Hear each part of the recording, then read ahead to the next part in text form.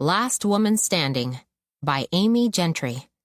Performed by Almarie Guerra. For AJZ, a very wise woman. Nancy.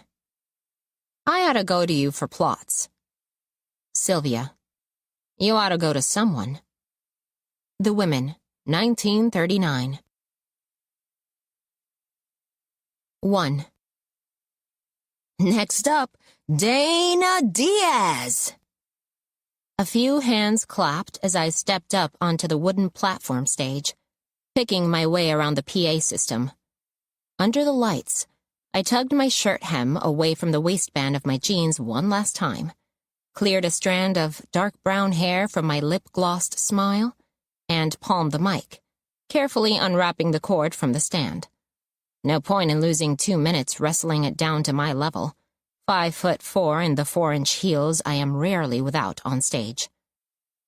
Hello, everyone, I said. I'm Dana, and I will be your brown person for the evening.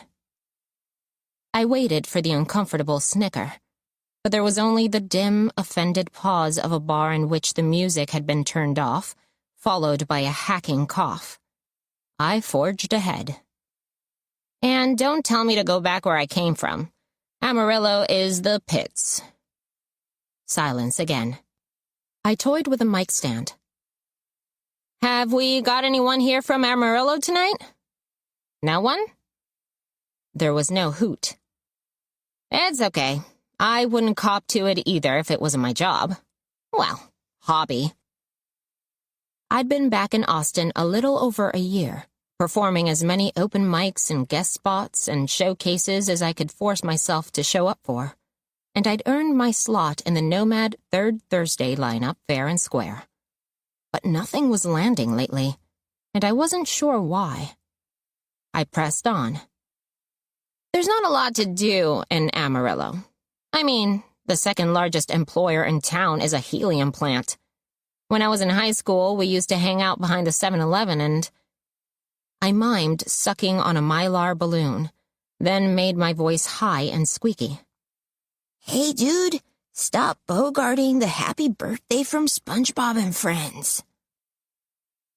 Blank stares. If my pothead voice has never been too convincing, it's because my weekends in high school were actually pretty clean. Jason and I saw what drugs did to his big brother and wanted nothing to do with them. I made a mental note to work on my funny voice and kept plowing through the set. My mom worked at the helium plant when I was a kid. For the longest time, I thought she was a birthday clown. Beat.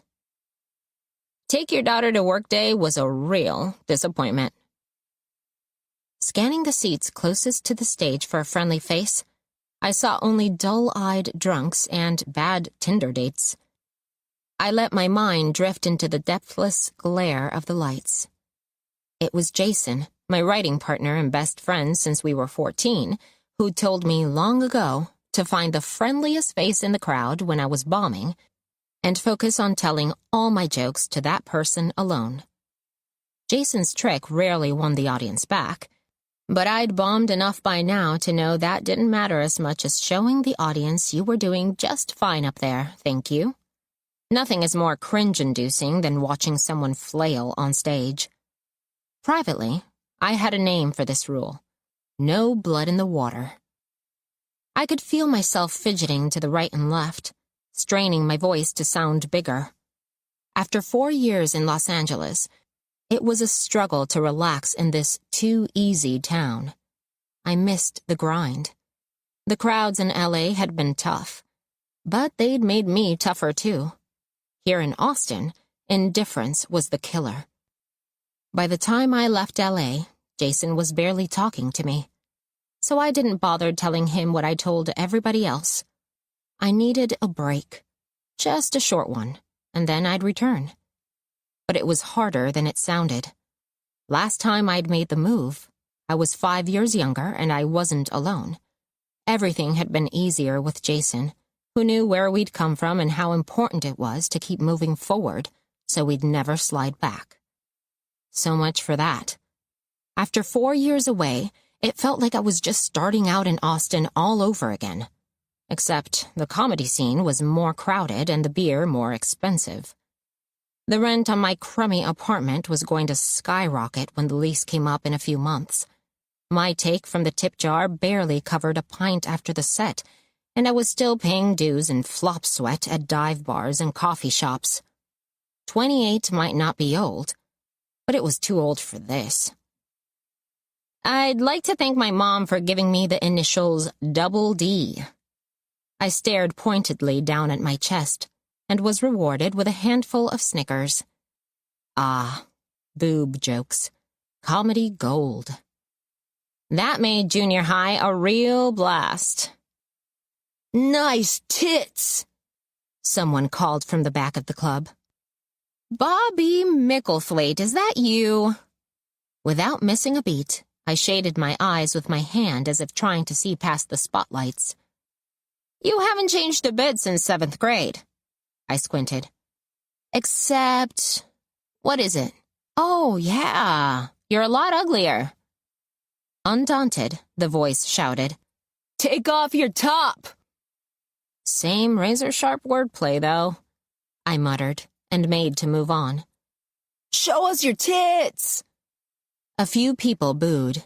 One yelled, Shut up! I felt the thrilling tang of the audience's anger, but knew that if it got out of control, the heckler would succeed in wresting their attention away from the stage permanently. I suppressed a tickle of panic. No blood in the water, I thought. Show them you can take care of yourself. I sweetened up my voice until it dripped saccharin and said, Who hurt you? Then, in my normal voice, First and last name, please. I want to know who to PayPal to make it happen again. The audience laughed uncertainly at the suggestion of violence. And again, and again. The heckler subsided into drunken mumbles, but only a few people laughed. I'm just kidding, guys, I said, spreading my arms wide. I don't make that kind of money. Maybe we can set up a GoFundMe? Mixed laughter and boos. Though I couldn't tell whether the boos were meant for me or the heckler. The bouncer was finally making his way over to the guy, so I picked the set back up where I'd left off, transitioning into a bit about my day job. My adrenaline was up, and so was the crowd's, but it wasn't a good feeling. Since they hadn't been with me before, the heckler had only condensed the toxic energy in the room into something tangible. Don't close your eyes, I told myself. Don't blink until you've got them back. But black dots began to multiply in my peripheral vision. I heard her savage bark of laughter first, and then I spotted her. The friendly face. The woman sat at a table near the wall, a green neon beer sign lighting up her shaggy blonde hair. I caught a glimpse of large eyes set far apart in deep shadowed sockets, sharp cheekbones, white teeth, clenched in a grin. I wondered why I hadn't noticed her earlier. Either she hadn't been under the light before, or she hadn't been laughing. Now she was nodding like a dandelion in the breeze, an oasis of rapt approval, and I felt myself relaxing. I memorized her face, and for the rest of my set, I looked at the crowd as usual, but told my jokes solely to the dandelion woman, who intermittently let out a guffaw. The 10 minutes went by mercifully fast, and then I stepped off the carpet-covered dais, out of the lights, and back into the ordinary darkness of a grimy bar. Give it up one more time for Dana Diaz! Fash, the MC, shouted to limp applause as I stepped over the amplifier cords and skirted the edge of the room heading toward the bar. Up next! Up next was Toby, a hipster from Minneapolis who was about to move to LA. So let's give him a warm send-off. Scattered applause. After him would come Kim, a.k.a. the other girl, with her heavy blonde bangs and Courtney Love slip dress. Then James, who wore suspenders and played a ukulele. Last of all, Vash Banner, the MC and organizer who'd placed third last year in the annual Funniest Person in Austin contest. I didn't have the heart to watch them all succeed or fail, one after the other. I wanted my drink in the other room, and tonight it needed to be on the strong side. "Whiskey soda," I said to Nick, the Thursday bartender, over the sound of Toby launching into his set. "Let me get that for you," a voice said at my elbow, and someone slapped a credit card down and pushed it across the bar. I turned and saw the woman with the friendly face. "Thanks," I said. I was in no position to turn down a free drink, and I felt a lingering warmth toward the stranger for helping me get through a bad set. I surveyed the blonde woman standing next to me, or rather towering over me, though it doesn't take much to do that, and could see, close up, that her mess of wavy hair was bleached in big chunks that had grown out around dark blonde roots. The mandarin collar of her beat-up biker jacket gave her a faintly priest-like look. "One for me, too," she added in Nikki's direction, and I realized she meant to sit down and have a drink with me. It was too late to stop it now, so I picked up my whiskey soda on its damp cardboard coaster, gestured toward Toby on the stage to indicate we should quit talking, and started walking to the other room to see if she'd follow. In less than a minute, she appeared in the doorway of the side room with her drink and glided toward my table. The PA system was quieter here, the hum of drinkers more subdued. "I'm Amanda," she said, sticking her hand out. "I thought you were amazing dealing with that drunk guy, and I wanted to buy you a drink." It was as I had suspected. She had watched the whole set, but started caring only during the heckling incident. It cast a bit of a pall on the free drink. "Dana," I said, shaking her hand. "And thanks. It didn't win me any brownie points with the crowd, though." "People don't always like hearing the truth," she said. "But guys like that need to be taken out." Guys like that. It was almost sweet. "You don't see a lot of comedy, do you?" Amanda smiled. "No," she admitted. "I just moved here a few weeks ago."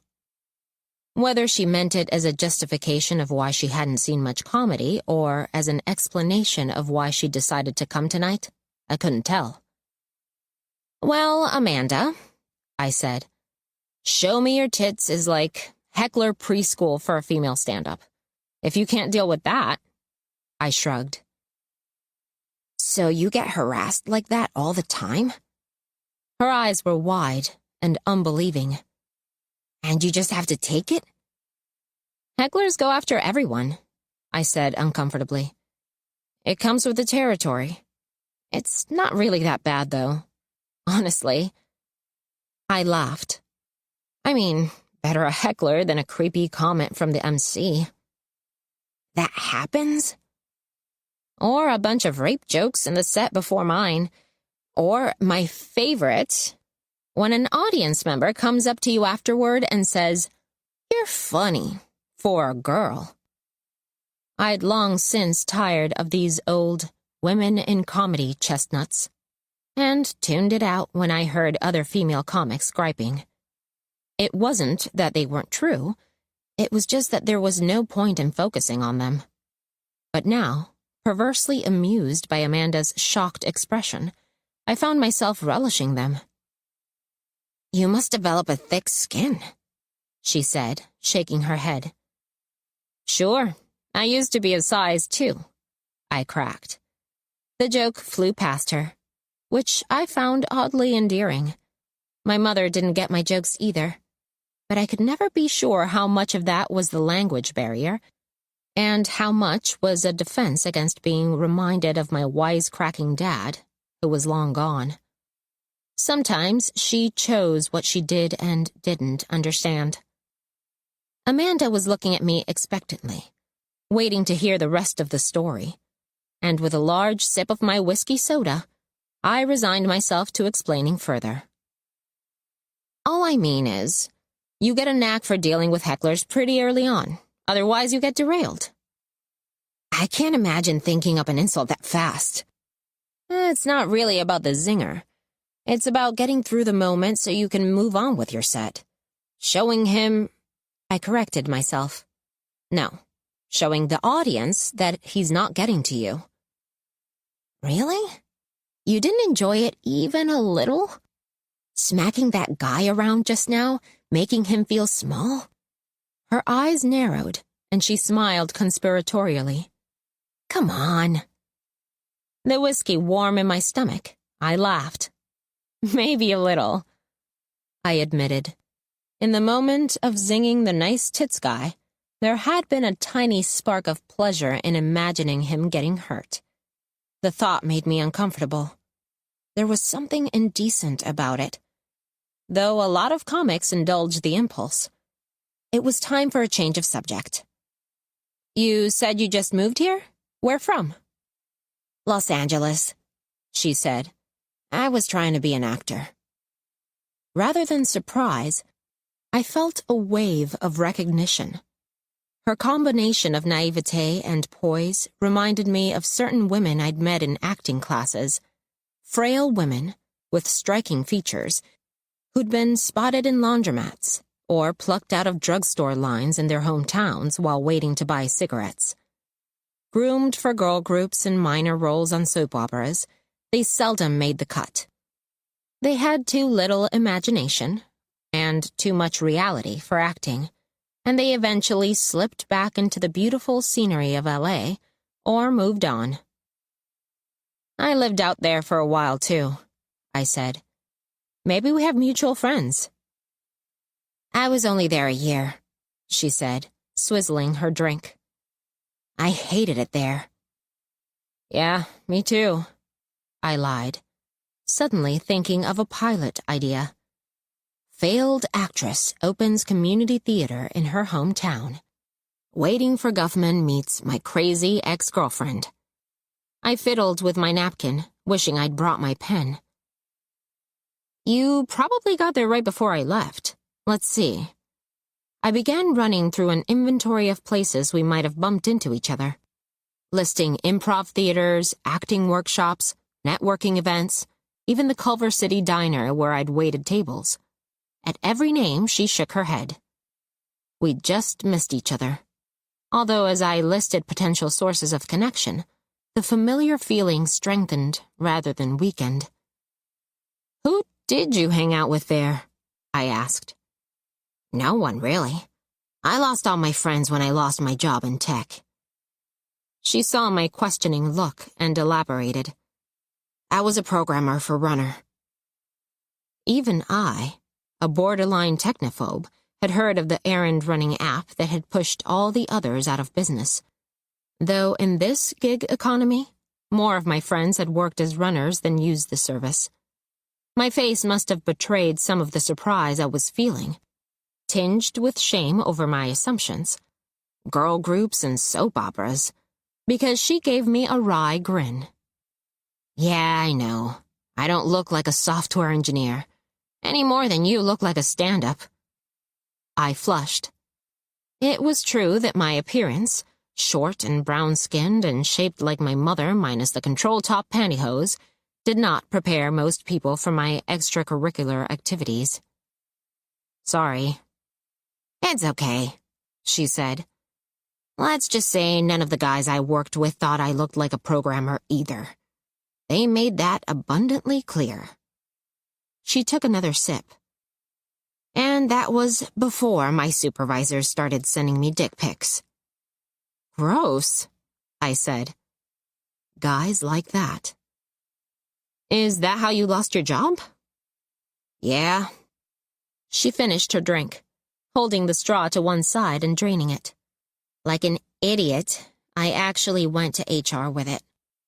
2 years in the trenches of a sexual harassment suit got me a little pile of settlement money, sure. But it also got me the cold shoulder from every startup in Silicon Valley. And then there were the trolls. Someone on Reddit guessed my name from a news spot. It couldn't have been hard to figure out. There weren't tons of female programmers at Runner.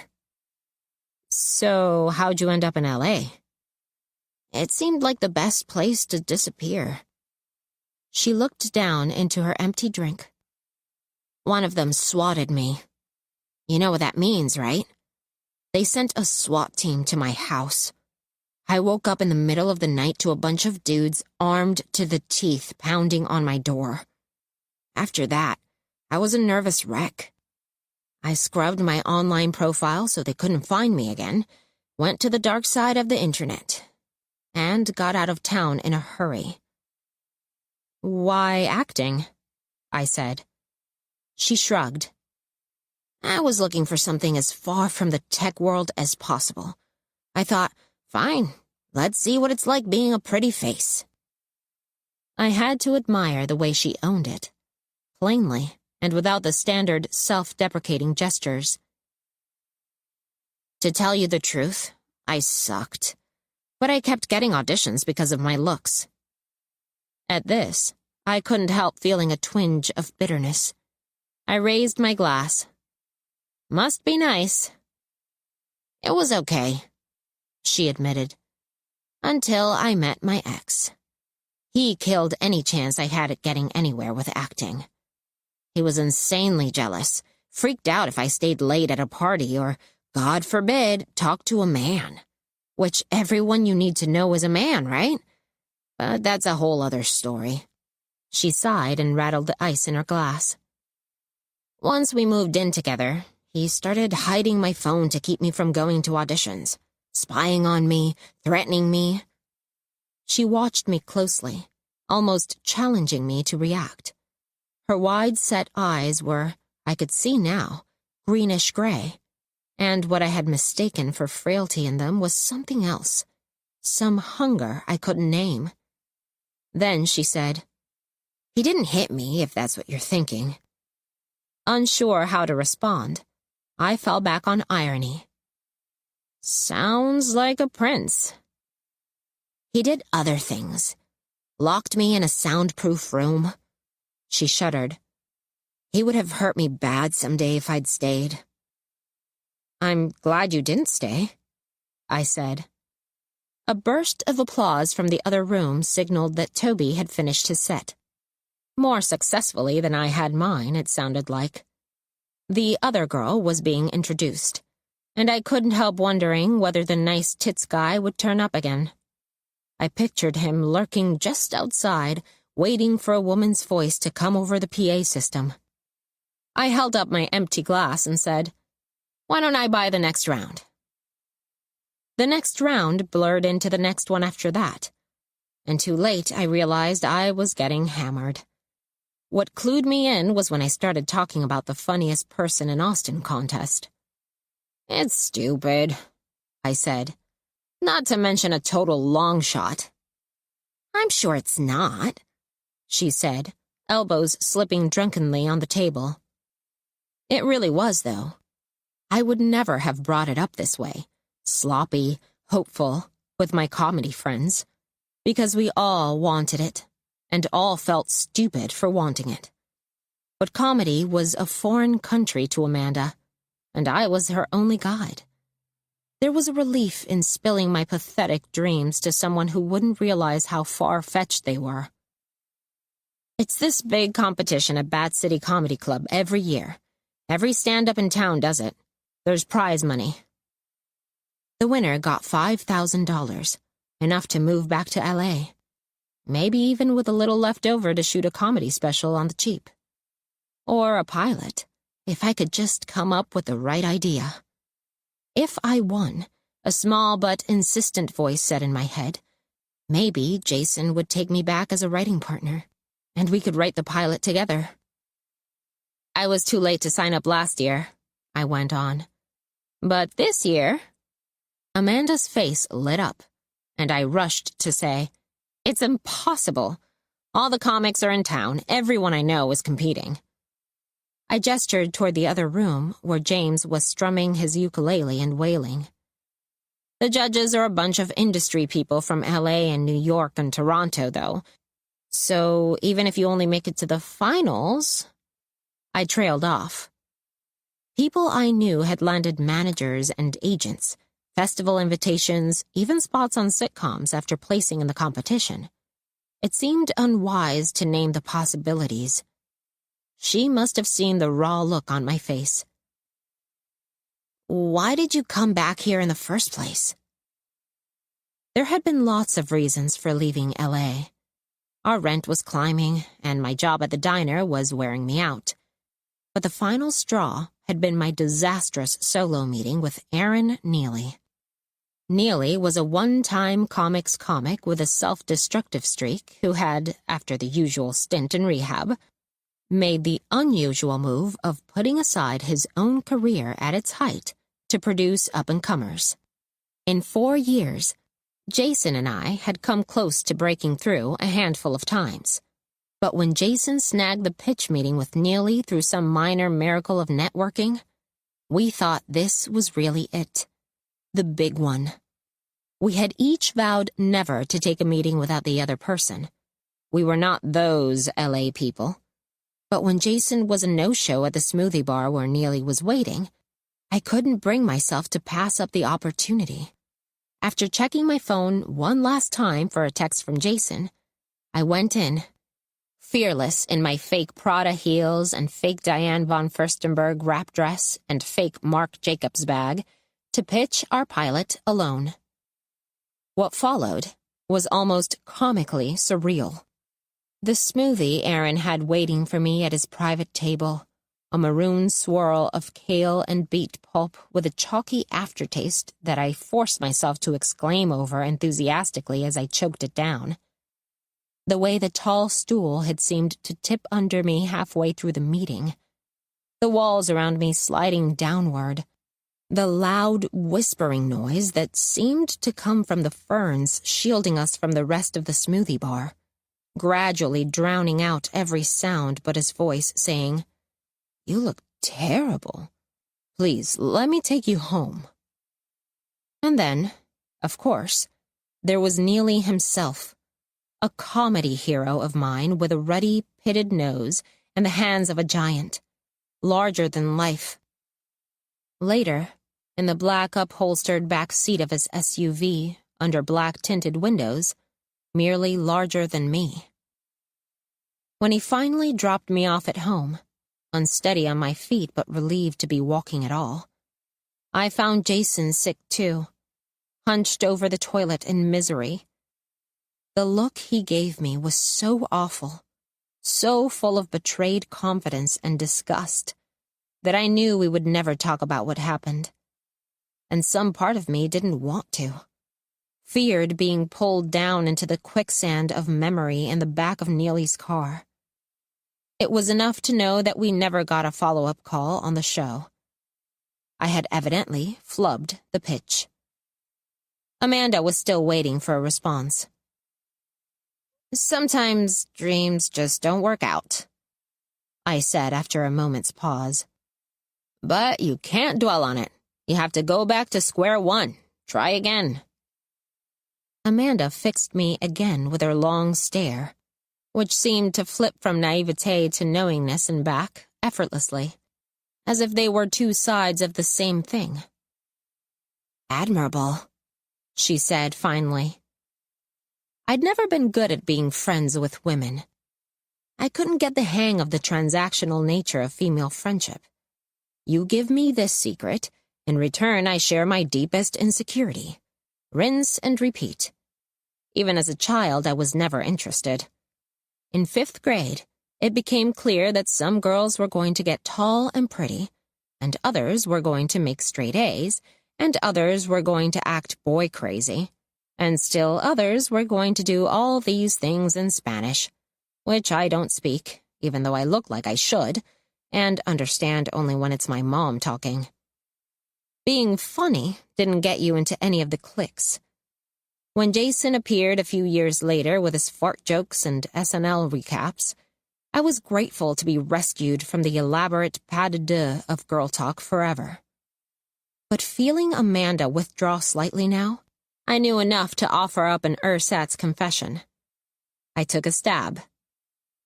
"Actually, I'm kind of blocked for material right now," I said, looking for something that wasn't true and realizing, even as I said it, that it was. Everything in my set feels kind of dead. Sometimes I feel like I'm dead. Damn those whiskey sodas. Amanda leaned forward, suddenly fierce, and wrapped her skinny fingers around my wrist. "Listen, Dana," she said. "I know what it's like to be driven out of town, lose your livelihood, your self-respect, everything. I let my ex lock me up and tell me I was worthless. He wasn't even good-looking." She chuckled, but it was a grim, unpleasant sound. "I would never have given him the time of day if I hadn't felt dead inside. But I'm not dead. I'm still here. And so are you." Her eyes burned drunkenly, and her knuckles pressed into my wrist bone. "Whatever happened to you in L.A., you're not dead. The person who did it to you is the one who should feel that way, not you." "Nothing happened to me in L.A.," I said, and gently pried her fingers loose. She released me and drew back a little, seeming to come to herself. Then she looked at my wrist, which I was rubbing with my other hand, and laughed. That short bark I'd heard during my set, like a fox. She settled back into her chair. "Right," she said, grinning. "I'd just like to know who Nothing is so I could find him and break his knees for you." Score 1 for the literal-minded. "I could tell you, but then I'd have to kill you. I'll take my chances." The tension suddenly drained out of me, and I felt tired of pretending. "I've got a better idea.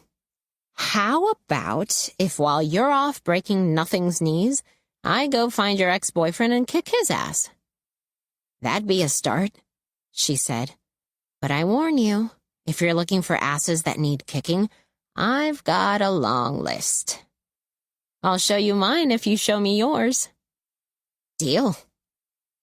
I raised my glass. We clinked and swallowed in tandem. In the other room, I could hear Fash wrapping up his set, and the comics who had stuck around to watch were gearing up to head somewhere together. Probably Bat City for the late-night open mic. Any minute, one of them would be poking his head around the corner and asking me to come along. If I wanted to avoid introducing Amanda, now was the time to go.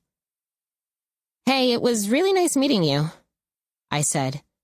"That set was rough, and now I feel—" I put my hand over my heart. "Much more wasted." She laughed.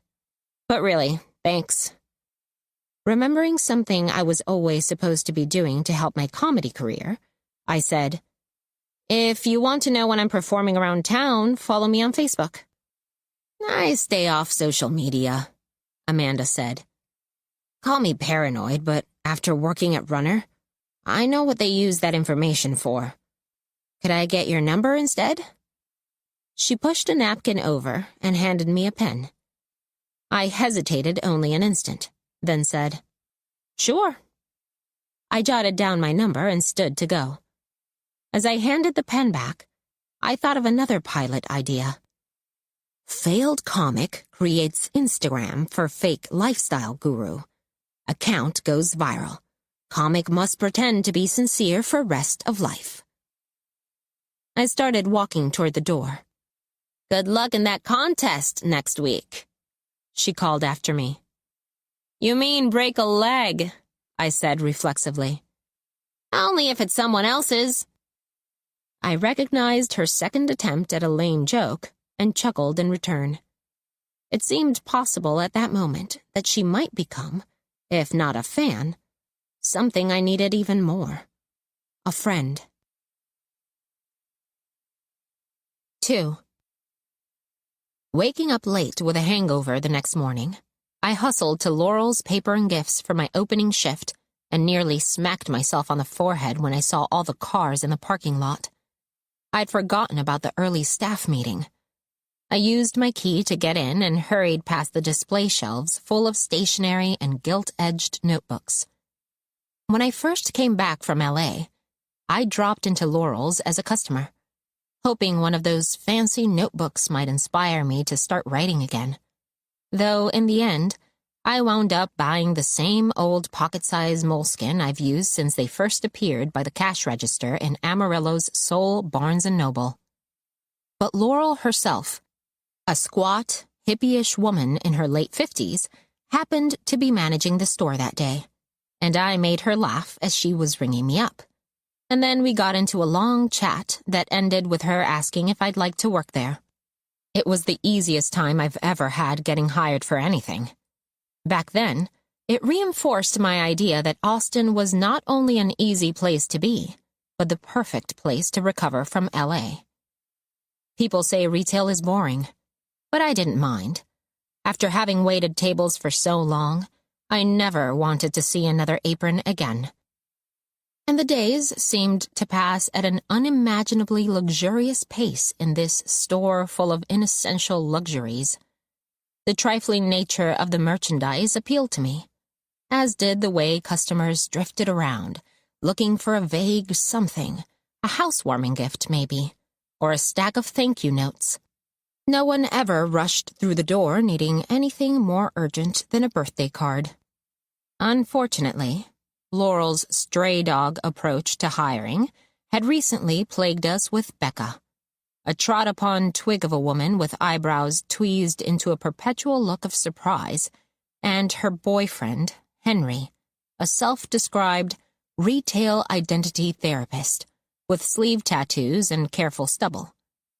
Henry knew how to throw serious charm at a woman in her late 50s, and had rapidly edged his way into a consulting position to upscale the store. The new items he had ordered and placed among the older journals and cards were objects that, in his words, told a story about their own creation. The right kind of story called to mind ease, but not luxury, difference without hostility, poverty, but never disaster. Items that qualified included colorful placemats hand-woven by Indonesian women, actually nuns, but Henry said religion was a downer, and heavy stone cubes that, according to the display card, represented the thing in itself. Minimalist bowls in dull hammered silver were filled with scarves of braided and distressed twine. It went without saying that it was all prohibitively expensive. The jokes practically wrote themselves. Pilot idea. Enchanted gift shop where all the gifts can talk, but they're even bigger assholes than the humans. Wonderfalls meets BoJack Horseman. It was the way the whole city was headed, and I could only assume the rising rents that had driven out the store's old Austin neighbors were making Laurel, who'd owned the little shop for as long as I'd been alive, antsy. Or perhaps all this talk of authenticity appealed to her hippie soul. Either way, Henry was a loathsome addition to a job that was otherwise perfect for getting writing done on a little notepad I kept under the counter. When I opened the door of the break room, Henry was already holding forth, looming over a table that was barely big enough for the rest of the staff, all women, to squeeze around it. A powerful smell of bacon and eggs reminded me of my hangover, in ways both positive and negative, though from the crumpled paper bag and empty salsa cups scattered around the table, I gathered that I'd missed the breakfast tacos. "Oh, hello, Dana," Laurel said as I maneuvered myself around the door to close it. "Henry was just saying how we're going to be more than just a store. We'll be an She looked at him uncertainly. "Aspirational lifestyle brand," Henry filled in airily. "Which starts with everyone on the team committing to punctuality." I restrained an eye roll as he continued talking. Henry's objects, with their obsessive authenticity, grossed me out. I found the idea of Indonesian nuns and Japanese ceramicists and San Salvadorian peasants sitting in their faraway countries making them unutterably depressing. As the staff members dispersed, I found myself hoping the stories behind all of these items were fabricated, and they were actually mass-produced in China. Now, that would be funny. Flam-flam artist, Ruby muttered to me as I was taking the note later. She stood at my elbow behind the counter, her eyes on Henry and Becca fighting in the parking lot, as she vindictively yanked the white paper price tags off of the fountain pens to make way for the new Henry-mandated linen tags. I can smell it a mile away. Ruby fascinated me. Some 10 years older than me, she came to work every day in a stylized version of a 50s secretary costume. Sheath dresses with string bows at the waist, pencil skirts and Peter Pan collared blouses, emerald green cat's eye glasses on a chin around her neck. Her shellacked curls were short and red, and it took me a long time to figure out that she wore a wig. One day she took a pencil from behind her ear, and I saw all the curls shift at once, just a few millimeters in unison. I just got sick of bad haircuts, she explained when she noticed me noticing, and I waited until she went to the back and scribbled it down verbatim. Frankly, I don't know what Becca sees in that creep, Ruby was saying. She leaned over and whispered, "Do you think he hits her?" The idea jolted me out of my reverie. Why do you say that? I don't know. I just get a vibe, she said. Have you ever noticed how she always has bruises on her arms? No, I said.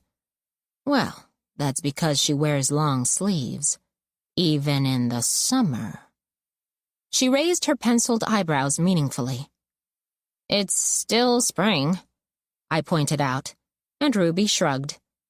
She was a hopeless gossip and paranoid to boot, but the conversation brought Amanda to mind again.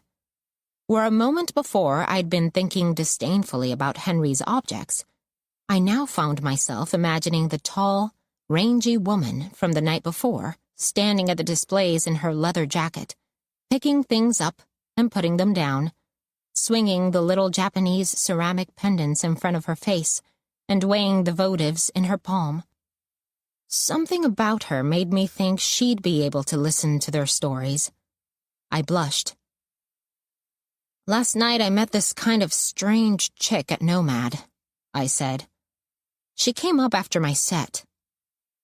Sounds like you've got a new #1 fan, Ruby said. Watch out.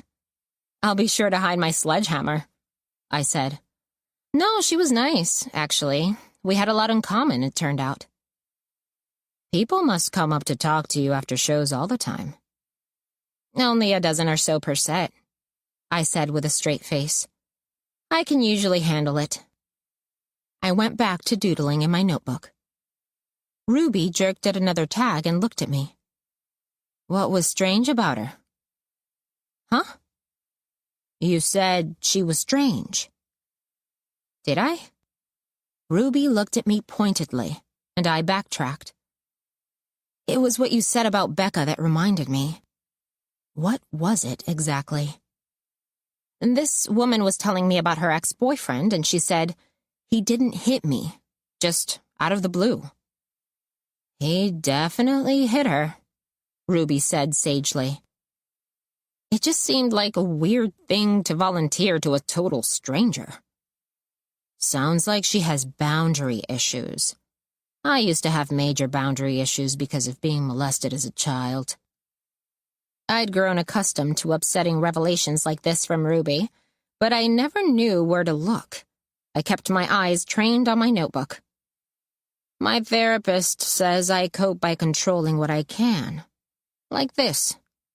She pointed at her fake hairdo, and I nodded, as if it made perfect sense to me. You have to be careful, though. They can really change your personality. This one wig I used to wear, kind of a Louise Brooks type bob, made me really mean. She was bad news. My note-taking fingers were itching, but Ruby droned on until my phone buzzed under the counter. I had a sudden presentiment that it was Amanda calling, as if I had summoned her with my thoughts. Superstitiously, I let it vibrate and listened for the shudder of a voice message before glancing at the screen. I suppressed a mild disappointment. It was Kim, the other girl in the Thursday night lineup.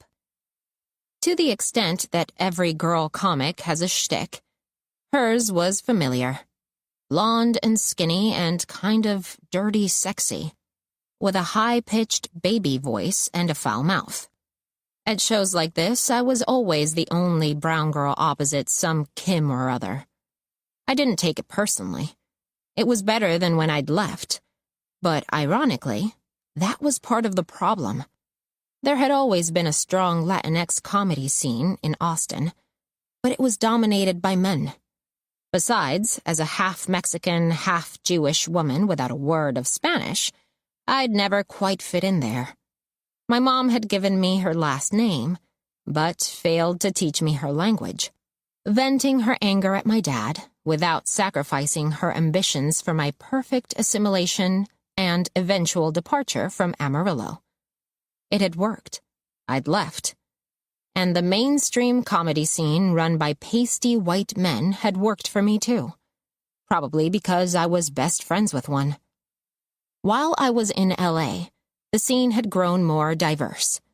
But with my clumsiness for such matters, I'd somehow managed to leave Austin at exactly the wrong time to benefit from it. Missing the chance to build connections on the way up, I'd reaped none of the rewards of the new scene, just stiffer competition from a glut of newcomers. Staring at Kim's text, she told me to break a leg in the contest and offered herself as a practice partner if I needed to try out new material. I realized, not for the first time but with a fresh throb, how lonely I was back here in Austin. I kept my distance from comics like Kim, avoiding the pre-show beers and the post-show hangouts. That went double for the guys. They were fine, all more or less like Fash. But if I didn't want to sleep with them, and I didn't, I knew the best I could hope for was to become a mascot, their short, cute, brown girl buddy. Great fun to pick up and swing around when they were drunk. No thanks. I missed Jason too much to want to play that role for anyone but him. My mom always said I must have gotten my sense of humor from my dad, and I had vague memories of him as a hairy, elfin jokester who was always winking at me and taking off his thumb to make me giggle.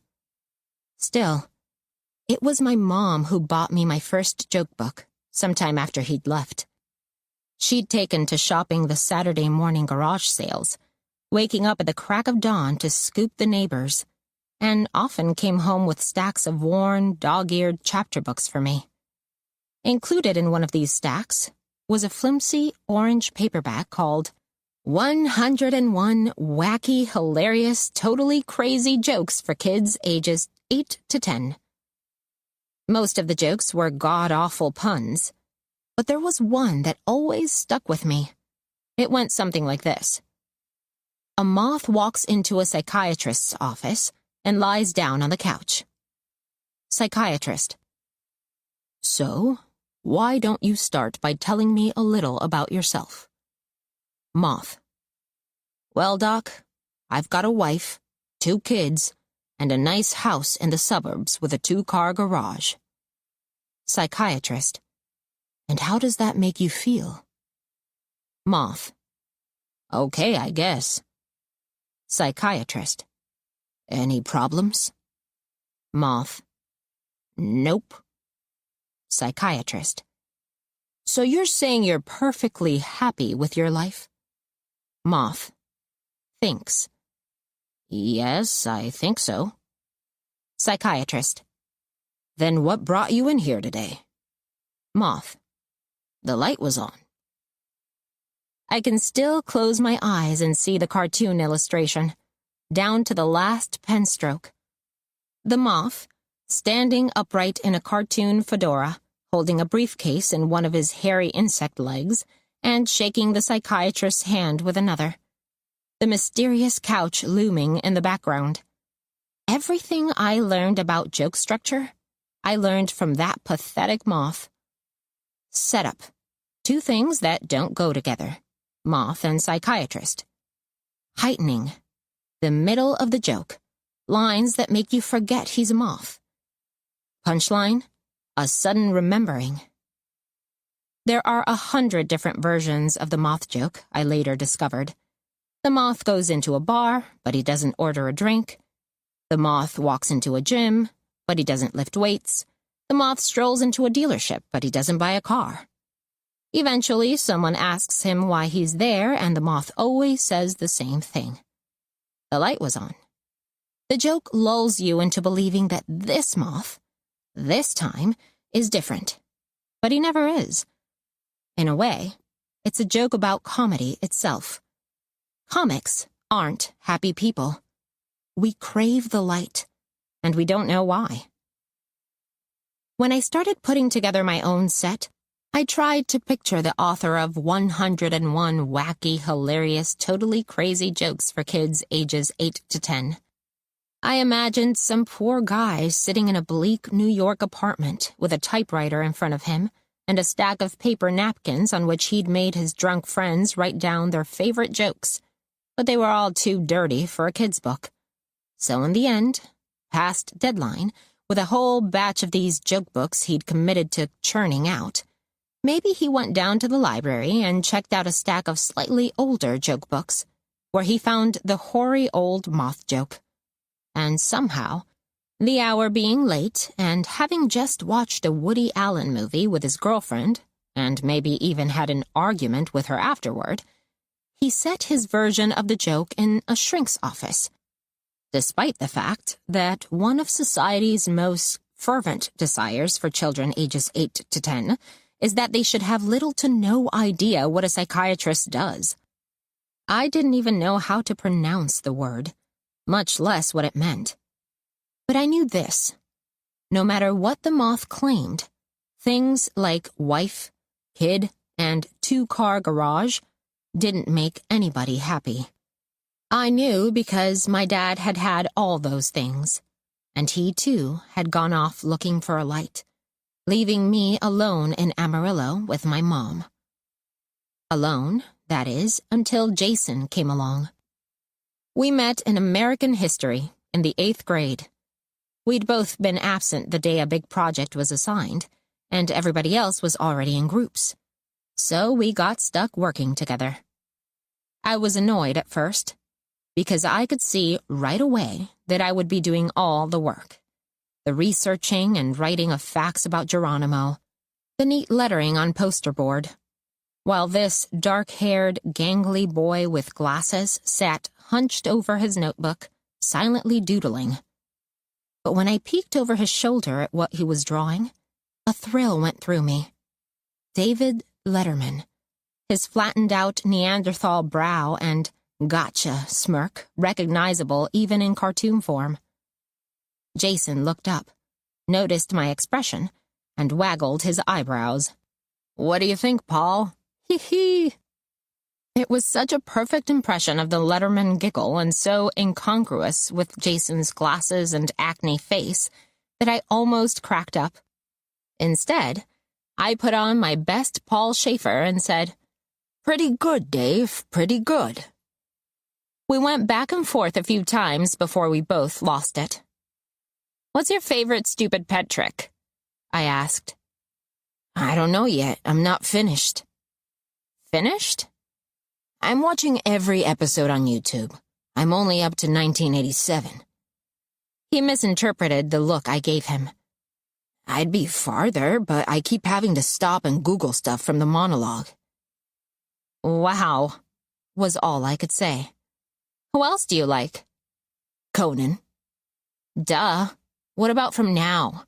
Sarah Silverman?" His face soured. "Maria Bamford?" "She's good.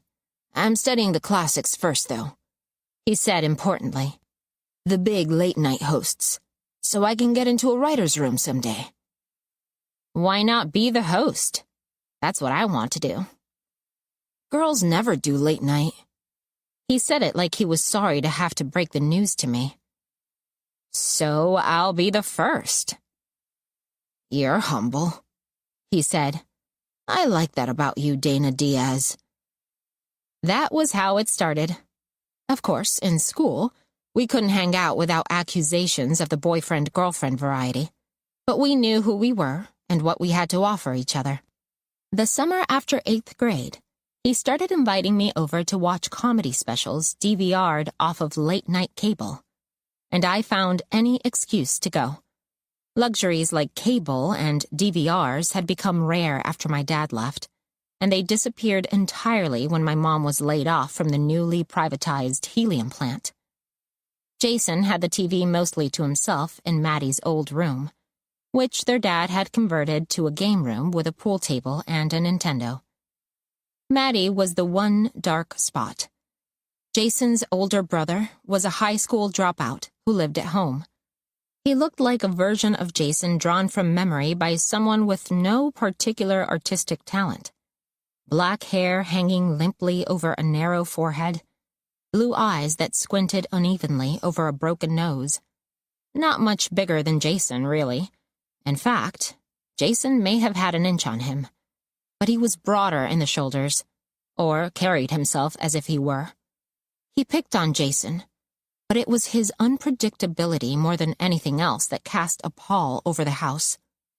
Maddie spent most of his off hours walking his big, scary German shepherd, Kenny, and lifting weights in the fumy, stuffy garage apartment their dad had grudgingly fixed up for him when he got off drugs and got a job driving a forklift at the meatpacking plant. But every once in a while, he would suddenly appear in the doorway of the TV room. "Oh, hi, gay son. I didn't know you were home." And Jason would seem to fold up in his presence. Whenever he saw me, he stared pointedly at my chest, and I had to concentrate hard to keep from crossing my arms. Jason stole glances at my chest every now and then, too, and I thought for a while that he was going to ask me out. But he never did, and soon I didn't expect him to, which made me feel less guilty lying to my mom about the mostly adult-free situation at Jason's house. I'd bike over while Jason's dad was still at work. His mom, like my dad, was long gone, and we'd go straight to the TV room and settle in side by side on compressed beanbag chairs in the flickering half-light of the TV. Like any good moth, I told myself the light was the only reason I was there. 3. Bat City Comedy Club's undignified location in the elbow of a strip mall north of town belied its centrality to the Austin comedy scene. Shadowed by an overpass and flanked by fabric stores and dance studios, it celebrated the inherent ridiculousness of the whole enterprise of stand-up with a certain bravado that included neon signage, a bar decorated in primary colors, and a banquet room swathed in acres of comedy and tragedy masked novelty carpet. You could argue it wasn't the most appropriate carpet for a comedy club, but I'd spent enough time staring down at its nauseating pattern of ribbons and grimaces while waiting for my open mic slot to have internalized its sobering lesson. It was a kind of memento mori of stand-up. Remember, you must kill. On the night of the first round of the Funniest Person in Austin contest, I pulled my bumperless Honda Civic up to the closed businesses at the opposite end of the parking lot, as per emailed instructions, wishing I'd been confident enough to sign up years ago when the terrain wasn't so crowded. I'd recognized only about half the names scheduled to compete tonight, though among them, I'd noticed, with a pang, was Fash Banner, last year's second runner-up. There was room for both of us to advance, but if the newcomers were any good, or if I bombed as badly as I had the other night, I tried not to think about it. When I'd first come to Austin from Amarillo a decade ago, lured away from the self-pity and stagnation of my mom's house by Jason's tales of all-night diners and plentiful open mics, the contest was still small and clubby. Just a week or two of performances by friendly rivals who hooted and slapped each other on the back after their sets. Now, there were a staggering number of preliminary rounds, night after night for weeks, and a full week of semifinals. Of course, I had been more easily intimidated back then. Jason's college friends had been welcoming enough toward his funny little hometown sidekick, but I was shy and self-conscious around them, painfully aware that I was in community college because I hadn't gotten into UT, where they all went. And although Jason dragged me out to open mics and told me over and over I was better at stand-up than he was, it was a long time before I believed it. I'd always liked stand-up best, but, like everyone else in the Austin scene back then, I'd sampled everything. With few opportunities to perform, we took improv classes, wrote sketches, moonlighted in local theater productions, until eventually we settled into our spots like the many-shaped blocks in one of those baby puzzles in a doctor's waiting room. The optimists stuck with improv, not caring whether they became famous, yes-anding their way through life in a sickeningly good mood. The delusionals went with sketch, holding out hope that someday someone would come along and cast them in SNL. Some people would say it was the masochists who went for stand-up. But I'd argue we were just realists. If you bombed, at least you knew who to blame. I was very much in a realist mood as I sized up the contestants pacing nervously under the awning. I hoped for a gaggle of newbies. Anyone could sign up for prelims, but they all just looked like comics to me, smoking cigarettes and trying to ignore one another as they practiced their 5-minute sets. The stage order pinned to the door gave me my first good luck of the night. I was slotted for the second half of the show, but not, thank God, the last slot. And Fash, poor Fash, was first. I began to relax. Avoiding the pacers, I settled myself at the bar inside and endeavored to stay calm with the help of headphones, a gin and tonic, and a chair pointedly angled away from the TV monitors streaming the main stage competition. One by one, starting with Fash, the comics before me finished their sets. The ones who did well hovered around the bar, pecking at drinks and each other.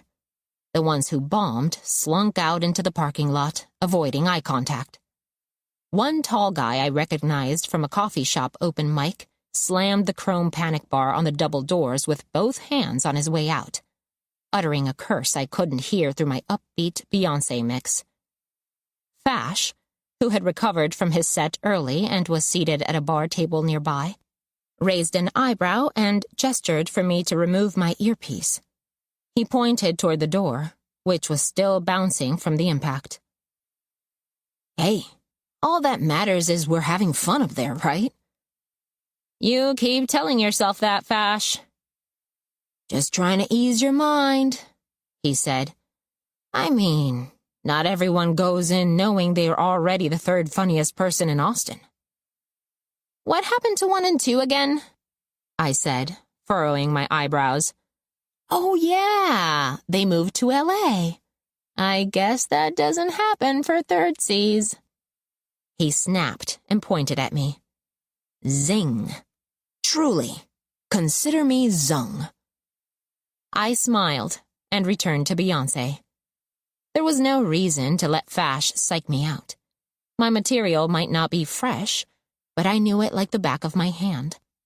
I'd seen comics bomb because of a clenched jaw, a flickering eyelid, a brow that kept a straight line while the mouth grinned maniacally below. But nerves weren't my problem lately. My problem was sleepwalking through my set. Here, the whiff of potential fame in the air was waking me up, the adrenaline of the competition digging into me like the sharp edge of a knife. By the time it was my turn to go on stage, I was ready. Under the lights, I breathed in the smell of sweaty metal off the dented microphone and woke up all the way. I hadn't expected such a large audience for the preliminary rounds, but the rows of banquet-style tables were crowded. I'd rarely performed in front of so many people. I avoided looking at the judges' tables to the left, focusing instead on the unexpected energy of the crowd. They were well-primed, buzzed on the club's 2-drink minimum. "So, I'm originally from Amarillo," I began, and someone hooted in solidarity from the audience. "Did someone just woo?" I interrupted myself. "Did you really just woo for Amarillo, Texas? Examine your life." I got my first laugh, and the stage lights transformed into a clean, solid wall of support, flaring gently in rhythm with the crowd's laughter. I segued easily into my opening jokes, the crowd meeting me at every punchline, and kept them coming at a good clip, rushing only enough to keep the audience on its toes. By the time I got to the bit about my chest that had brought the heckler out last time, "Got these when I turned 9, worst birthday present ever," I felt so safe that I ad-libbed a few extra lines, teasing it out 15 or 30 seconds longer than usual, buoyed by laughter all the way. This was going to be easier than I'd thought. The blue light on the back wall came on, piercing the veil of the stage lights and bringing me a message. 1 minute to go. 1 minute of coasting downhill into the applause that would send me to the semifinals, which could send me to the finals, which might even send me, I was beginning to think, back to LA. I silently thanked Austin, the so-called velvet coffin, for having been there when I needed a soft landing place. Even as I wrapped up my set, 45 seconds, I could feel the rhythm of the time draining down. I was thinking about getting a subletter to cover the rest of my lease, just as I'd covered someone else's when I first moved in. Goodbye, Austin. Behind the curtain of stage lights, I could almost feel the walls of the comedy club dissolve and transform into a vista of palm trees and smog. 30 seconds to go. It must have been thoughts of LA that made me glance involuntarily toward the judges. Perched behind a long table to the left of the audience, they were far from the spotlight's glare, and at first I could only see silhouettes. Then, something in one of the silhouettes caught my eye. A tuft of beard sticking out just under the ear, in a way that made me look again. A fraction of a second longer this time. Long enough to notice the shape of the part and the glisten of sweat on a high, round forehead. It was him. Aaron Neely was at the judges' table. The lights turned ice cold. Then they turned red. Then black. I stopped my last joke mid-sentence. In the darkness, I heard my lips open and close, amplified by the mic. A wave of dizziness passed over me, and for a moment, the floor felt as if it were pressing up hard against my feet. I blinked furiously to clear the black fog and said, The lights came back with a rushing sound. I blinked again. The joke! I reached for it, but it was gone. So, I saw, was the audience. Chairs were creaking impatiently. Blood in the water. "Thank you," I said, and left the stage to uncertain applause. I made my way up the aisle and through the bar, past the other comics. On the way out, I hit the panic bar on the double doors as hard as I could, hoping the chukung noise was loud enough to make Fash spill his drink. Of course Neely was in Austin. Of course he'd followed me to the place I felt safest. The place I felt sure he was too much of a big shot to ever grace with his presence. The irony being, of course, that while I was in LA, Austin had become just the kind of scene a guy like Neely liked. What Neely liked. I shuddered. What he'd liked was humiliating me in the back of his SUV. showing me how small and insignificant and utterly disposable I was to a man like him, and, by extension, to the industry whose highest ranks he represented. He'd shown me, in a stretch of time that felt like an eternity but probably took no more than 5 minutes, that I would never be in a position to make jokes, not for men like him, because I was the joke. Set up? Me, woozy and sick from whatever I'd come down with at the smoothie bar, laughing nervously as he unzipped his pants because I didn't realize, at first, what I was seeing. Heightening? Still me, now frozen in shock against the safety-locked car door as understanding dawned. Punchline? Me again. Blood rushing to my face, a visceral, writhing discomfort intensifying in the near silence until it felt like actual, physical pain. I was the joke, and I wasn't even a good one. I was just something to do for 15 minutes, a way to kill time in the back seat of his car between appointments. He hadn't touched me while he did it, just the edge of my dress.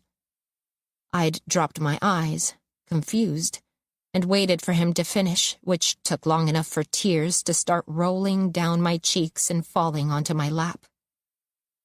The tears were falling again now as I stalked across the parking lot to my car, and I felt the surge of shame take me over and shake me from the inside.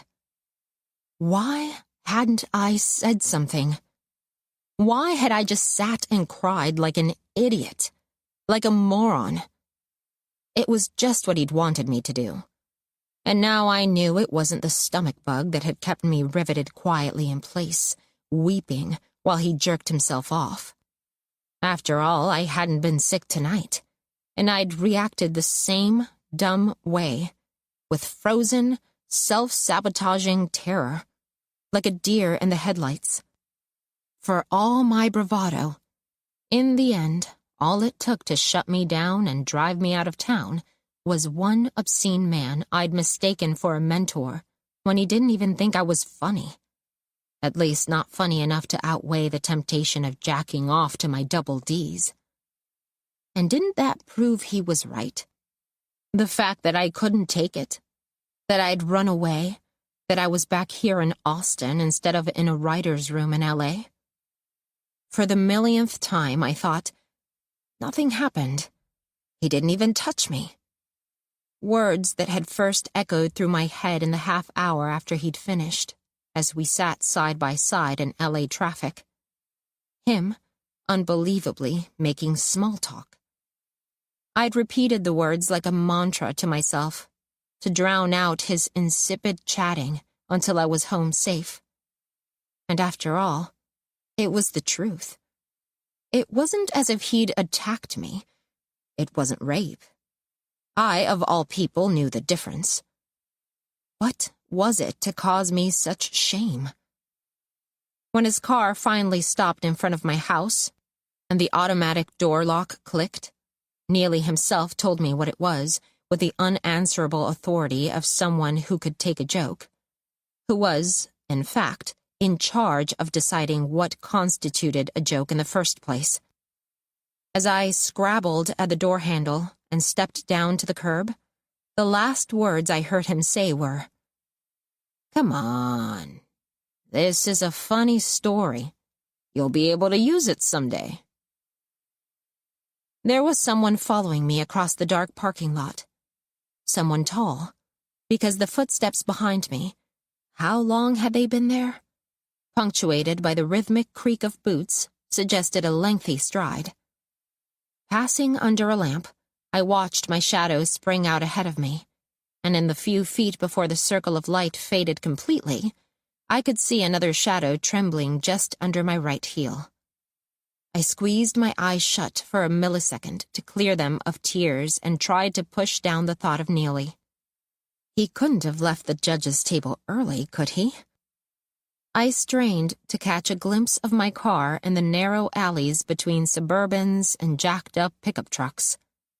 Without slackening my pace, I fumbled in my purse for the keys. When I found them, I slotted each jagged key between my fingers, then squeezed the key ring until it bit my palm. My Honda emerged into view. I increased my pace and heard the footsteps speed up behind me. I was almost there. Just as I was reaching to unlock the door, I felt a hand on my shoulder and whirled around. A tall woman stood in front of me, her shock of hair backlit by the long-necked street lamp. Amanda. "Jesus, you scared me to death." "I'm so sorry," she said. "I was just trying to catch up. I wasn't trying to freak you out." Mission not accomplished. My heart was racing, the tension of the past few minutes releasing all at once. "What is it this time?" Snapping at someone, anyone, felt amazingly good. My rage at what had happened on stage was almost overpowering, and I was coldly aware that Amanda was the perfect person to take it out on. A random stranger I'd only just met. New in town, she existed completely apart from the rest of my life, was barely a person to me. I remembered Ruby's #1 fan remark and felt a new surge of irritation.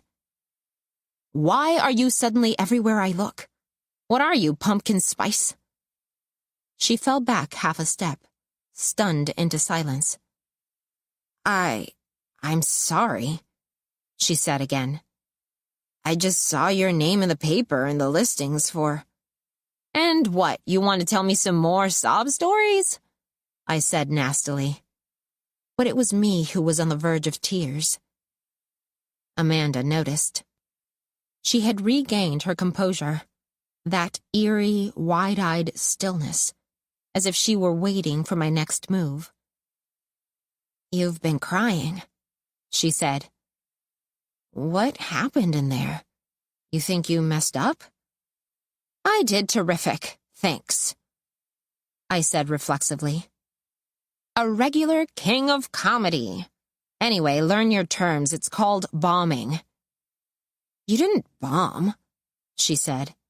"You were the best of the night." I stifled a sneering comment as she went on. "You choked a little at the end, but trust me, it wasn't that big a deal."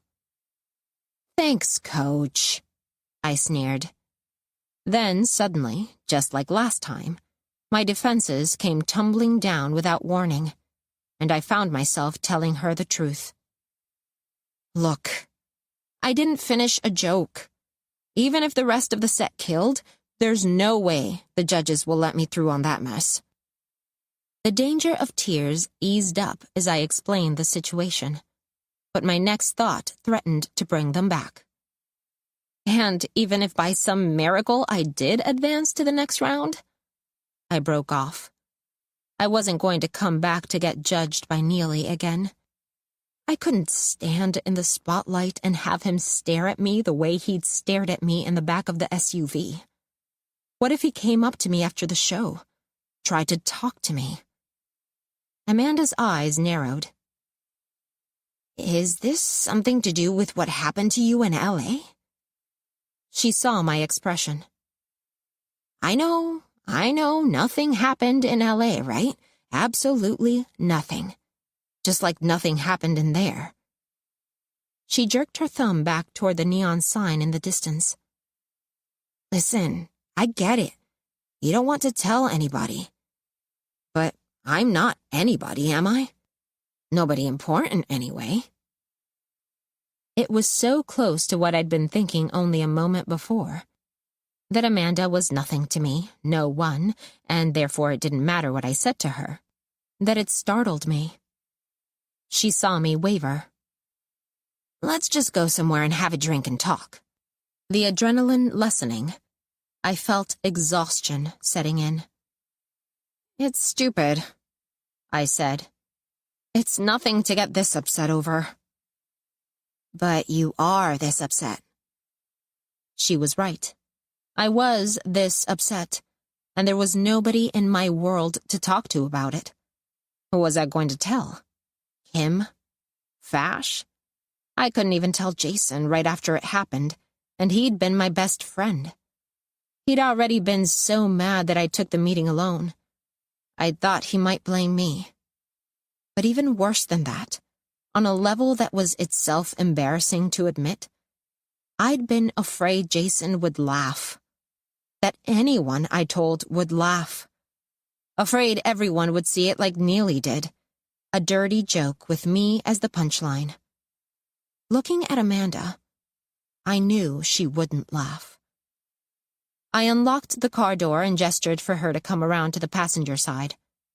She opened the door and got in, and I slid behind the steering wheel. Once the doors were closed, the silence of dead air cocooned us. I glanced around anyway, just in case, looking into the darkened cars that seemed suddenly menacing. No one was around, and we were all the way across the parking lot from Bat City, where the last few comics were shredding their fingernails under the awning as they waited their turns. So I told Amanda what happened in L.A. "That's disgusting," she said. "He really did that?" I nodded my head. It got on my dress. I threw it away when I got home. It had been my favorite audition outfit, an exceptionally flattering wrap dress. I almost gagged remembering how I'd gotten up in the middle of the night, worried that Jason might see, and stuffed it all the way to the bottom of the kitchen trash can, under used paper towels and greasy takeout containers and half a leftover rotisserie chicken that had been in the refrigerator for 2 weeks. Back in bed, I'd tossed and turned, and finally I got up a second time to dig it out and take it outside to the dumpster in the back alley. "He assaulted you." I don't think it counts as assault, does it? I laughed weakly, but Amanda looked deadly serious. Honestly, I think the reason he did that was because it's so absurd, I said. I mean, who could I tell? The police? He jerked off in front of me.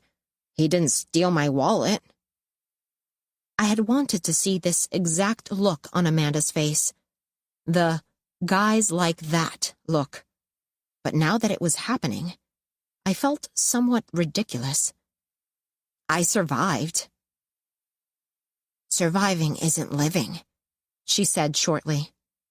"These guys, Aaron Neely, my shithead supervisor, my asshole ex-boyfriend, they're living. Believe me, they're not losing any sleep over it. They're not wondering if it was assault or not, worrying about whether they'll bump into you someday. They can go anywhere, do anything.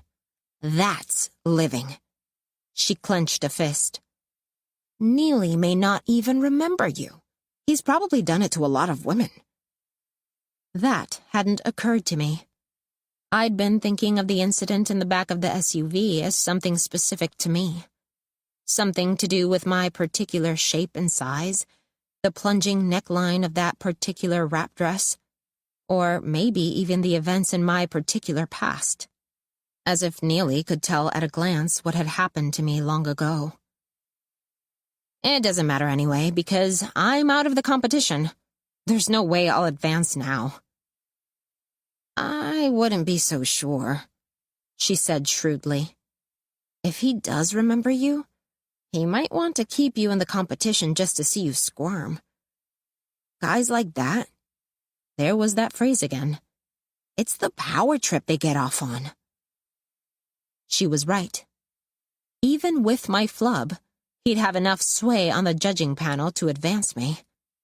The rest of the judges would be locals. They almost never snagged celebrities and industry types for the preliminaries, which dragged on for weeks. I wondered if he was scoping the city for a longer-term project. I put my head in my hands. If Neely was planning to cast and shoot something in Austin, the nightmare could go on indefinitely. He'd be here semi-permanently, showing up at open mics and showcases, surrounded by Fash and other comics currying favor, impossible to avoid. Pilot idea.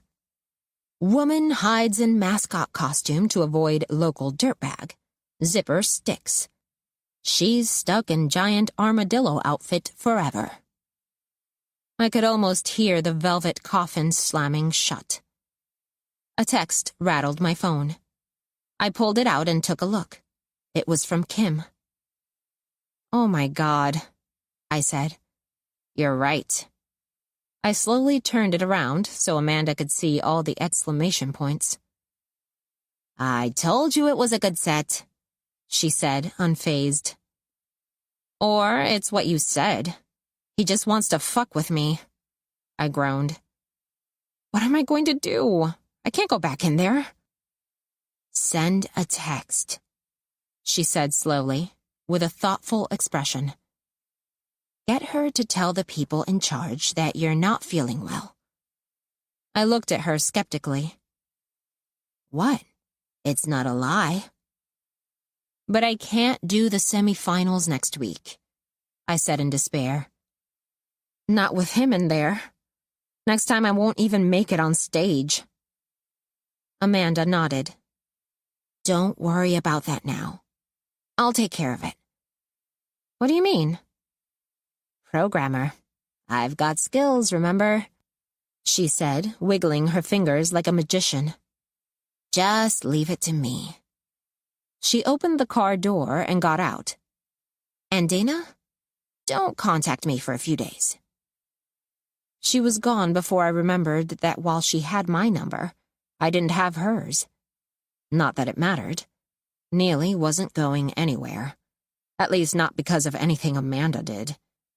She might be a genius programmer for all I knew, but she had no idea how my world worked. I had to text Kim something, though, and it couldn't very well be the truth. I stared down at my phone and typed, "Bad shellfish. Talk tomorrow." I added 3 puke emojis, pushed the green arrow, and peeled out of the parking lot. I couldn't wait to be home in bed. 4. For a few days after the prelims, I kept my head down, skipped the open mics, and focused on showing up at Laurel's on time. I was sure now that I would need this job for the foreseeable future, and it wouldn't be a good idea to lose it with my upcoming rent hike. I dug up the lease renewal from the pile of papers on my filthy kitchen table. Though I made a point of being coiffed and heeled in public, my house was a mess, and scanned through it again. There was a $50 rent break if I paid first and last on signing. I studied the numbers in my checking account, trying to figure out how much I could conceivably save in the next month by cutting all bar tabs, eating only rice and beans, and curbing my Zappos habit. It was time to set a real budget, like an adult. I wished I had asked Jason about the software he used to keep track of the grocery budget when we lived together. I hated computers. I hadn't yet decided what to do about the semifinals, but at first, the mere fact of having told someone about Neely made me feel almost as if the problem had been solved. Austin was in full spring mode, the perfect crystal blue days strung one after another, like beads on a necklace, each one 70 degrees Fahrenheit, with just enough breeze to ruffle the crepe myrtles. It was easy weather to love and feel loved by. March had already slipped by, and April was about to do the same. With the weight of secrecy lifted slightly, I wanted to enjoy myself at last. At times, it felt as if I had dreamed it all up. Not just Amanda, who seemed unreal when she wasn't right in front of me, but even Neely himself. I'd been sick, after all, which had made the whole thing feel like a nightmare. How likely was it that what had happened had really happened, at least the way I remembered it? Of course, I knew perfectly well that everything with Neely had happened just as I remembered, and that the feeling wouldn't last. But the temporary relief was so welcome that I indulged it for as long as it lasted, responding graciously to the handful of well-wishers texting me congratulations and pretending to all and sundry, including myself, that my surprise advancement in the contest was good news and only good news. I even banged out a few scenes for the Lifestyle Guru pilot, feeling momentarily unblocked. After a day or so, though, the relief wore off, and a half shade of brightness leached out of the spring days. When I glanced at my text messages, I couldn't help wondering whether any of them would be from Amanda, though she'd made it clear, in her conspiratorial way, that we wouldn't be in touch for a while. What could she possibly have meant by, "I'll take care of it"? Now, after almost doubting her existence, I caught myself fantasizing that any minute I'd get a text from her saying it was done, whatever it was, and Neely wouldn't be at the semifinals. This was nonsense, and I knew it. Still, I wished I had Amanda's number so I could call and find out what she had meant. But I didn't have Amanda's number, and she didn't call or text, so I kept polishing brass bowls and folding linen napkins at Laurel's, and then it was the weekend before semifinals. I began to feel less worried about Amanda than about the upcoming competition. Would I be able to perform or not? Could I even trust myself to walk onto the stage at Bat City, much less make it through an entire set without glancing Neely's way? A stray thought about him while I was on the mic could bring on another embarrassing stutter at best, total silence at worst. Whenever I woke up in the middle of the night and couldn't go back to sleep, I anxiously tested myself, rehearsing the situation mentally again and again with my eyes squeezed shut. I'd imagine myself making my way through the parking lot, running the gauntlet of the other comics, checking the list by the door, settling down to a drink at the bar. But when the MC called my name to go on stage, I'd always blank out and fall back into a deep, black sleep. The answer hit me during a busier-than-usual Saturday shift. I'd just sold a $300 antlered recipe stand and was dusting the essential oil display while Becca took over with customers. I remembered what Ruby had said about Becca's arms, and noticed that today, as always, they were sheathed in long sleeves despite the fair weather.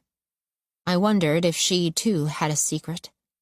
If so, it seemed like a stupid and destructive secret to keep. But wasn't I being just as stubborn? Telling Amanda had brought instant relief. But Amanda didn't matter. Even she knew that. Once she'd faded into the background, the relief had faded with her, and I was left alone to anticipate another confrontation with Neely. What if I just needed to tell someone else? Not my mom, who would freak out, or Ruby, who would gossip about it, but someone closer to my world, who would understand. Kim, for instance. After prelims, Kim had checked in with me to ask after my imaginary illness. She'd even offered to bring me soup and Gatorade. It wasn't the first time she'd made friendly advances, and I wasn't quite sure why I'd never responded to them before. Okay, it annoyed me that she played up the sexy baby thing on stage, and maybe she really would laugh at the idea of Aaron Neely, the Aaron Neely, masturbating furiously at me in the back of an SUV. Maybe I needed someone to laugh, to break the spell of it, at least for long enough to get me through the semifinals. Anyway, hanging out with Kim would give me something to do other than dread Neely and wonder about Amanda. I finished up the oil display and got back to my phone, which was tucked under the counter in my purse. I had just enough time to send a text to Kim. Ran out of puke, all better now. Hang out before shows?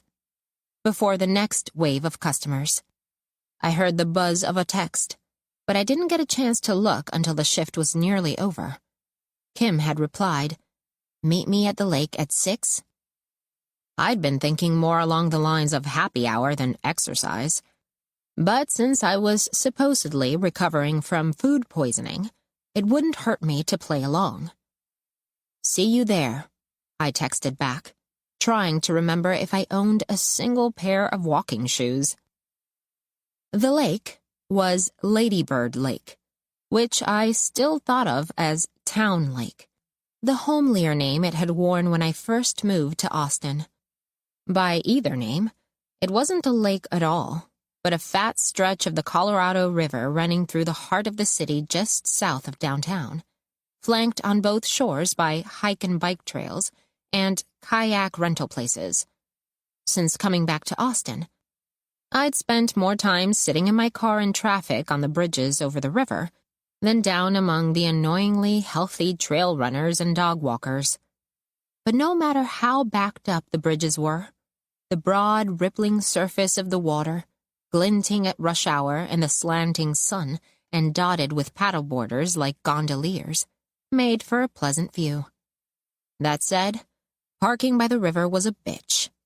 Already late from having stopped by my apartment to change into a more walkable outfit, I maneuvered the car up and down the clogged one-way streets and cursed the no left turn signs until I found a spot a quarter of a mile away. I texted Kim I was on my way and hustled toward the trail under the powerful 6 o'clock sun, marshaling the last vestiges of bounce in a pair of ancient tennis shoes I'd found buried in the piles of heels in my closet. I was already pouring sweat when I got to our agreed-upon meeting place, where Kim, clad in a threadbare Eagles t-shirt over a lime green sports bra, was executing an isosceles downward dog in a sunlit patch of grass. She sprang up when she spotted me, her cheeks perfectly flushed, like an actress in a movie about working out. Panting, I waved in lieu of saying hello. "Hey, late-ass bitch," she said. "Namaste, slut," I said, still catching my breath. "You're looking very white lady today." The snarky greetings among comics used to throw me before I accepted them as just part of the job. Remembering that I was supposed to be convalescing, I added, "You're lucky I came at all. If I die out here, I'm suing you." "You want to walk or run?" Did I stutter? "What, you mean at prelims?" she said with a nasty grin, and I bowed sarcastically. "No, seriously. Congrats, though." She steered us toward the path. At this hour, a slow-moving river of people and bicycles and dogs swathed in a low cloud of reddish dust. "You too," I said. Kim had placed in her preliminary round the week before mine. "But the prelims are old hat to you, right?" "Yeah, this is my 3rd year," she said with a quick sidelong glance at me, like I'd touched a nerve. She'd never placed at finals. "Third time's the charm, they say," I said, to make nice. "It's so fucking exhausting." "Skip it," I suggested. "Go sailing." "Are we even allowed to do that?" I knew what she meant.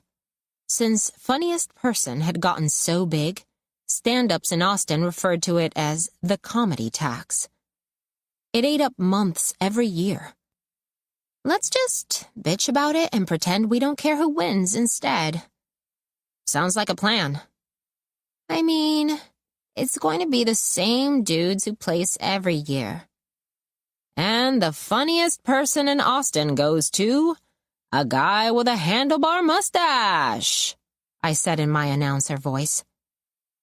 Second place, a guy with a slightly smaller handlebar mustache and a neck tattoo. Third, some woman so nobody can accuse us of sexism. I'll take it, Kim said. I'm your token right here.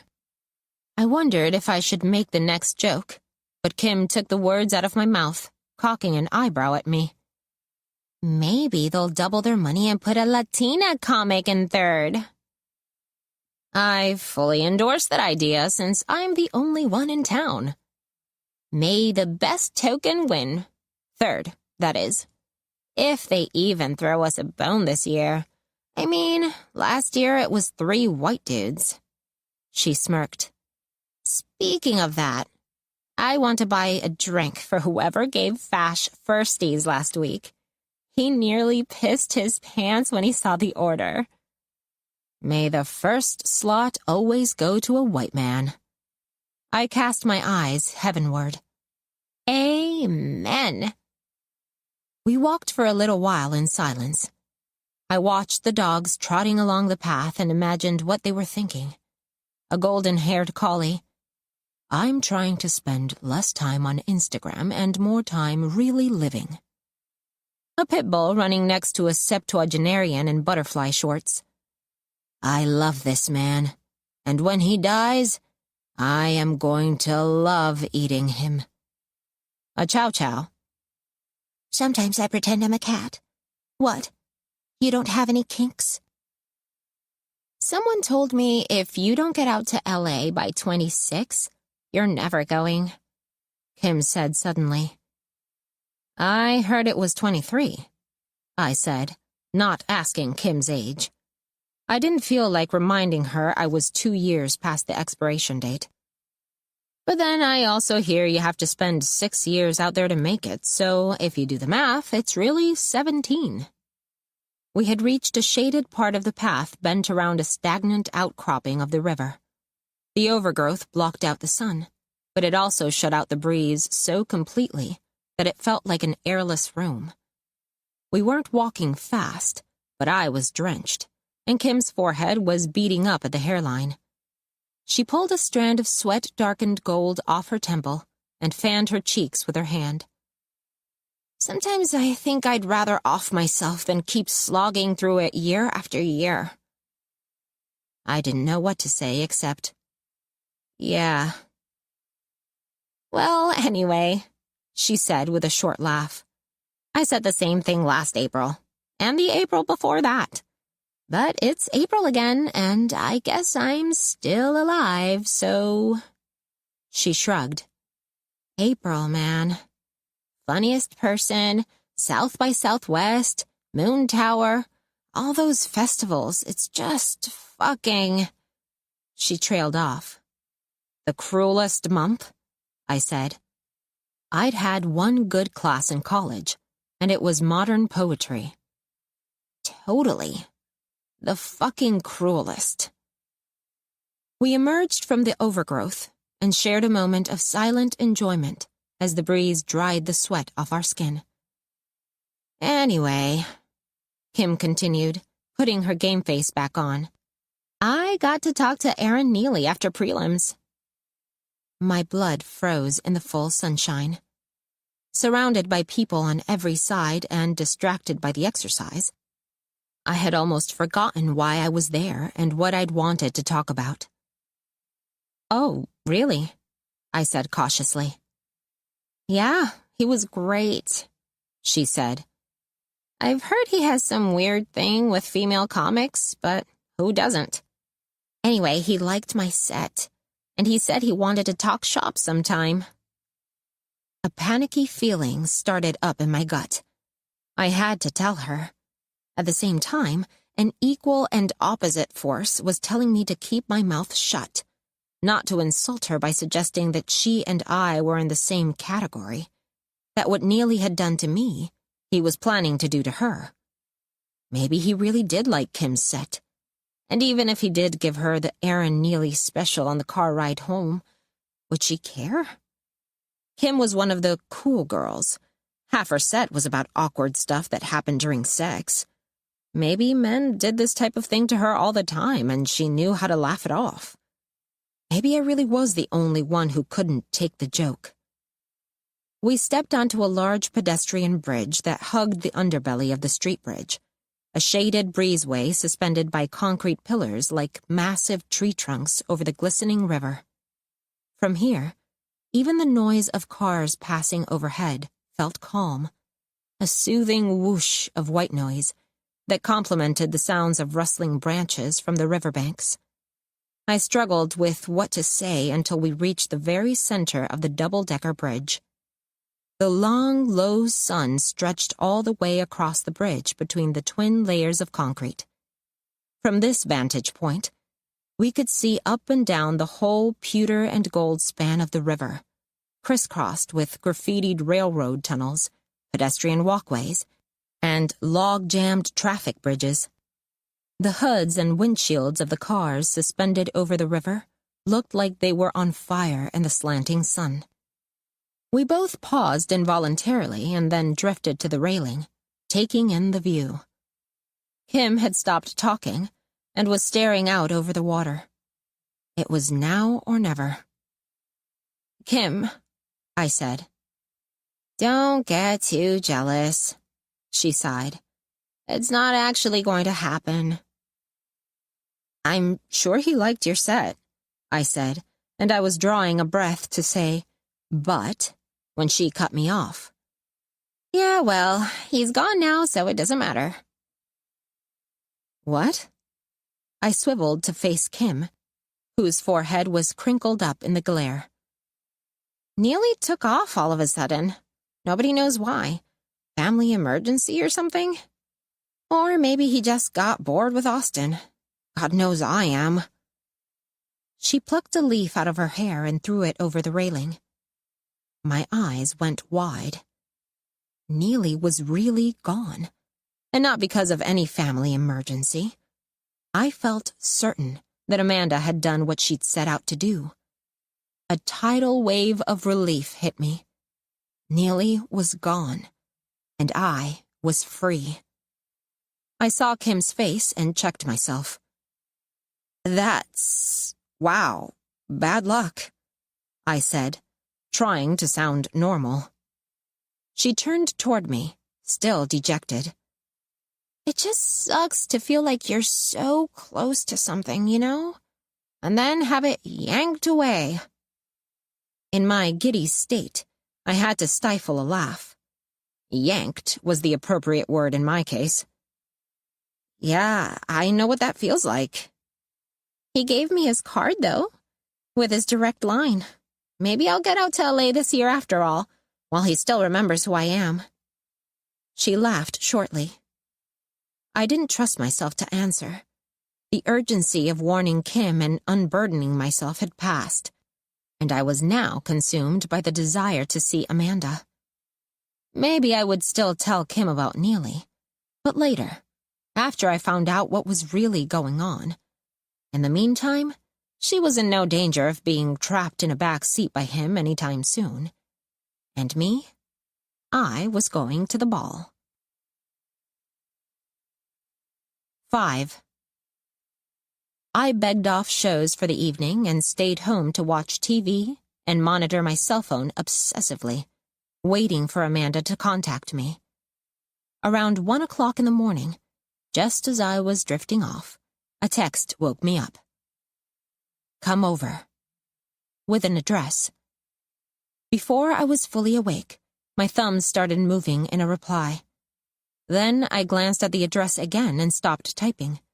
It was somewhere downtown, not exactly where I would have expected Amanda to want to meet at 1 in the morning on a Saturday.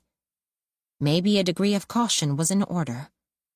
I typed, "Just checking. Who's this?"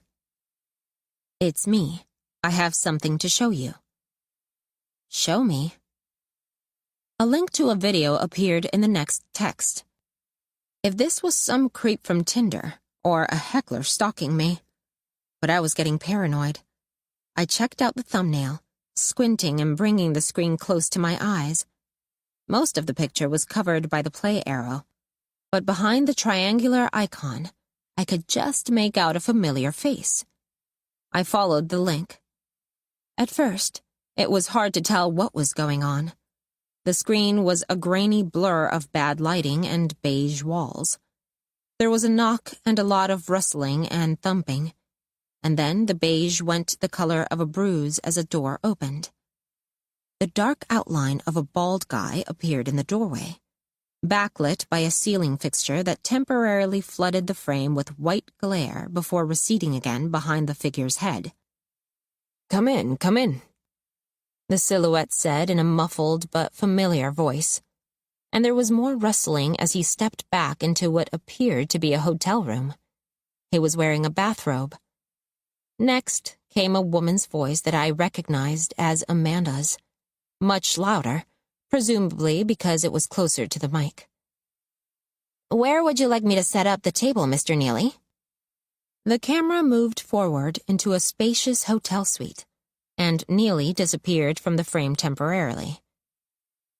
"Let me get the..." Sound of a door closing.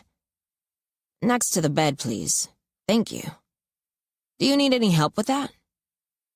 The camera moved jerkily through the suite toward the king-size bed. Amanda's voice came through her heavy breathing, as if she was carrying something large. "No thanks. I've got lots of practice." "Of course." Neely's voice sounded nervous and tinny off-camera. "It's a big table, haha." The screen went black for a moment, and there was a clacking sound. Neely's voice in the background said, "You sure you don't need anything? How about a glass of water?" "A glass of water would be nice," Amanda said. The picture came back, veered wildly for a moment, then settled into an angle and stayed there. A strip of white appeared at the bottom of the frame, out of focus, as if the camera was sitting on a bedspread.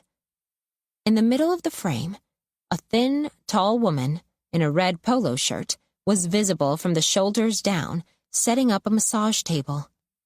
When she bent over to tuck in the sheets and adjust the legs, she was careful to turn her face away from the camera, revealing the back of a red baseball cap and a flash of wavy blonde hair. Neely came back into the frame, also cut off from the shoulders up, carrying a glass of water, which he handed to Amanda. "Thank you," she said. "And now I'll just step into the other room, Mr. Neely. And if you could just disrobe and lie face down under the sheet, I'll knock when I'm coming back in to make sure you're ready." As she spoke, she walked out of the frame with the water, her voice growing fainter until the last few words were swallowed by the click of a door closing. "Great," Neely called in a loud, somewhat strangled voice. He fumbled with his bathrobe, still headless and partially blocked by the massage table, and the robe opened, revealing a massive, hairy chest flushed nearly brick red. Letting the robe fall open but not taking it off completely, he swung one hammy thigh up on the massage table, then the other, something unmistakable flopping between them. Even I, who had seen Neely's fat, red worm of a penis in uncomfortably close quarters, couldn't suppress an involuntary gasp at the intimacy of all that naked flesh. The left robe flap rode farther up as he wriggled into position, exposing one fleshy white buttock squished flat on the table and a deeply creased overhang of white side belly covered with straggling hairs. He reclined back, leaned onto his left elbow, bent his right leg into a triangle for stability, and tilted his lap a few degrees toward the camera, almost as if posing for it, though it was obvious he didn't know it was there. Last of all, his face appeared, a giant moon shape, dappled and flushed, with an expression that was at once anxious, eager, and revoltingly childlike. My stomach flipped over as his features became fully visible to the camera eye, surreally recognizable, like all celebrity faces. Once that face was on screen, juxtaposed with that body, all in dramatic close-up and lit with improbable artistry by a bedside lamp, I could almost feel the shock waves rippling through some invisible crowd, as if the video had already gone viral and I was only a single viewer among millions. From the background came a quiet knock. "I'm coming in, Mr. Neely," said Amanda from off-screen in her gentle, breathy massage therapist voice. "Are you ready?"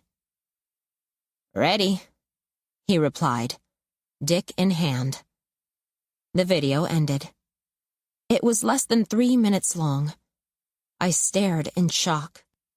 I had almost forgotten where I was and that I was alone. A text came, reminding me that I wasn't alone at all. Not anymore. You can probably guess where it goes after that. Then, trust me now? I grabbed my keys. Downtown on a Saturday night at last call was never my favorite place to be, and tonight was no exception. The days of stumbling down a piss-soaked stretch of 6th Street with Jason and a couple of comedy buddies drunkenly mocking the drunk girls in platform heels and micro-minis who tripped over the curbs were long past. Now I felt that anyone who chose Austin's miniature version of the French Quarter, cordoned off on weekends to create a dreamscape of hammered pedestrians, tour buses, and Bible-wagging street preachers, was equally perverse. After paying what I felt to be sufficient dues at the notoriously rough open mic at Fondue Freddy's, I'd avoided downtown clubs whenever possible. The dreamscape was in full effect tonight. Though the Red River venues had quieted after midnight, per city ordinance, the bar bands and jukeboxes of 6th Street still sent out a soup of clashing beats audible several blocks away. Taxis, their windows rolled down to air out the sodden drunks inside, blared world music at every stoplight. Even the loaded pedicabs emitted strains of jam bands and hair metal, rhythms to keep their stoned drivers mashing the bicycle pedals. I had no trouble finding a place to park.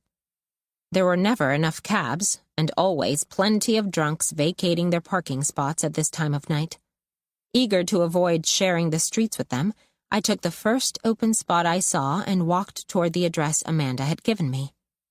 As I approached, I recognized the area, an urban living district whose paved pedestrian walkways were lined with olive oil boutiques and manicure places I could afford only with a gift card. Just a few blocks from the squalid circus of 6th Street, it looked like a different world.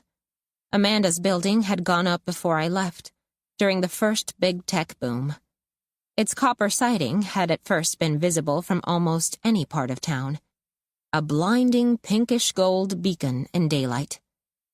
In the 5 years I had been away, the siding had tarnished to the respectable auburn of a Lincoln penny, but it still looked like money to me. The single people I knew lived in run-down student apartments. Mine was a converted nudist compound from the 60s whose walls always felt uncomfortably moist, or divvied up dilapidated cottages in the 5-year floodplain. I wondered just how Amanda paid the rent here, her own tech job more than a year gone. The security guard buzzed me in without looking up, and I took the elevator to the 8th floor and knocked. Amanda opened the door in a t-shirt the mottled gray color of botched laundry, looking not just wide awake, but wired. Without a word, she waved me in, and I stepped past a narrow kitchen with a granite bar.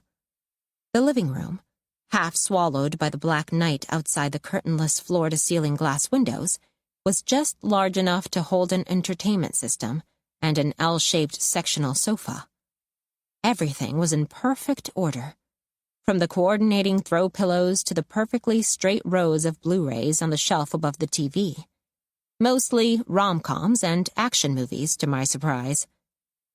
Outside, a wraparound balcony glowed with a ghostly concrete pallor, and the pale pink limestone of the Capitol's dome reared up in the distance.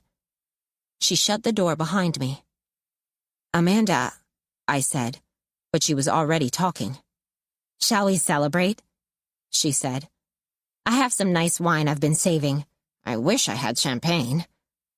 "But how—" "Neely's gone for good."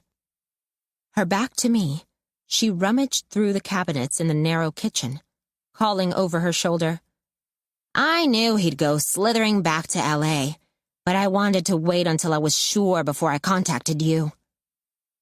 "How did you know?" "I have my ways." She produced 2 wine glasses from the back of a cabinet, blew into them to clear the dust, and set them down on the bar in triumph. "Anyway, It was only a matter of time once he saw what I had on him. She closed the cabinet. What we had. The video? How did you... I was still standing awkwardly in the middle of the room, unwilling to take my seat until she came out of the kitchen. Isn't it perfect?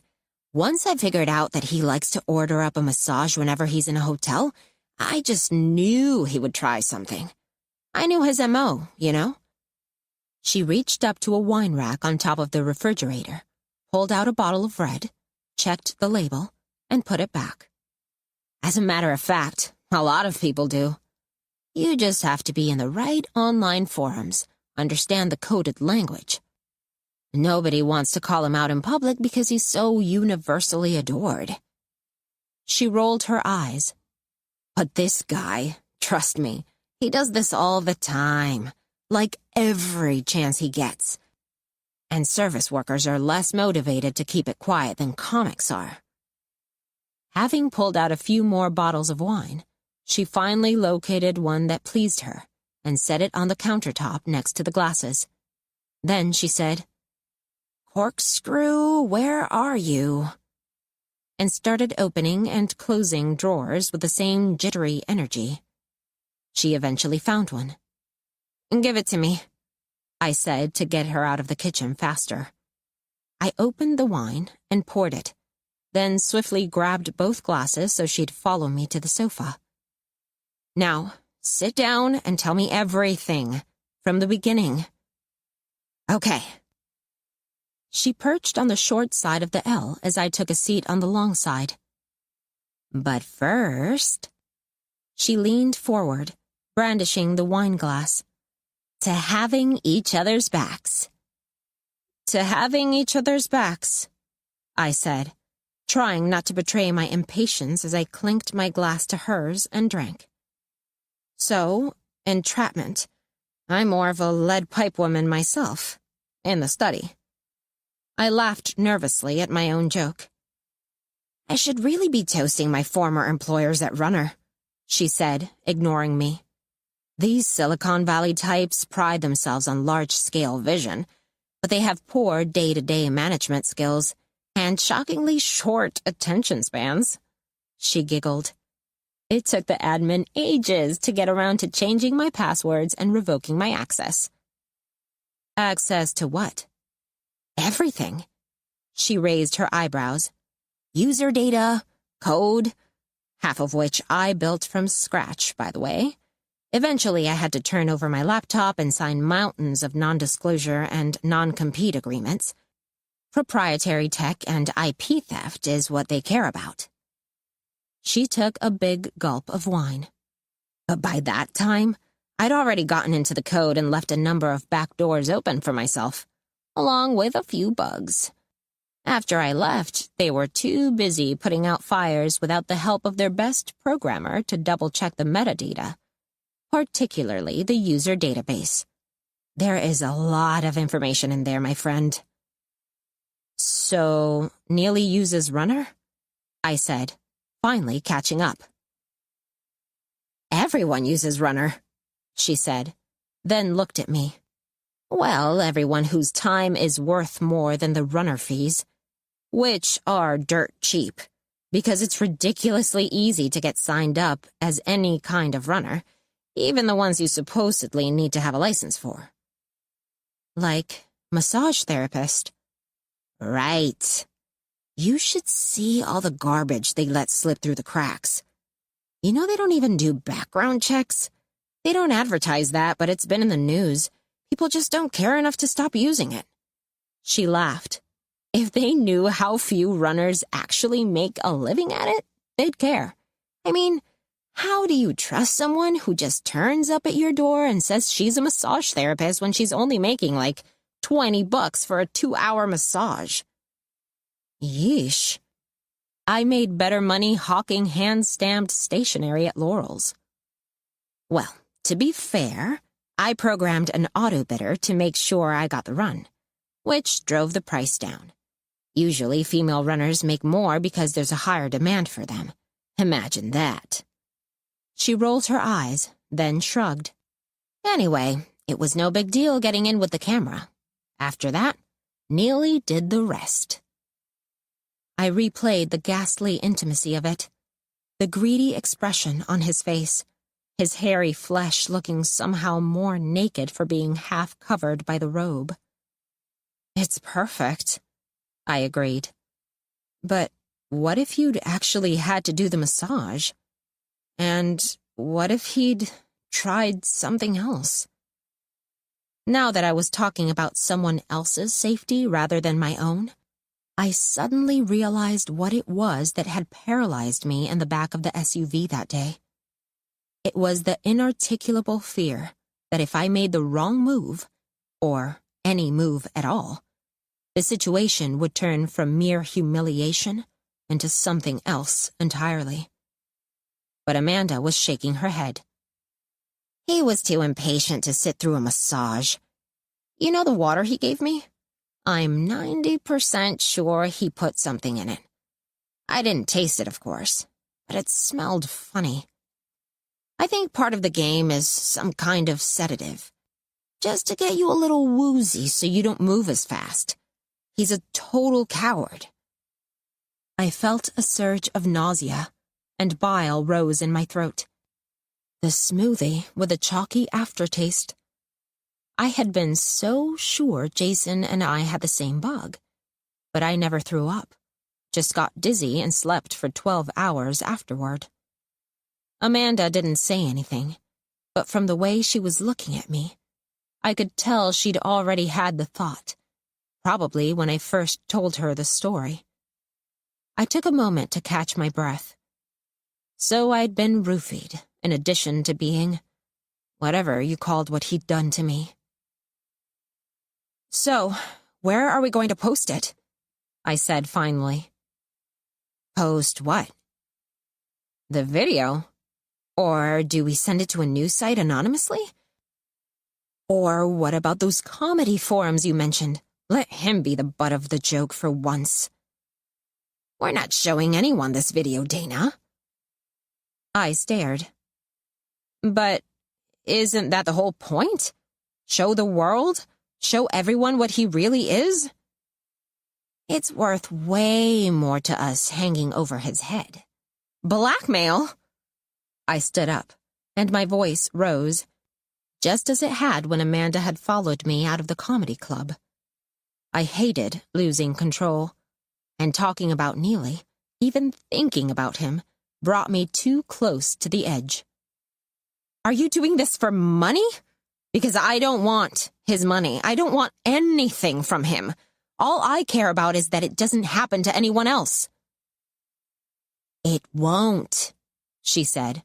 Trust me. Neely doesn't know who we are, but he knows we have this video. We know everything about him, and we can get to him at any time. That's why he turned tail and ran back to L.A. I've got ways of knowing what he's up to, though. Not limited to Runner, by the way. She looked pleased with herself. Besides, I think I got my message across. After this, he's going to be too paranoid to pull his signature move on anyone for a long time. But why not just release it? She looked at me pityingly. Out in the world, the video is falsifiable. His PR reps will make up stories, spin it for the press. And in the meantime, since we'll have done all the damage we can do, he won't be afraid of us anymore. He'll hire investigators to find us. Trust me, you don't want that. You don't want to be the lone woman standing up against a celebrity with an accusation like that. But there's proof, I said, losing steam. If it ever went to court, they'd find a way to get the video thrown out. That's what rich people have expensive lawyers for. She shrugged. But nobody enjoys spending their money that way. And nobody wants the publicity. As long as we keep our fingers hovering over the button, he's going to do everything in his power to keep us from going nuclear. There was a moment of silence as I processed this. Okay, so we don't go nuclear, I said. Even though I wouldn't be in it alone, right? If something went wrong? No, you wouldn't. If it came down to it, I'd be right there beside you, in court or anywhere else. I promise. I sat back down on the sofa and took a long, warming swallow of wine. So, she said, tapping her fingers together with excitement. Are you ready? Ready for what? It's your turn. Ha ha, I said after a long pause. I got your back, she prompted, her voice level. Now you get mine. Funny joke. But I knew she wasn't joking. I've got a name for you. I was starting to panic. I never asked you to go after Neely, Amanda. She gave me a long look, and the excitement slowly drained from her face. By the time she turned toward the window, her gray-green eyes had gone perfectly flat and opaque. For a moment, I thought she might cry. Instead, she got up from the sofa, opened a glass door, and stepped out onto the balcony. She didn't ask me to follow, but after a few uncomfortable minutes passed, I did. I found her sipping her wine and staring out into the night sky, which had cleared of clouds and was now glittering with stars. To the right, far down, I could just see the Congress Avenue Bridge, a garland of streetlights over the dark river. I stepped toward her and looked up at her profile, lit from below by the balcony lights. No wonder she kept getting auditions. Her cheekbones could have won an Academy Award all by themselves. Great wine, I said. Really, jammy. I took an overly enthusiastic sip and choked. Look, you don't have to do it, she said wearily. Obviously, you don't have to do anything. When we were talking the other night, I just thought... She stopped abruptly. I opened my mouth to reply, but she started again, more forcefully this time. I thought we understood each other. But if you think I enjoyed watching Aaron Neely jerk off in that hotel room, if you think I got off on playing his victim even for a minute... I felt stricken. Of course I don't think that. He's a huge guy. Like you said, he could have turned on me any time. It wasn't exactly fun. I know, I said. And I can't thank you enough. Not nearly enough, she said, whirling on me. But I didn't do it just for you, Dana. You never see the big picture, do you? You don't read the forums or listen to the stories, so you don't get it. The problem is so much bigger than what happened to you. These guys do the same thing over and over again until somebody finally stands up to them. You have to find a way to hurt them more than they can hurt you. I took it in silently. I'd said that what mattered to me was that it wouldn't happen to anyone else. But what had brought me over to Amanda's apartment tonight? What had filled me with joy on the bridge with Kim earlier today? Wasn't it just that Neely wasn't my problem anymore? Anyway, you got what you wanted, Amanda said, as if she could read my guilty thoughts. Buy me a drink sometime, I guess. What do you want me to do? I said, exasperated. Go find your ex-boyfriend and get revenge? He's kind of far away, isn't he? Believe me, if I could be in Los Angeles right now, I already would be. If he lived in Austin, you'd do it? She said, looking out over the city. Probably, I said, then struck by a sudden impulse to firm up the lie. Yes, I would. Doug Branchick, my old boss from Runner.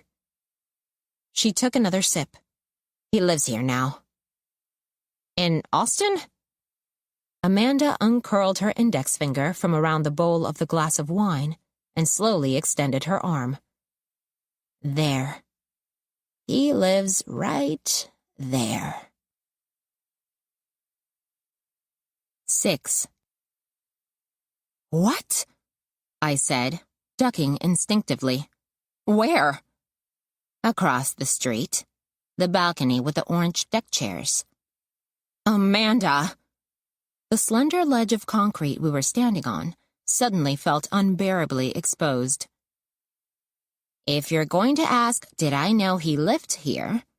Of course I knew, she said, ignoring my discomfort. After I got fired, they transferred him to Austin to help start up the new office here. You know, the well was poisoned for him at the home office. Or maybe it was damage control from on high. Either way, I wouldn't waste too many tears on Doug Branchick. She said his name so loudly that I winced, looking across at his balcony. I'm the one who's blacklisted. He's doing fine. Unspoken, she knew how he was doing because she could watch him from her window. Did you come here because of him? No, just a happy accident. I must have looked skeptical, because she laughed, slightly annoyed. Believe me or not, I don't care. Tons of people move from LA to Austin every year. The way people complain about it here, you'd think we were a plague of locusts. She whirled and went back inside, and I followed her, relieved. Anyway, he's not going to be there much longer. That's a runner-owned crash pad. They're just putting him up there until his wife finishes decorating the 6-bedroom mansion on Lake Travis. I glanced over my shoulder at the window. Aren't there some blinds you could draw or something? Come on, just listen. I've got it all worked out. She cracked a grin. And the beauty of it is, you'd never even have to see his face. I didn't say yes, but I didn't say no either. The next day was the funniest person semifinals, but I couldn't concentrate on prepping my set. Memories of the grainy, sordid video haunted me all day. When evening came, I walked through the door into Bat City with some trepidation, wondering if a guilty shadow would hang over my performance. In the waiting area, I kept my headphones on with the sound turned off, bopping my head to imaginary music while comics all around me gossiped about Neely's absence. The replacement judge was rumored to be Cynthia Omari, one of my favorite comics, and the host of a hugely popular podcast. As I stepped up onto the stage to start my set, I glanced toward the judges' table, expecting... what? Dust motes where his shape had been? Ominous music? Instead, there was only the exhilaration of relief. The set did not feel particularly inspired. It did not feel uninspired. It happened almost without me. That was how light I felt, how free. I remained in this floaty state of oblivion for the rest of the night, right up until the MC announced my name as one of the 3 comics moving on to the last round of the competition. As the crowd roared, I looked at my fellow contestants, and the words, "I made it to the finals," ran through my mind. I felt my real life turning on with a click. I stumbled through the bar, past the comics reaching out their hands to congratulate me, and into the women's restroom, where I locked myself in a stall and pulled out my cell phone. The screen still showed Amanda's last text from the night before. Trust me now? Trust me, this is going to be epic. Our senior year in high school, Jason tried to get me to help him steal Maddie's truck. Maddie still scared the shit out of me, though I did my best to hide it from Jason. Kenny, the German Shepherd, had run away and gotten hit by a car the year before, so at least I no longer had to worry that the giant dog would come bounding through the dog flap in the garage apartment and put his massive paws on my shoulders and growl, which was the way he'd been taught to greet everyone but Maddie. But Maddie himself had only grown more menacing. I felt him looking at me all the time now. As practical jokes went, The truck caper seemed to me both incredibly juvenile and nowhere near what Maddie deserved. I never knew what exactly Maddie had done to inspire it, but whatever it was, Jason seemed to have snapped. Maybe he just couldn't take Maddie's ribbing about his manhood anymore, and with Kenny gone, he had no excuse not to try something. At any rate, Jason had decided that it would be hilarious to take the truck in the middle of the night while Matt was sleeping off a payday bender, drive it 3 counties over, and leave it in the middle of a field, roughed up, as if it had been stolen by a local kid for a joyride. It has to look like something some methed-up punk would do, he'd explained when he saw my expression. He'll get it back. The tires will be slashed, and it'll need a new paint job, that's all. And I'll rig up the steering column to make it look like it was hot-wired. I found some tutorials on YouTube. Why don't you just hot-wire it for real, then? What I didn't say out loud was that if he hot-wired the truck, he wouldn't need me to get the keys. Maddie kept those keys on him at all times. As far as I could tell, the only 2 things he'd ever cared about were Kenny and the GMC. When Jason insisted I was the only one who could fit through the dog door in Maddie's garage, I was flattered, but skeptical. Jason had filled out in the shoulders that year, but I'd been filling out more or less continuously since the 3rd grade. Moreover, the idea of crawling through a dead dog's door at night and stealing keys from the pocket of a drunk's dirty jeans while he slept a few feet away nauseated me. I told myself that would be true even if that drunk were someone other than Maddie. But Jason was getting defensive. Because this is a prank, not a crime, he snorted. I'm not a criminal. Oh, yeah. Grand Theft Auto totally legal. He'd started on an angry retort, then caught himself and laughed. Okay, he said. He ran his hands through his hair, and I could see that his palms were sweating from the damp trail they left in his bangs. Maybe I'm also a little worried I wouldn't be able to pull it off. I nearly failed shop. So that's why you got mono last year. Saved my GPA, he admitted. My own GPA was in freefall. I'd already guessed I wasn't going to UT with Jason next year and wanted to spend as much time with him as I could. In the end, I had agreed to do it for the same reason I agreed to everything Jason wanted. Because he wanted it. I was supposed to set an alarm for 1 a.m. and sneak out of the house, and I went to sleep early but full of adrenaline, sure that I would roll out of bed at the first beep. Instead, I awoke to a desperate tapping on my window sometime in the early morning hours, still dark, but way past 1. Lost in a thick, waking haze, I couldn't tell if I actually saw Jason standing outside my window in the bushes, pale and shivering, or just heard him furiously tapping. But whether awake or asleep, I knew that I would never crawl through that dog door and steal Maddie's keys, much less follow Jason to a field 3 counties over and watch as he banged up Maddie's truck so I could drive him home afterward. I told myself I wasn't really awake, and the tapping sound followed me into my dreams. I caught up to Jason the next day in the cafeteria, standing in the nacho line. He couldn't get away from me, but he wouldn't look at me either. Okay, top 10 reasons I didn't do the plan last night, I said. Number 10? It was a stupid fucking plan. Wrong move. He stared resolutely at the floppy cardboard boats under the heat lamp, their tortilla chips stuck together with greasy cheese, then slid one onto his tray. Number 9, dreamed I was helping, woke up in the bathroom trying to shift the toilet into 3rd gear. Nothing. I swallowed.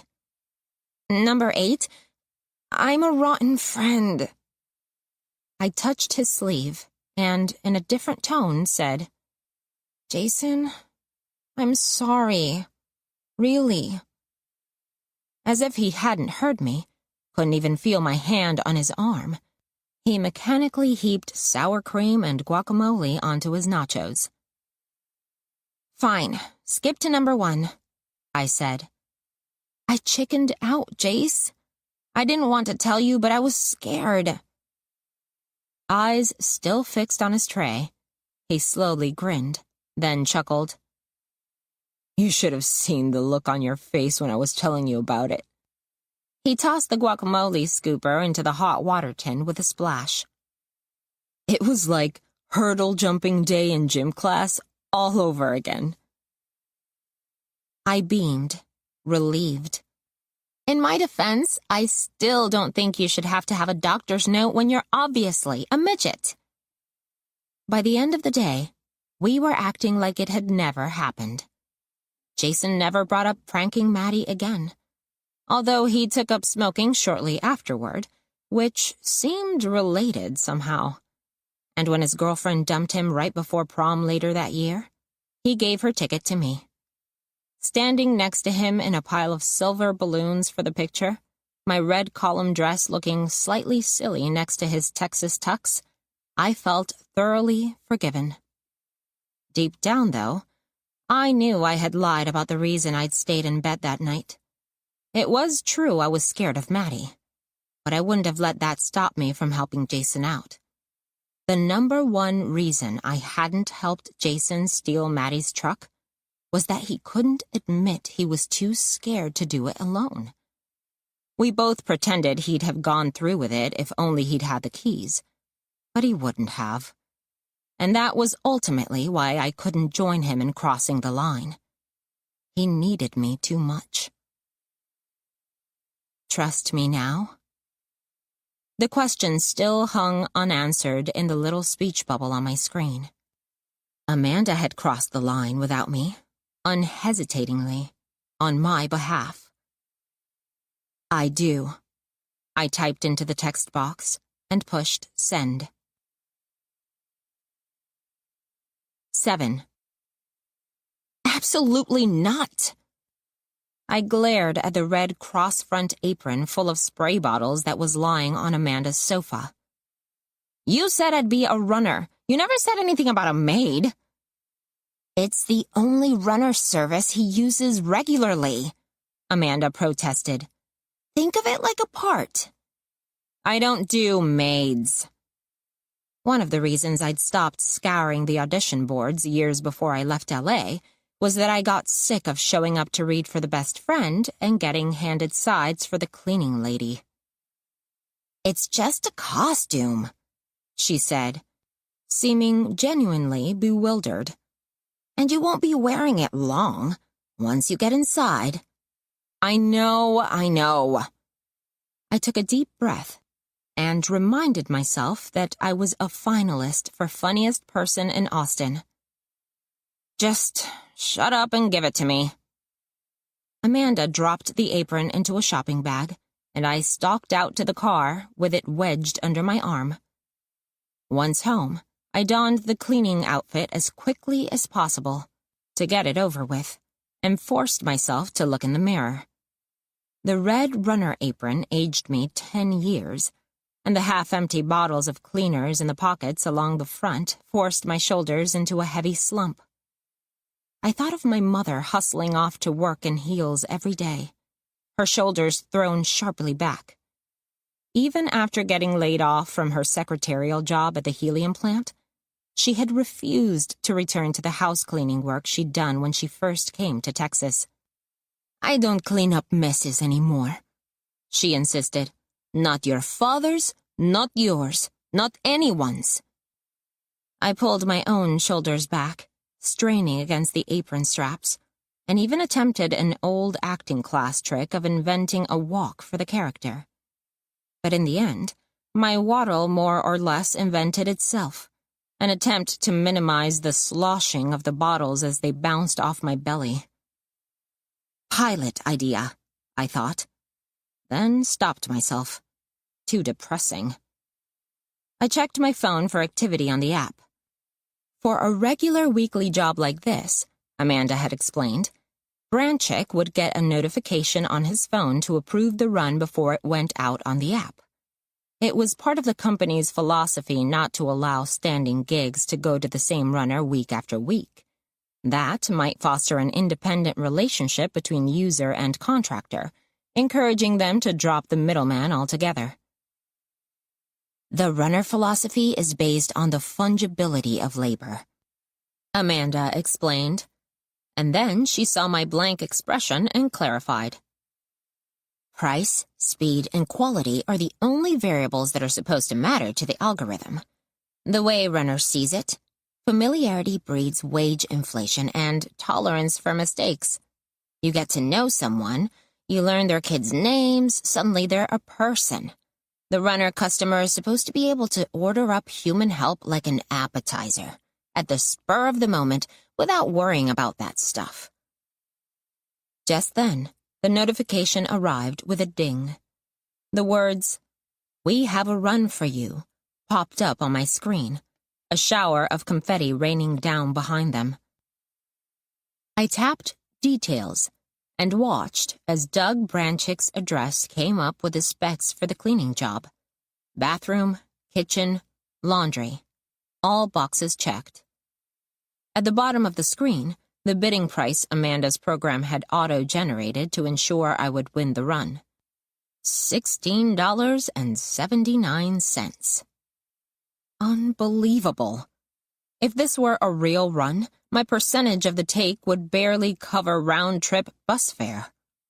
And the bus was, unfortunately, a vital part of this plan, so my car wouldn't be seen downtown on the day of the strike. I tapped the Accept icon and stormed out the door. The bus arrived at the stop by my apartment complex 10 minutes late. Climbing aboard, I was already sweating heavily, feeling at once ridiculously conspicuous in my uniform and angry at how invisible it made me. By the time I reached Branchick's door and typed in the key code that had been sent via the app, I was already sick of the whole thing. Looking around the condo, however, I felt a fresh surge of inspiration. I thought I was messy. Branchick's floor was wall-to-wall dirty clothes and empty takeout containers. An overturned juice bottle labeled Power Pulp lay on the gray sofa next to a greenish splotch. Boxer shorts laid twisted up on the carpet and draped over the elliptical machine in the corner of the living room. This was the cleaning job Branchick expected some faceless runner to perform for $16.79? An archaic spirit of rage swelled in me as I surveyed the scene. I'd show him fungible labor. I crossed the squalid living room and drew the blinds with a brief glance up at Amanda's balcony. She was on lookout duty, before peeling off the apron and kicking it viciously into a corner. Then I took off all my clothes, pulled the blonde wig out of my apron pocket, and slipped it over my hairnet. It was time for my close-up. Naked, except for the wig, I put my phone's camera in selfie mode and started clicking. The wig was Ruby's. I'd told her I wanted to borrow it for my act. She had a closet full of them, and this one was a relic of a long-ago attempt at Betty Grable. A miserably failed attempt, since its platinum locks drooped and wouldn't hold a curl. But it was perfect for my purposes. The goal wasn't to look natural. Nothing about the radioactive blonde against my olive skin looked natural, but simply to hide my face from shots that might inadvertently reveal it. The trashiness was a bonus. The minute I had it on, it transformed my nakedness into a costume far more lurid than fetish lingerie or stripper heels. Like most female comics who weren't a size 6, I had an arsenal of defensive jokes about my body for the mic. But as I warmed up to the selfie shots, I gained a new appreciation for how well my body photographed. The girl I saw in the pictures was sexy, slutty. her generous curves pillowing out into pornographic landscapes, wisps of the plasticky blonde wig contrasting against brown nipples. It was exhilarating. So exhilarating that I almost lost track of what I was doing. I needed incriminating shots. The decor in Branchick's company-owned apartment was generic, and even the mess was largely an anonymous mess. The kind someone might leave in a hotel room. Hoping to capture a few recognizable pairs of boxer shorts in the background, I rolled around in the nests of dirty laundry. Another act that would have seemed unthinkably disgusting to me when I had clothes on, but that bare-ass Betty seemed to relish. But it wasn't quite enough. I needed a backdrop that was unmistakably identifiable as Branchick's apartment. I got up, dusted the crumbs of some bachelor meal off my back, and picked my way into the bedroom. Bingo. On the bed, by the nightstand, stood a framed wedding picture. It was shot at sunset on a sparkling beach under a hazy Instagram filter. The bride's slender gown of tiered lace in the rich hippie style accessorized with a flower crown veil. She had the whitest teeth I'd ever seen. Laughing vividly, as if caught in a candid shot. Branchick's new wife nonetheless looked a touch rigid, a gleam of manic anxiety in her eye. Knowing what I did about her husband, I might ordinarily have been at least a little moved by her plight. But wearing the garish Betty wig, I thought it was hilarious. In any case, it was the perfect background detail. I plopped myself on the bed and began clicking selfies at virtuosic angles, photographing my mountainous breasts in extreme close-up, and then twisting around to capture my ass half entangled in sheets. I contorted myself for crotch shots, experimenting with more and more explicit angles, always careful to keep the photo of Mrs. Branchick's desperately grinning face in the background. I was so absorbed in this task that when the first text came, it took me a moment or two to look away from my own image and read it. DB's car in garage. Get out. I jumped off the bed in a panic, but the texts kept coming. He's walking into lobby. Get out now. He's in the elevator. Out, out, out, out. Get out of there now. I ran for the pile of clothes in the living room, grabbed my jeans, and started yanking them on. I'd gotten one of my legs in when I heard a tiny ding coming from the hallway outside. The elevator. I tripped trying to get the other pants leg on and had to finish lying on my back on the floor, legs in the air.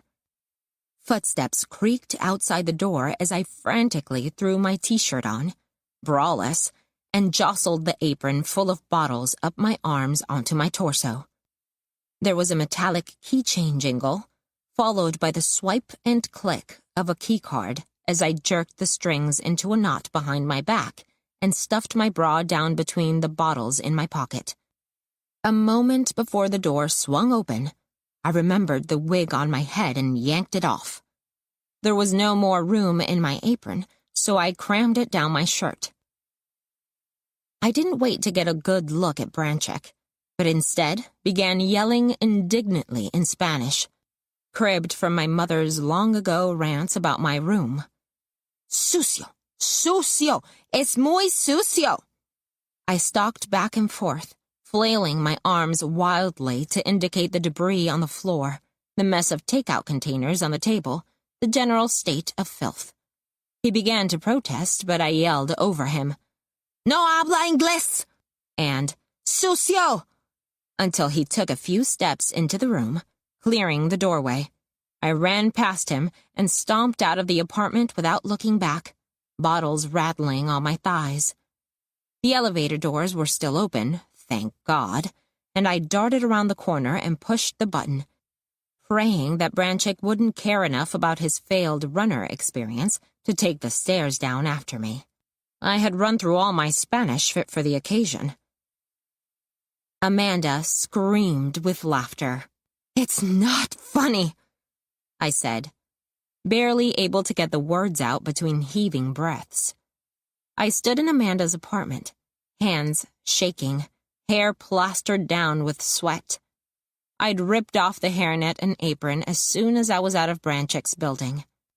Thighs quaking from the effort of getting myself across the street and back up into her apartment without attracting undue attention. Leaning back against the safely locked door, conscious of staying as far from the window as possible, I tried to stop my heart from hammering in my chest. It's not... I tried again, but found my gulps of air turning into sobs of laughter. A moment later, I was sliding down the wall, my legs collapsing under me, still laughing. It's not funny, I gasped from the floor, tears oozing out of the corners of my eyes. I almost got caught. You're right, not funny at all, Amanda said, regaining her composure for a moment, only to crack up again a moment later. No kidding. I heard you from all the way in here. No habla inglés. She giggled explosively. Hey, I said, catching my breath and wiping my eyes. That was some top-notch improvising. Probably the best scene work I've ever done. Apparently the secret is fearing for your life. I trudged forward on my hands and knees, not bothering to get up, and made my way to the sofa. Sitting on the living room rug, I propped myself up against the sofa near Amanda's legs. It was closer than it should have been, she agreed. What happened in there anyway? I guess I got carried away, I said. Here. I passed the phone to her, photo app open. Amanda squealed as she started swiping through the pics. Oh my God, these are amazing. You are so good at this. She lowered the phone and looked down at me. You have a gift for sexting, my friend. I learned on the job. You should consider working for Pornhub. She turned her attention back to the screen. How did you manage to keep the photo in the background so clear? The depth of focus is like an Ozu film. She squinted. There's a lot of detail in your, foreground, too. Look close. I think you can see all the way up to my tonsils. Now that my adrenaline was beginning to ebb, a wave of exhaustion hit. This had better work, I said, because my DNA is all over that apartment. It's going to work, Amanda said. After this, he's not going to want to call anyone. Not a private detective, not the police, and definitely not, she grinned, another house cleaner. What if he's complaining to Runner right now? I said. I didn't exactly deliver 5-star service, and it's his company. That's exactly why he won't complain, she said. The system is supposed to sort out the bad apples on its own. If the app says you're a 5-star runner, you're a 5-star runner. End of story. And Branchick's the one who fought hardest against background checks. She frowned. He might try to look into it on his own, though he's too dumb to get far. But believe me, by the end of today, his lousy maid service is going to be the last thing on his mind. He'll be on his hands and knees scrubbing the floors himself, getting rid of the evidence for us. I snorted. If he cleans anything in there, it'll be a first. You'll have made such a difference in his life. Brenna should send you a fruit basket. Who's that? But Amanda had already grabbed her laptop from the coffee table, attached it to my phone with a USB cable, and started typing. I leaned over her shoulder and saw that she was uploading a few of the choicest pictures to the comments section of a blog called From Cali Girl to ATX Mommy. The banner photo of the site showed a pregnancy test lying next to a mason jar full of Texas wildflowers. Brenna Branchick, she said, still typing.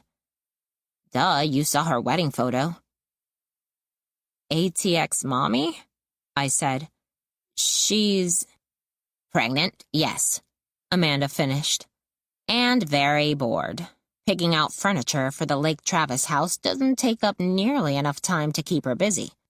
She spends her days at the local spa getting expensive blowouts and taking yoga classes. Amanda was still concentrating on the pictures. She's especially chatty after Bikram. That's when she told me about her blog. You spoke with her? I felt a thread of alarm. What did you do, pretend to be her friend? Anyone can go to a yoga class, Amanda said lightly. It's not like I lied to her. Most people are so eager to talk about themselves, they'll tell you what you need to know before you ask. Especially someone as lonely as Brenna Branchek. She smiled. Her blog has 11 followers so far. And you're one of them. It made me deeply uneasy. I read what Amanda was typing under the photos. Username, Homewrecker. Your hubby showed me his, so I showed him mine. A little on the nose, don't you think? Don't worry. I use a dummy IP, she said blithely. Anyway, I'm sure Brenna knows all about Doug's little habit. She's gone deep with the herbal supplements and healing gemstones, self-medicating. If she already knows about him, then why are we going nuclear? I waved at the screen, and, more to the point, why hadn't Amanda told me this part of the plan? Brenna's very concerned about her baby's future. She finished typing with a flourish. That's where we're going to be able to apply the most pressure. Pressure? We're not going to hurt her, are we? No, Dana. She sighed impatiently and turned away from the screen toward me for the first time. There wouldn't be any point. Men are like dogs. They misbehave, you roll up a newspaper and bop their noses. It's all they understand, all they respond to. But women learn to live with violence early on. They spend their whole lives learning how not to respond. You of all people should know that. I flinched.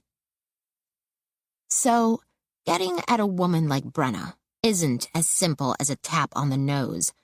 You have to find something she cares about.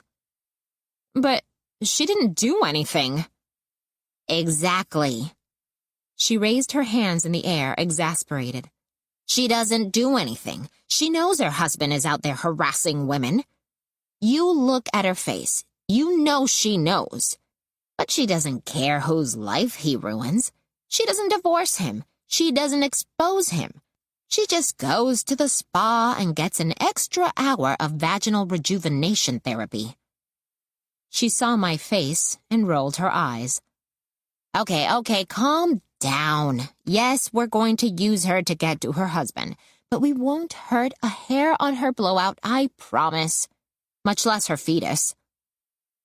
How are we going to use her? Well, the first thing is to make sure she freaks out, good and hard. Amanda explained, pushing a scraggly lock of hair out of her face. She'll be getting out of spin class right around now, and she'll want to blog about it. When she sees this, she'll flip out and start texting him ultimatums. He'll check the IP address, which I set up with a pretty easy-to-spot dummy that redirects to a second dummy, one that'll point straight to St. Catherine's. I just looked at her. St. Catherine's, a.k.a. the Exeter of Westlake, a.k.a. the most exclusive K-12 private school in Austin? She smiled gleefully. Brenna Branchek already has her unborn sweetheart on the waiting list. The dummy IP belongs to the girls' dormitory, where the boarders live, all of whom are underage. I was catching her drift, and starting to smile, despite myself. So now Branchick's got a real live Catholic schoolgirl sending kitty porn to his wife from inside the sacred walls where his own daughter is expected to matriculate. And if Brenna finds that out, she smirked, let's just say he'll do anything to make this go away. Promise her the moon and stars. We'll be doing her a favor in a way. Surely he would know if he was sexting teens. How could he be sure? Guys like him cast a wide net on Tinder and Snapchat. How about if one of his swipe rights just happened to be a sweet 17-year-old? Or better yet, a 14-year-old, and she's eager to reciprocate.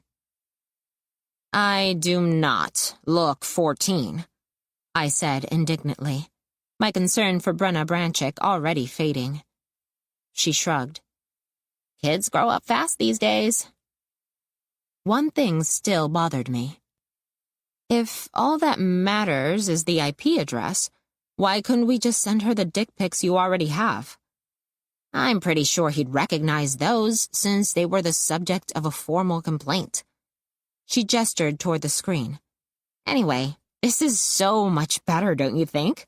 The wedding picture. This is definitive proof you were in his apartment. Recently. He'll have to figure out something to say about that. So would I, if anyone found out.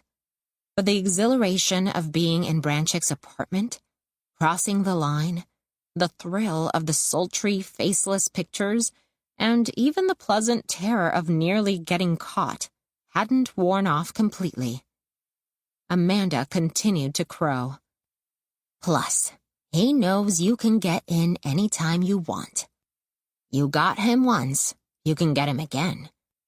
I'm not naive enough to think he's going to stop sending dick pics altogether. But I want him to be very, very scared every time he does it. I want him to fear his own desires. 8. The week leading up to the finals night of the Funniest Person in Austin contest was relatively calm. I'd been too wrapped up in the Branchick strike to pay much attention to the rest of the semis, but was happy to see that Kim had made it. Fash had too, unsurprisingly. I knew I should be stressed out, if only because I was going to deliver the same set for the third time in the competition. Plenty of comics did it, but there was something discouraging about parading the same 5 minutes worth of material past the judges, especially when one of them was Cynthia Omari. The Bestie cast had 500,000 Twitter followers and regularly featured interviews with comics who would otherwise have been stuck playing bit parts with incomprehensible accents in second-rate Hollywood comedies. The podcast had even launched some of their careers. I wished I could show Omari something more exciting than my usual set, but I was still blocked for new material, and there was no point in trying to sharpen up jokes for the finals that I hadn't even thought were good enough for the preliminaries. Yet I felt surprisingly mellow, and I knew it had to be because of the Branchick strike.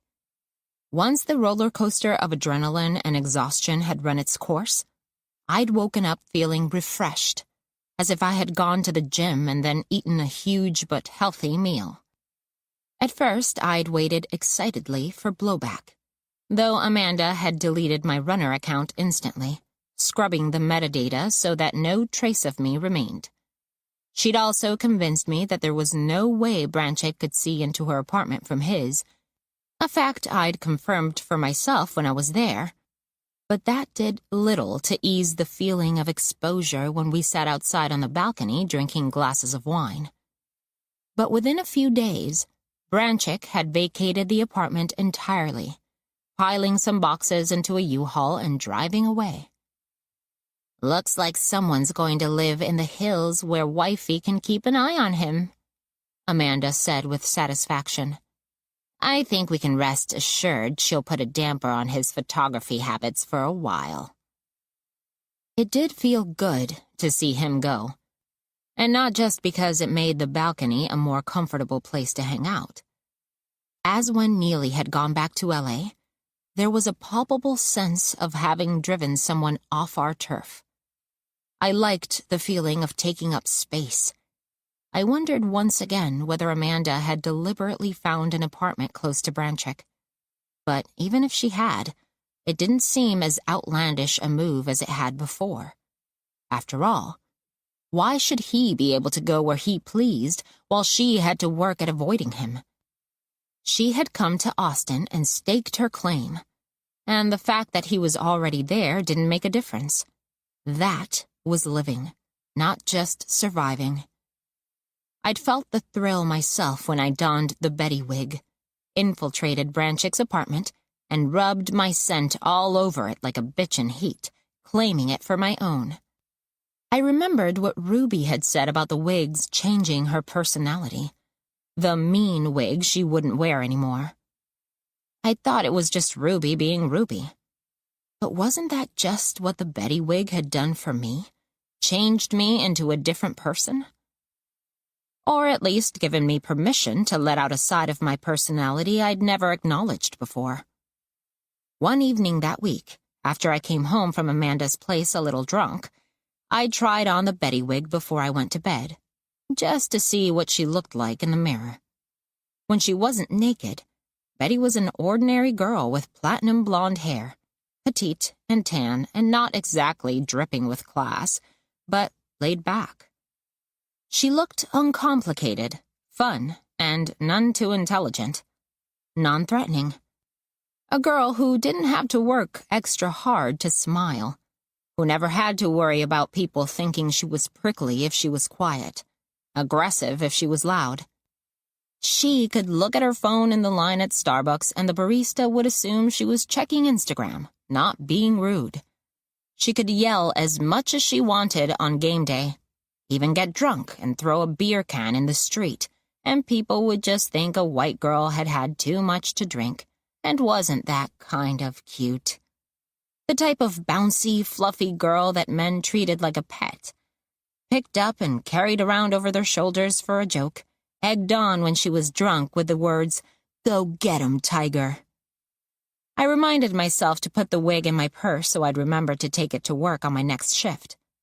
I'd promised Ruby I would return it to her, but for some reason I kept forgetting. The thought of losing the wig made me ever so slightly depressed, as if I were giving back some of the space I had won. I began to wonder whether there would be a next time for Amanda and me. Her list was long, she'd said. Mine was too. "Go get 'em, tiger," I told Betty. The night of the finals, I stood in the Bat City bar watching Kim on the monitor. "Destroy everything in your path," I'd told her with a quick hug before she walked out. And she was doing a bang-up job, her sleepy drawl more animated than usual. The audience was following her down every nook and cranny of her decidedly blue set and went wild during her deadpan imitation of a male orgasm. I smelled stale cigarette smoke and turned to see Fash, who was up next, standing beside me. He, too, was watching the monitor. "Take a good look," I said. "That's who you have to beat tonight." "More like beat off to," Fash said with a deliberate leer. I made a gagging noise. "You think you could save that thought for private time?" "Sorry, didn't see you there." He grinned under his mustache and turned toward me. "You're so short." "And you're so full of shit," I said. "But unfortunately, I can still hear you." "Feisty," he said, and I rolled my eyes. "Jealous? Don't worry. I can beat both of you at once." He sucked his teeth. "I promise you'll like it."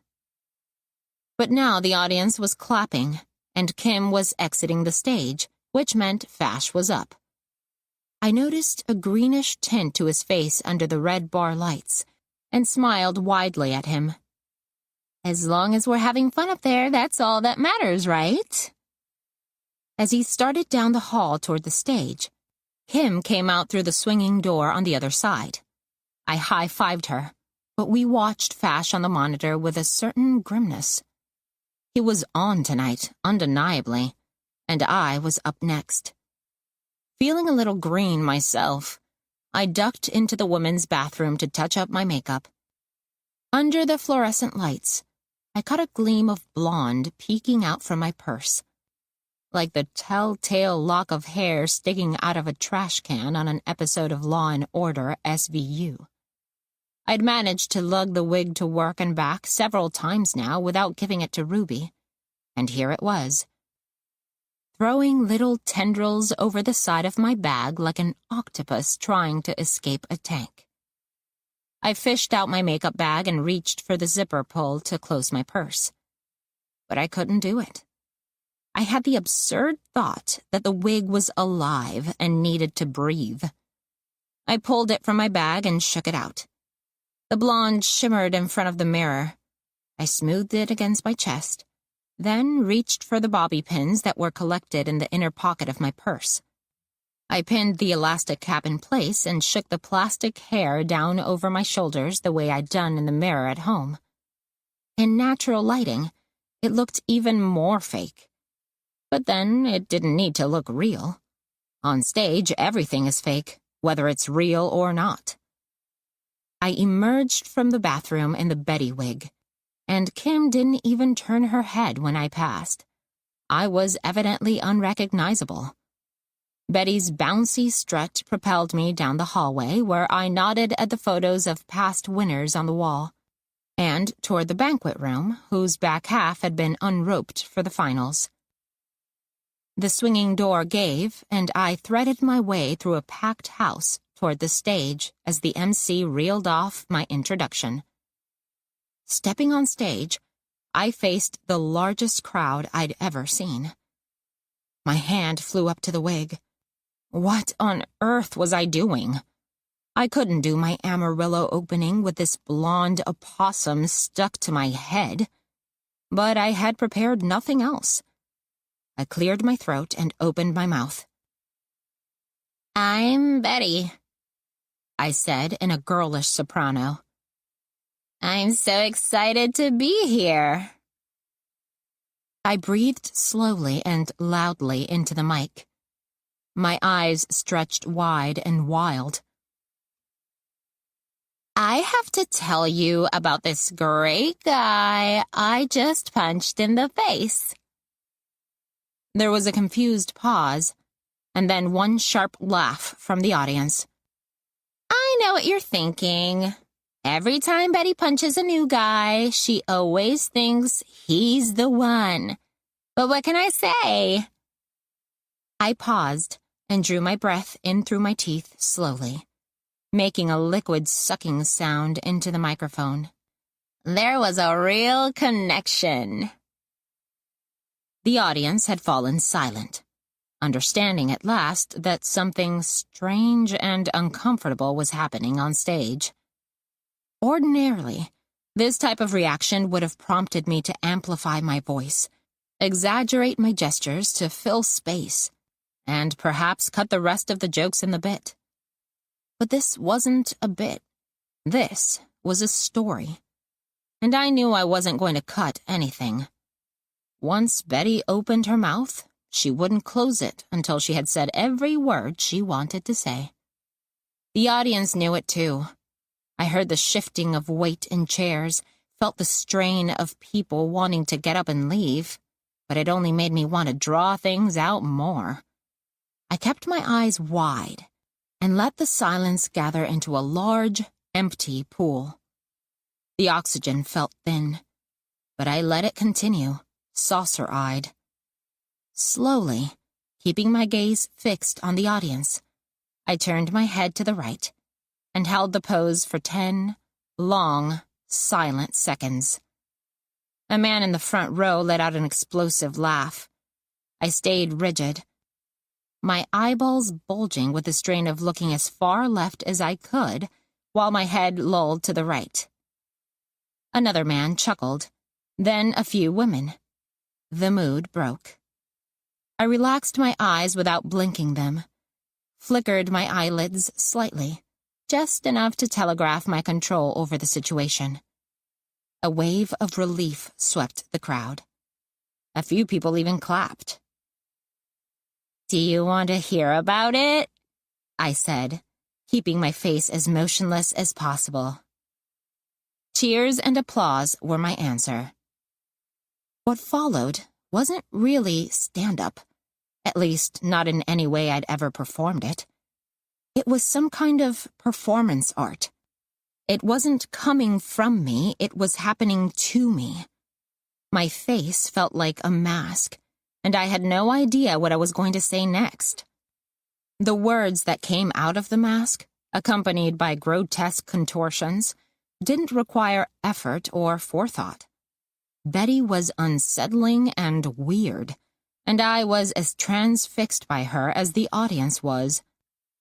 Blonde and pretty and ugly all at the same time, she was pure, terrifying id, immoral and animalistic, a stunted half-human in a state of nature. She made earrings out of real ears.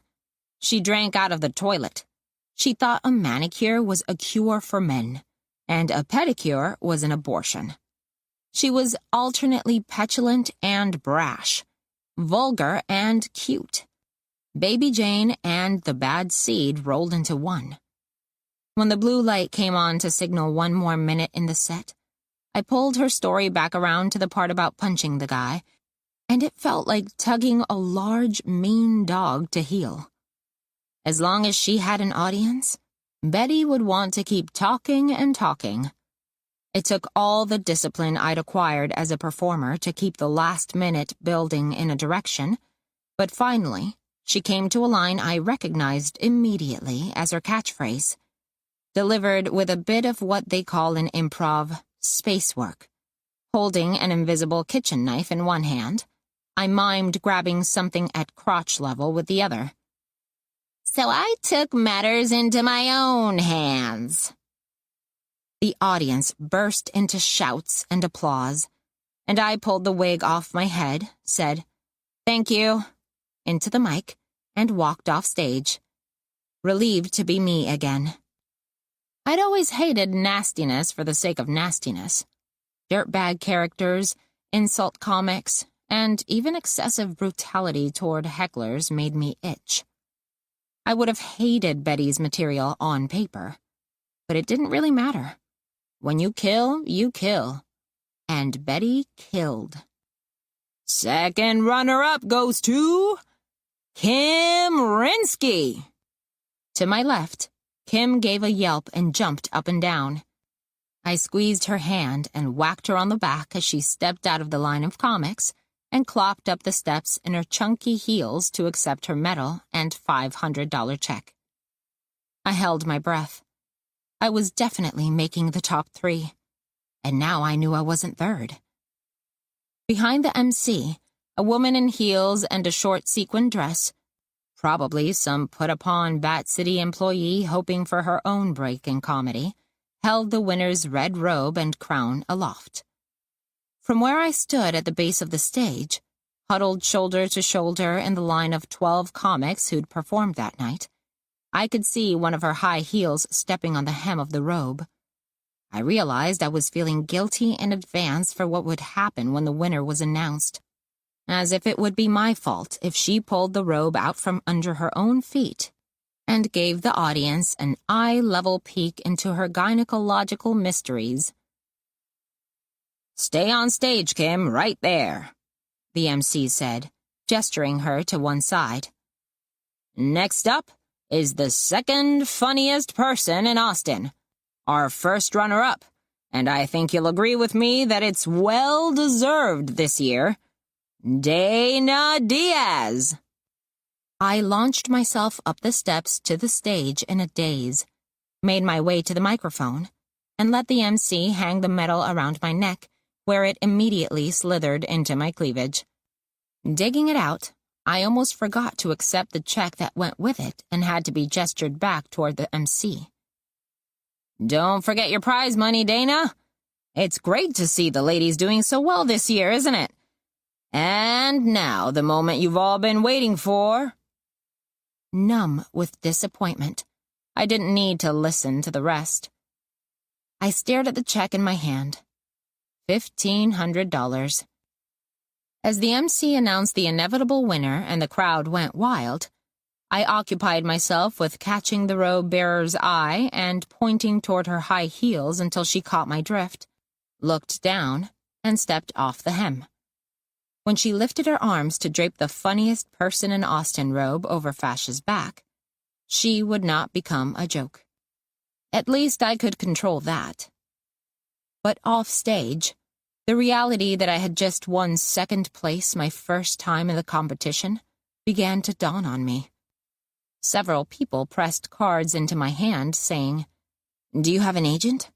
and "Do you have a manager?" I smiled dumbly and thanked them all and then observed the crowd parting before a tall black woman, her braids gathered in a low, thick bundle, her face radiating the same kind of surreal quality of celebrity Aaron Neely's had. She was smiling broadly as she leaned over and grasped my hand. "Hi, Dana. I'm Cynthia Omari," she said unnecessarily. "You were great up there." She continued talking over my stammered thanks. "You know what, Dana? We're always looking for guests on the Bestie Cast. I'll have to hook you up with my producer, Larry, to get you booked. But I'd love to have you sometime." I love the Bestie Cast," was all I could manage. "You're sweet," she exclaimed, looking around us at the rapidly emptying banquet tables. "This is so much fun. I don't know whether to send Aaron a get-well-soon card or a thank-you note." She leaned over and said in my ear, "By the way, if it was up to me, you'd have won first place. But I'm so glad I got to meet you at least." "Me too," I said stupidly. "I mean, I'm glad to meet you too." Then, wonder of wonders, she handed me, not her card, but her phone, with a new contact screen open, and told me to enter my number and email address. When I'd given it back to her, she said, "Good. We'll get you on the podcast soon. Now go celebrate," and whirled away, quickly becoming obscured by the mob of people around Fash. Kim walked up, grinning wildly, her cheeks streaked with mascara tears that made her look more like Courtney Love than ever. "Victory party at Cha-Cha's. Everyone's coming, you in?" she said, and given Cynthia's parting exhortation, I didn't feel like I could say no. It was always Christmas at Cha-Cha's, a dive bar a few blocks from Bat City festooned year-round with silvery tinsel, paper bells, and strands of blinking vintage lights. Sitting in the disorienting glow, sipping drink after drink purchased by well-wishers and hangers-on who'd followed us to the bar, I started getting fuzzy fast. Fash held court by the Christmas tree in the corner, his bulbous gold crown and fake fur-trimmed red robe giving him the look of one of those old-world Santa figurines advertised in Parade magazine around the holidays. Surrounded by friends and the finalists who cared about looking like good sports, he brandished his scepter, a glitter-filled Toy Joy baton with an Austin-themed snow globe duct-taped to the top, swirling with tiny black bats instead of snow. A flash went off. A reporter from the Chronicle had also followed us over from the club, perhaps hoping for an alcohol-fueled feature story to break the monotony of the same post-competition write-up he had to do every year. Ruby and Becca had surprised me by showing up briefly at the bar to represent the Laurels crew. Nobody at work had ever come to one of my shows before. Ruby looked exultant in her forest green, wasp-waisted frock, turning every once in a while to someone nearby to say, "That was my wig up there." "I knew that blonde one was lucky," she said, stirring an unseasonal mug of hot cocoa with a peppermint stick. In fact, she'd lent me the Betty wig grudgingly. with a set of instructions for its care that I had so far completely ignored. But I gathered that she felt well compensated in reflected glory. Through the descending fog of alcohol, I thanked her profusely. "I can't believe you came," I said, sincerely moved. "Of course. I wouldn't miss my wig's debut. You hang on to it for as long as you want. Just thank me when you win an Oscar with it." "I think Travolta has best wig on lock, but thanks anyway," I said, and was rewarded with a sympathetic nod. "Anyway, now you know what I'm working on all the time in that notebook." "Oh, I know. I read it whenever you go to the bathroom." My smile went rigid on my face as I remembered all the notes about Ruby I jotted down. But she rattled on. "Don't bother saying goodbye to Becca. She won't hear you. Henry's been blowing up her phone all night demanding to know who she's really with. Did you look?" She raised her eyebrows meaningfully and gestured toward her upper arms, and I noticed that Becca was wearing a sleeveless shirt for once. "I don't see any," I said, and she cut me off. "Makeup," she said behind her hand. "Spray tan." She grabbed Becca, who was hunched over her phone, oblivious, and moved off toward the door. After I'd waved goodbye, I found myself stranded between Fash's adoring mob and Kim's friends from her bartending job. With Ruby and Becca gone, I suddenly felt the absence of friends who'd come just to see me. I finished my drink more quickly than I intended to, bought another, and with no one to talk to, downed it fast. I half expected Amanda to show up, the way she had for the first round of the competition. But since the swap, she'd insisted it was a good idea for us to keep away from each other, at least in public. It was obviously the right thing to do, but the irony it created felt especially acute now. The one person who was willing to do the most for me, and for whom I'd done the most, could not be seen in my company. I was beginning to depend on Amanda, but when she wasn't with me, she felt disconcertingly like an imaginary friend. The reporter, perhaps seeing that I was alone, seized his moment to pounce. "Dana, you placed second your very first year in the competition. What do you think won it for you?" "It's an honor even to compete," I said, irritated to find myself slurring my words. "Austin's got a great comedy scene. Everyone did really great out there tonight." "I saw your semifinals performance," the reporter said. "Your material tonight was different and very provocative. Is it risky to debut new material in the finals?" As I readied another canned response, he raised his camera and started snapping pictures. The flash made me dizzy, and as I gesticulated with my drink, I got the impression he wasn't really listening to my answers. "And what do you think about another white male comic taking home the big prize?" he said between clicks. "Is it time for a change in Austin?" Still safe behind his camera, the rat bastard, and clicking away. I had just said, with spiteful tact, "Austin is changing all right," when Fash sidled up to me, the flash having finally lured him from his throne to see who could be stealing his press.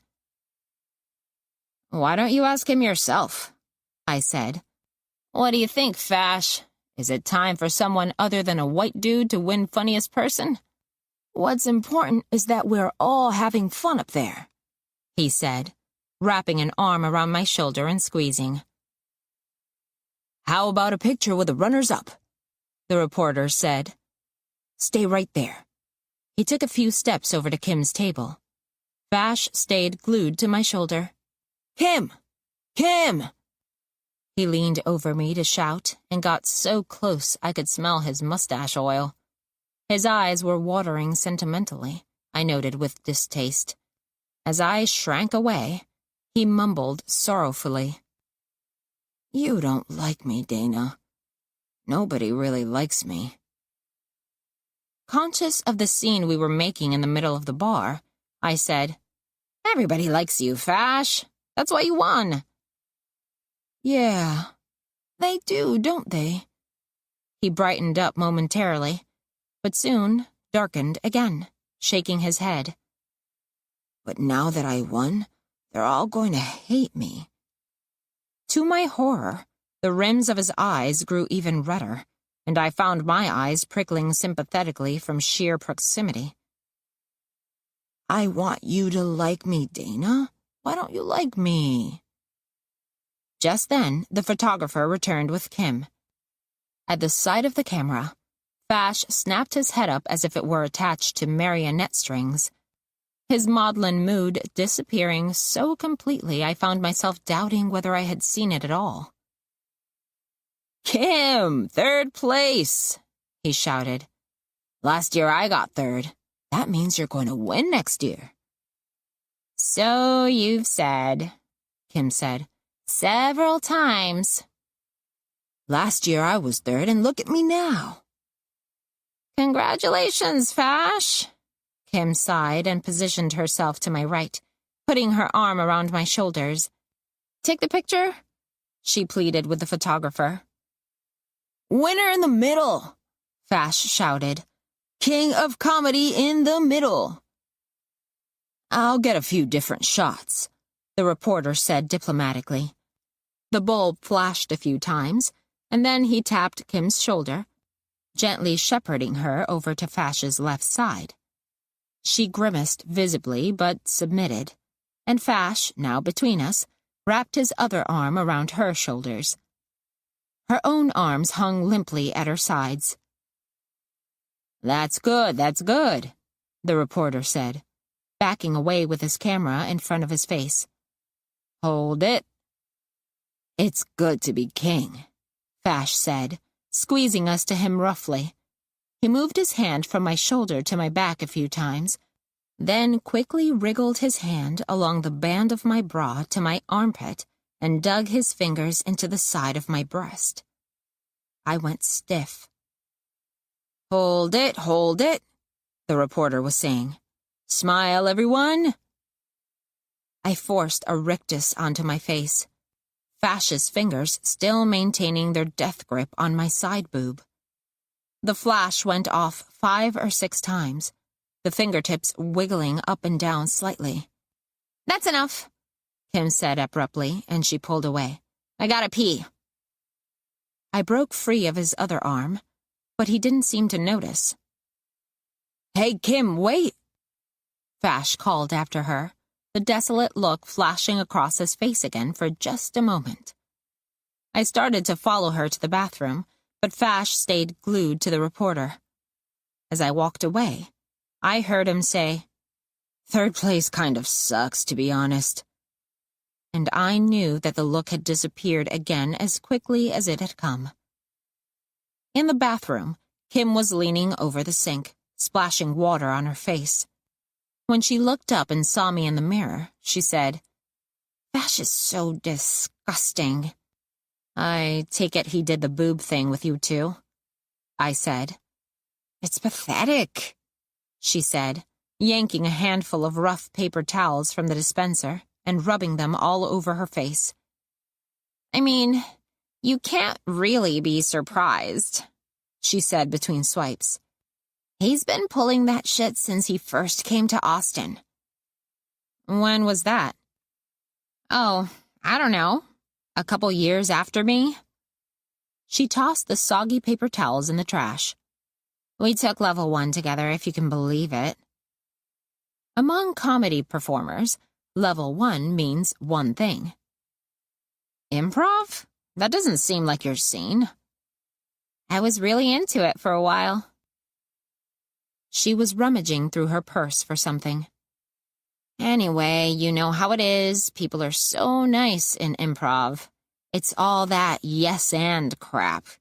And when Fash came around, everyone just adored him, you know? And I thought since people were acting like they knew him, they, knew him. Like, vouched for him. So I was nice too. Aha! She found the eyeliner pencil she was looking for and pulled off its cap triumphantly. What do you mean, nice?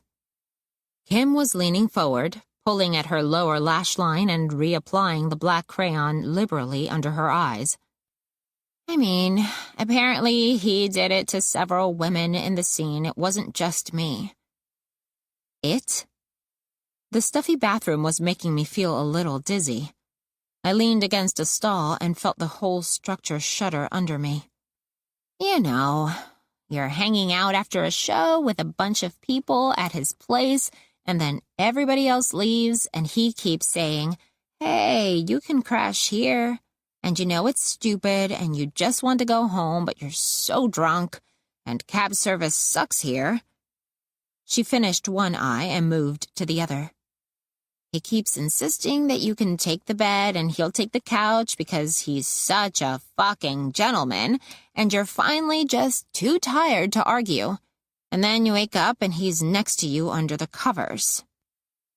She snapped the cap back on abruptly and mimed an obscene gesture with her hips. Oh my God. Really? For a moment, I smelled tequila, felt the brutish, awful weight on top of me, saw the black outline against glowing TV static. Then I pushed it out of my mind. What did you do? I mean, don't get it twisted. He was pretty easy to fight off. Like I said, pathetic. She dropped the eyeliner back in her purse. He started crying like a baby. Fluttering her eyelashes up and down in the mirror, she flicked a few stray dots of eyeliner off her cheeks. Eventually, someone caught on and word got around and he got banned from a couple of theaters. That's why he doesn't do improv anymore. Neither do you, I pointed out. I guess I wasn't that into it after all, she said in a way that signaled the conversation was over. She gestured toward the stalls. Did you have to go? Yeah. Will you wait for me?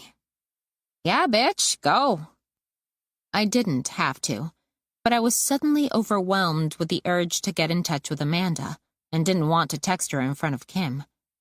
The feeling had been growing all night, a kind of restless itch scratched temporarily by my set in character as Betty, but now back with a vengeance. Gradually, over the course of the night, I had come to understand who was causing it. I closed the stall door behind me and had already pulled out my phone when Kim said, from the other side of the stall door, Dana? Yeah? I stopped texting. You're good friends with Jason Murphy, right? It was so unexpected that I just said, yeah, in a hurry, before I could think too hard about whether it was still true or not. I mean, you were roommates in LA? Yeah.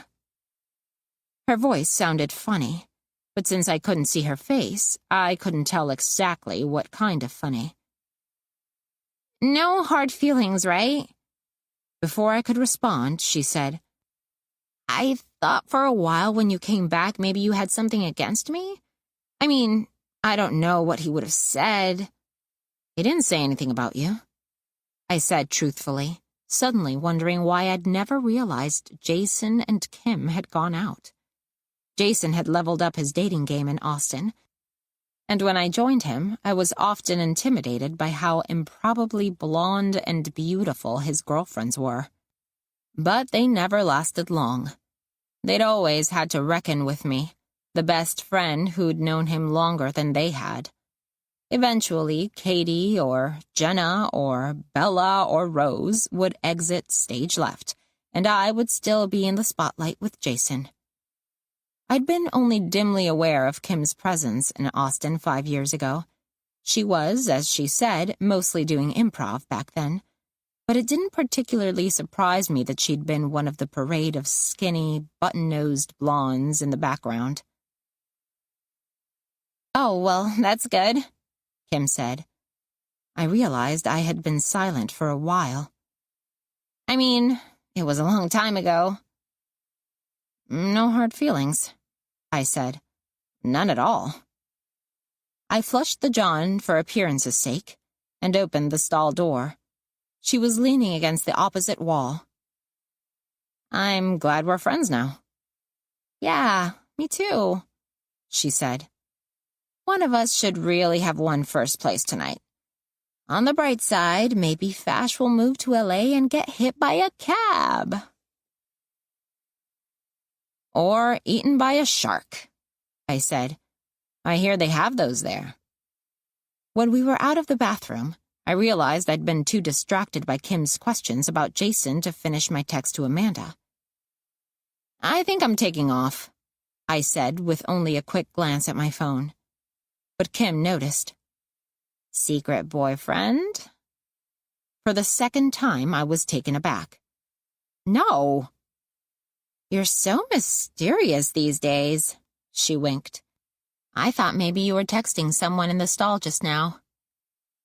I was just looking at the time, I said lamely. I didn't realize how late it was. I have to work early. Gotcha. She looked amused, and I dropped my phone in my purse and gave her a hug. Congrats again. You too.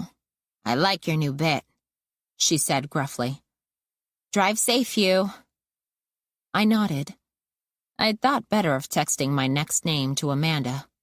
Too risky, and instead asked her if I could come over. I spent the car ride home imagining us sipping wine on the balcony and discussing how to rid the Austin scene of the scourge that was Fash. 9. Fash banner. Tricky. What's tricky about it? I was stalking back and forth by Amanda's giant windows, daring someone to see me. I knew I wasn't thinking clearly, but I didn't want to lose momentum. What Kim had told me in the bathroom about Fash had been burning a hole in my brain.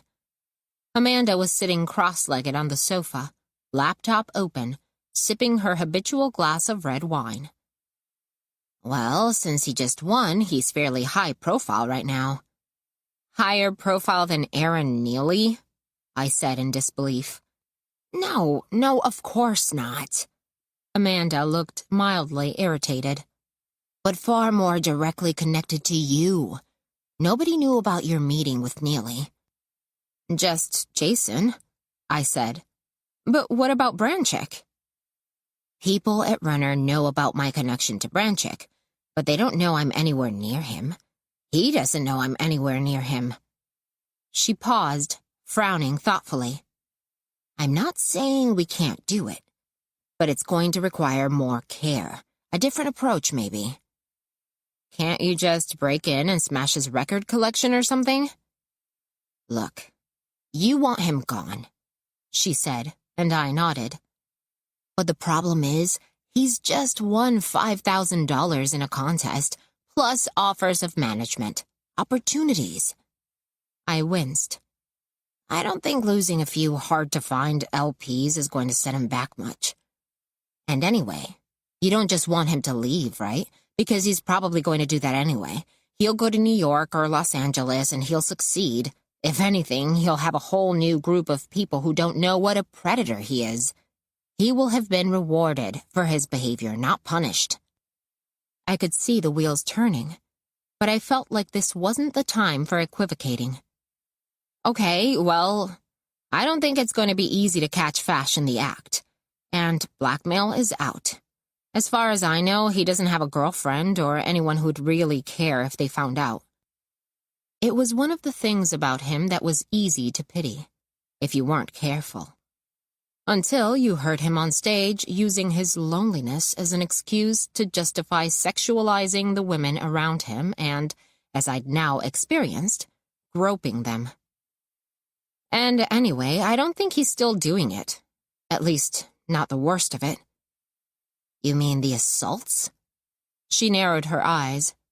Didn't your friend Kim say that happened just after he moved to Austin 4 or 5 years ago? I nodded.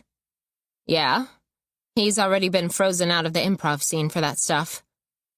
Reluctantly, I allowed myself to consider a possibility I'd been pushing to the back of my mind since last night. Maybe he's learned his lesson. Amanda scratched her nose. That guy? Not likely. Oh, I bet he hasn't actually crawled into bed with any passed-out girls in a while. I would guess he acts out more in a new environment, when he's insecure or stressed out. Which, by the way, he will be in LA. Success can be just as stressful as failure. She chewed her lip, absent-mindedly tugging on a curl. I wonder if he has a clinical diagnosis. While you're wondering, he's probably packing up his car and looking for a subletter, I lamented. Then I snapped my fingers. That's it. You could show up to see his apartment, pretend you want a sublease, and then, I don't know. Relax, Dana, Amanda said. I've already got a few ideas. I just need to do some research, that's all.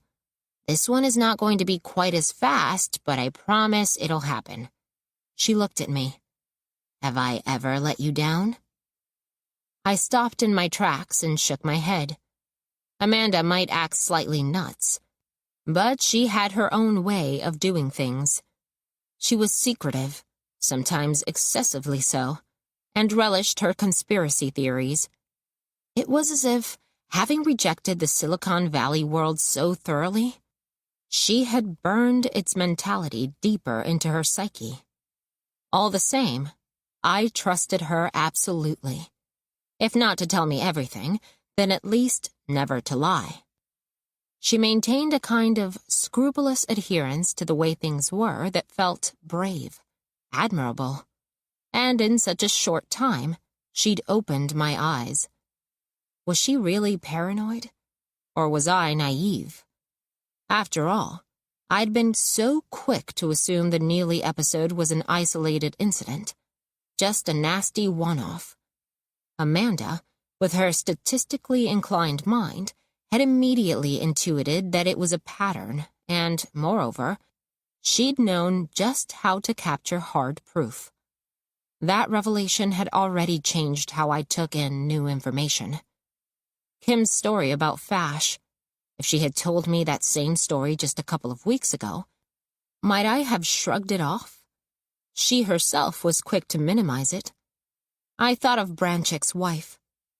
Why were all of us so ready to lie to ourselves?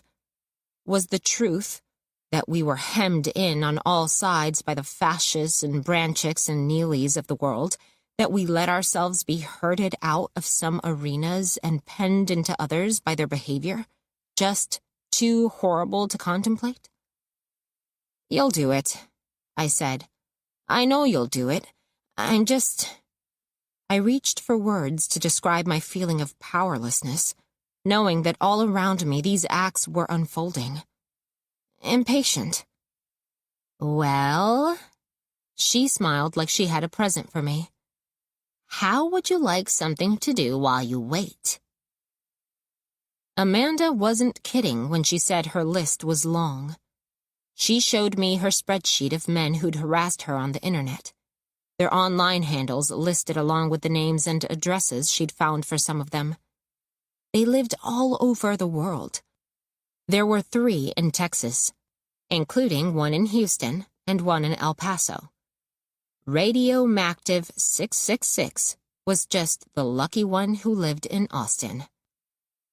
The bulk of the harassment had come almost 2 years ago, right after the news item in which she'd been anonymous but identifiable, and most people had forgotten her quickly. But a tenacious few had held on until the day she erased her online identity. She opened a file full of screen caps of comments and emails, all scrupulously saved with notes on the trolls who'd sent them. They were mostly rape threats, embroidered with varying degrees of obscenity.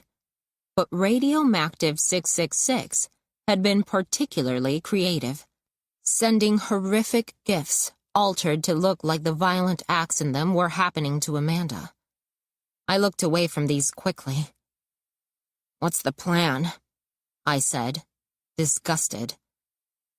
He's a runner user, naturally, she said. He likes to pay people, preferably women, to get him Thai food. Though sometimes he splashes out and orders one of those $15 burgers with a fried egg on top. Username Carl M. I'm not giving you his real name because the less you know, the less tempted you'll be to look him up online and give him a way to trace you. This guy's a lot smarter than Branchik. He could find you and dox you in a heartbeat. I looked over her shoulder at a screen full of numbers. In the leftmost column, there were 6 digits, then a space, then 4 digits. Dates and times. Are those his runs? Yeah, she grinned. See if you can figure out the pattern.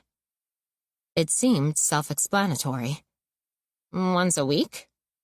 Yeah, but what about these shifts in the pattern?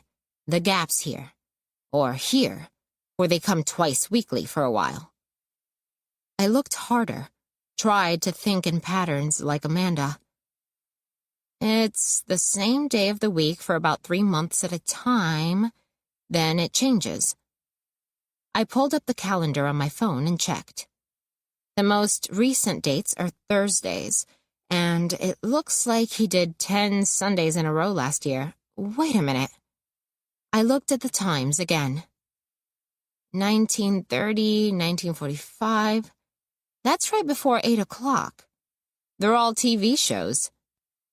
I started chortling. And that one's got to be Game of Thrones, she finished.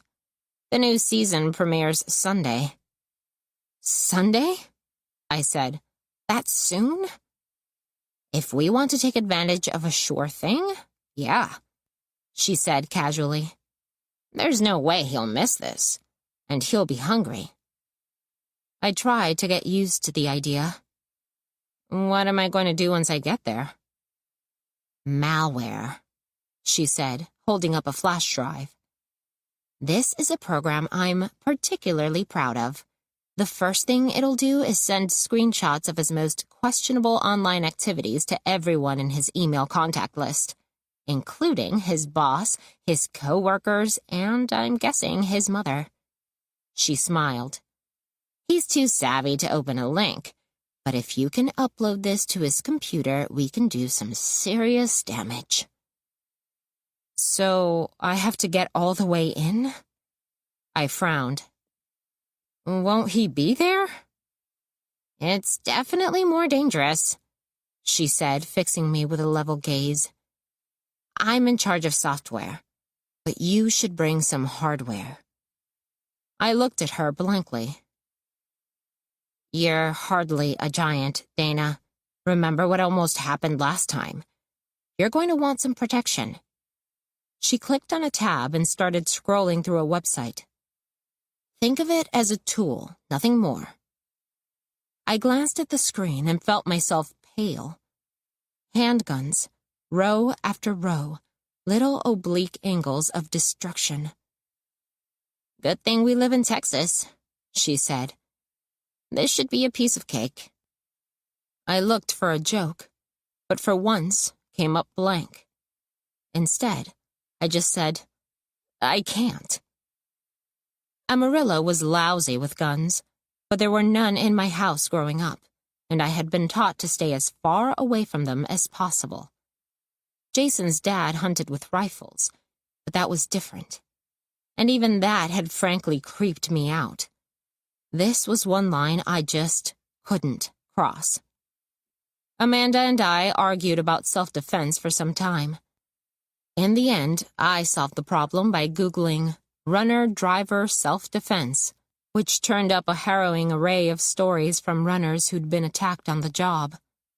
As I skimmed articles with titles like The 5 Things That Could Save Your Life on a Bad Run and How to Tell If a Run is a Trap, I realized Amanda's talk of the company endangering customers by not doing background checks on the runners had blinded me to the dangers the runners themselves faced. Just another peril of the gig economy. No wonder there were fewer female runners than male ones. A few veteran runners suggested bringing a handgun on every run, but stun guns were by far the preferred mode of self-defense, since they were less likely to escalate tensions in a bad situation.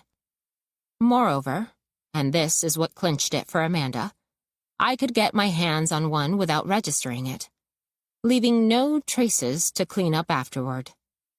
Relieved, I agreed to procure a stun gun before Sunday's premiere, and left Amanda's apartment feeling surreal. The last thing she said as I walked out the door was, "Be sure to wear that awful wig. He likes blondes." It was only after I was out on the sidewalk and headed toward my car that I remembered I had gone to Amanda's to talk about Fash and left with every intention of procuring a weapon. I was still in bed the next morning when the call came. "Hi, Dana. Larry Green here." I racked my brain for a Larry Green I knew, but before I could answer, he said, "Look, I know this is last minute, but we had a guest drop out of the taping this morning. Cynthia threw your name out as a replacement." Cynthia. Larry. I was talking to the producer of the Bestie cast. "Wow," I said, finally catching up. "Thanks for calling, Larry. So, when—" "We'd want to get you on as soon as possible to get the podcast up at the usual time," he said. "We're already behind schedule. How's nowish?" I stammered out something affirmative. "Great. I'll call you back in 15. Be ready." He hung up without saying goodbye. 3 minutes later, I was fully dressed and perched on the edge of my sofa with my cell phone in hand, not even daring to look at it lest I run the battery down from its 91% charge. It rang at 5 minutes after 10, and I answered on the first ring. "Dana Diaz?" Larry asked, as if it were the first time we had spoken. He continued in a smooth, well-worn version of the gruff voice I'd heard a few minutes before. "This is Larry, producer of the Bestie cast. We're so excited to have you on the show. I'm going to patch you through to Cindy in just a second. You'll hear her talking for a few minutes before anyone can hear you, then she'll say hi, and then Bob's your uncle, as they say." He chuckled. "Oh, my God," I said before I could stop myself. "This is really happening." "Relax," he said, and then added, with profound cruelty, "Just be funny." And suddenly, I was hearing Cynthia's plummy, melodic voice on the line mid-sentence. "With breakfast tacos. So, paradise on earth, right? I was recently down there judging the funniest person in Austin competition, a 6-week-long elimination-style battle of the local stand-ups. That's how I met our next guest, Dana Diaz, who placed second in the competition with an act I can only describe as, well, intriguing. Dana, are you there?"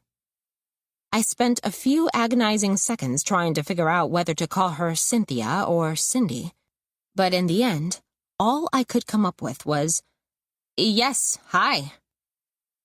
"You're on the Bestie cast," she said. In a voice of mock reproof, she added, "I need you to sound like my bestie, Dana." "Oh, sorry." I laughed feebly. "Hey, girl, what's up?" It felt horrifyingly stiff, even after she answered me in kind. For the first few minutes, I could feel her trying to loosen me up. Not that the effort showed in her voice, and I tried desperately to loosen. We chatted about our parents. I told a story about Amarillo that, without a room full of people to laugh at it, sounded so flat I felt sure no one anywhere would ever laugh at it again. She gave me opening after opening for the kind of soft-serve autobiographical anecdotes I usually trimmed out of my sets. B-material that would give me some room to spread out and show my personality. But without the energy of an audience to feed off of, I could feel myself slipping off the thin, taut wire of funny. Fumbling at the trapeze Cynthia kept tossing my way as I flailed over the void. After a few minutes of this, even Cynthia's calm voice began to betray hints of irritation. Tell me about Betty, a character you sometimes do in your sets. Betty came to me kind of all at once, I stuttered. I borrowed the wig from one of my coworkers. Great. Cynthia cut me off before I could start rambling about my day job. What if you got into character for a minute and just answered some questions as Betty? I definitely have a lot of things I'd like to ask her. Sure, I said, so eager to please I didn't quite understand what I had agreed to until it was too late. Okay, so my first question is, how'd you get so basic, Betty? 1 second. 2 seconds. 3 seconds. The excruciating sound of dead air ticked by as I ran with the phone into my bedroom, quickly located the wig on my dresser, and smashed it crookedly down on my head, ruffling it over my bangs. Basic, I said in Betty's high-pitched squeak, glancing at myself in the mirror. I'm salt of the fucking earth, bitches! Cynthia laughed, relieved. Betty! So glad you could join us today. Just don't give Larry anything else to bleep, okay? I garbled out a long streak of curse words, one after the other, that devolved into croaking toward the end. How's that? Surrendering to Betty, I stopped trying to connect with Cynthia and started connecting with the invisible audience. Instinctively, I knew her listeners would love to hear their beloved podcast host needled, as long as it was by an imaginary character who would disappear at the end of the episode. Cynthia rewarded my instincts with easy laughter. That's great, Betty. You know, Larry's already had a rough night. This could break him. For a minute there, he was worried you weren't going to show. And miss the Betty cast? No way. That's the bestie cast. That's what I said. Betty could ride the corniest material with absolute confidence. If Dana's rule was no blood in the water, Betty's was pull out your tampon and get busy splashing. Now tell me the truth, Betty. You're wearing the wig, aren't you? I heard you put it on. Listeners, we are dealing with a true artist here, like Kaufman. I'm not coughing. I'm just out of breath from running, I quipped facilely. And if we're talking about wigs, I have a good story about Cynthia's. Do not even go there, Cynthia forewarned. You know what, Betty? You are really lacking in social graces. That's what my psychiatrist said, only he said it with more words. Let's see, how many words is antisocial personality disorder with homicidal tendencies? I pretended to count, but gave up at 3. Well, anyway, it's a lot, but back then it was easier for him to talk because he had lips and a tongue. What happened? I settled onto my sofa, stretched out my legs, and held the phone in place with my shoulder while I picked at my nails. I'm so glad you asked, Cynthia. It all started the other day when I got my dog Blister certified as a therapy animal so I could sneak into retirement home kitchens and soak in the creamed corn vats. I snorted indignantly. Who knew biting even one senior gets you kicked out of those places? Wait a minute, asked Cynthia, playing the straight man. Why would you soak in a vat of creamed corn? How do you think old people get such soft, smushy skin? I said. I can tell you, though, it doesn't taste as good as it looks, so don't bother. Creamed corn? Old people skin. It was you biting the seniors? She said in disbelief. What about Blister? Blister's been dead 6 years, I said. Turns out that's another thing that's against the rules. Now shut up and listen, bitches. Betty's talking. For the next hour, as Betty rambled and Cynthia pretended shock, I lived in a double world. The apartment all around me seemed to have gone semi-transparent.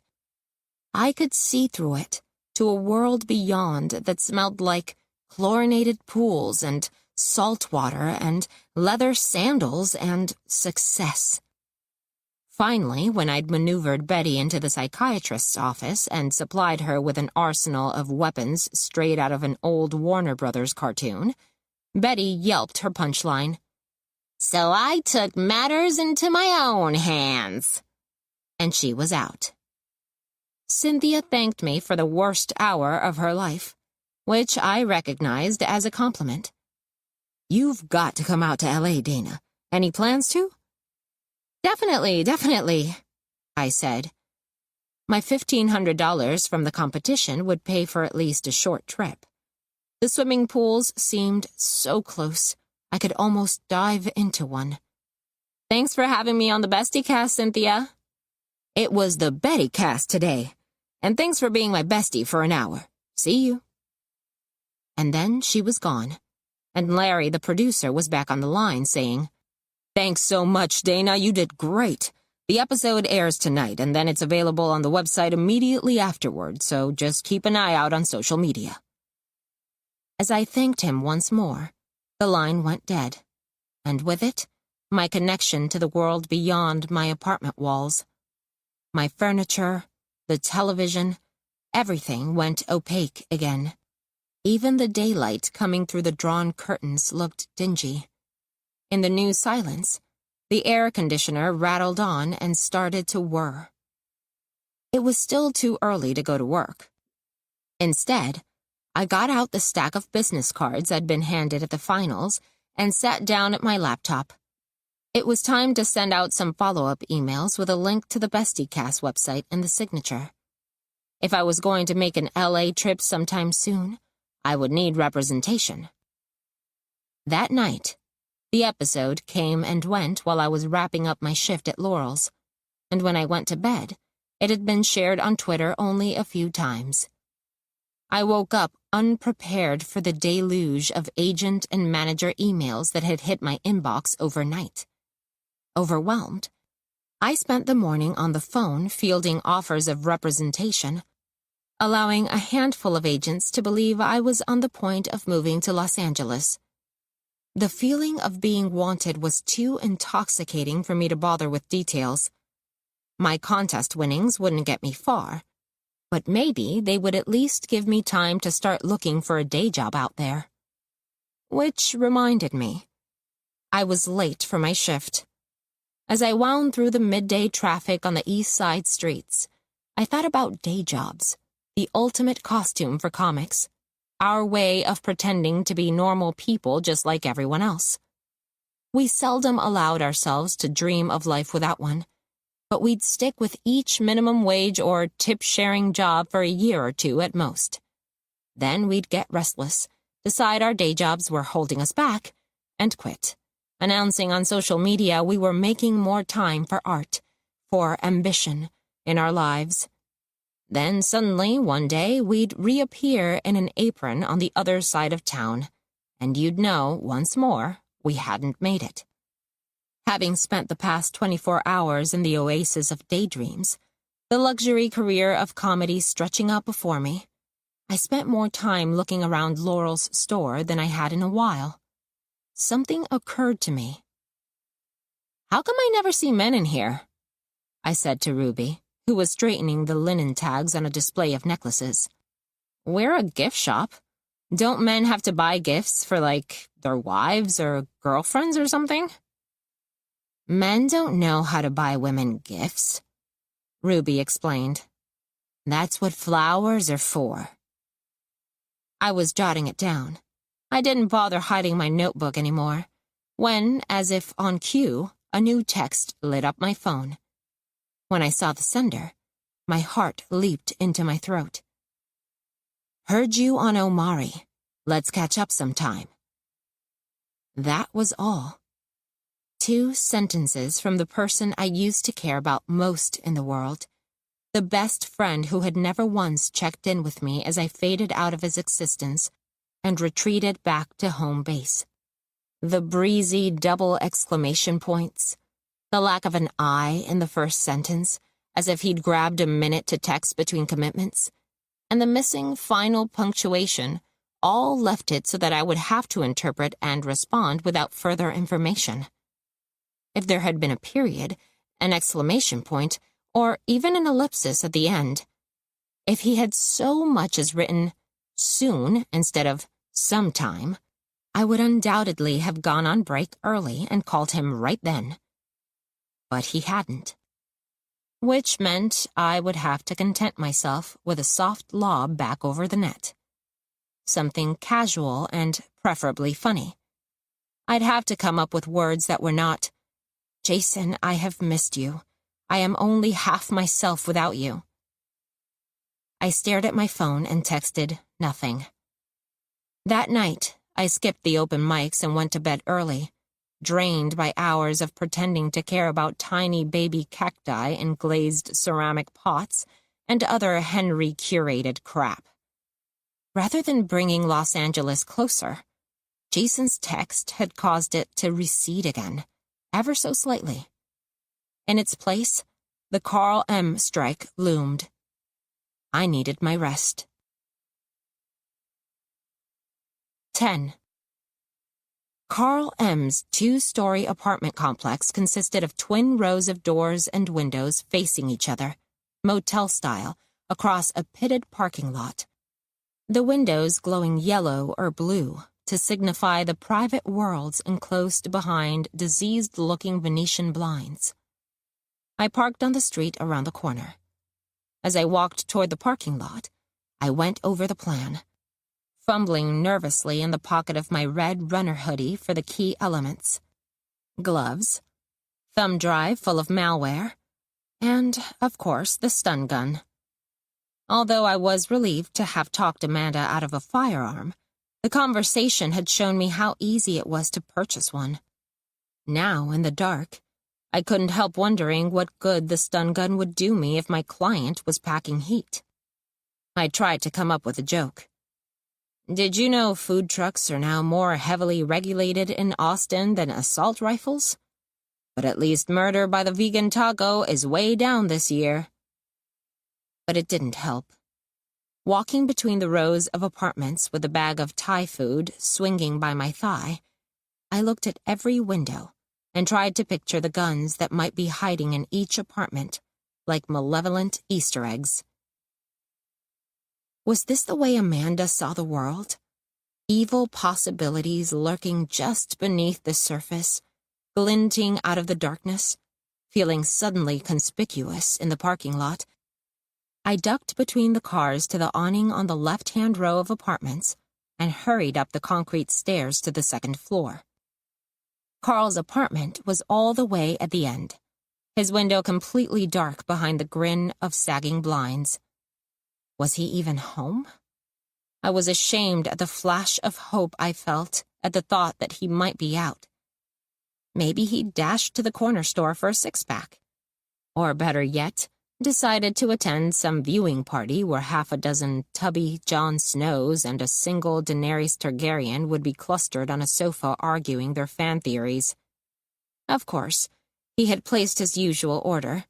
I readjusted my sweaty grip on the plastic-coated runner bag full of Thai food.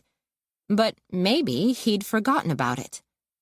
As I was resolving to leave it on the doormat and run, a light came on along with a burst of music so loud that, even muffled, it made the concrete walkway shudder under my feet. I hesitated for a moment in the twitchy glow emanating from the blinds.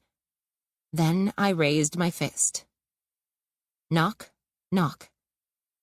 The door opened faster than I'd expected, and I almost took a step back.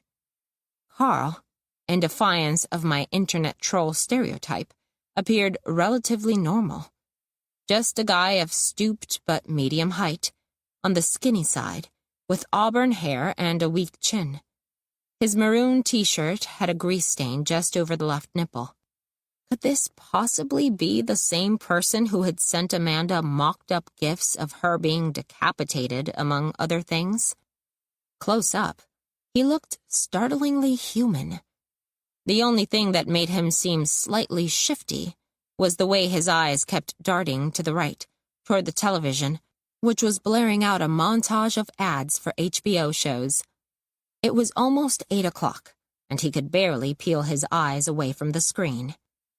"Carl, I'm your runner, Betty." I held the red thermal runner bag just over the threshold. "Thai kitchen?" "Right," he said, reaching for the bag automatically. His thumb brushed the tip of my third fingernail, and I felt something like an electric shock run through me. "Thanks," he said, already closing the door. Hey," I said. Then, "Never mind. Have a great night." But the door halted with a tiny squeak. Carl squinted at me through the crack, giving me his full attention for the first time. "I'm sorry, did I already paid with the app, right?" "Oh yeah, you're all paid up. I was just..." Here it came. My big moment.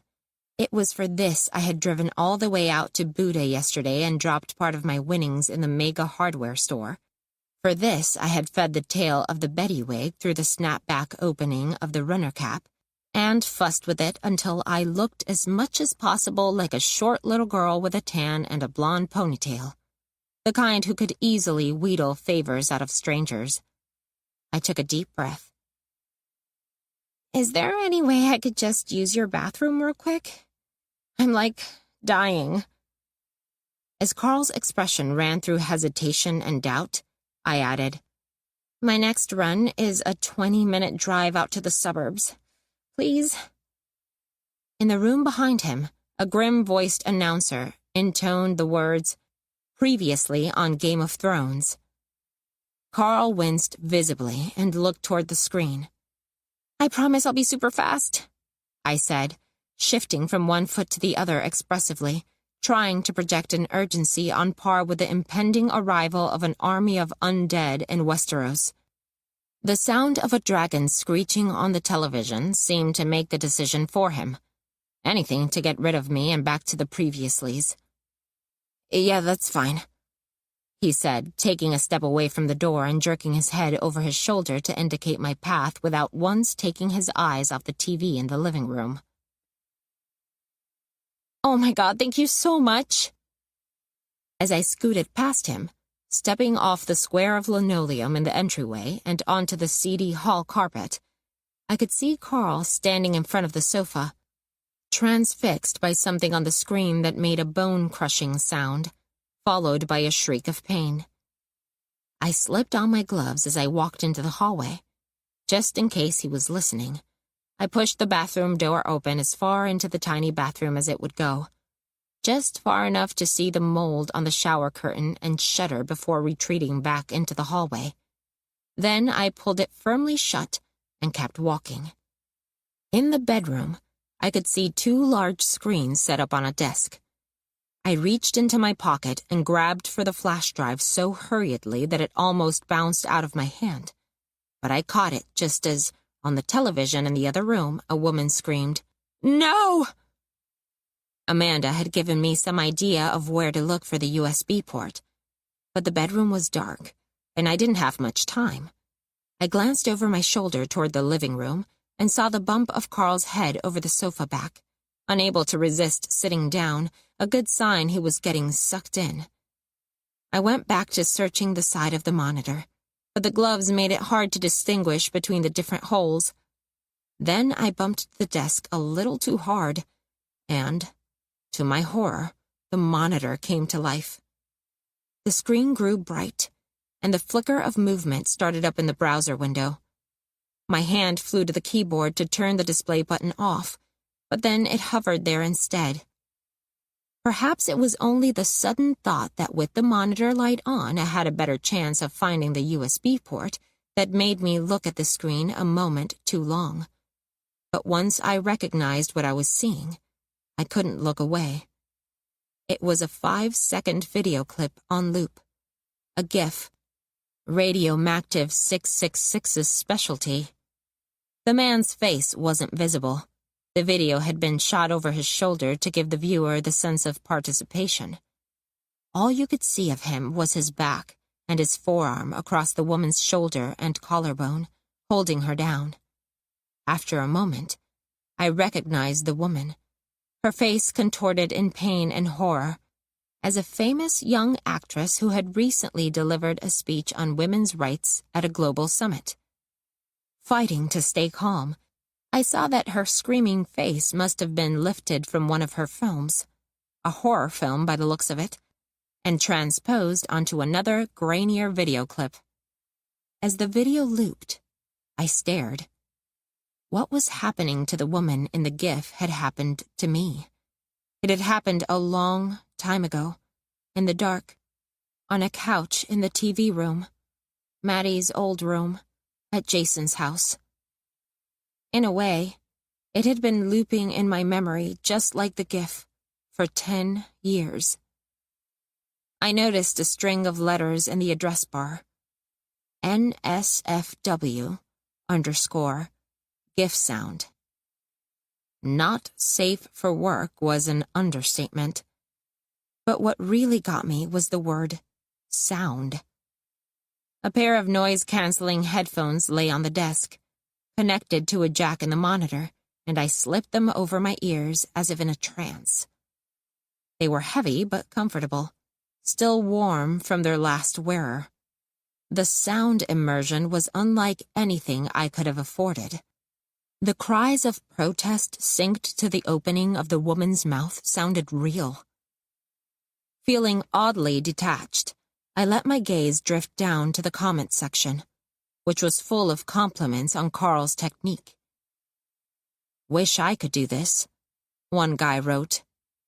"I mean the animation and her." Under the numbness, I felt a quiver of nausea, but I tried to push it down. I told myself that the clip that had been pasted over was probably lifted from amateur porn, not footage of a real assault. But if something could look this real and feel this real, if it could thrust me suddenly back onto the couch in the dark TV room at Jason's house my senior year of high school, render me powerless, terrified and numb. Maddie silhouetted in black against the television snow, his drunken pressure forcing me down.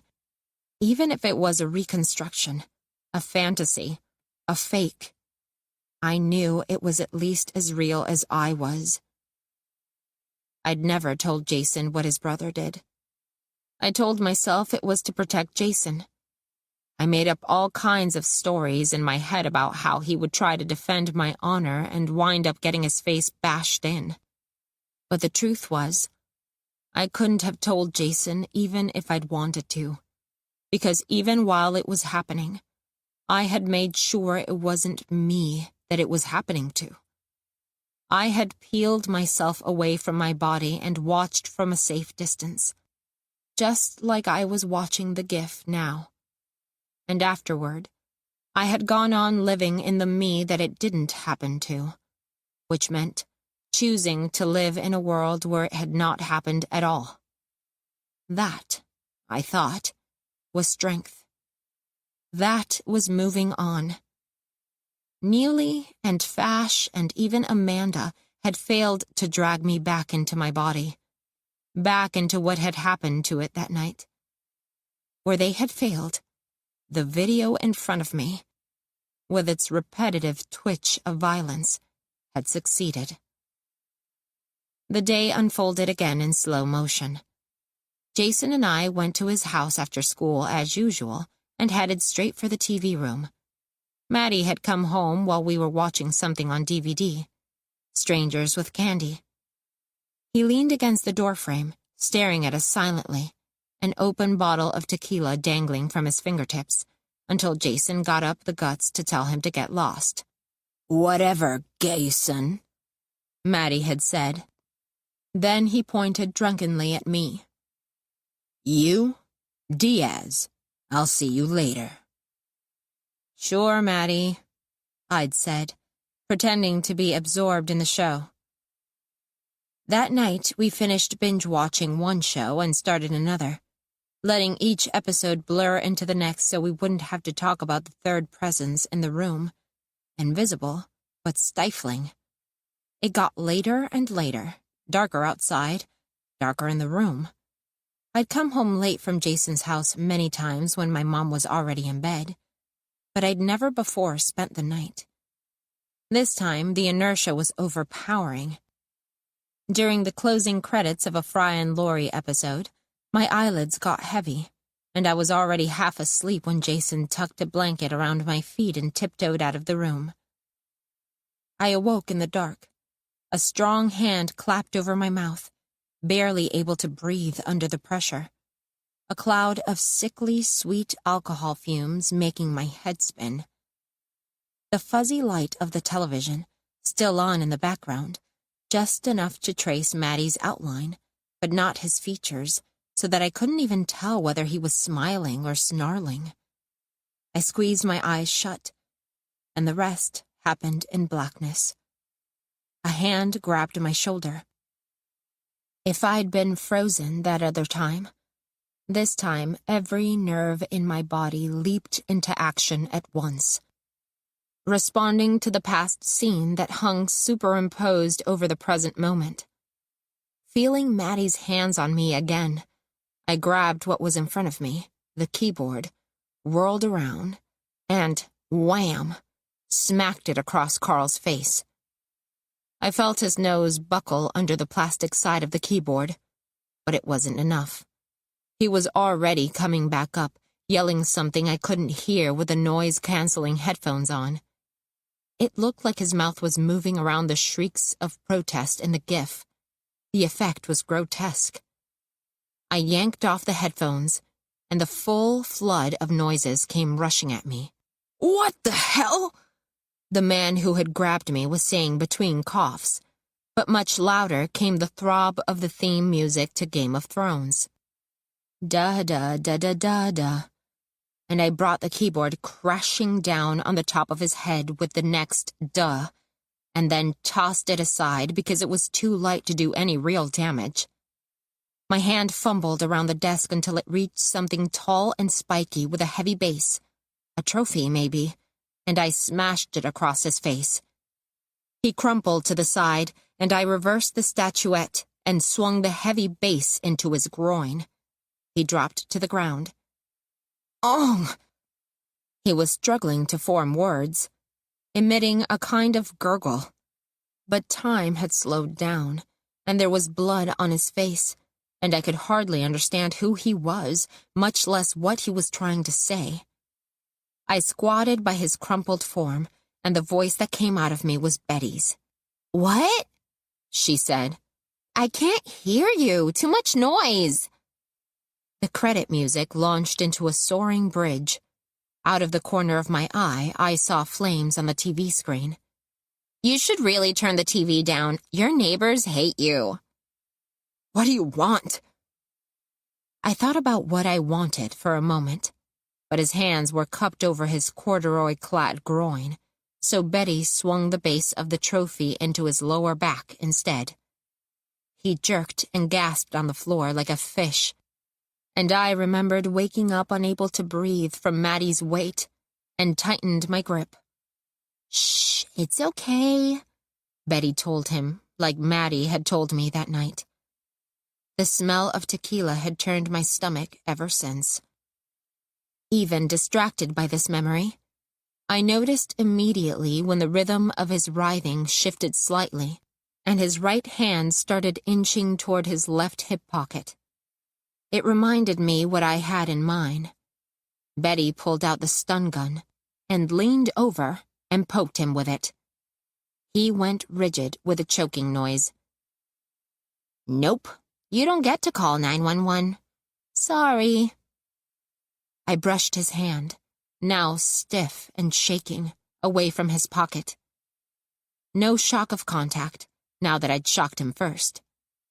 I hooked my gloved fingers into his pocket, past the corduroy bib and down into the cotton lining, and wiggled them down past the crease with businesslike efficiency. Past the hip bone that had ground so sharply into mine it had left a bruise. I'd ignored the stiffness in my hips the next day as I drove the hour and a half to Lubbock in search of a pharmacist who would sell an underage girl a morning after pill. My fingers closed on Carl's phone, and I slid it out of his pocket and dropped it into my own. See, I didn't get to call 911, so you don't get to either. Who are you? Carl gasped from the floor. I'm Batman, Betty said in a low, growly voice, and then exploded with laughter. Carl flipped onto his stomach and started scrambling down the hall, trying to pull himself along the carpet. Still howling, Betty turned toward the video that was playing on the screen and swung the base of the statue until there was almost nothing left on top of the desk. Hiding behind the monitors like an animal crouching in fear was an external hard drive. What do we have here? Betty yanked the cords out of the hard drive and stuffed the whole thing in her hoodie pocket. There was room now that the stun gun was out and about. I followed Carl into the den. He was moving at an excruciating pace, not in peak physical condition. Please don't hurt me, he said, backing up against the sofa and scrabbling his bare feet under him for purchase. Trying to get a standing position. What do you want? I'll give you whatever you want. Already got it, Betty cried, grabbing the hard drive through my hoodie pocket and wiggling it lewdly back and forth. But thanks anyway. I never did anything to you, he coughed. I don't even know you. That's okay. I didn't know my attacker very well either, I said. And I certainly hadn't done anything to him. But I have a feeling you've done something to someone sometime. Or maybe you just talk a big game, make funny gifts to scare women and watch other rapists do what you wish you could. Either way, I'll find out. I patted the hard drive like it was my unborn child. I mean, maybe the police won't care. Maybe you haven't done anything illegal, but I bet your mom will care. I bet your employer will care. Your girlfriend, if you have one, you pathetic loser, will care. Betty swung the statue up over her shoulder like a baseball bat, and he cringed. So call the police if you want, but if you do, the first thing you'll have to tell them is that you got beat up by a girl.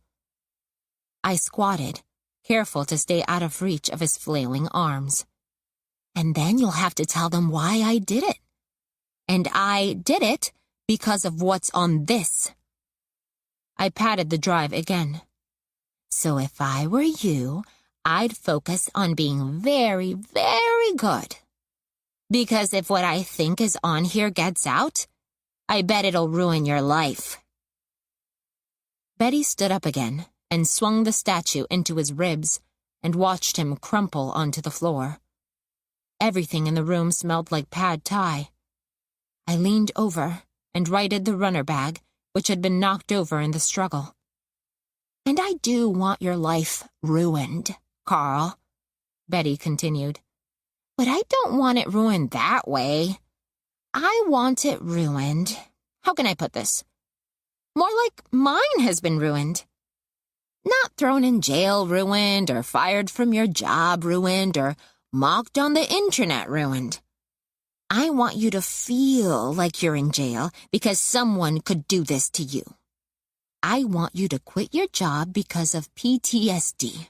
Lose your friends because you're too afraid to tell them. Disconnect your internet because you might accidentally see me on a mutual friend's Facebook feed and go into shock all over again. I want you to know that I'll be watching you. Don't ask me how, but I will. I want you to be scared of being alone with strange women, like I'm scared of being alone with strange men. I leaned forward, and he rolled over onto his face with a moan, curling his hands around the back of his head. Except you, Carl. I'm not scared of you anymore. But it wasn't Carl I was talking to. I wedged the statue under my armpit, pulled his phone from my pocket, took his hand. He gasped in pain but didn't try to jerk it away, and placed his thumb gently on the unlock screen. Then I stepped back, straightened up, and opened the Runner app on his phone. I found my name, Betty B, for Betty Bear, Betty Badass, Betty Batman, and hovered my index finger over the little circle. How would you rate this run, Carl M.? Food got here pretty fast, I shrugged. On the other hand, revenge. So maybe just 4 stars for Betty B? Face down, motionless except for the gentle rising and falling of his shoulders, he looked like he was asleep. You know what, Carl? I feel like you'd round up to 5. I pushed the 5th star, then wiped the screen clean and tucked it gently back into his pocket. That's just the kind of guy you are. The credits were rolling as I opened the door to step out. At the last second, I realized the statue was still under my armpit, and I pulled it out and looked at it. It was not a trophy at all, I could see in this light, but a 20-inch statuette of Black Widow, the Marvel character, in a clinging costume and back-wrenching pose that showed off her boobs and butt simultaneously. You go, girl, I told her, and tossed her onto the sofa.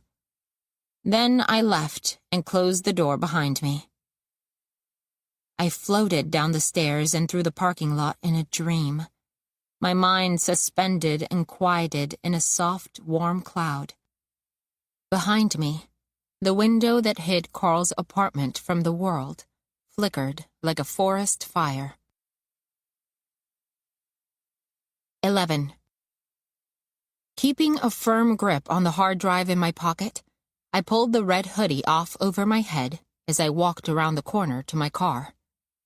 The runner cap and Betty wig came off too, and I rolled all of it up into a thick bundle under my arm.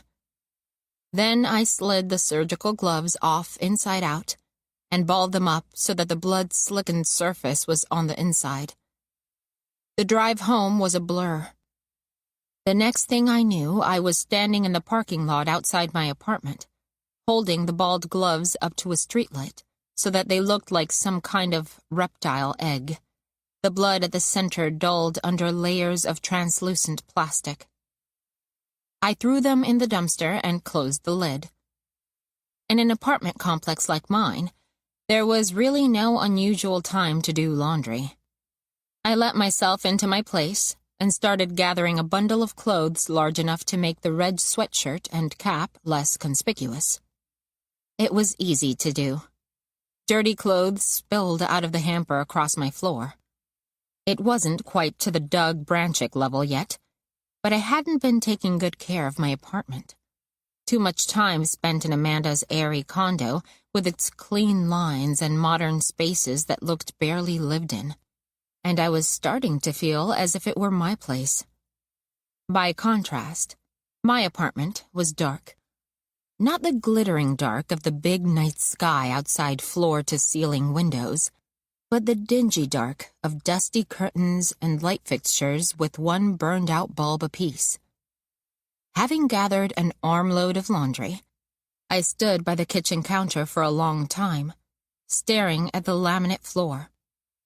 I'd never really noticed before how the laminate was notched to suggest individual boards rather than a single millimeter-thin layer of shaved wood fused to particulate plastic.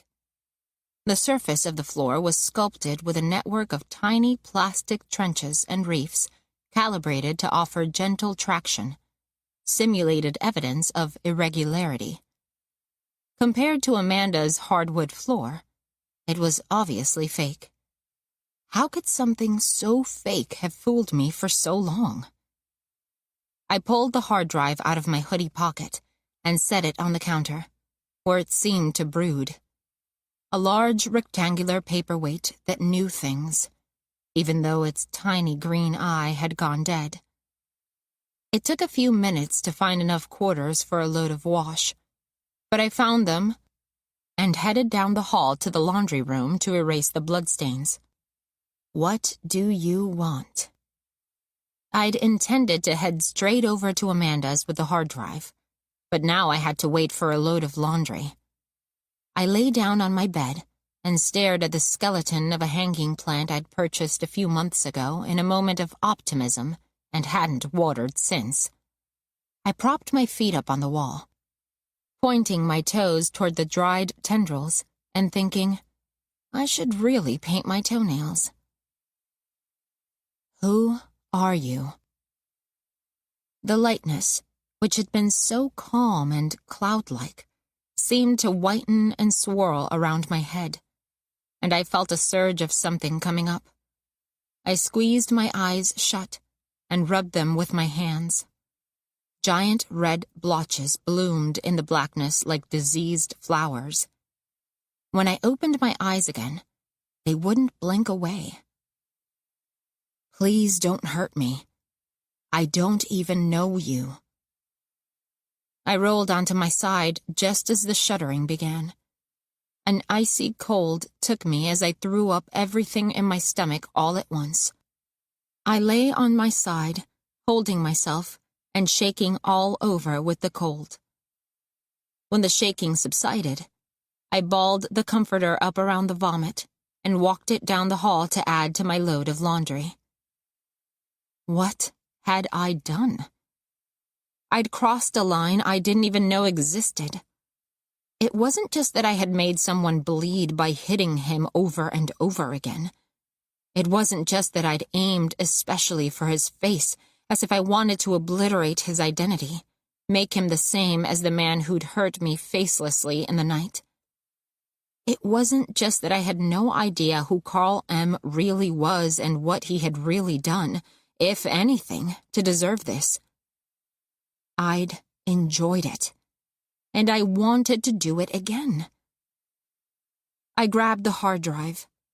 I had to get it over to Amanda's tonight, tell her what I'd done, ask her what to do next. I'd come back and finish the laundry later. On the way to the door, I saw the Betty wig lying on the floor where I'd dropped it. White blonde hair curling luxuriously, its elasticized interior like a glimpse of dirty underwear. I kicked it under the sofa and left. As always, Amanda was home and wide awake, tapping away at her laptop on the kitchen bar. I walked up and thunked the hard drive in front of her on the counter, like a cat dropping a half-dead rat at its owner's feet. Here, I said. Go nuts. Her eyes widened when she saw what it was. Oh my God, she said. That wasn't in the plan. Yeah, well, a lot of things weren't in the plan, I said. And actually, I'm starting to think that the plan kind of sucked. I opened the refrigerator without asking, located a bottle of white wine, unscrewed the metal cap, and took a long swig. The cold, sweet wine hit my empty stomach with a lurch, and then spread a welcome warmth up my esophagus. But Amanda wasn't listening. She already had her hands on the hard drive, running her fingers greedily over its smooth metallic surface. This is amazing, Dana. I can do so much with this. How did you manage to... Then she stopped, picked with a fingernail at a smudge of brownish red on the hard drive. She brought it closer to her face and examined it. Then she looked up at me. Dana, she said, realization dawning in her eyes. He snuck up behind me. I was looking for the USB port and he caught me and I swallowed a sob of panic. I lost it. Slowly, her look of shock transformed, her lips turning upward and stretching into a wide, incredulous smile. You're incredible, Dana. You're like a superhero. I thought of the Black Widow figurine and suddenly started laughing, noiselessly, faster and faster, until tears masked my vision. Amanda saw me crying and wrapped both arms around me in a hug.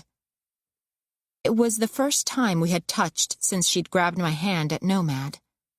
Her arms felt rail-thin, but wiry strong, wrapped around my shoulders, and I let myself be restrained by her, the only thing stopping me from flying apart. Keeping her grip on my shoulders, Amanda drew away from me, a concerned look on her face. Dana, are you okay? Did he hurt you?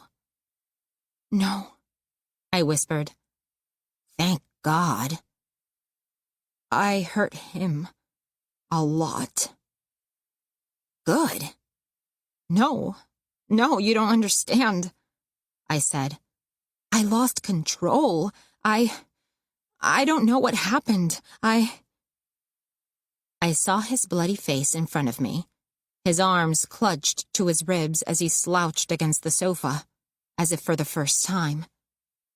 Amanda led me over to the sofa and sat me down. Then she went to the kitchen and filled a glass of water and brought it to me. She watched me drink it, studying me. I know what happened. I stared at my jeans, picking a loose thread. You have one more, don't you? She said. I didn't need to ask, but I did anyway. One more what? One more name. I looked down into the glass of water I was holding and nodded dumbly. Someone did something to you. Her voice was steady as she sat down next to me. A long time ago. I nodded again. It's worse than Neely, worse than Fash. And it came back, didn't it? It came back and you were right there, like it was happening to you again. I could barely nod. Now that the sobs had stopped, a single tear was working its way out of my eye and down my cheek. I thought so. I knew there was someone else. I waited for her to put her arms around me again, to comfort me, to ask me who it was, what had happened. I wanted to tell someone about the night I fell asleep on Jason's couch and woke up with Maddie crushing me. For so long, I'd been trying to forget the details. Now I ached for them to come spilling out, the way the Neely story had that night in the Bat City parking lot.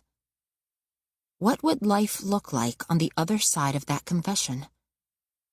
There was a long pause, when, finally, I raised my head to look into her eyes. I saw that she was staring at me, her green eyes burning. That's good, she said, because I have one more name too.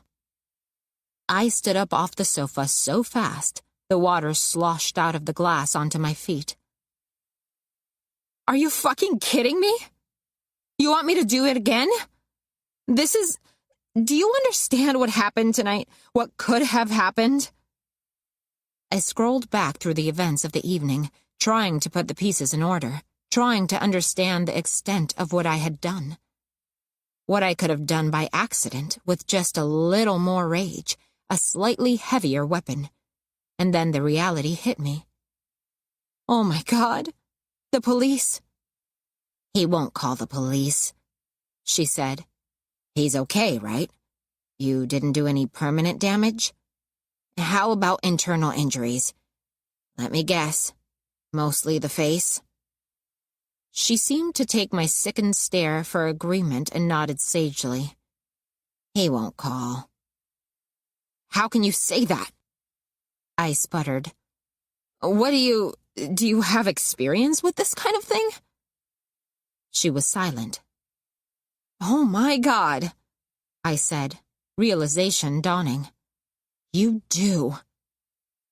Instead of answering, she turned slowly to her laptop, pulled up an encrypted file, entered a series of passwords, opened up a video. I had seen the video before, but never all the way through to the end. She advanced it a little further than the 3-minute mark, past the absurdly comedic spectacle of Aaron Neely pleasuring himself in fast motion, to the point where the tall woman in the runner uniform slid a long red steering wheel lock out of her massage bag. She raised it over her head. I squeezed my eyes shut, pressed my hands over my ears to block out the sickening sounds. "Turn it off! Turn it off!" Wine fumes ate at the back of my throat, and I felt ready to throw up again. The sound went off, but when I opened my eyes, I saw she had merely muted the video. I jerked my head away from Neely's face, a blotch of red on the grainy video, only to be confronted with its reflection in the tall black window.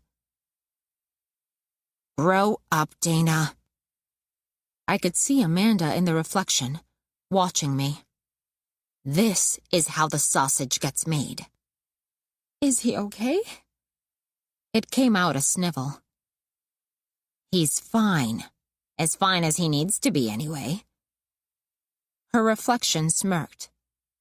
"I hear he hasn't left his house since it happened, and all his projects are on hold indefinitely, which should keep him out of trouble for a while." "I can't believe this." "You just did it to someone yourself, sweetie," she said. "It doesn't get more believable than that." "I didn't want to. I didn't mean to." "But I bet you liked it," she said, and my stomach lurched. "Remember what I said about the rolled-up newspaper? You just gave him a little bop on the nose, that's all. Now he won't forget the lesson." I had to get out of there. I swallowed hard and said, "I'm leaving town for a while." She didn't look alarmed, but I could see a glint of something cold in her eye. "Where will you go?" "I don't know. I'll tell work it's a family emergency." I remembered Kim saying those words about Neely and flinched. Something. "Sure, go," she said, her voice pitched just high enough for me to hear the effort with which she was keeping herself calm. "But you can't run away from this forever. You have one more name, Dana, and so do I." "I just need some time to think." I wondered where the steering wheel lock was now, how many other tools of the trade she had stashed in this apartment. Then I caught sight of my reflection in the window. Tools of the trade, all right. I was looking at one. "Sooner or later, you're going to have to face the truth, Dana." "That's what I'm doing," I said, and walked out. 12. The 8-hour drive to Amarillo always affected me like a trip backward through time. Heading northwest into the Panhandle meant leaving behind all the cities non-locals had heard of, abandoning the rolling hills of central Texas, skirting the majestic emptiness of the mountains and desert to the west, and heading straight into the color brown. Driving up I-27, I began to see brown plains spreading uninterrupted in every direction. Brown towns laid out in squares around ancient oil boom banks, now all but deserted, and brown cattle trampling cattle-cropped grass, giving off a thick brown reek. Even the sky was stained brown at its margins, the horizon obscured by a low-lying cloud of dust and cattle pollution that never cleared. I loved it. The color brought back childhood memories of writing on manila paper that came in giant rolls with soft lead pencils whose erasers left marks. Climbing jungle gyms on a brown playground. Falling one day from the highest bar onto a pile of wood chips. Lying on my back staring at the brown sky. Driving back home on holiday weekends. My trunk full of laundry so I could save a few bucks in quarters. Feeling the slender rope that tethered me to Austin stretching thinner and thinner. The world of skinny college boys who drank too much and stayed up all night studying in 24-hour diners becoming less and less plausible until the rope snapped, eaten away by the brown landscape. as before when I'd made the trip. That moment of severance, let's call it Lubbock, yielded a deep welling of relief as I let go of everything I wanted so urgently and let myself tumble back into the past, which, after all, mostly meant my mother's house, also brown. When I pulled into the driveway, she was already waiting for me at the back door, having heard or sensed the car approaching. I parked the car, jumped out, and ran over to her. I couldn't help it. "Mama." I closed my eyes and hugged her. She hugged me back. "You hungry for dinner yet? You stop along the way?" I shook my head. I came straight here. I thought I caught a whiff of the braised chicken she used to make sometimes on my weekends home. "I'll put the lasagna in the oven." Frozen. From Costco. I'd had it before. It was a weeknight and she was still in her work clothes. As a matter of fact, lasagna was a lot of trouble for a night when she'd mostly likely have nuked a TV dinner for herself. I squeezed her shoulder. "That sounds great. Thanks, Mom." I waved off her attempts to help me get my luggage from the car, holding up my one bag. I'd taken only a few days off work. "I'm sorry it's going to be so short." "That's okay. You're a busy lady," she said. I followed her into the house. She still wore high heels to work, clip-clopping gracefully along in them at breakneck speeds. But when she wiggled her feet out of them at home, peeled off her pantyhose, and eased into a pair of slippers, she walked with a gentle lurching motion, as if her hips were uneven. She rocked her way to the counter, where a disposable aluminum casserole pan with an aluminum cover and a collar of icy rime sat waiting to be put in a preheated oven. When she had set a timer, she said, "Come talk to me while I change." And, just like I had every weeknight I'd spent at home since my dad left, I followed her through the living room to her bedroom. The house looked the same as always. Recliner by the television, a sofa patterned with big half-bloomed roses, the subject of fierce prohibitions throughout my childhood. The plastic slipcover had come off once my dad and I were both out of the house, and my mom was finally able to enjoy not sitting on it in peace. 2 ficus trees and half a dozen shiny-leaved houseplants sat around the living room in tubs. These, too, were old enough for me to remember their provenance. She had rescued them from the alley behind her office at the helium plant, where they'd been put out for trash because they were infested with tiny black insects.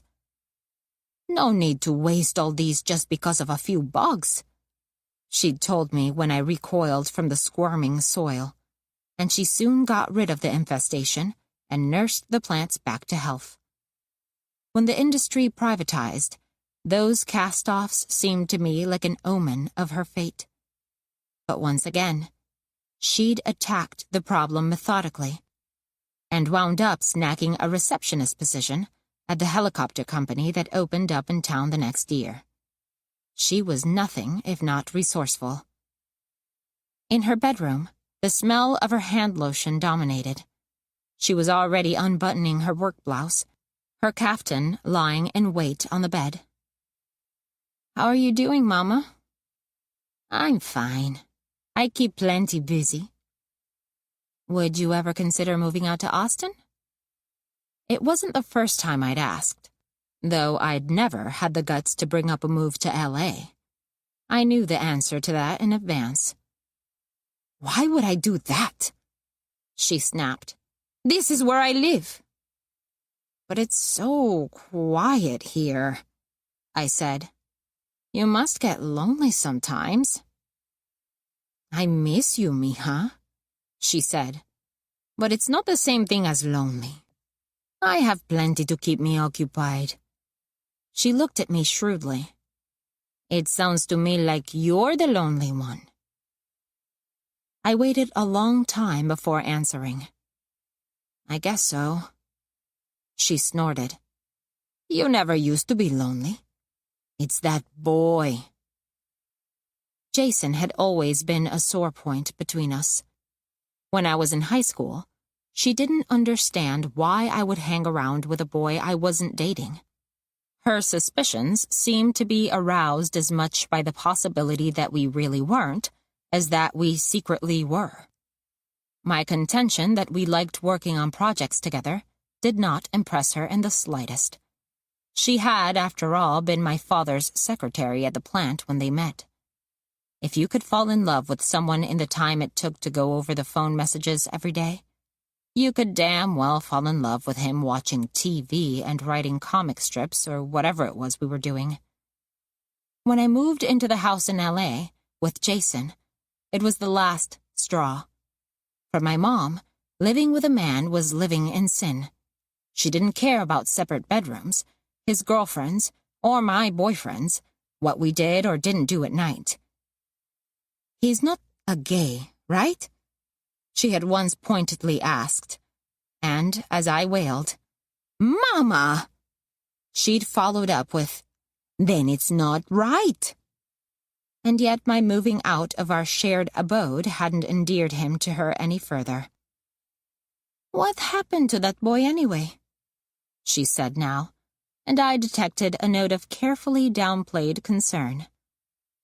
He's still in L.A., I think, I said, adding the qualifier so that she would know I'd been keeping track. Making your TV show without you? She sounded peevish, although she was leaning over to pick up the skirt she had just stepped out of, so I couldn't see her expression. No, Mom, I said. He's probably working on something else. I don't know, we don't talk. Any new boyfriends in Austin? The only people who ask me out are other comics, and they're literally the last people on earth I want to date. Jason was a comic. How many times do I have to tell you Jason and I were just friends? I exploded, although at the same time I was perversely pleased that she'd been forced to say his name. Why didn't you ever like him? He was fine, she said in a tone that meant the opposite from the depths of the caftan that was descending over her head in a cloud of silk. When her face appeared again, she said, I just didn't like you hanging around over there so much. For the 100th time, I wondered if she had intuited, on some level, what had happened to me at Jason's place that night. But she was already going on with her spiel. You didn't think I knew about that house, with the mom never around and the father out drinking all the time. But I knew. I just wanted you to be happy, mija. She shook her head. And now that no-good brother is in Clements, that whole family. It hit me a moment late. Clements' unit. What? Maddie in prison? She nodded, eyes wide.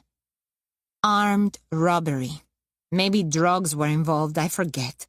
Anyway, he's been making trouble around here for years. She gestured vaguely toward the window, as if the state prison were just on the other side of the abelia hedge. You can't blame me for being worried. All I heard was that after 10 years, my rapist was in prison.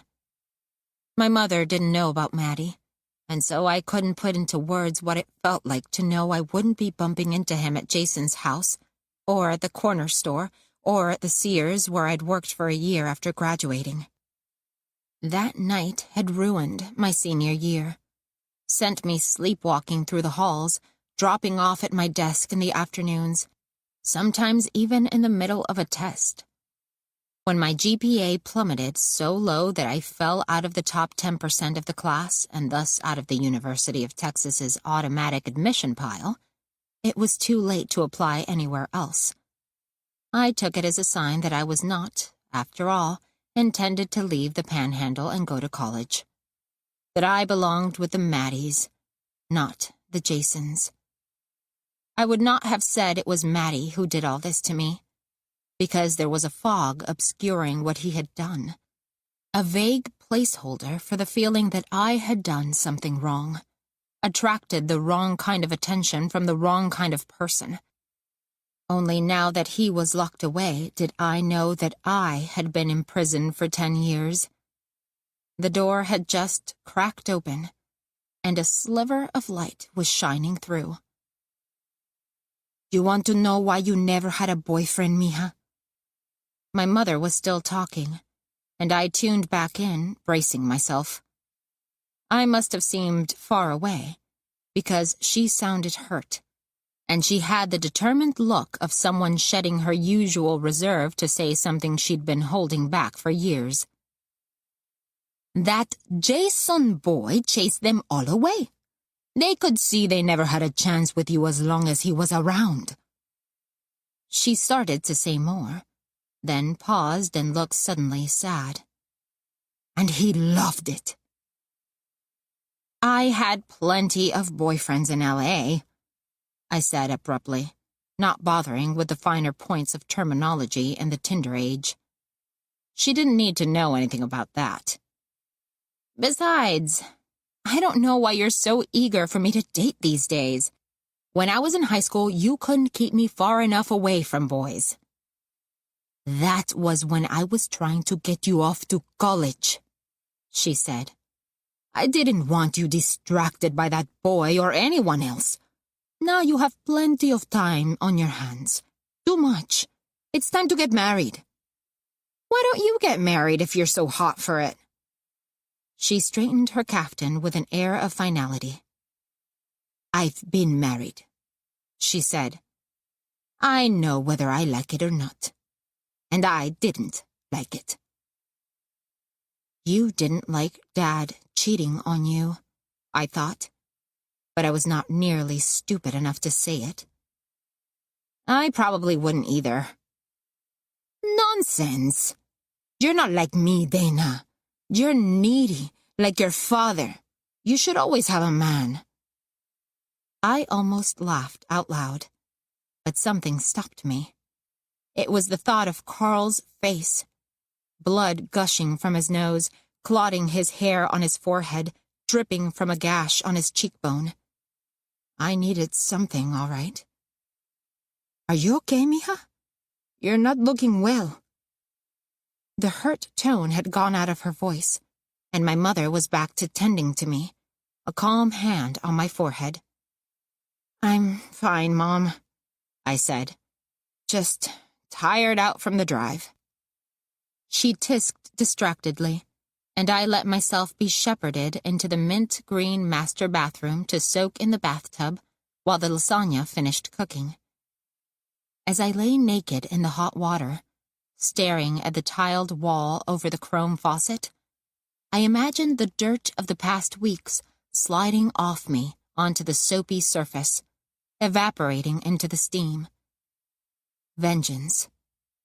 That was the game I had been playing with Amanda.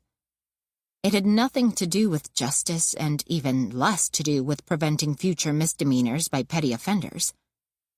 It had been vengeance, plain and simple. Of course, it wasn't just Maddie I'd wanted to destroy. It was every reminder of why he thought he could do it. The gropings and wolf whistles and insults, what Neely had done to me, what Amanda's ex had done to her. The only way to bear it all was to ignore it. Because once you started trying to make someone pay for every reminder that you could be held down and raped by any man who decided you were worth the energy, it was like playing whack-a-mole. The more you hit, the more you saw. And you could hit harder and harder and faster, but you'd only wear yourself out. And now Maddie was in prison. Not just any prison, but Clement's. Notoriously harsh, rife with abuses. If there were ever a place where I could be sure my attacker would be hit over and over, harder than I could ever hit him, it was Clement's. I wasn't sorry he was there. I was only sorry I hadn't heard the news months ago. Before Amanda had come into my life with her offer of the retribution I didn't know I was craving. If I'd found out in time, maybe I would never have had to discover my own taste for violence. Carl's face, my own face in the mirror afterward, more things I could never unsee. But at least I was free. Amanda had accused me of running away. But it turned out I had driven straight to the heart of my problem and found it miraculously solved without my intervention. Now Amarillo looked less like a time capsule and more like a crossroads. I could stay here for a few days, then turn around and drive back to Austin, return to my day job and Amanda and being the second best stand-up in town. Or I could keep heading west. Moving forward, I could sign with an agent, a manager, meet Cynthia for lunch. The hardest part would be telling my mom I was staying for only one night. I woke up at 4 o'clock in the morning and was on the road by 4:30. I'd told my mom not to get up and see me off because I would be leaving early. But she had obviously only half acceded to my request.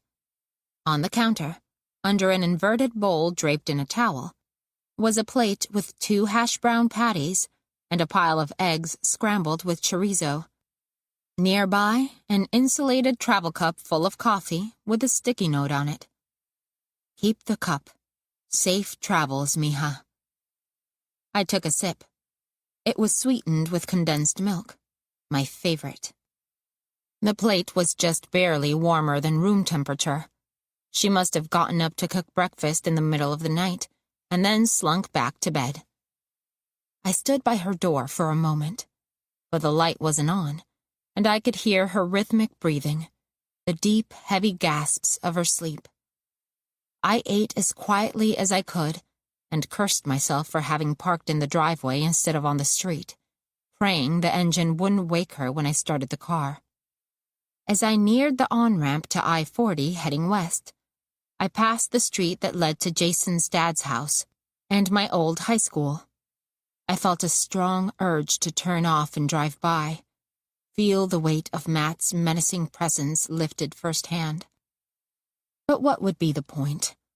It was too dark to see anything. Instead, I drove on, farther and farther from my mom's odd, half-present comfort. Her unsittable sofas and silent conversations and the plates full of food that she put herself out to make but did not stick around to watch me eat. It was her way of teaching me to be self-sufficient, I'd once thought. But now, I suspected she was simply operating at the very limits of her capacity to live with another person. It had left me with a craving for closeness coupled with a need for infinite space. Wasn't that what comedy was? A kind of intimate distance. A way to get a response that you could predict and even, in the best of circumstances, control? When it was working, it was like getting a warm hug, and at the same time staying perfectly safe from anyone's touch. The cone of the spotlight as cozy as a bell jar. I supposed it was that love of half-silences and pregnant pauses that had made hanging out with Jason feel so comfortable to me. As a teenage girl who'd never had a boyfriend, I'd had a puppy crush on Jason.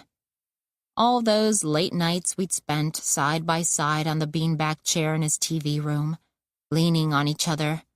How could I not have had a crush on him? But after Maddie, the feeling had deepened, perversely and defiantly. I was not going to let Maddie ruin things between Jason and me. The thought helped me stave off a terror that might otherwise have paralyzed me. In a way, I think I even fell in love with Jason, really in love, on purpose, just to prove I still could. I knew we weren't going to be together. I knew he didn't love me. Not in that way, anyway. If his failure to make any overtures hadn't told me that, his parade of blonde girlfriends communicated it loud and clear. Each one was a message. You're not my type. We're just friends. I stepped on the accelerator and merged onto the empty freeway heading due west. My knuckles tingled. My thighs tightened. Morning was hours away, but I could feel the sun at my back, waiting just below the horizon to rise and scorch the world. I occupied myself on the drive by making phone calls. First, I called one of the agents I'd spoken to over the phone and told her I'd like to sign with her and that I was heading into town soon. Then I screwed up my courage and called Larry Green, who, though grumpy at being used as a receptionist, agreed to pass on a message to Cynthia that I was in town for a few days and would love to meet her for lunch. I crossed into California at 3:30 p.m., an hour before I'd anticipated, the magnetic field surrounding LA drawing me in. I forced myself to keep checking the speedometer, but despite my efforts, the needle on the dashboard kept creeping up, as if it, too, were elated by the feeling of being in the right state at last, with a purpose, a mission. A mission. I almost blushed. Out here, suspended in the dazzling desert air between Austin and LA, I felt a twinge of shame that I had let things go so far with Amanda. It had been childish of us to believe that we could punish people more than they could punish themselves.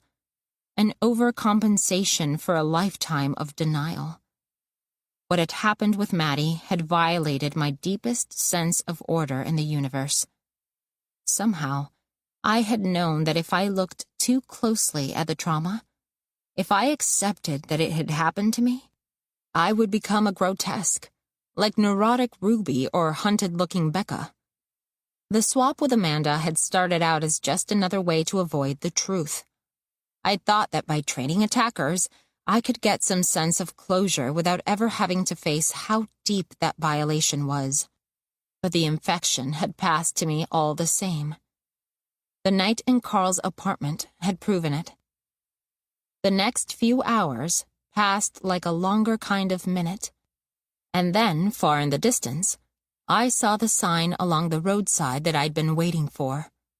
I put on my blinker and made my way to the I-15 exit. There was one last person to contact. I waited until I was stopped in traffic outside LA. I pulled out my phone and texted 2 words to the most recent number that came up. I'm done. The answer came almost immediately. We have 1 more X to finish. I replied, I don't owe you anything. Don't be stupid, D. You have 1 more name and so do I. But I didn't have a name to give her. Not anymore. Maybe it should have happened differently. Maybe Matt should have been punished for what he'd done to me, not for armed robbery. But he was serving time in a state prison with a rough reputation, worse than anything Amanda and I could have inflicted, and, I had to admit, far more just. I was glad it was some state's attorney and not Amanda who had caught up to him. I wouldn't want to owe anyone a debt that great. My phone was ringing now. I didn't have to look at who it was. I turned it off. I didn't have a plan for seeing Jason, but I didn't have a plan for not seeing him either. In the end, I drove the familiar route to our old house because it was where I knew to go, where I had been last. It was as if I were excavating for memories, and the ones at our old house lay closest to the surface, just under the soil. I pulled up to the familiar bungalow in Palms and saw his car in the driveway and felt that nothing could be more natural than to park on the street in front, walk up the cracked concrete pathway without even stopping to stretch my legs, and ring the doorbell. The door opened, and Jason was there. Jason, taller than I remembered, his hair shorter, and traces of something sprouting on his chin that could be a beard or could be neglect. I wasn't sure. Jason, wearing the same t-shirt and jeans, his big smelly feet in flip-flops sticking out under the frayed cuffs. Jason, hands shoved in his pockets, shifting from side to side, opening his mouth to say something. "What are you doing here, Dana?" "You said we should catch up sometime," I said. "It's sometime."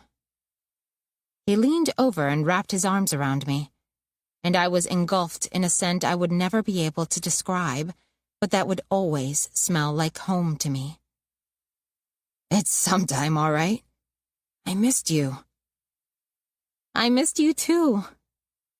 My mouth was pressed against his shoulder, so the tremble in my voice was, I hoped, inaudible. A moment later, the hug was over, as we both endeavored to be the first to pull away. "Wanna grab something to eat?" A wave of hunger rolled through me, and I nodded. And, like we had done a million times before, we got into his car and drove to the R&R diner. It was only 5 minutes away, but nobody walks in L.A. 13. The R&R diner in Culver City had been one of Jason's and my favorite places to eat, until I'd made the classic mistake of deciding that it would be a fun place to work as well. Jason would still come in sometimes late at night and sit in my section drinking a bottomless cup of coffee and riffing with me over every refill. But of course, I could never get any writing done there again. So we'd moved our mutual work spots somewhere else. Now, walking through the doors, I willed the smell of frying eggs and Reuben sandwiches to remind me of late-night writing sessions. But instead, it tickled my nervous system with sense memories of hauling ice buckets to the wait stations and rolling silverware in the chemical heat of the dishwashing room. As we waited for a booth, I looked around for people I'd worked with, but in a year, the turnover had been complete. It was a bit of a relief. I felt confused enough just standing next to Jason again. Noticing me looking around the restaurant, he said, "You miss working here, I can tell. Ask the hostess for an application. I'm sure they'd take you back." "Ha ha," I said with a fake glare. "Actually, I was just thinking it'll be nice to get my coffee refilled for a change." "I guess you wouldn't need a day job if you moved back out here." He watched me out of the corner of his eye. "After all, you're besties with Cynthia Omari now, right?" I didn't answer, just rolled my eyes, and he moved on, catching me up on some of our mutual acquaintances, who was booking what jobs where, who'd moved back to Detroit to care for an ailing parent, who'd gotten really into Scientology and disappeared for a while, only to reappear with straightened teeth in a plum roll. But after we were tucked into a booth with food in front of us, he returned to the topic that was obviously on his mind. "So, are you?" He kept his eyes on the syrup he was squeezing over his plate of pancakes. "Moving back, I mean." I dipped a triangle of grilled cheese into a bowl of tomato soup and said, "I don't know." Chewing, I marveled at my ability to sound as if I were considering it for the first time. "I guess it's within the realm of possibility." "What are you here for? An audition or something?" In fact, as my head began to clear of Amanda, all my reasons for being here rose up to take her place. Cynthia's assistant had called me back while I was on the road, and, to my wonder, we'd set up a lunch the next day. "A meeting," I confessed, and then I added, "I don't want to get into details until it's over." "Oh, big shot," he crowed. "When I heard you booked the Bestie cast, I have to admit I was jealous. My agent's been trying to get me on that show for months." He gestured toward his face. "I have straight white male disease, I guess." "Boo-hoo," I said. "Come on. Don't I get even a little bit of sympathy for being out of fashion?" Every time you think I have it easy, just repeat these words to yourself. Even J-Lo had to play a maid. But she got to bone George Clooney in Out of Sight. And Ben Affleck in Geely. He hissed. Oof, you win. But bringing up Affleck in a conversation about white male privilege, now that's just playing dirty. I shrugged and ate a fry from my grilled cheese basket. Jason used to say stuff like that to get my goat, just to watch me get irritated. Now it seemed like a joke, not on me, but on him. Sitting across from Jason's smiling face, surrounded by the sights and smells of our favorite diner, I found it easy to believe in my own success. So, tell me what you're auditioning for. Or is it a writing job?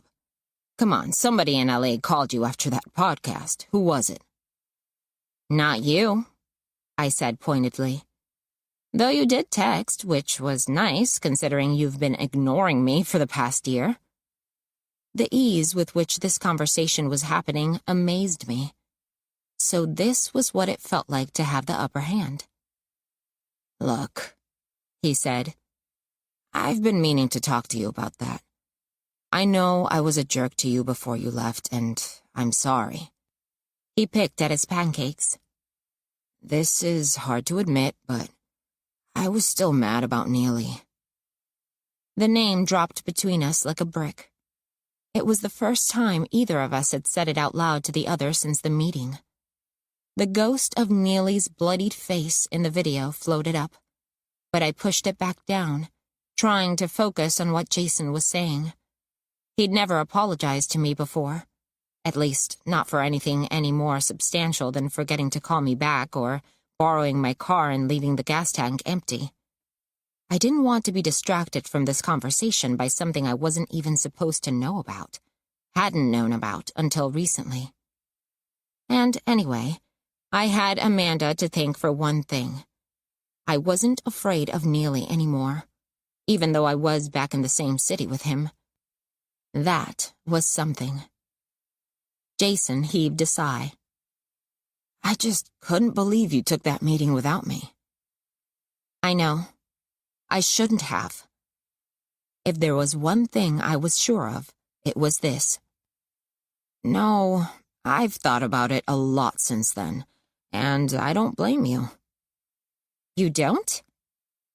If I'm being honest with myself, I probably would have done the same thing.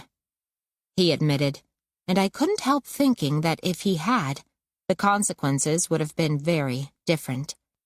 But then, when you came home sick and he didn't call, I thought... You thought I'd ruined the meeting somehow. He looked miserable. It's fine. You can say it. Anyway, it's basically true, isn't it? He never called. Jason looked more and more embarrassed. Well, actually, he said, and he took a break from sawing bits off his pancake stack. Actually, he did. What? Yeah.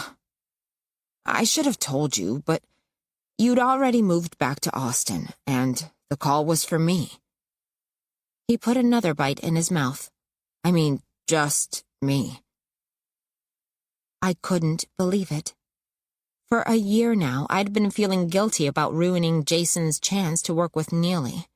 And it turned out all that needed to happen for Jason to get his big break was for me to leave. He saw my face and nearly choked trying to swallow his bite faster. Wait. He held one hand up in front of his mouth and waved the other back and forth. Before you get mad, it was more of a mentorship kind of thing. He never gave me a steady job. He had me doing punch-up on a few shows he's producing. Nothing big, nothing you would have been interested in. They cut half my jokes. Mostly I just hung out with him at his house. I bet it didn't help your career at all, I said with a grim laugh, thinking, oh, to be a man among men. Did he take you to his Buddhist retreat? It was something we'd joked about. How we'd know we'd made it when he invited us to his converted ranch property in Montana. Once, he said, embarrassed. Did you meditate together? The thought of Neely's bulbous torso twisted into a pious pretzel of contemplation made for a dark joke. Come on, Dana, cut me a break. Put yourself in my shoes. Put myself in his shoes? Thinking of what had happened in the SUV, I folded my arms in front of my chest. After all these years of shunning the spotlight, he told me he was gearing up for his own show, produced by and starring Aaron Neely. He was out scouting locations and everything. It was really going to happen. He leaned forward in the booth, suddenly intense, pointing his fork at his chest. And I would have been in that writer's room. Do you know what that would have been like? Being on the ground floor for a Neely show? I mean, writing side by side with him, seeing him deliver my jokes. It would be like writing for the Larry Sanders Show or Curb Your Enthusiasm. You'd be making history. Sounds awful, I said, raising an eyebrow. He sank back in his booth and put down his fork. Right. Well, about a month ago, he canceled it. Just like that, out of the blue. Not interested. And not only that, but nobody's heard from him since. I've tried calling, but my calls get forwarded to his agent now. Or, rather, to his agent's assistant. Assistant's assistant. He picked up his fork again and started jabbing at the flabby bits of pancake he'd sliced into bites, collecting them from where they'd fallen apart on the plate. So, now you know why the Bestie cast would have helped. I've been doing stand-up, working on my set, circulating scripts, but it's not like anyone's beating down my door. Dropping his name is getting me nowhere. I get the feeling Neely pissed some people off or something. I don't know. I knew, and I almost laughed from the irony. A month ago, Neely had exposed himself to a massage therapist, had his face bashed in, and walked away knowing the whole thing had been recorded and could be released to the public at any time. So I had ruined Jason's chances with Neely, in a way. But if Neely was lying low, why had his reputation suffered? Were rumors beginning to circulate? Had the video appeared somewhere? Was Amanda blackmailing him after all? Don't look so worried, Jason said. We've all been through ups and downs out here. It's part of the ride. The maybes, the almosts, the could-have worked out buts. He sighed. I guess that's why you went home in the first place. I just looked at him, trying to pull my face together. Finally, I said, I guess so. Well, I'm glad your career is going better. I really am. He went back to his stack of pancakes, which, as it shrank, had gradually deteriorated into a sticky pile. Sometimes I wish we had stuck it out as a team. Me too, I said. And you look great, he said, assessing me slyly through the hair that swung over his eyes whenever he looked down. I mean it. Success agrees with you. You look amazing. With a quiver of anxiety, I moved to derail this line of conversation. You keep talking about my success, but nothing's happened yet. I swear. Well, if it hasn't, then I bet it will soon, he said with undisguised envy. Because, here you are. Here I am. I waved my grilled cheese with a flourish meant to take in all of LA as well as our booth and the diner around us. For a few seconds, we listened to the buzz of conversation and the clink of dishes. When's your top-secret meeting that you're not going to tell me about? I smiled. Tomorrow at noon. You have a place to stay? He asked, busying himself with more syrup. I have a motel reservation, I said, but I haven't checked in yet. It was a concession to him, after all the talk about my success, to tell him that I had driven straight to his door without even getting settled in a motel first.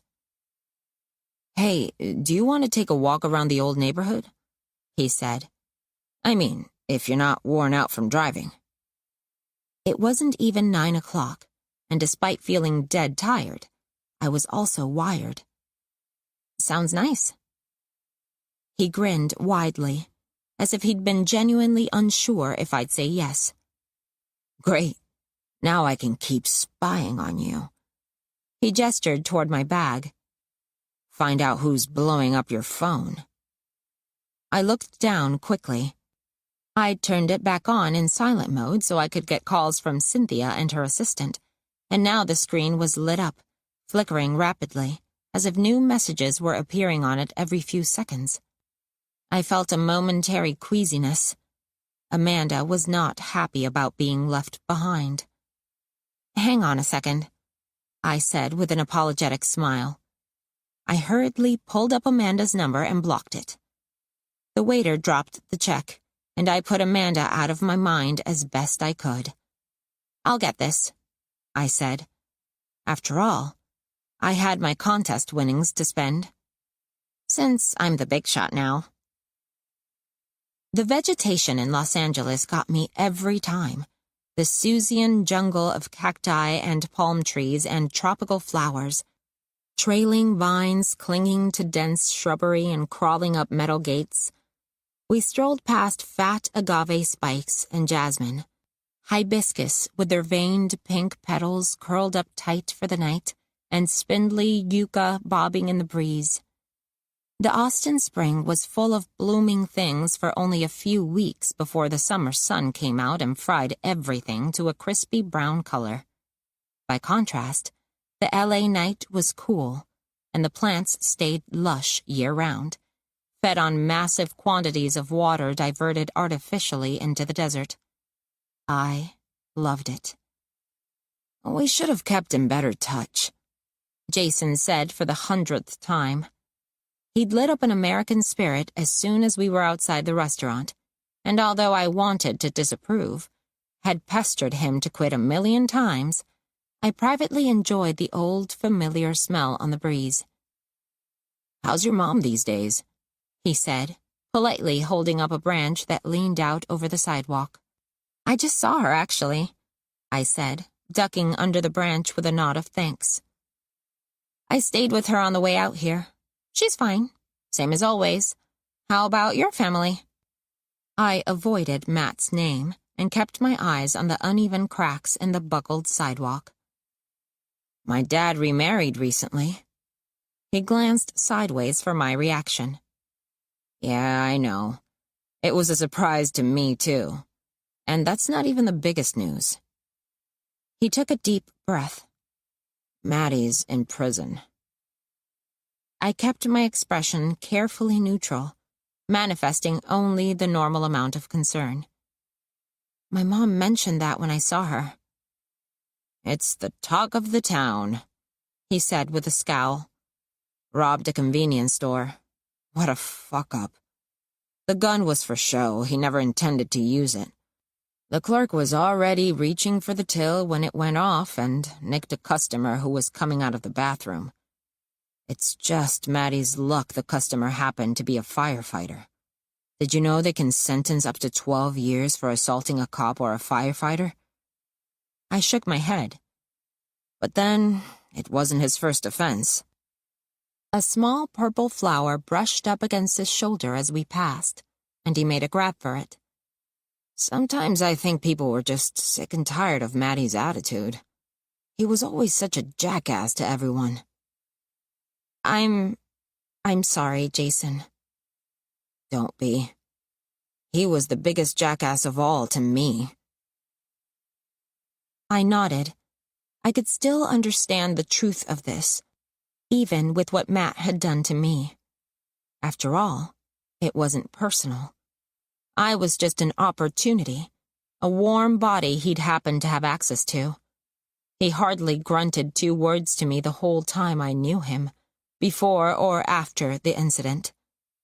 whereas he had always made sure Jason understood exactly how much he was hated and why. By Maddie's warped standards, Jason wasn't a man and therefore didn't deserve respect. It was easy to see how living under that dark cloud had shaped Jason's personality. His way of skulking under the radar, avoiding conflict at all costs, deflecting intimacy with a joke. "How's your dad doing with it?" I asked, hoping to sidestep into less painful territory. "Honestly, I think he's just relieved to have Maddie out of the house. He got married pretty quick." He paused, fiddling with the purple flower, as if deciding whether to go on. "I think he'd been dating this woman for a long time. I think he was hiding the relationship on purpose, so—" He broke off abruptly and threw the flower away. I watched it flutter sideways into the street. "So Maddie wouldn't find out?" "Yeah," he said shortly. "So they'd never have to meet." A shudder ran through me. Did Jason know? If not what Maddie had done to me, then at least what he was capable of doing? What an awful suspicion to have about your own brother. A suspicion as toxic in its way as Maddie's poisonous taunting. Spontaneously, I reached down and grabbed Jason's hand and gave it a squeeze. He squeezed back, and we walked to our place. His place, for another 10 minutes in silence, still holding hands. When we reached the door, he let go of my hand to get his keys out of his pocket, and I took a deep breath. The desert air had cooled substantially while we walked, and my teeth were almost chattering with exhaustion and chill. "Come on in," he said. And there it was, the beige stucco walls hung with kitschy Goodwill portraits on black velvet, the dingy rug, the sofa we'd bought at IKEA together our first day in town and that he'd paid me half the cost of, against my objections, when I drove back to Austin with an empty car. I sat on a cushion, now threadbare and sunken at its center, and waited while Jason put a kettle on to boil in the narrow pink-tiled kitchen. "Everything's the same," he called, as if he could hear my thoughts. "Except that's a new TV, isn't it?" "Yeah, well, as you know, my ship came in for about 5 minutes." He rounded the corner carrying 2 mugs. "I thought it was a good idea to invest in the medium. Put something on if you want. It'll be just like old times." "Sure," I said. "What do you want to watch?" "I don't know. Let's see." He sat down on the sofa, set the mugs on the battered coffee table, and picked up the remote. Then he put it down again without turning the TV on, scooted over next to me so that our thighs were touching, and leaned his head on top of mine. Like old times. We sat like that for a few minutes, and then I drew back. "What's wrong?" he said. "Nothing." I yawned elaborately. "I guess I'm finally getting tired." "Hey." He picked at the knee of his jeans. "It's late. You want to just crash here tonight? There's still a bed in your old room." He affected an old person voice. "Your mother and I haven't changed a thing. All your old debate trophies are still in there." I ran with the bit, grateful for the shift in tone. Debate trophies? God, I was really a geek. "That's why we used to give you so many swirlies, kiddo." "Okay," I said. "Sure, I'll stay."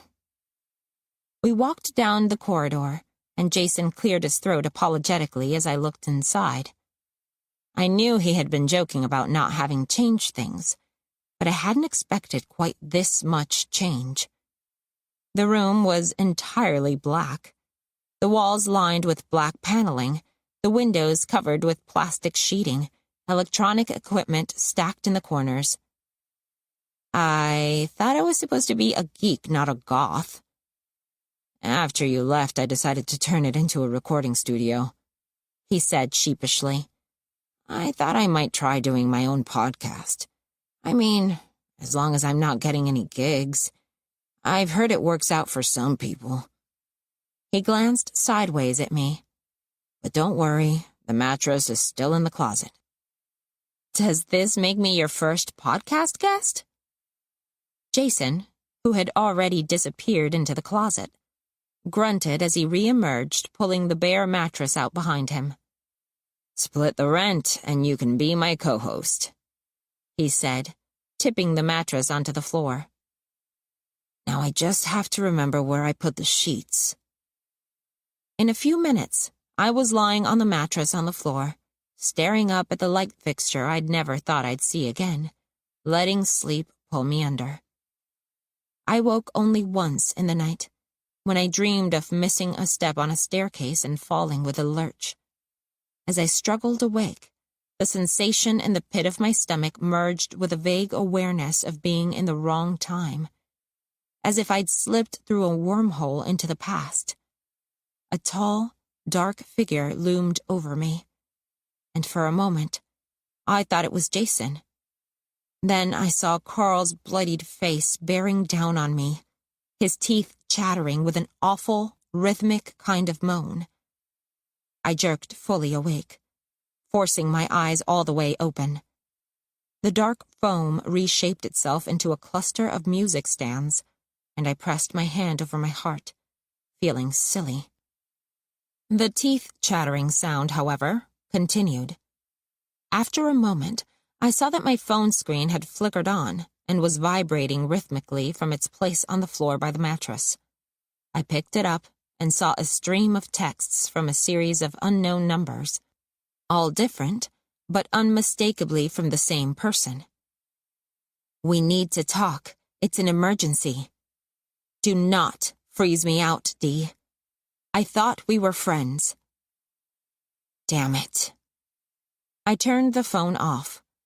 I felt wide awake, but I couldn't have been, because it took only a few moments to fall back asleep to dreams in which past and present were all mixed up in places that seemed both familiar and strange.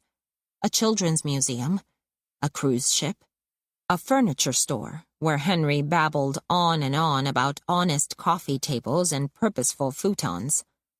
After that, I slept heavily until morning. Too heavily. My phone wasn't on, so my alarm didn't go off, and when I woke up, the sunbeams coming through the curtains were suspiciously short on the floor. My body remembered before my brain what that meant. 10 o'clock at least. I groaned and rolled out of bed. Jason was already up, finishing a cup of coffee at the breakfast table while he scrolled through the news on his laptop. "I was just wondering whether I should wake you up," he said. "You seemed really tired, so I let you sleep." He didn't meet my eyes. "Thanks. I'm going to go ahead and take a shower and get out the door." He nodded, and I hustled through my shortened morning routine, trying not to be late. I slipped on my interview outfit, which, ever since the tragicomic loss of my wrap dress, had consisted of dark jeans with heels, a loose top, and a statement necklace for extra coverage above the neckline. As I walked out the door, heels clicking on the linoleum entryway, Jason wished me luck curtly, no doubt thinking of the last meeting I'd gone off to without him. As I pulled into the parking lot at the studio cantina where I was meeting Cynthia, I, too, was comparing my current situation to the one just over a year ago. Then, as now, I'd been alone, preparing for a meeting with someone considerably more important than me, fully aware that my career hung on the outcome. But this time, there was no question of my having stolen the opportunity from Jason. I'd earned it strictly on my own, though I didn't like to think about exactly how. I took a deep breath and walked into the cantina. Cynthia spotted me from across the room and waved me over. When I reached her table in the corner, she stood up and leaned over to give me a hug. With my heels on, I came up to her nostrils. "Dana!" She seemed sincerely delighted to see me, as if we really were friends. Sit down, sit down. I've already ordered some snacks for us. They're on the way. Do you want anything to drink? They have great smoothies here." My stomach roiled, but I managed to smile as I shook my head. "No thanks, I'm not a smoothie fan. Thank you so much for taking the time to meet me on such short notice. You must be insanely busy."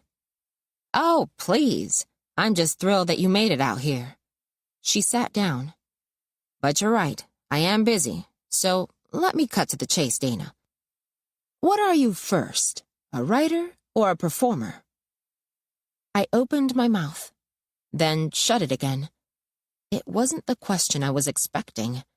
But before I could even begin to process my response, she continued. I know, you're both. You just want to make people laugh, right? But you've got to know in this business what it is you're selling. You've got to know your brand." What was my brand? I nodded eagerly to signify that I was on the point of delivering the answer, but I was saved from having to decide on the spot what it was because she wasn't finished. "Now, I'm putting together a little pitch for a sitcom." I abandoned my search for my brand as rapidly as I'd adopted it. "Look, I'm going to level with you. We don't even have a script for the pilot yet. I mean, it's early, but I'm looking for talent like you." Like me? I didn't even know what that meant, but she had finally paused, so I mustered the best response I could. "Really? Like me? Bright, motivated, not too attached to the past, you know? Not bound by ideas of what a show like this should look like." She hadn't yet dropped a hint of what the show was about, but I wasn't about to interrupt her to ask. "I'm working with some really stellar people on the pilot right now, and we think if we could get you in the room, maybe even give you a character on the show." "A character?" The wind was almost completely knocked out of me, or I would have never cut her off before finding out who "we" was. "On your—" "We start you out small in the pilot. The receptionist, maybe, if we end up setting it in the dermatologist's office. Or the intern, if we go with the magazine idea. Just let you play with the character. See how you work in the writer's room. Develop some chemistry and see where it goes from there." Wow, I can't even... Wow. My brand was turning out to be stammering idiot. I tried to collect myself enough to ask a relevant question. "Would I be—" "Don't say yes or no," she interrupted. "I know you don't have your agent with you. You need to talk to your money people." As a matter of fact, I didn't technically have an agent yet, but I resolved to get the contract she had sent me over email signed and returned by the end of the day. As for money people, no one in my life had earned that distinction thus far. "But here's the deal, Dana." Her voice dropped, and I leaned as far forward as I could across the table. "I need to know that you're as committed to performing as you are to writing." Trying to look as if I were really thinking this over, as befit her tone of gravitas, I wrinkled my forehead and nodded slowly. "And that if the series gets successful, you're not going to use that success to take off in the middle of it to do a stand-up tour, like that asshole from My Peeps did last year." I opened my mouth to deny that such a thought would ever cross my mind, but she waved her hand to stop me. "Don't promise anything. This is all hypothetical. I'm just gauging your interest level." "My interest level?" The waitress showed up with a few small dishes, her patter about house-made cornichons and free-range ox liver pâté giving me a merciful moment to reflect on what I would say next. Cynthia popped a cornichon into her mouth and chewed, waiting. "My interest level is high." I felt a little dizzy with the effort of finding words that wouldn't necessitate another interruption. The minute I saw Betty up there on stage, I knew you had commitment," she said, and I knew that was exactly what I wanted for the show. Commitment? "Betty," she said, spreading pâté on a piece of house-made Melba toast. "I want Betty." She wanted Betty. The Betty wig was still crumpled under the sofa where I'd kicked it after the Carl hit, and I'd done my best to avoid thinking about it since then. I wished, suddenly, that I'd thrown the wig in the dumpster that night along with the gloves. I wasn't sure why I hadn't.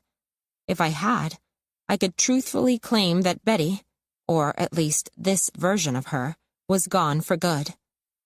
As it was, I had to say something. Cynthia was watching me with uncharacteristic silence. Perhaps I had misunderstood or taken her too literally. "It's just Betty you want?" "Do you have any other characters I haven't seen?" She raised her index finger, cutting me off before I had even opened my mouth. "Good ones, I mean." I shook my head slowly and she laughed. "Well, listen, you don't need any. Betty is the perfect wacky neighbor for this kind of show. She'd be great as a terrible receptionist, a weird waitress at the local diner, or, if I wind up just playing myself, an obsessed fan. She could be anything, really." "I can definitely write that type of character," I said carefully. "Something like Betty." Cynthia frowned. "I guess the name could change. As long as she still had the wig, the attitude, the violence. Probably not the profanity, depending on the network." "What about something fresh?" I said. "If I were, kind of done with Betty. If I were thinking of retiring her, I could try something else out?" "Of course you could." She finished crunching up another cornichon and swallowed it, reaching for a thin slice of radish. "On another show." I took a bite of something pickled, not noticing what, and chewed mechanically during the endless seconds of silence that followed. Then Cynthia's eyes lit up. "Irina! Irina, over here!" She refocused on me for a moment.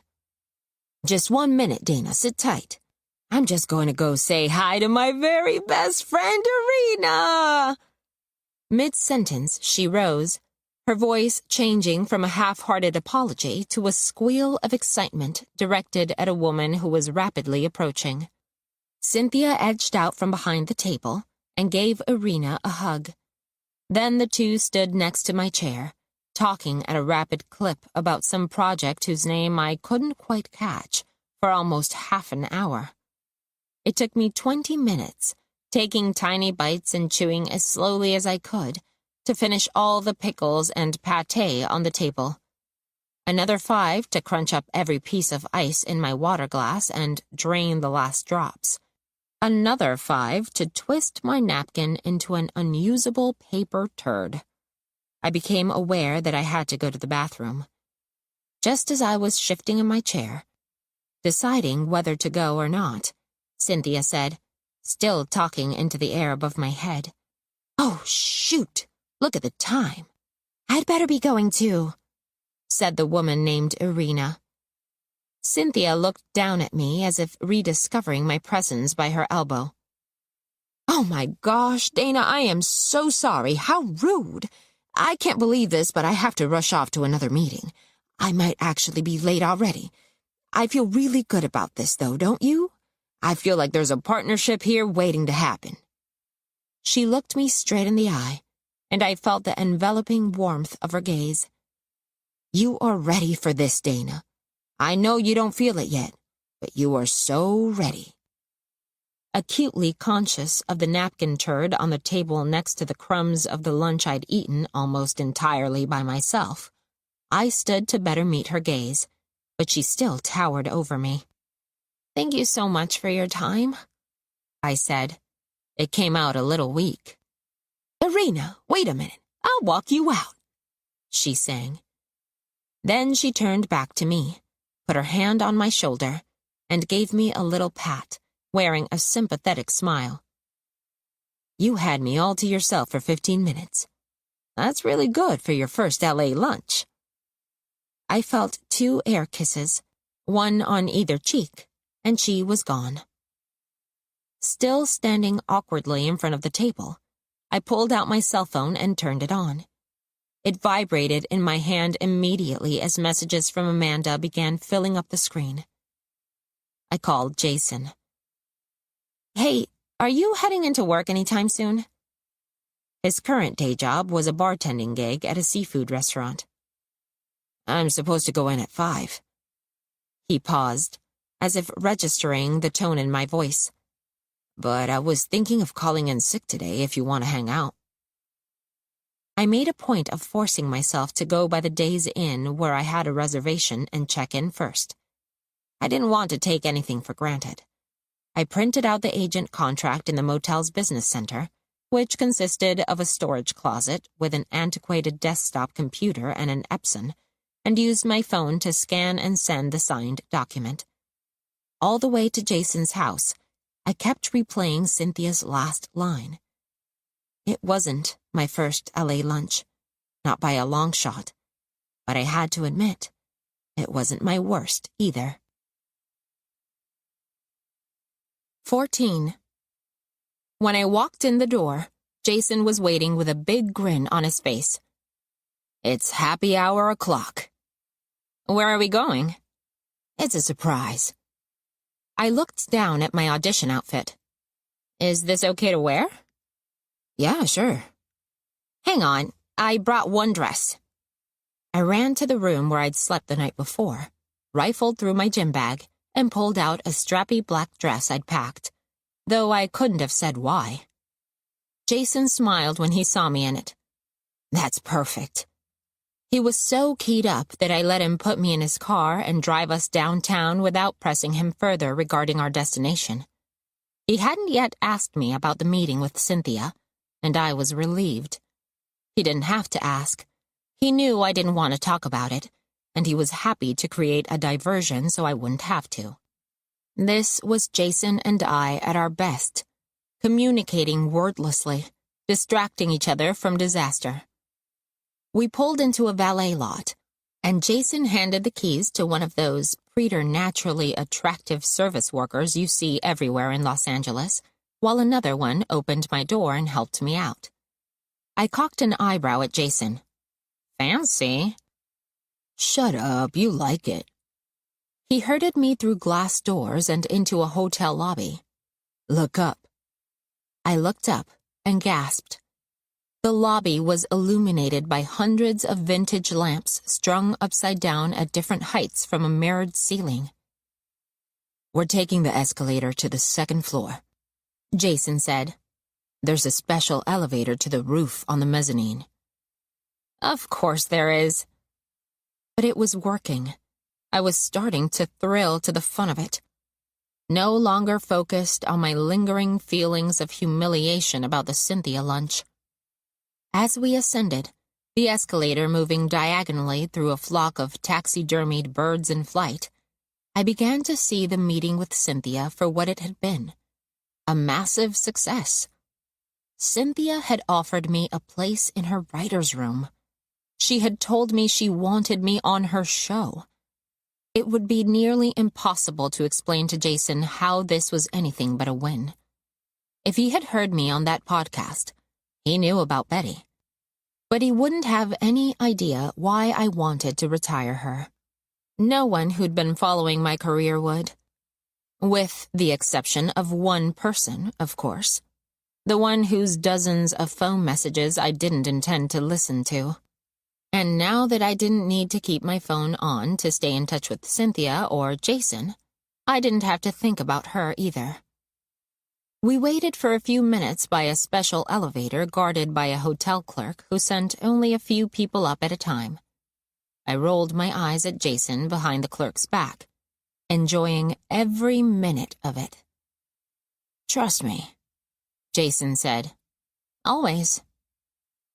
Waved in by the attendant, we stepped into the carpeted elevator, me carefully avoiding getting my spindly heels caught in the trench between the carriage and shaft. 4 tall, thin girls in various shades of tan got in after us, strapped into outfits nearly indistinguishable by length and coverage from bathing suits. "I hope we get one of the waterbed sofas," Jason said.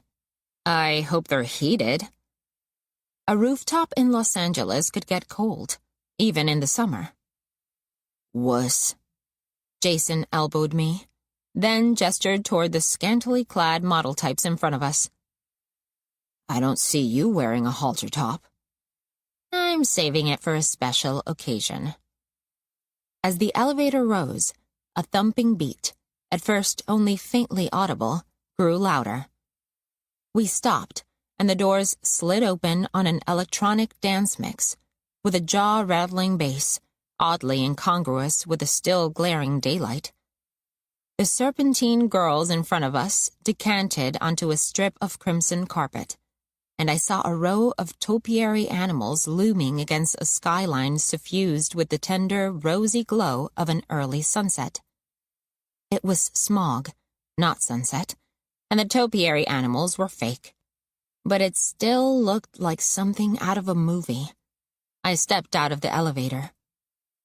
"Impressive!" I yelled into his ear over the music. "I'm just trying to lure you out here again," he yelled back. "Me alone in LA is a disaster." We moved through the seating area, which seethed with young, attractive people perched on the edges of white cubes and shout-chatting over the music, and toward the bar. Amid the happy-hour hustlers were people in actual bathing suits, and Jason pointed to a pool at one end of the rooftop. I noticed yellow tape cordoning off one seating area, and gave him a questioning look. "No waterbed sofas tonight," he said. "They get punctured a lot, I guess, by all the—" I lost the last part of the sentence, and Jason repeated it, leaning in and putting one hand on my shoulder for balance as he indicated his lifted foot. The music surged. Instead of hearing the words, I only felt his touch on my bare skin. "The what?" "High heels." I laughed nervously, and Jason used the hand on my shoulder to steer me toward a bar thronged with humanity.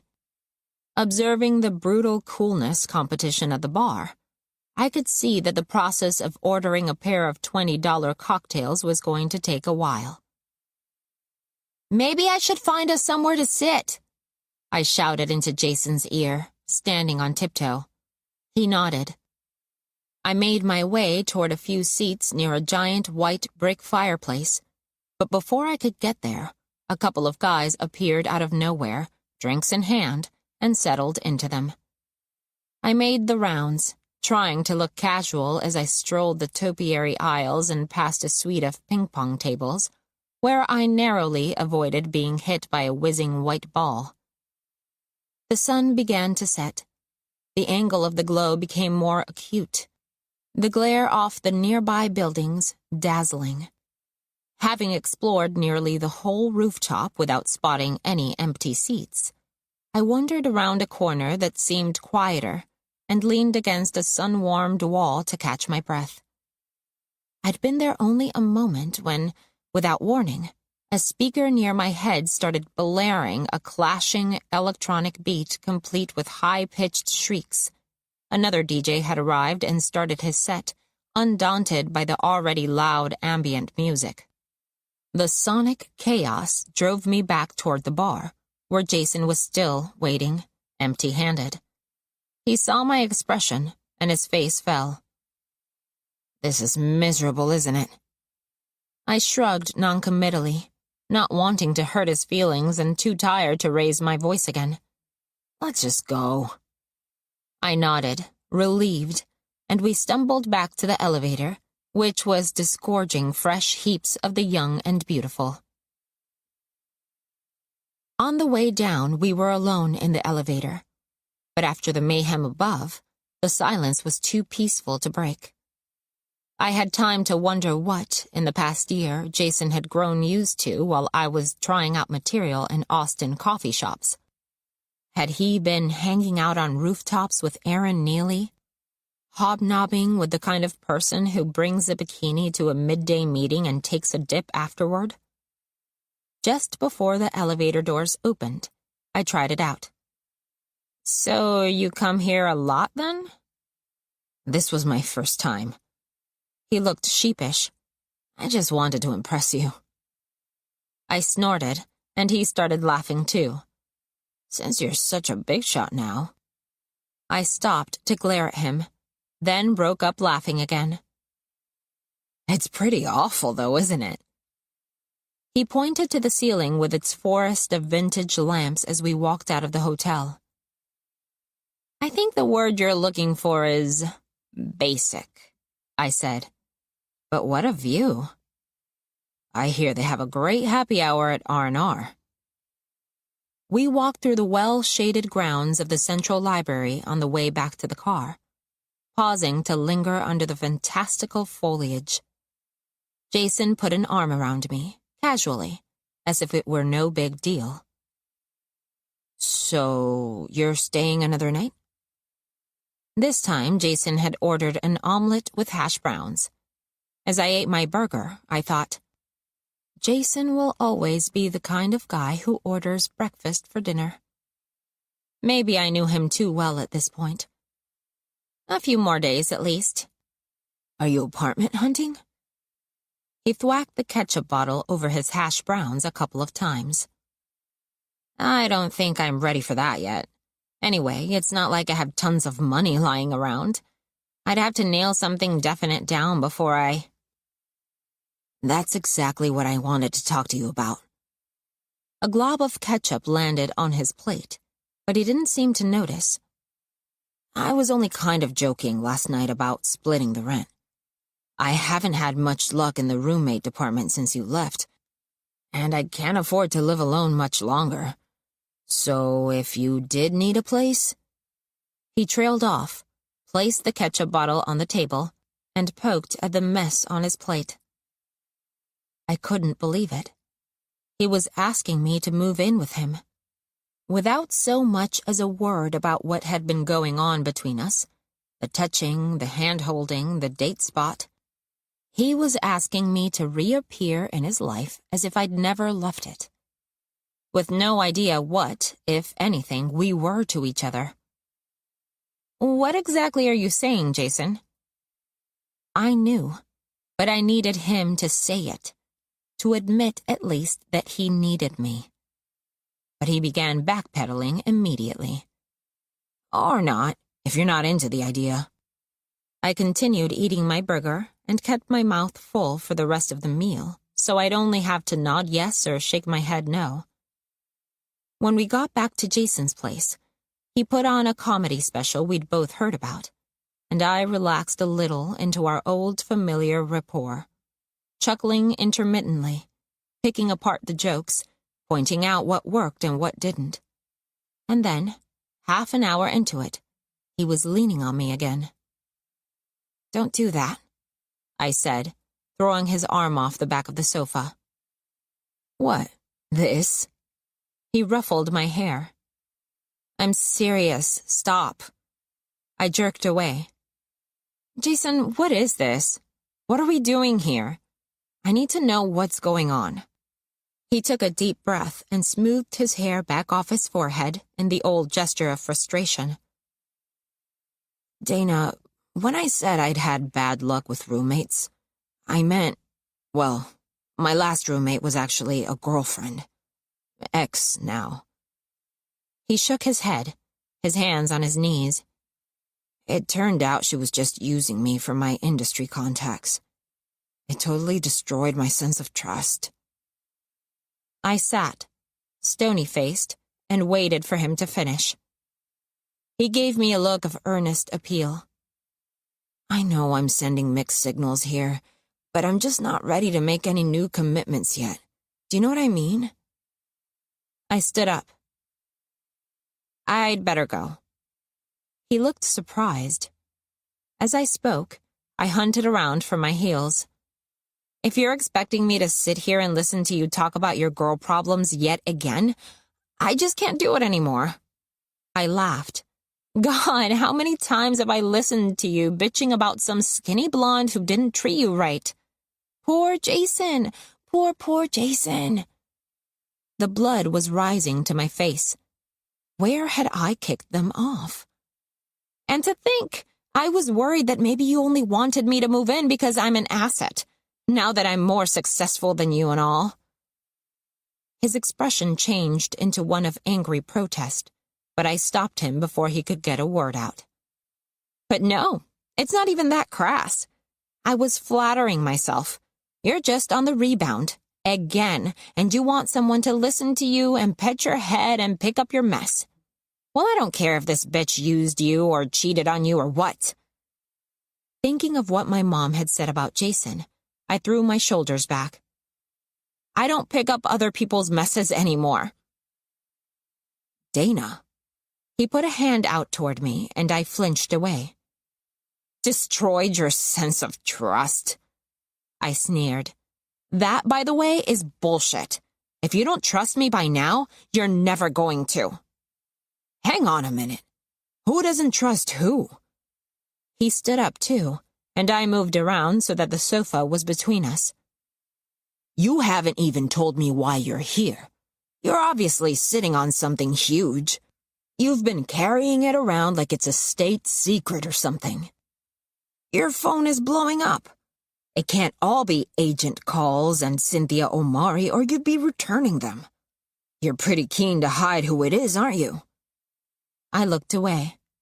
So what are you doing here? Showing up out of the blue without even returning my text? Holding hands, cozying up, crashing in my spare room? His indignation was swelling. For all I know, that's your boyfriend trying to get a hold of you.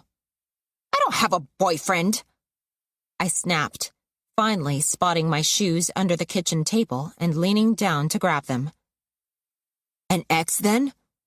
He stepped in front of the door, perhaps unconsciously. Or someone else you're not going to tell me about? Maybe it's none of your business. Since he was blocking the door, I wheeled and stormed down the hall to my old room. My gym bag was lying open on the mattress, and I grabbed my jeans off the floor, where I dropped them when I'd changed hastily earlier in the evening, and threw them into it. This is exactly what I mean, he said, following me. All this time we've known each other, you've never opened up to me. He took a few steps toward me, and I stood up, shouldering the gym bag. Am I supposed to leap into a relationship with someone who won't ever talk to me about what's eating her? What's eating me? I pushed past him and headed down the hall, Jason right on my heels. Let's start with that meeting today. It didn't go well. Will I ever know what happened? You could start by asking. And have you walk out like you're about to do right now? Damn straight I am, I said, marching toward the door, grabbing my purse on the way. I stopped and turned around with my hand on the doorknob. Since we're telling the truth here, I said, don't pretend you've ever wanted to know how I feel, Jason. You've done your best to avoid it the whole time we've known each other. If you ever asked, and I told you, then you'd have to admit. I choked, thinking of all those afternoons hanging out with Jason. How I'd tried to shove my feelings down, pretend them away. The clueless, clumsy teenager I'd been. Spending the night over at a boy's house, hoping one day he'd see me as more than a friend. And instead of the teen movie ending I'd been waiting for, the kiss and the corsage and the cool soundtrack, I'd been violated so deeply that I couldn't have put it into words for anyone, even if I'd wanted to. That was what having your trust in the world destroyed looked like. But he was still standing there, playing dumb. He was going to make me say it. You knew how I felt, I said. And you used me anyway. All those years, you used me for an ego boost whenever your ass got dumped. And you used me for my talent when you couldn't get anywhere on your own. He looked as if I'd slapped his face, but I kept talking. I'm not going to play this game anymore. It's an insult to us both. I'm done with it. I let the door slam behind me. The phone inside my gym bag in the passenger seat buzzed nonstop the whole drive to Days Inn. I wished like hell it was Jason calling to apologize and beg me to come back, but I knew without looking who it was. As soon as I got to my room, I threw the bag on the bed, and the phone tumbled out onto the paisley bedspread, quivering and flashing the word, unknown. Something in me snapped. I picked it up, pushed the talk icon, and screamed, "Leave me alone!" at the top of my lungs. Then I powered the phone off and threw it across the room. It bounced on the baseboard and disappeared under the bed. I went into the bathroom to get ready for bed, exhausted. Thank God for motels, with their miniature plastic-wrapped toiletries, anonymous and disposable. I unwrapped a bar of soap the size of a saltine, massaged it to a lackluster lather, and smoothed the suds over my skin. Splashing cold water on my face with one hand, I groped blindly for a towel with the other. Just as I found it and buried my face in it, a burst of noise started up in the bedroom. A high-pitched electronic gargling that made me drop the hand towel into the wet sink. The motel phone was ringing. As I came out of the bathroom, the first ring ended. After an abnormally long pause, the next shrill scream came, accompanied by a blinking red light on the phone base. I walked slowly toward the nightstand, hoping against hope it would stop its shrieking by the time I got there. I sat on the side of the bed and listened to it ring 3 more times before putting out my hand and lifting the cheap plastic receiver to my ear, straining at the short and tangled cord. "Hello?" "Dana," said Amanda. "Just listen to me." I slammed the phone down. I tried to unplug it, but there was a sturdy plastic casing around the connection to the phone, and the other end was unreachable under the bed. The buttons under the number pad were smooth, pitted black, their icons worn off, and I jabbed them all at random, hoping one of them was a Do Not Disturb button. Instead, I got the front desk. "Please, don't let anyone call my room," I pleaded, almost in tears. But the hotel clerk answered me in a voice rendered nearly indecipherable by the connection, and I eventually hung up, uncertain whether he had understood me or not. Without getting undressed, I turned out the light and lay back in bed, crying in frustration, waiting and waiting for the phone to ring again. Then I fell asleep. 15. Scratch, scratch. I opened my eyes. The noise was coming from the door. At the crack along the bottom, a faint bleed of light ended abruptly in shadow. Scratch. The bed moaned as I lurched upright, and the scratching stopped. The shadow moved to one side and paused there. The bedside clock said 3:05. My heart hammered. I lay back down as quietly as possible. She was here. She must have seen me check into the motel yesterday, called my room last night to confirm the number, and now she was trying to get in. In the silence, my breathing seemed unnaturally loud. I lay rigid, trying to keep the bed springs from crying out again, and pictured her staring at the door from the other side, waiting. We stayed like that for an eternity. The silence lasted so long, I felt my mind drifting back towards sleep and had to fight to keep my eyes open. Time seemed to slow and swell, stretching itself into a dark elastic rope between us. Amanda would never let me go.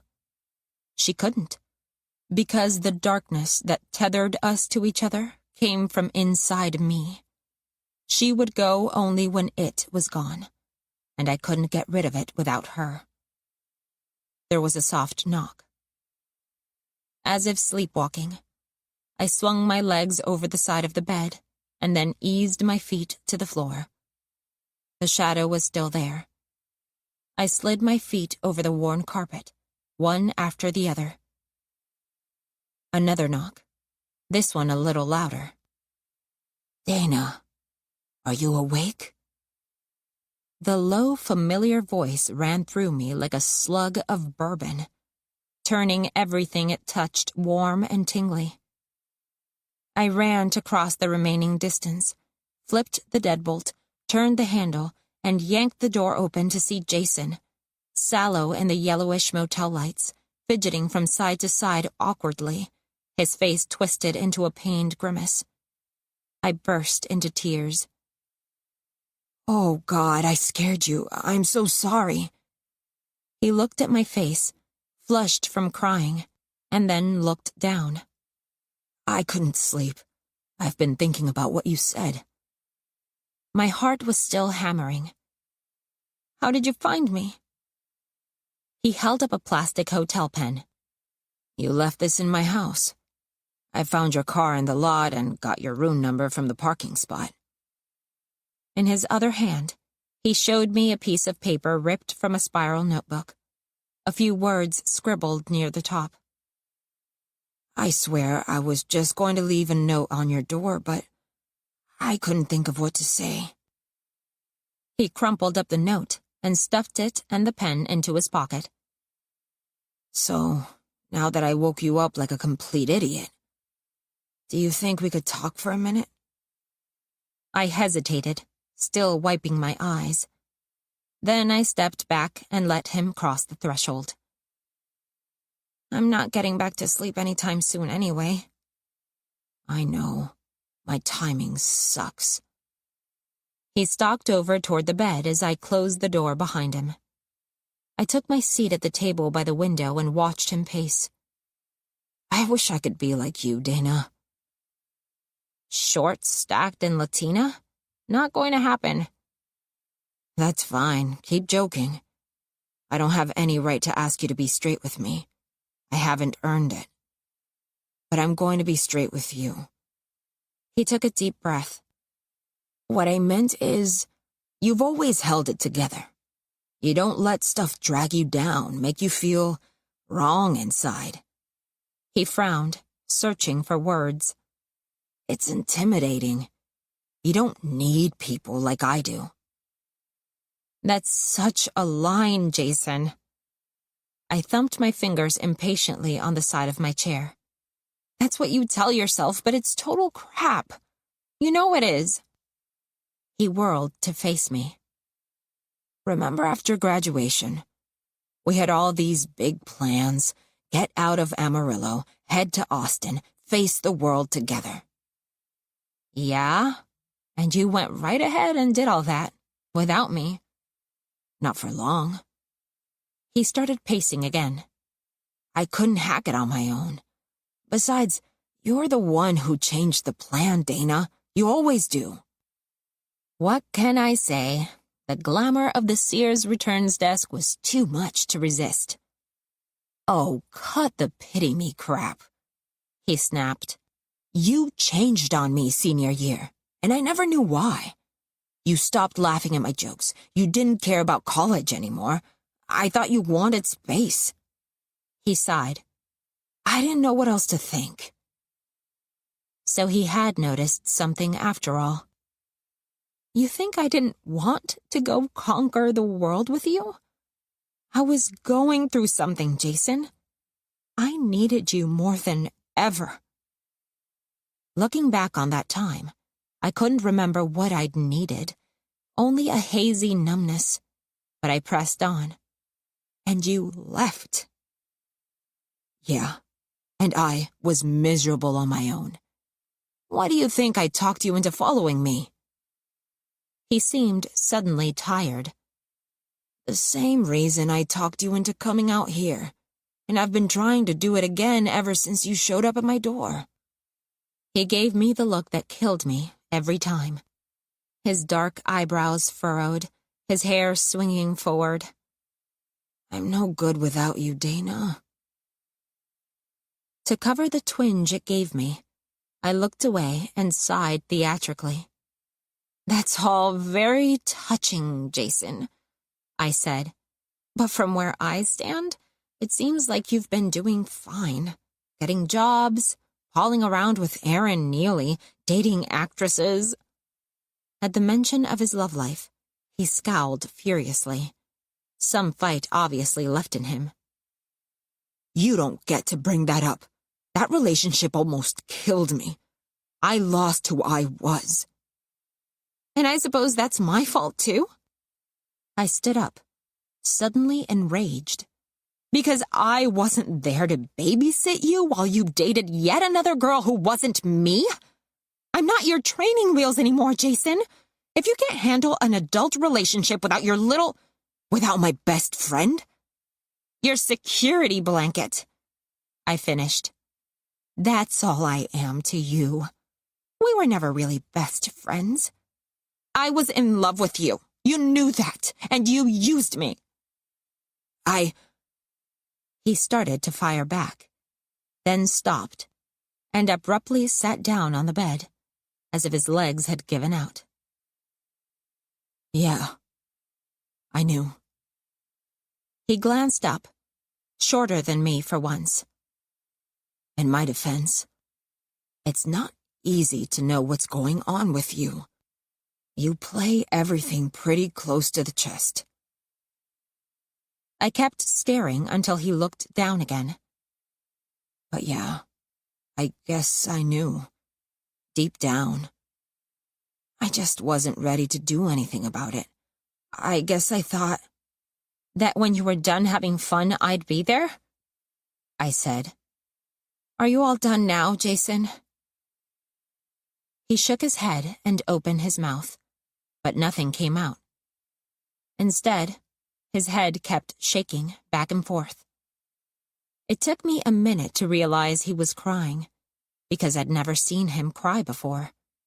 There were no actual tears, just a redness around his eyes and 2 red splotches on his temples spreading. I don't know what to say, Dana. I just need you, that's all. I always have, but I didn't know how much until the past year. I'm sorry that's what it took. He looked up briefly. But I don't feel done. I feel ready. He leaned his head into his hands. I walked over to the bed and put my hands in his hair, pushed it away from his forehead. He dropped his hands to his thighs, and I moved forward until I was standing between his knees, letting his head fall against my chest. His hands curled around the backs of my thighs, under the jersey dress I was still wearing, warm on my bare skin. I rested my cheek on top of his head for a moment, like he used to do to me when we watched TV together, to see how it felt. Then I straightened up, put my hands on his cheeks, and turned his face up to face mine. I'm ready to, I said, and I leaned down toward him. His hands tightened around the backs of my thighs as we kissed. Then one hand moved to my hip and pulled me closer, while the other moved to my waist, then farther upward. The warmth enveloped me from every point of contact. His wet mouth, the bristle on his lips scratching mine, his inner thighs against my hips, his hands moving with a slow greed. He moved a thumb over my nipple, and I gasped and closed my eyes. But at the center of the red, warm darkness behind my eyes, there was a spot of icy cold that refused to melt away. A wave of dizziness, and I couldn't feel Jason's warm hands anymore, just the black hole opening to swallow me, and a voice in my head that sounded exactly like Amanda whispering something. I'm still here. I opened my eyes and took a step back. Jason opened his eyes too. What's wrong? It's okay, I said. It's late. To have something to do with my hands, I gestured toward the clock. It was 4:17 a.m. Yeah. His hands still rested lightly on my hips. We'll talk more tomorrow. I ran a hand through his hair. I'm glad you came over. He stood and was suddenly much taller than me again. Remote, but warm. Thanks for letting me in. I'll be here tomorrow, I said. I'm not really kicking you out. And I'm not really leaving. He leaned over to give me a kiss by the door. Just a light peck, but it felt like a promise. Then he was gone. 16. I awoke a few hours later to morning sun streaming in under the curtains. Outside, the sounds of a motel by daylight banished the specters of the night before. Engines revved in the parking lot. Car doors slammed. A woman passing my door hollered back to someone to be sure and look under the bed one more time. And for a moment, I remembered the last family vacation before my dad left. Big Bend National Park, when I was 6. On a canyon walk, I'd grabbed a deceptively fuzzy-looking cactus and cried all the way back to the motel, where, to placate me, my parents ordered Matilda on pay-per-view. The three of us piled onto the bed to watch the movie. Them leaning side by side up against the headboard, me on my stomach with my chin in my hands. I think it was one of the last times my parents were happy together. I wish I had turned around even once and looked at their faces so I could be sure. After a moment of equivocation, I leaned over the side of the bed and reached until my fingertips brushed the corner of my phone. Fumbling a little, I managed to hook the edge of the case and drag it out. I took a deep breath and turned it on. For the first time in 48 hours, there were no new calls or texts from Amanda. Could she finally be getting the message? Or, having located my motel room, was she just switching tactics? The thought was disturbing, but, in the morning light, easy to brush off. I didn't know how she'd found me. Through some sophisticated hacking technology, I assumed. But the important part was that, after hearing my voice on the line once, she hadn't tried again. The superstitious part of me connected her sudden silence to Jason. The more Jason had come back into my life, the more Amanda's presence had seemed to fade. His appearance in my room last night, our fight, the kiss, seemed to have banished her altogether. In daylight, the pact Amanda and I had made no longer felt like a dark secret. It was as flimsy and insubstantial as a slumber party dare.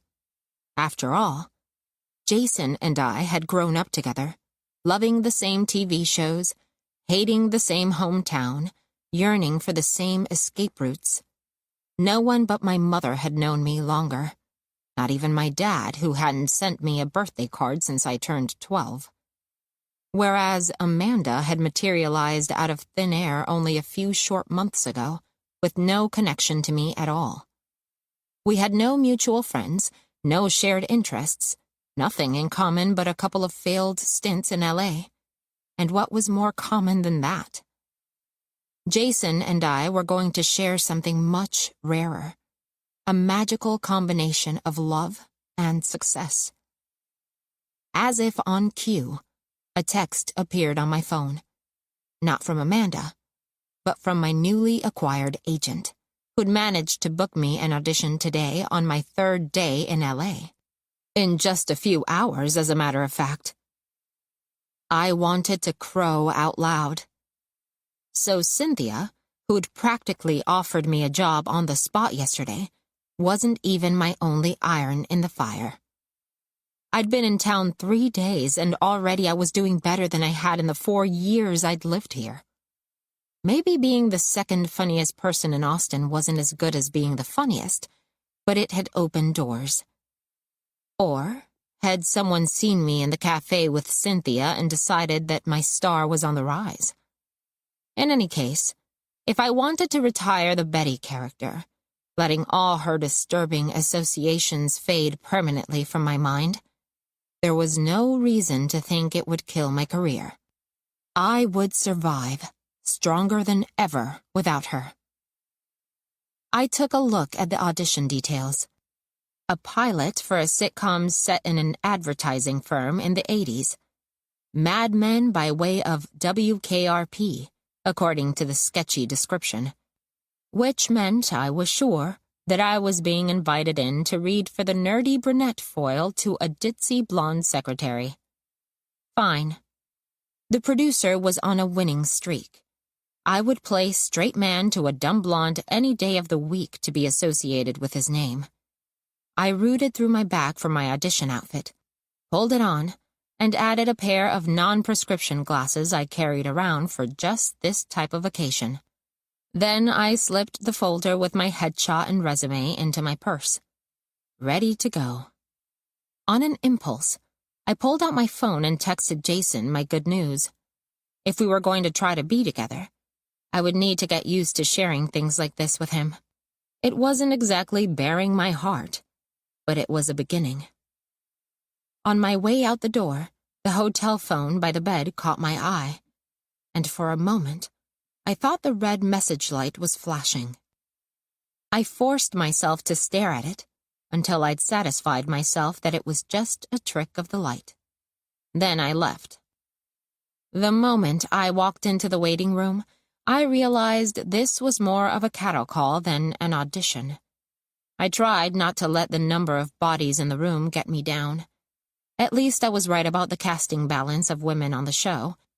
The room was crowded with a dozen or so tall, skinny blondes that I imagined in the Lonnie Anderson role, some with hair teased up to suggest an 80s bouffant.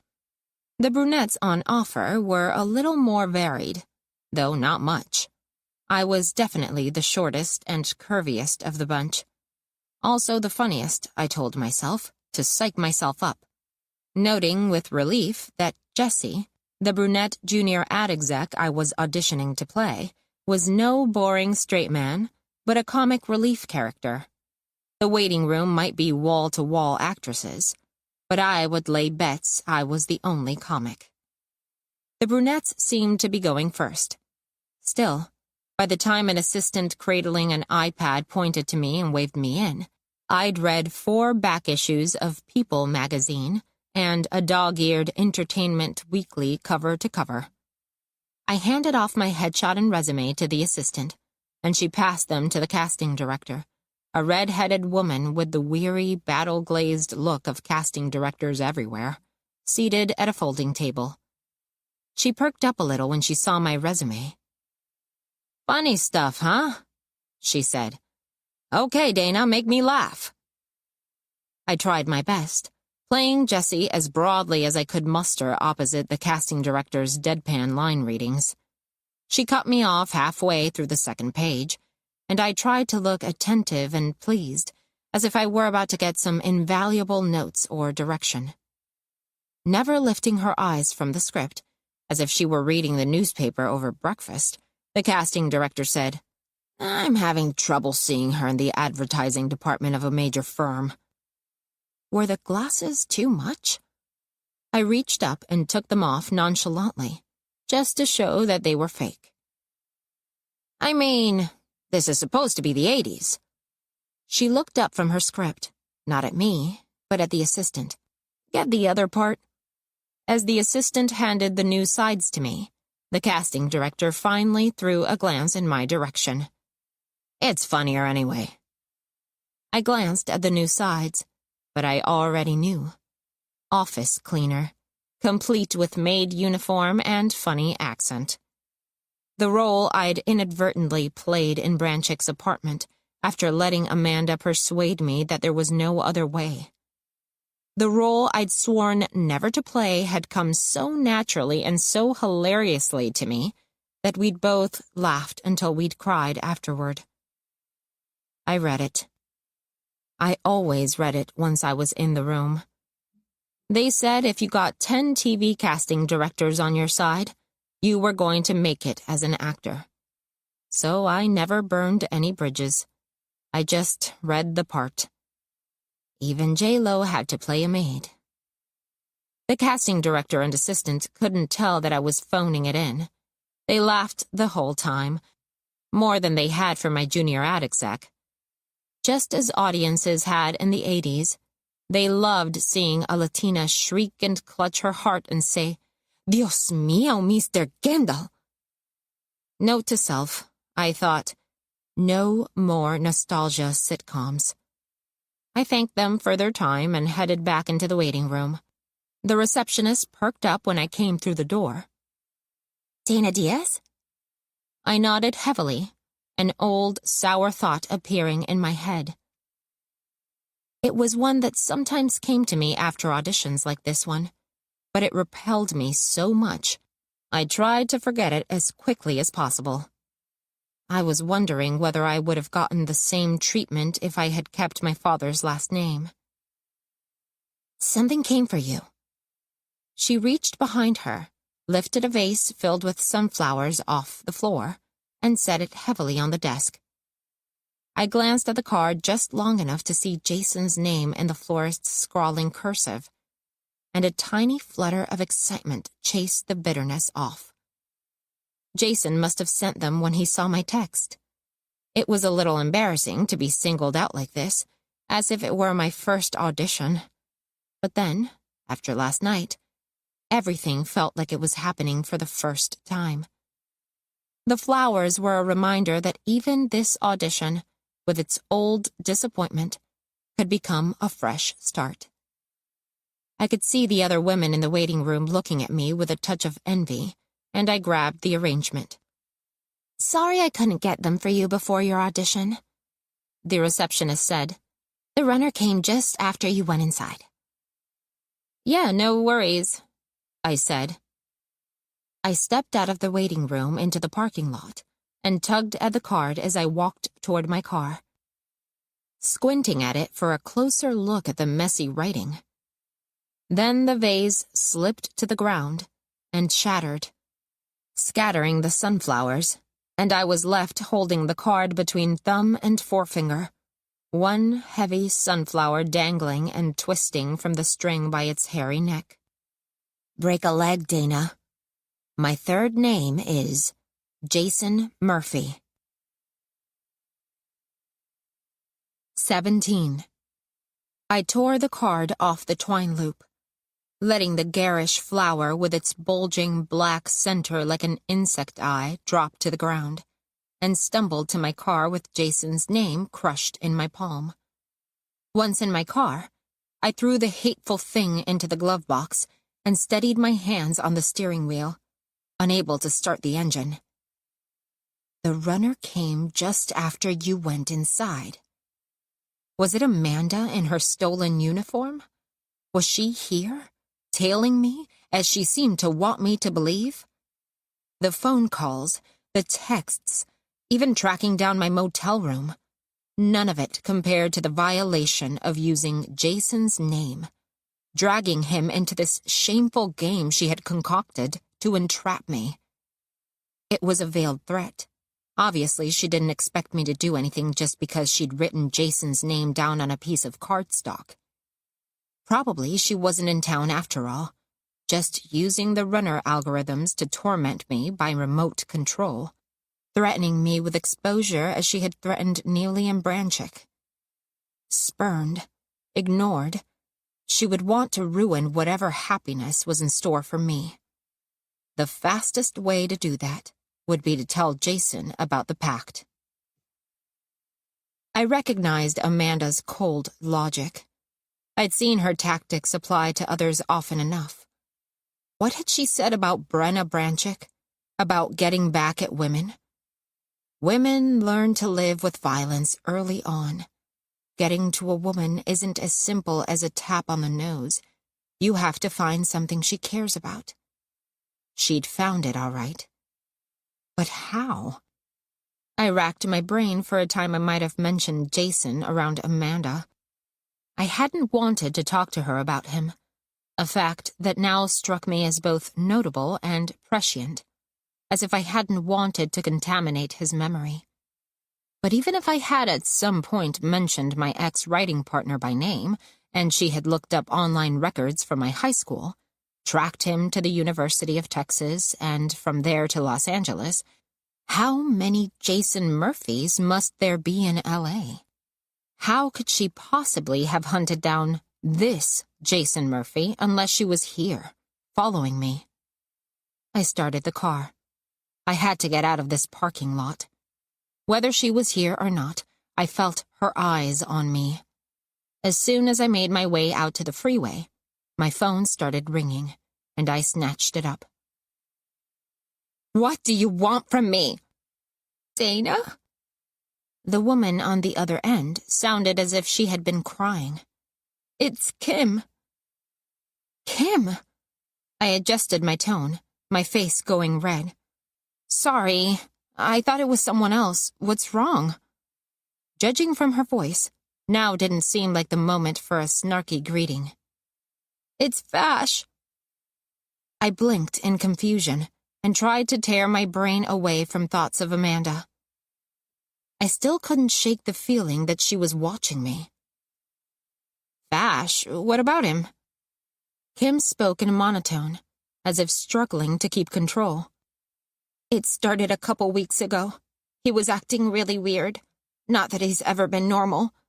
She bit back a hysterical laugh. "But this was different. He was messaging people in the middle of the night, mostly women, begging forgiveness or else ranting at them, making threats even.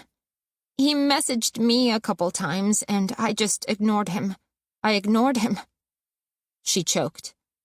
"And then last night he showed up at my house, late, pounding on the door." She started crying again. "I wish I'd let him in." "Kim, what happened?" "He did it early this morning, in his apartment," she whispered. "Did what?" I said stupidly. But I remembered his mood swings in the bar, and some part of me already knew. "There was so much blood." She was still crying. "I found the body. Nobody knows where he got the gun." It dawned on me slowly. Vash, the website, the wicked L-shaped handguns in a grid, Amanda's voice. "Have I ever let you down?" "Oh my God." "He was bipolar. I guess he went off his meds a few weeks ago." Kim was pulling herself together, reciting the details mechanically, as if they kept her calm. "I think maybe he figured, after winning Funniest Person, he didn't need them anymore. Or maybe someone else decided he didn't need them anymore. The same someone who had decided Austin didn't need Vash anymore." I coughed to keep from gagging.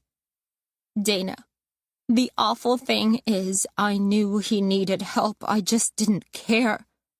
I've never really forgiven him for what he did to me and all those other women.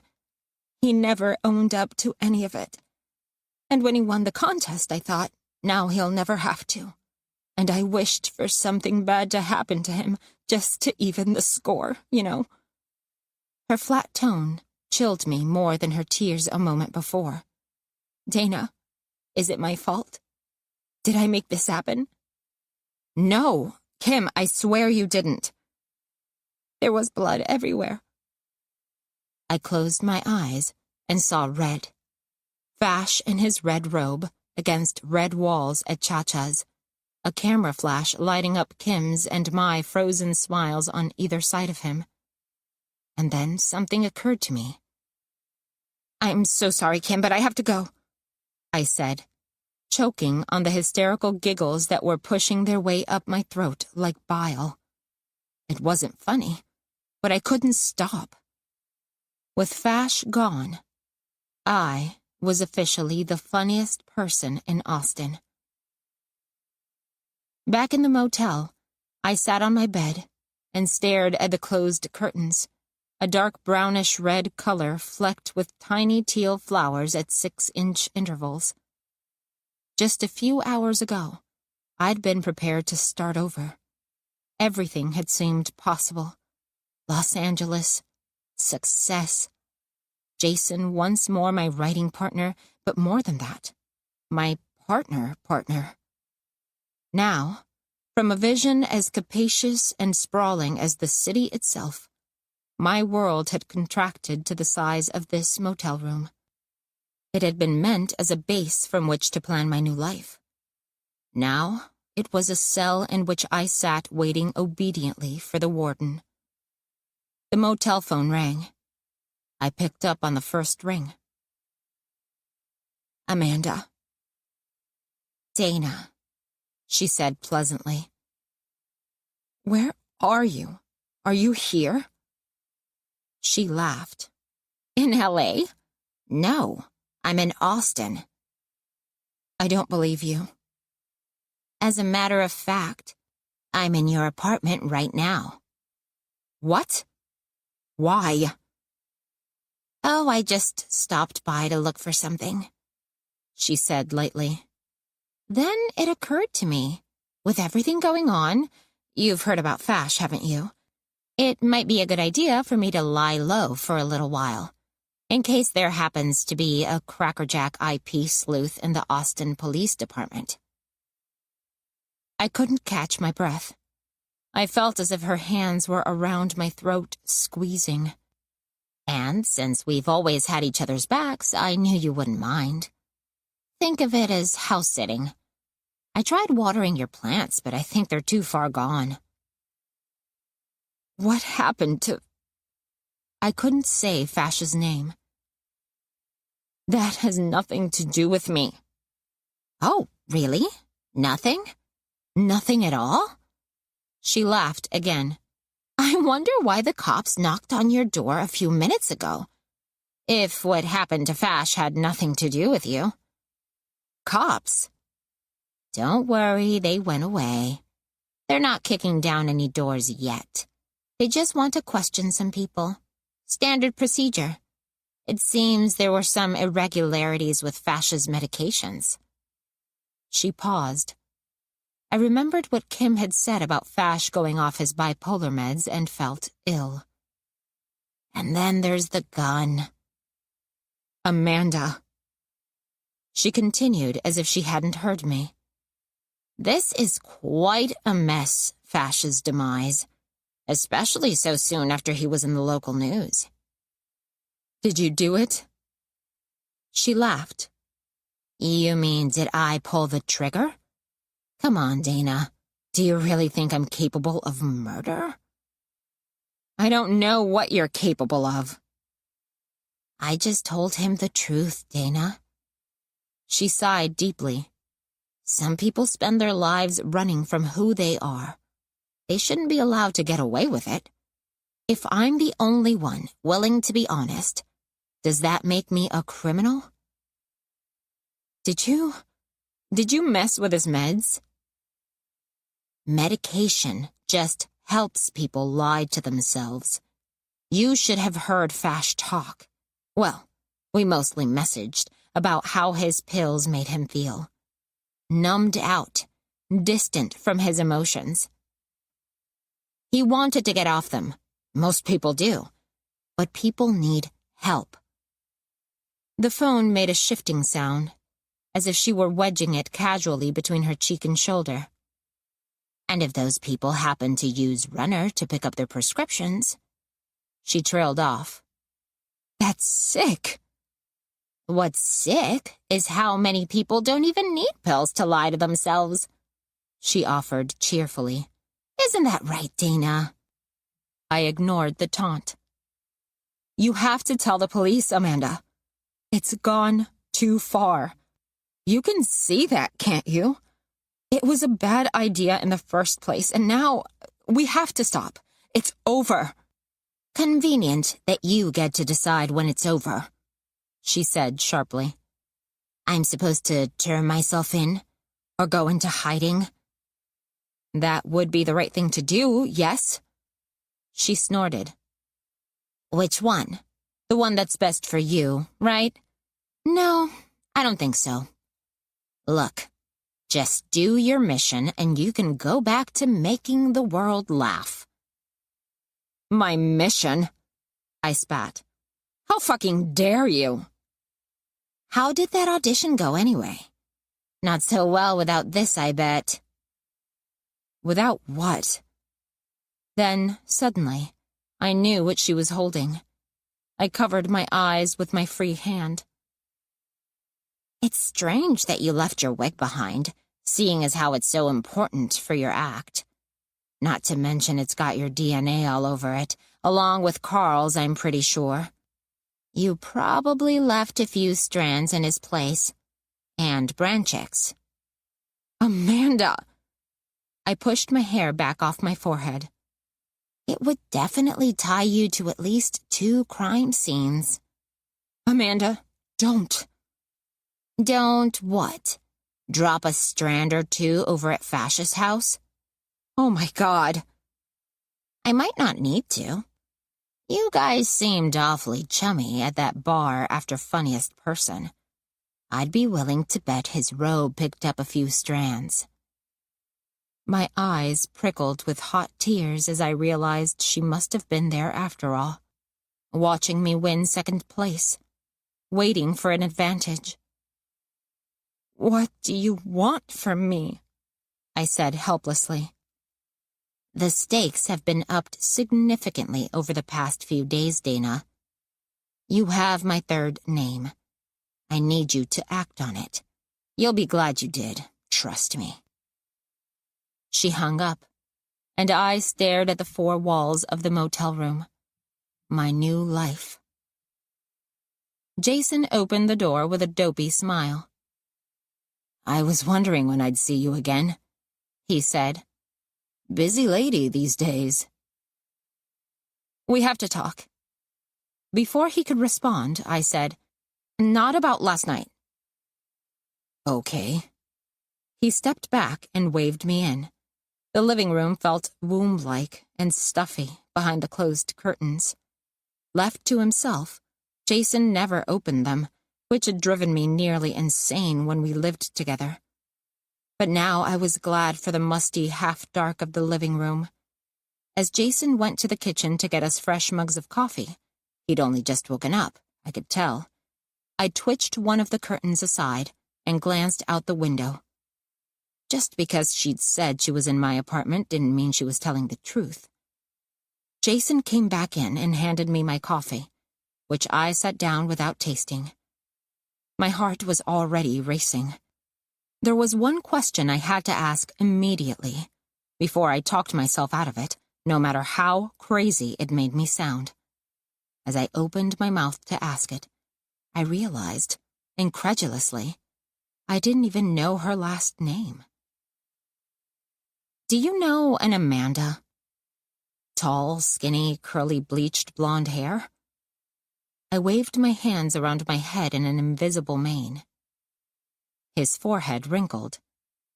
You mean Amanda Dorn? Why? Do you know her? The perfectly ordinary last name made her sound more human than she was in my head. And the way Jason said it, casual, completely at ease, made me realize a part of me had been expecting him to blanch in horror. If I had once thought of her as an imaginary friend, over the past few days she had become my phantom tormentor. But Jason looked only a little uncomfortable, possibly even annoyed. Yes, Amanda Dorn, I said, trying it out. Would she have something against you? I'm pretty sure she hates my guts. Does that count? He started to say more, then hesitated, frowning. I took a deep breath. Jason, it's very important that you tell me everything you know about her and what she could have against you. He put his hand to the back of his neck and scratched under his collar. Look, Dana, are you sure you want to know? Last night you said you were sick of hearing about my ex-girlfriends, and now you're barging in here demanding to know everything. Ex-girlfriend, I repeated numbly. Yeah, he said. She's the one I was trying to tell you about last night. You're Amanda Dorn's ex-boyfriend in L.A.? Hollow-eyed in the bar the first night we met. He didn't hit me, if that's what you're thinking. My reply, sounds like a prince. It didn't last that long. He was running his hands through his hair nervously. I mean, give me credit. I figured out she was crazy pretty fast. He glanced at me. She's not a friend of yours, is she? I shook my head, my eyes on the floor. Thank God. Jason had taken a large swig of coffee and set his mug down again. I met her at an audition and we started talking. I should have known better. Actress on the make. This was when I was hanging around with Aaron Neely, and a lot of people were giving me time because of it. I wish I could go back and... He flushed. Look, I got kind of a big head. I'll be the first to admit it. But I paid the price. Amanda Dorn was a grade A, gold-digging, star-fucking nutjob. When I figured out she was more interested in meeting Neely than in dating me, it made me feel kind of crazy for a while, too. She wanted to meet Neely? Oh, yeah. She talked about him incessantly, he said bitterly. I guess she'd seen what kind of arm candy he carried around and thought she might just fit the bill. I think she'd auditioned for him or something, but couldn't get anywhere with him on talent alone. He wrinkled his nose. She was a terrible actress. Yet she had fooled me. So Amanda had a grudge against Neely, too. One she'd neglected to mention. Had he harassed her, too? Or had he just rejected her? Maybe she was only using me as an excuse to get back at him, just like she wanted to get back at Jason. What had she said about her evil ex-boyfriend? That he wouldn't let her talk to other men at parties? And I'd listened sympathetically, nodded along, swallowed her side of the story right away without any proof. Flattered by her praise and embarrassingly eager to make my first real female friend, even if it was just a random stranger in a bar. If her ex hadn't happened to be Jason, I would have gone on thinking of him as the psychopath who had done her wrong. My stomach sank as I thought first of Branchik, then of Carl. I had done those things to human beings, for someone whose last name I hadn't even known. Was it possible that my experience with Neely, still fresh at that point, though now it seemed impossibly far away, had warped my perceptions so completely? Or had I always been so willing to believe the worst of men, even before Neely? And if so, was it because of Maddie? Or was something else wrong with me? Something even deeper? Are you okay? Jason said, and I realized I had been quiet for a while. We really don't have to talk about this. I said I wouldn't burden you with this stuff anymore, and I meant it. You called her crazy, I said carefully. What kind of crazy? Well, just to give you an idea, after we broke up, I found spyware on my phone. And the fights we had, the yelling and screaming.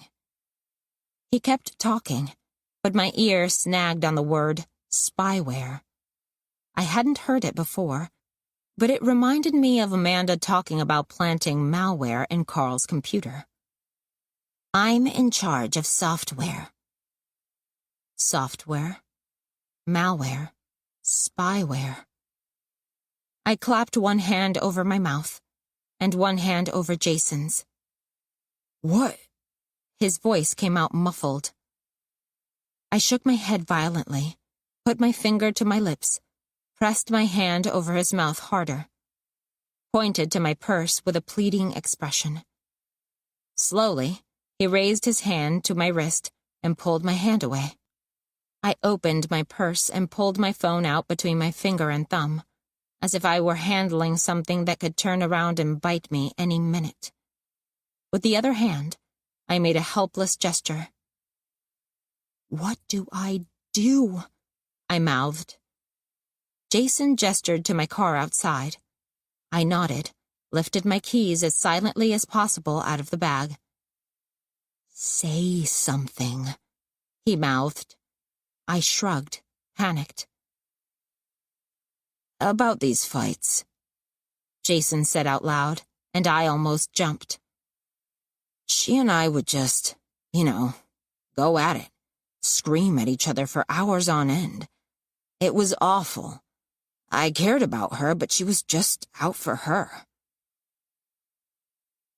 You know what? I was catching on.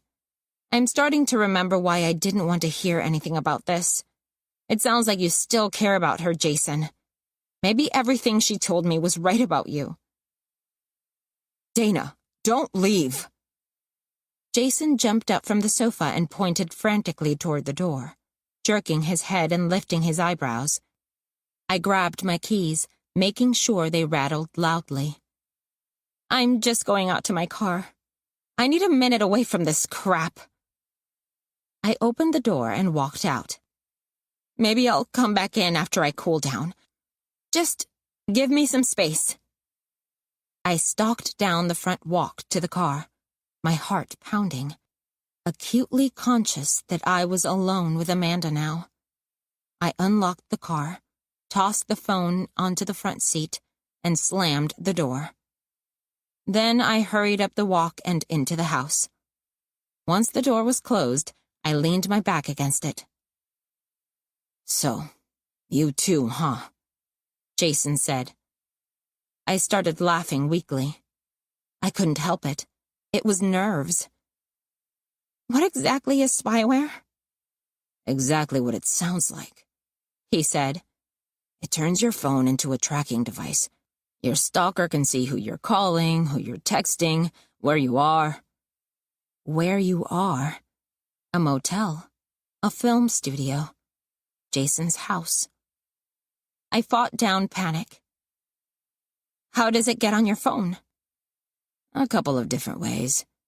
I'm pretty sure she just installed it on my phone when I wasn't paying attention. But some people email it as an attachment, like a virus, or you could even text a link and hope they follow it." A link? Like the one to the Aaron Neely video. And she could really have been listening to us this whole time? The prefab spyware packages available on the internet would give her access to email, texting, browser history, that type of stuff, he said. But what she put on my phone was much more sophisticated. The memo recorder was locked in voice-activated mode, so she could listen in on everything I did. The guy I took the phone to was pretty impressed. He said he couldn't be sure he had caught all the features. I wound up just buying a new phone. Jason looked at me. "Dana, just tell me what the hell's going on. How do you know Amanda?" I groaned. "She lives in Austin now. She came to one of my performances. She pretended... I thought we were friends. She never mentioned you, not by name anyway." "Well, she definitely knew your name." Random stranger in a bar indeed. It was even worse than I had thought, and I had been even stupider than I'd thought. "You told her about me?" "Yeah. I mentioned you. I mean, of course I did. All my stories have you in them." He squeezed my hand briefly. "Once she found out my former writing partner was a woman, and my best friend on top of that, she would never believe we were platonic. She was insanely jealous." He smiled slyly. "I guess she was onto something." "This isn't cute, Jason." I pointed out the window to my car. She knows I'm here. And she knows I'm with you. She's been sending me creepy messages. Today she sent me flowers. I shuddered, thinking of the note. I couldn't tell him what she really wanted, not without explaining the whole thing. But I could come close. I think she wants to hurt you. She wouldn't be the first. Jason, I'm being serious. I saw Carl's face, bloodied and crying for mercy. Vash and the gun. If she wants to harm you, she'll find a way. I know what she's capable of. And not just her. Suddenly, I lost it and started crying. This is all my fault. Whoa, hey, wait a minute, he said. Slow down. Nobody's going to hurt me. Least of all that crazy bitch. I looked up at the epithet. It was the same word I had called her when Jason and I were fighting about his ex. But it sounded different now that I knew who we were talking about. More evil. More powerful. She called me last night, I said. She figured out where I was staying. If your phone was bugged, that would be easy to do. But it's easy to fix, too. We'll take your phone somewhere, get it wiped. You can stay here. Why? Why is she doing this? I sobbed. Why does she hate me so much? He took my hands between his. It's me she hates. She can't stand the idea of me being happy. It's just her rotten luck that she stumbled on the person who makes me happiest and sent you straight into my arms. At this, I sniffed and hiccuped. Nothing's going to happen to you, Dana. Not while I'm here. But he didn't know what Amanda had on me. The wig, the evidence at 3 different crime scenes. What are we going to do? We'd turn the tables on her. I looked at him questioningly. Let's be smart about this. She doesn't know we know about the spyware. That gives us an edge. If you scrub your phone, she'll figure out we're onto her. As long as she thinks she's in control, it'll buy us time. Plus, she won't be able to resist getting in touch as long as she still can. That gives us a way to track how crazy she's getting. And records for the police? Yes, if it comes to that. I hoped it wouldn't. In the meantime, we can use it as a decoy. Exactly. We'll pick you up a burner before we get started. Where do we start? I had a feeling I knew what he was going to suggest. 18. We started with Runner. Jason wanted to stash my bugged phone in the glove compartment of my car, but my paranoia had swollen over the past hour like an allergic reaction to a bee sting, and I felt sure Amanda's tracking software would know the difference between the house and the street in front of it. While Jason went to Best Buy for a disposable phone, I searched the house and found some leftover insulation in the recording studio's closet. I tried to cut it up, but ordinary scissors couldn't get the job done, so instead I wrapped the whole irregular-size piece around the phone and then sealed it tightly with black electrical tape. When I was finished, I had made a giant, spongy pillow completely covered in black. I set the lumpish thing in the studio closet and closed the door to the room in relief, just as Jason got back with the burner. It's all set up and ready to go except for your security thumbprint, he said. Wow, I said, checking the smartphone out. I was expecting something more in the flip phone vein. I didn't even know they had that feature. It was a little extra, but I wanted you to feel safe, he said, blushing. What do I owe you? I reached for my purse, acutely conscious that I had only a couple of 20s. This phone looked more expensive than a couple of 20s. Just your firstborn child, he said.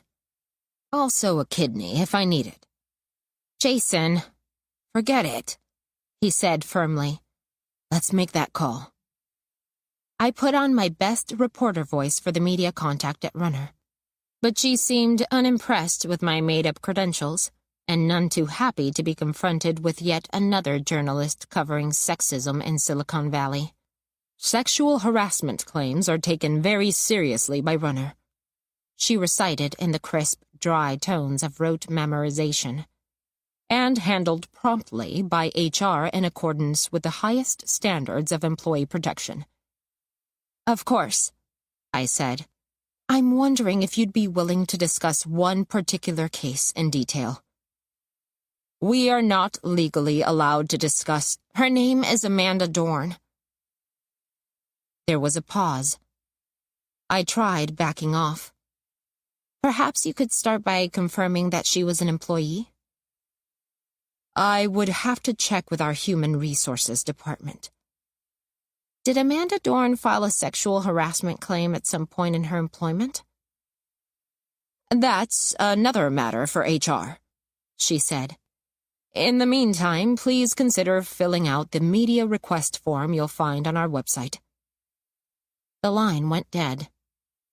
Jason had been leaning forward, listening. We should call HR before she does. Sure, good idea. I turned to his laptop and started searching for the number on the Runner site. Let me try this time. He looked excited, like a kid prank-calling the neighbors. I stared at him. It struck me that Jason had no idea of the stakes of the game we were playing. Amanda was out for blood this time. I could feel it. But to him, this was just a chance to get back at an ex-girlfriend he'd never forgiven. With a slight pang, I realized that he was just a little too interested in digging up dirt on Amanda. I'd known him too long to mistake the contemptuous expression on his face when he said her name for indifference. Maybe he'd been waiting for a chance to find out about her past since they'd first gotten together. In her motorcycle jacket, with her wild hair and hollowed-out eyes, she must have seemed as mysterious to him as she had to me. I pushed the thought firmly out of my mind. Jason had no way of knowing how much danger he was in. Unless I told him about Fash, the gun, the whole awful pact, he would never believe Amanda was capable of murder. To make him understand everything would be to confess my own shameful involvement with Amanda's schemes, something I couldn't do. And that conversation had the potential to bring up all kinds of things I didn't know how to talk about with Jason. What his friend Neely had done, and even what his brother had done.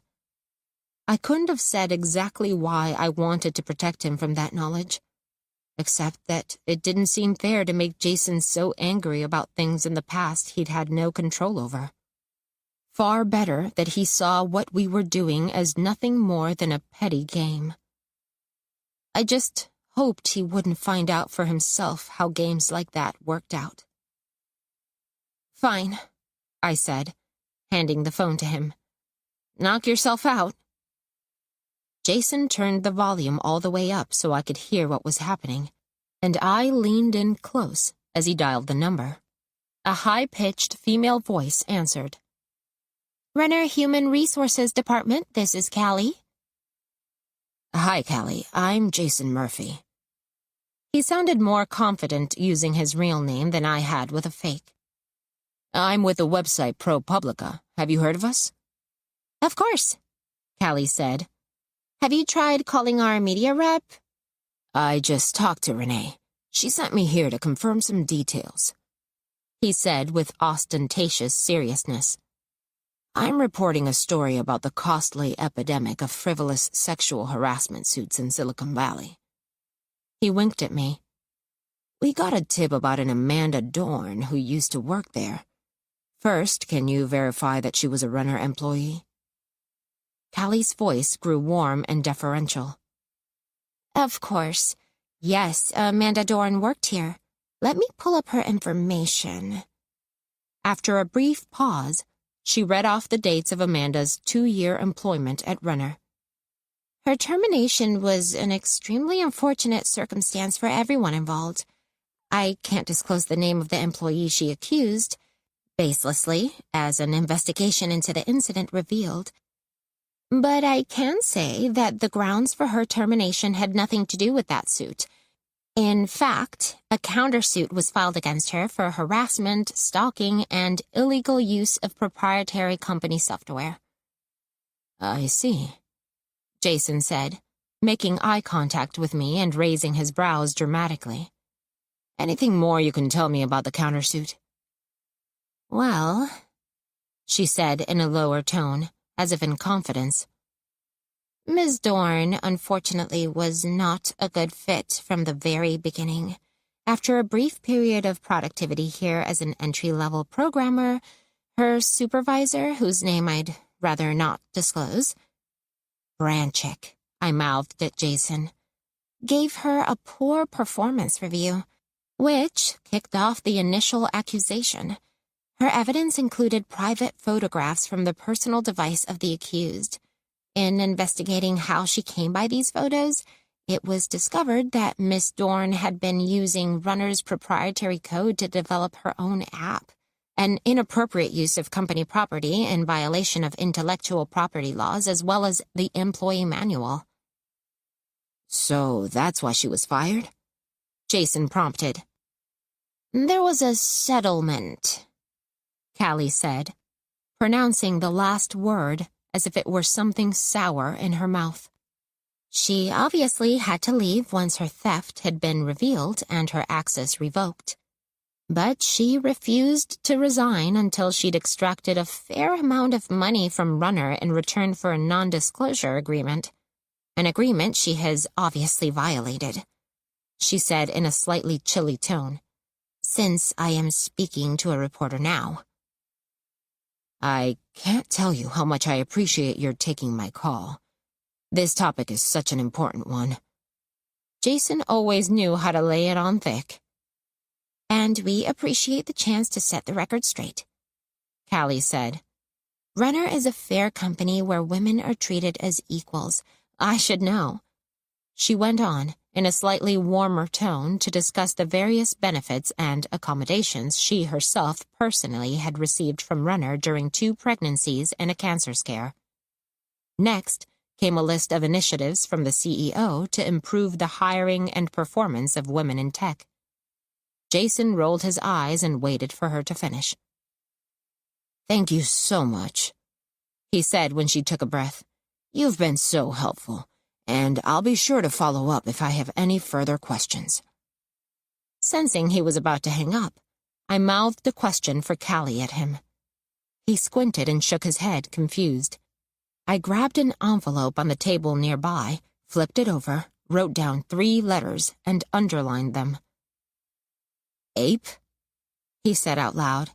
Oh, app. Sorry, my handwriting. What app was she working on? The question must have knocked Callie off her talking points, because her response came out too rushed for me to catch more than a few words. Jason let her speak without interruption, his eyes widening. I see, he said, and gave me a thumbs-up sign. When she ran out of steam, he thanked her again, hung up, and grinned at me. That last question really set her off. Apparently, in addition to ripping off the Runner code and database for a side hustle, Amanda bugged 4 computers in the C-suite and collected a bunch of confidential emails that she threatened to release to the public. He chuckled, shaking his head. You have to admire her guts. Anyway, there must have been some good stuff in there because they dropped the countersuit and settled. What do you mean, good stuff? I frowned. Like Doug Branchick's dick pics? He raised his eyebrows. Our friend Callie says there were rumors about his behavior around the office. Obviously, Amanda heard the rumors, saw a weak link, and filed the harassment suit against him preemptively. I gave him a questioning look. As a shield for the app. That way, when they found out about her theft of company code, she couldn't be fired without it looking like retaliation. He explained. Honestly, I doubt Branchick was ever even interested in her. I thought of Amanda's elaborate explanation for why we couldn't use Branchick's dick pics in our revenge plan. Maybe they didn't exist. So, you think there were no pictures? Even if there were, we only have her word that they weren't consensual. Guys like that are pretty easy to get compromising photos out of. Guys like that. It rang a bell, and again I heard Amanda's voice in my head. It was precisely how she had described Branchick the first time we met. Jason, too. I drowned out that thought with another question. Why do you think Callie got so mad when you asked about the app? It's a touchy subject. It was highly offensive, he said with a grimace. Not to mention derivative. Sort of like a dating app, but without the dates. I looked at him quizzically. Women record and rate every instance of so-called bad behavior from the men in their lives. Bosses, classmates, friends of friends, the garbage man, I presume. The app uses GPS to share ratings of all the men in your area, which is sick enough, right? He leaned in. But the creepiest thing is, instead of matching you to someone else who shares your love of sushi and Star Trek, it matches you to someone who qualifies for, get this, remote retaliation. Remote retaliation. The hair on the back of my neck stood up as I repeated the words. Yeah, how messed up is that? Like taking out a hit on someone. The name of the app was something like, You Scratch My Back, or No, I'll Get Yours. What was it again? Got your back? I kept my face carefully averted. That was it. He snapped his fingers. Stupid name for an app, if you ask me. It's probably meant to be all one word, or maybe the vowels are replaced with dots, or it's capitalized funny or something. I stayed silent, and he went on. Anyway, it doesn't matter. That's pretty juicy, right?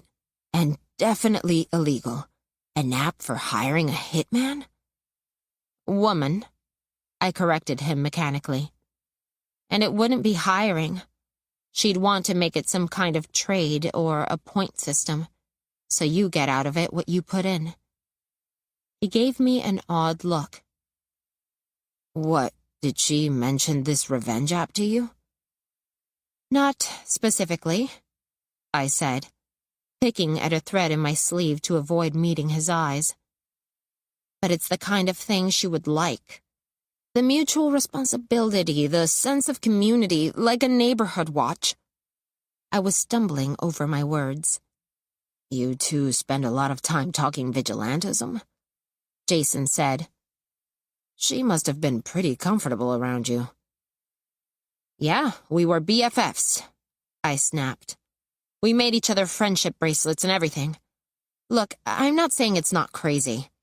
Batshit crazy, he said emphatically.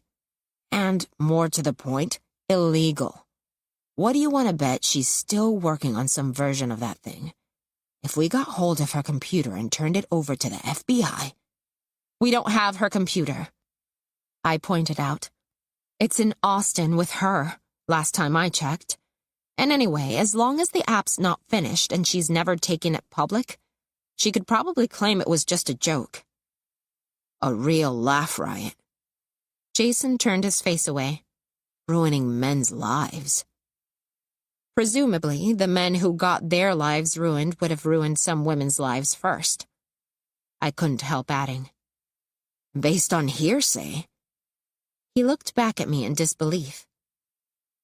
Don't tell me you're on her side in this. I'm on your side, I said quickly. All I'm saying is, think about it, Jason. Why was it so easy for Amanda to set up Branchick? Because of rumors. Yeah, rumors, I said. That's what it's called when women warn each other in private. But most of those rumors are completely made up, Jason said. They're just gossip. Maybe a few of them, I said. But for every woman who makes up rumors about guys like that, I bet there are 10 who didn't even tell their closest friends what happened to them. They were embarrassed and ashamed, so they just put their heads down and kept quiet. Or flunked out, or moved away, or hid in the spotlight, told their secrets to a microphone. He was staring at me, speechless, his expression unreadable. I'm not saying I agree with her. My voice had gotten higher, and I took a moment to think about what I did mean. I'm just saying, I get why someone would fantasize. Fantasize? About what? He looked at me with horror bordering on revulsion. About doing what, Dana? I thought of Fash, Aaron Neely, Maddie. I thought of what was on Carl's computer screen that night, about the power men fantasize about. Power over women like me, women like Amanda. For some, it was more than a fantasy. It was something they did in the dark, in basements and back seats, and even in sunny daylit offices because they were confident that no one would care. No one important, anyway. I'm on your side, I repeated helplessly. Forget it. I have to get to the restaurant. I'm late for work as it is. Jason grabbed his keys off the counter and started for the door. Then he turned around. Do me a favor. If this app thing isn't really so bad, this plan of Amanda's to orchestrate a massive network of revenge crimes, then find me something worse by the time I get back. Something we can use. He left, slamming the door behind him. It was all I could do not to laugh. He had no idea how much worse it got. It was just a matter of finding something that wouldn't drag me down, too. 19. Hey, Kim, it's Dana, I said quickly, knowing my new burner would come up looking weird on her caller ID. I'd been saving the call for when Jason left, hoping she could turn up some new details for me, something to link Fash's suicide to Amanda. Just checking in. I'm sorry about getting off the phone so fast last time. The Fash thing just hit me really hard. I get it, Kim said shortly, and I winced. She had, after all, been the one to find his body. The police came around again yesterday. They keep coming back at me with more questions. Something's wrong. You think? It came out sarcastic, but Kim wouldn't mind. After having to hide what had happened with Fash from Jason, just talking to someone who knew about it was a relief. I mean, more wrong than we thought, Kim said. Like, maybe it wasn't suicide after all. Murder? Somehow, I wasn't as shocked as I should have been. Amanda had been perversely offended when I suggested she'd pulled the trigger herself, as if it were too crude of an intervention for her. But what I'd seen in the Neely video hadn't been subtle. Who would have wanted Fash dead? Not me. I hadn't wanted that, I argued silently with myself. I have no idea, Kim said, and I rubbed at my tense neck muscles, trying to ease the ache. But there's something strange happening in the Austin scene. There've been rumors going around about Aaron Neely, too. Remember how he ghosted on the Funniest Person contest? One of the other judges staying at the same hotel saw him checking out, and they said he was limping, leaning on his assistant, wearing dark glasses to cover up bruises. He looked like he'd been hit by a truck. I had a pretty good idea of what he'd look like, having seen the video. It's all over the forums. One guy who's worked with him before is ready to swear it was a drug deal gone wrong. I almost laughed, thinking of Aaron and his smoothies, his performatively clean lifestyle. Sounds like he was hiding something, all right. I agreed in what I hoped were vague enough terms. The point is, that's 2 people directly connected with the contest put out of commission within weeks of each other. I let my breath out with a whistle, as if the thought had never occurred to me. So, was Fash into drugs? Do they think the contest is a front for something? I hated myself for trying to throw Kim off the scent. But by design, every act of violence committed by Amanda could more easily be traced to me than to her. I had to find out what I could without letting Kim get too close to the truth. It does look suspicious. I think that's why the cops keep sniffing around us. Us? My neck tensed again. You mean you and me? They keep calling me, asking where you are. I stifled the desire to cut her off and ask for specifics. We were the 2 runners-up in the contest. Either they're worried about our safety, or they're checking out possible motives. I finished. I remembered something she had said in the last conversation. There was blood everywhere.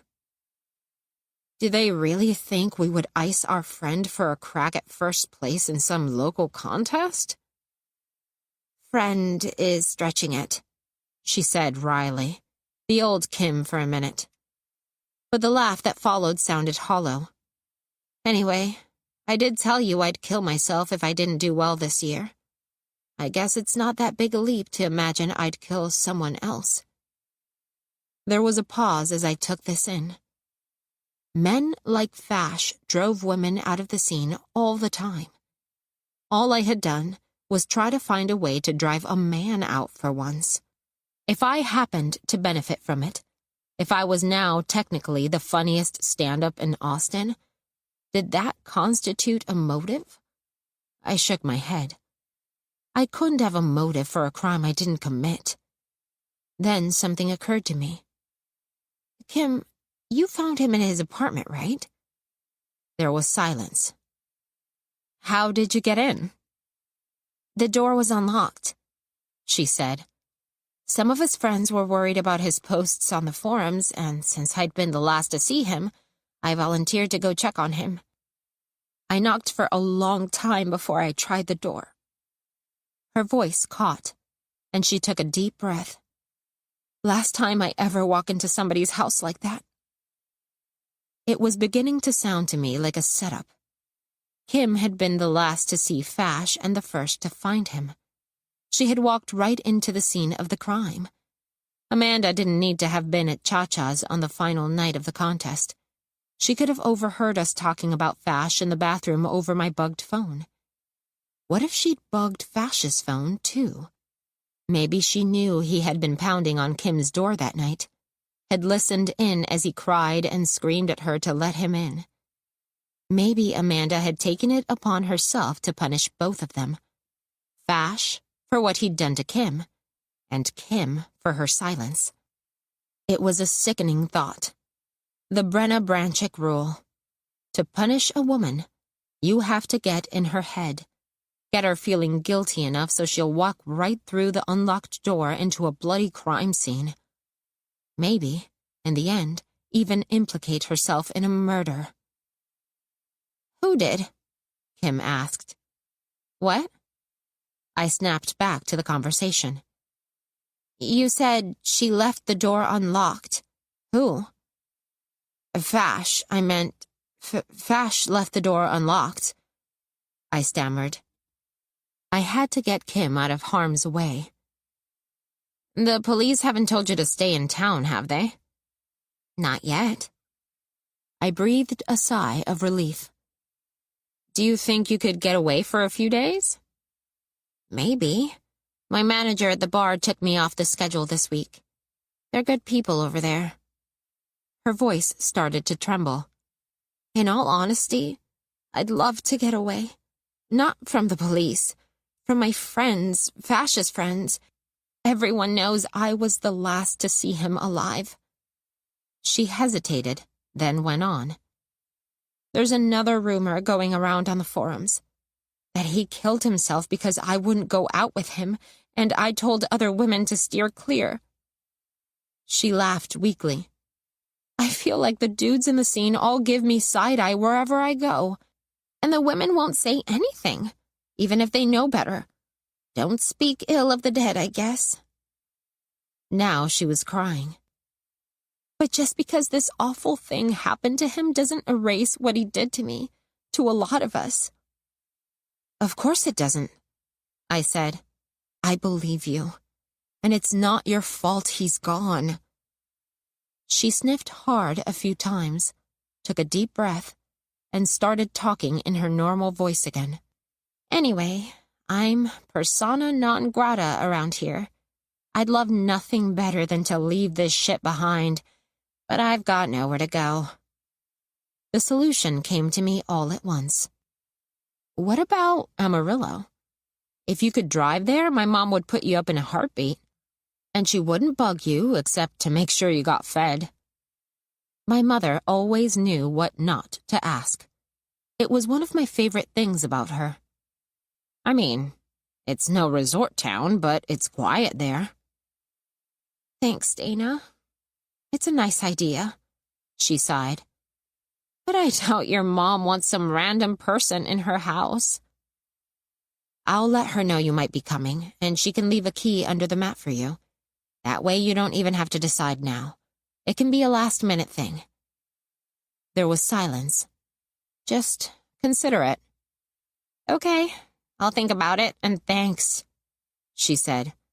I've already said this, but it means a lot to me that you'd take my side in this after all that stuff before. Sure. We've got to have each other's backs, I said, then winced to hear the words come out of my mouth. I just wish I were in town to help out. Where are you anyway? It doesn't sound like you're in Amarillo. That's where everyone thinks you are. I'm in LA. After a beat, I remembered why. I'd almost forgotten it sounded like good news to a normal person. I got some auditions out of that podcast I did. Oh man, that's great. Break a leg. She sounded relieved to be on a new topic. Where are you staying out there? In my old place, I said, with Jason. There was a chilly pause, and when Kim spoke again, her voice sounded stiff. Don't worry, I won't tell anyone where you are, even the police. Thanks, I said.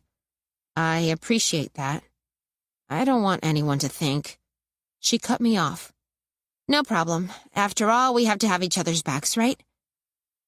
She said it with a hint of irony, I thought.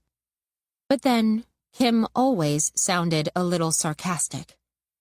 We said our goodbyes, and I texted her my mom's address. Then I wrote an email to my mom to let her know Kim might be dropping in sometime that week. It wasn't much, but it was all I could do.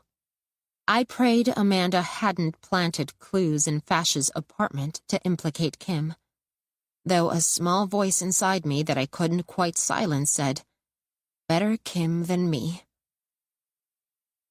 Alone in the house, I started looking around. With Jason gone, the fact that Amanda had lived here, if only for a short while, impressed itself on me fully for the first time. Amanda had been exorcised. The bugged phone swaddled in sound-muffling foam and banished the studio. But this had once been her home.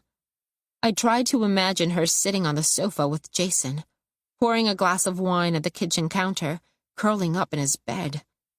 As disturbing as it was a place to start. Slowly, to preserve my vision of her, I got up and began walking through the house, keeping my footfalls soft so as not to frighten her ghost. I thought of Henry's objects and the stories they told about themselves. Maybe, just maybe, Amanda had left something behind that told a story about her. I studied every room, but nothing I saw looked like Amanda. Everything reflected either Jason's benign neglect or my long-ago contributions. There were the rugs I'd picked out from IKEA to cover the tile floors that had been bare when I'd moved out here to join Jason.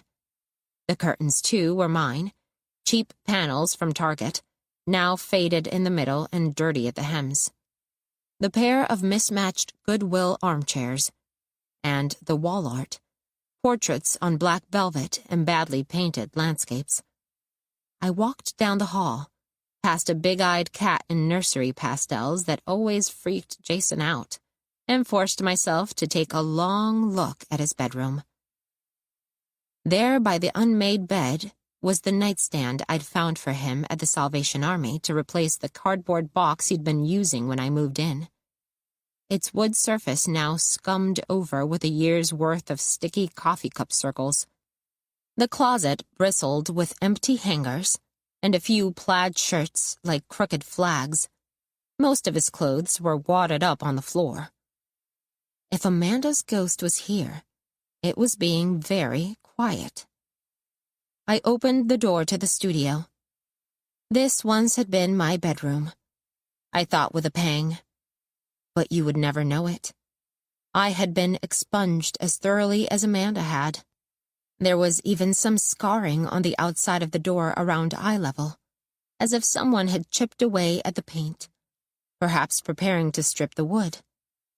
I checked the perimeter of the room, moving mic stands, music stands, and a mixing board carefully away from the walls to make sure I wasn't missing anything. I opened the closet and tried not to flinch at the sight of the shiny black pillow that held my bugged phone. A banker's box in the closet turned out to hold more cables and a smaller mixing board. I continued to move around the house, opening all the cabinets and closet doors, looking for some trace of Amanda. Standing in the hallway, I spotted the attic door, a rectangle in the ceiling with a short piece of cord dangling from it. After hunting fruitlessly for a stepladder, I dragged an armchair from the living room into the hallway and stepped up onto the seat.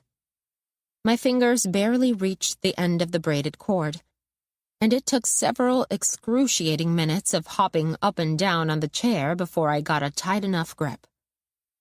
The attic door let out a grating screech as it opened, and a shower of silt fell on my upturned face. I lost a few minutes coughing and crying the sharp granules out of my eyes before unfolding the ladder and climbing up. The ladder protesting my every step with a metallic groan. My head and shoulders in the dusty attic at last, I looked around. Ribbed ducts, a stack of 2x4s, and pink fiberglass insulation under a thick coating of dust and cobwebs. That was all. Not a box in sight. I climbed down the ladder and folded it up again with some difficulty, shoving the door shut with a vindictive slam. Then I dragged the chair back to its place in the living room and flopped down on it, sweating with exertion and covered in attic filth from the waist up. Rubbing a streak of dust off my shirt, I thought about how different this place was from Amanda's apartment in Austin. All clean lines and vibrant, unsullied colors, impersonal and aesthetic and sparkling clean. There was no evidence that a person who liked those things had ever lived here. I began to despair. A shadow behind the living room curtains, followed by a clatter, made me jump. It was only the mailman, I realized, my heart still pounding. Jason and I used to say we lived in a Bermuda Triangle for the U.S. Postal Service because the mail always came to our street last, and when it came, half of it was misaddressed or misdelivered. For old time's sake, I opened the door and flipped the lid on the mailbox. Not much had changed. With the single exception of a postcard chastising Jason for an overdue dental appointment, the small pile of envelopes consisted entirely of mail for former tenants. I flipped through them idly as I pushed the door closed with my foot. Julie Moore, Rebecca Farrell, Keith Ho, Mr. J. Soriano.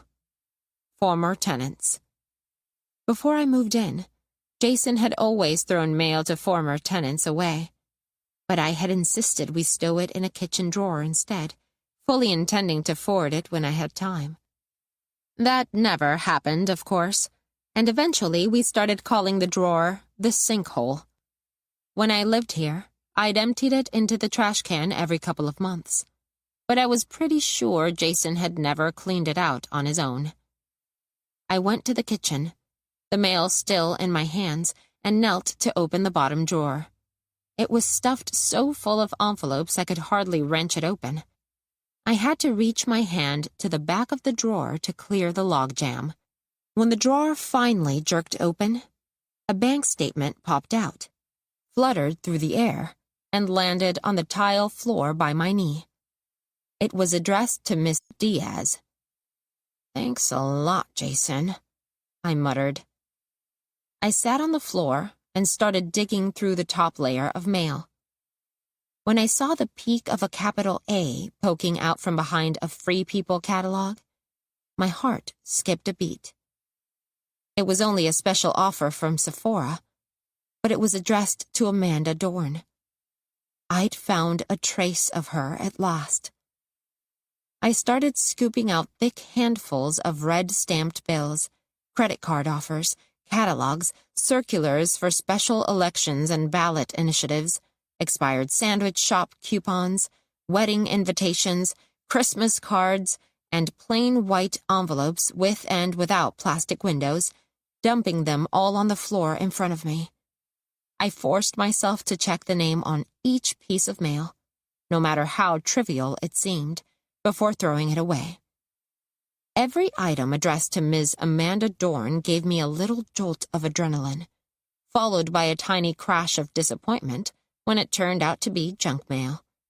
Still, I opened each and every one, just in case I was missing something more important than a special offer on a year's subscription to Bon Appetit magazine.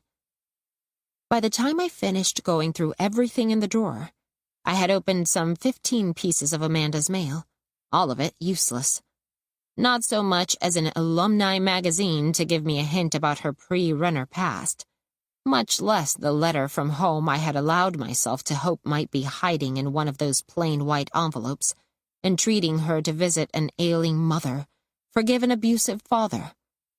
I sat, defeated, cross-legged on the kitchen floor under a pile of mail. A moth struck the window pane near the kitchen sink light, and I jumped. It was dark outside, the window a black square. It was late. I lifted myself up onto my knees, ignoring the prickles as circulation returned to my feet, and peered over the counter at the microwave clock. I had been doing this for 2 hours. Jason would be home soon. I sighed and opened the drawer again, this time yanking it so hard it jumped the tracks and came all the way out. There, at the bottom of the cabinet, was a pile of envelopes that had overflowed the drawer and slid back behind it. The one on top was for Amanda. I ripped it open. The letter inside was dated March 30th. Dear Amanda Dorn, thank you for being a valued customer of Safe Store, Amanda. In order for Safe Store to continue to offer you the best storage experience possible, your discounted rental rate for unit number 302 will be adjusted effective May 1st, 2017 to the current rate of $145. This letter is your 30-day notice. I lowered the form letter in disbelief. Amanda's stuff wasn't in Jason's house, but it wasn't in her new place in Austin either. I thought back again to the apartment where we'd spent so much time conspiring together. The clean, bright, sparkling new furniture, the perfectly straight row of Blu-rays, Jaws, Die Hard, When Harry Met Sally, Clueless. Movies to please the broadest swath of humanity possible. I remembered Amanda rummaging through nearly empty cabinets, looking for a corkscrew, pulling bottle after bottle down from the wine rack on top of the refrigerator, checking the labels, putting them back. Amanda didn't have perfect taste in furniture and boring taste in movies and the ability to keep everything looking brand new. She was renting an Airbnb. She had put her stuff in storage when she moved in with Jason, and it was still there. I scanned the letterhead, Glendale. I raced to Jason's laptop to look up the hours, but the facility had already closed for the night. It would reopen in the morning at 6:30. Jason and I would be there. 20. Jason returned from work shamefaced over our fight and his angry exit. Amanda's letter brightened his mood considerably. Nicely done. There's no telling what's in that storage unit. He tried to chuck me under the chin playfully, and I jerked my head away. You were always the smart one, Dana. And you were the negligent, non-mail forwarding one. I held up an expired coupon for a mall nail salon. Good thing I remembered the sinkhole. Sorry. I promise I would have forwarded anything that looked important. As I nodded skeptically, he said, I'm assuming you want to get there first thing in the morning, so let's get to sleep now, unless... He trailed off. Yeah, I said. Sleep is good. The subject of where I would sleep had become an awkward one. On the one hand, it felt silly to go all the way back to my motel every night, and I didn't like the idea of sleeping alone in a place where I was at the mercy of the desk clerk to shield me from Amanda's calls. At the same time, my relationship with Jason was still somewhat ambiguous, and sleeping in his bedroom didn't feel right either. With the exception of one 4 a.m. kiss, our physical intimacy with each other had always been on the order of shoulder punching. We had fallen asleep side by side countless times, sometimes leaning on each other, but never in bed. I could tell Jason was ready for more, but in a role reversal that struck me as ironic, I wasn't ready. Not yet. I told myself it had to do with the dire situation we were in, and the fact that I was still shielding Jason from it. Of course, our amateur sleuthing seemed fun to him, even a turn-on. But the work of pretending that fun was all it was left no room in my emotional landscape for romance. I told myself that after we were through with Amanda, everything would feel right again. Regardless, his body language had become one of subtle overtures, and he hadn't failed to notice that mine had become one of rejecting them. The mattress in the recording studio solved the problem temporarily, though it was hell on my back. To stall, I asked a question that had been on my mind since I'd found the letter. Got any ideas for getting into Amanda's storage unit? As a matter of fact, I do. Jason said, We'll talk about it tomorrow. Until then, don't worry your pretty little head about it. A chill went through me. His flippant attitude during our investigation reminded me of the way he'd been about Maddie's truck. Maybe that was why I had trouble feeling romantic toward him. Anything that reminded me of Maddie gave me a swell of nausea that was hard to dispel. I suppressed the feeling as best I could and tried to join in the banter, moving down the hallway toward the studio. Just a second ago I was the smart one. Now I'm the pretty one? I reached the door and turned around to find he'd been following close behind me. You're both, he said, and he leaned in for a kiss, which I accepted mutely. After he drew back, he studied me for a moment. Without meaning to, I held my breath. Okay, he said finally. I'll see you in the morning. Good night, Jason, I said, and closed the door behind me. So that's when we decided it was time to move in together. Jason had been holding my hand during the conversation with a safe store employee, whose name, according to his badge, was Delrick. Now Jason drew my hand all the way onto his lap and gave it a squeeze and said, "Right, honey?" I smiled apologetically at Delric, who was clearly struggling to appear more interested in his first customers of the day than in the cup of coffee sitting half-finished on his desk. Jason's plan was to rent a unit on the same floor as Amanda's, then cut her lock and replace it with a new one. He'd read about a rash of similar crimes in the LA area. Not only was it easy to do, but if the staff discovered the break-in, they would think it was just petty theft and not investigate further. The hardware store opened even earlier than the storage facility, and we'd loaded up my purse with a lock, bolt cutters, and X-Acto knives for opening the boxes once we got in. But the plan had been too simple for Jason's taste, and he had spiced it up by concocting an elaborate story about why we needed the storage, one involving absentee roommates and rising rent and, of course, our romance, which was always meant to be. I let him finish his spiel. Then, to nudge the clerk awake and feed him his next line, I added, "To be honest, the $1 move-in special is what convinced us." Jason glared at me, but the clerk nodded.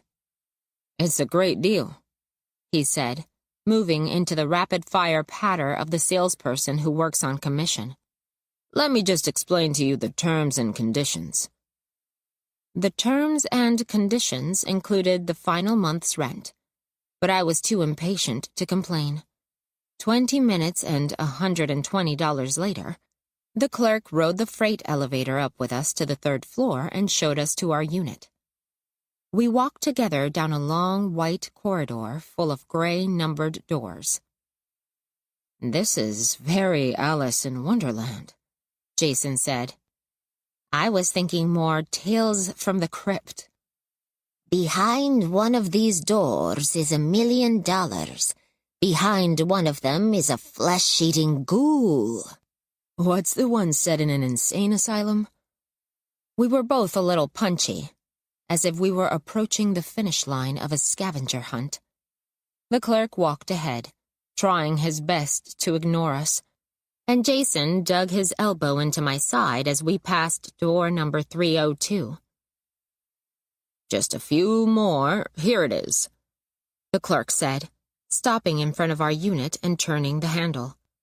The light flickered on inside automatically as the door opened, revealing a dingy white interior. "Want to take a look?" "Absolutely," Jason said with fake enthusiasm. He stepped into the box and pretended to admire the scuffed white walls. "Honey, come check this out. Roomy." "You're free to start moving things in right away." "We absolutely will," I said, joining Jason and putting an arm around his waist as he threw his around my shoulder. "Great." The clerk looked relieved to be rid of us. "Let me show you how to set up the keypad, and I'll leave you to it." "Keypad?" Jason released my shoulder, his tone suddenly deadly serious. "Each unit is locked with a motion sensor alarm, controlled by the keypad on the handle, with a code that only you have access to," the clerk said proudly, just as I realized I hadn't seen a single padlock on any of the doors. "We take our security very seriously.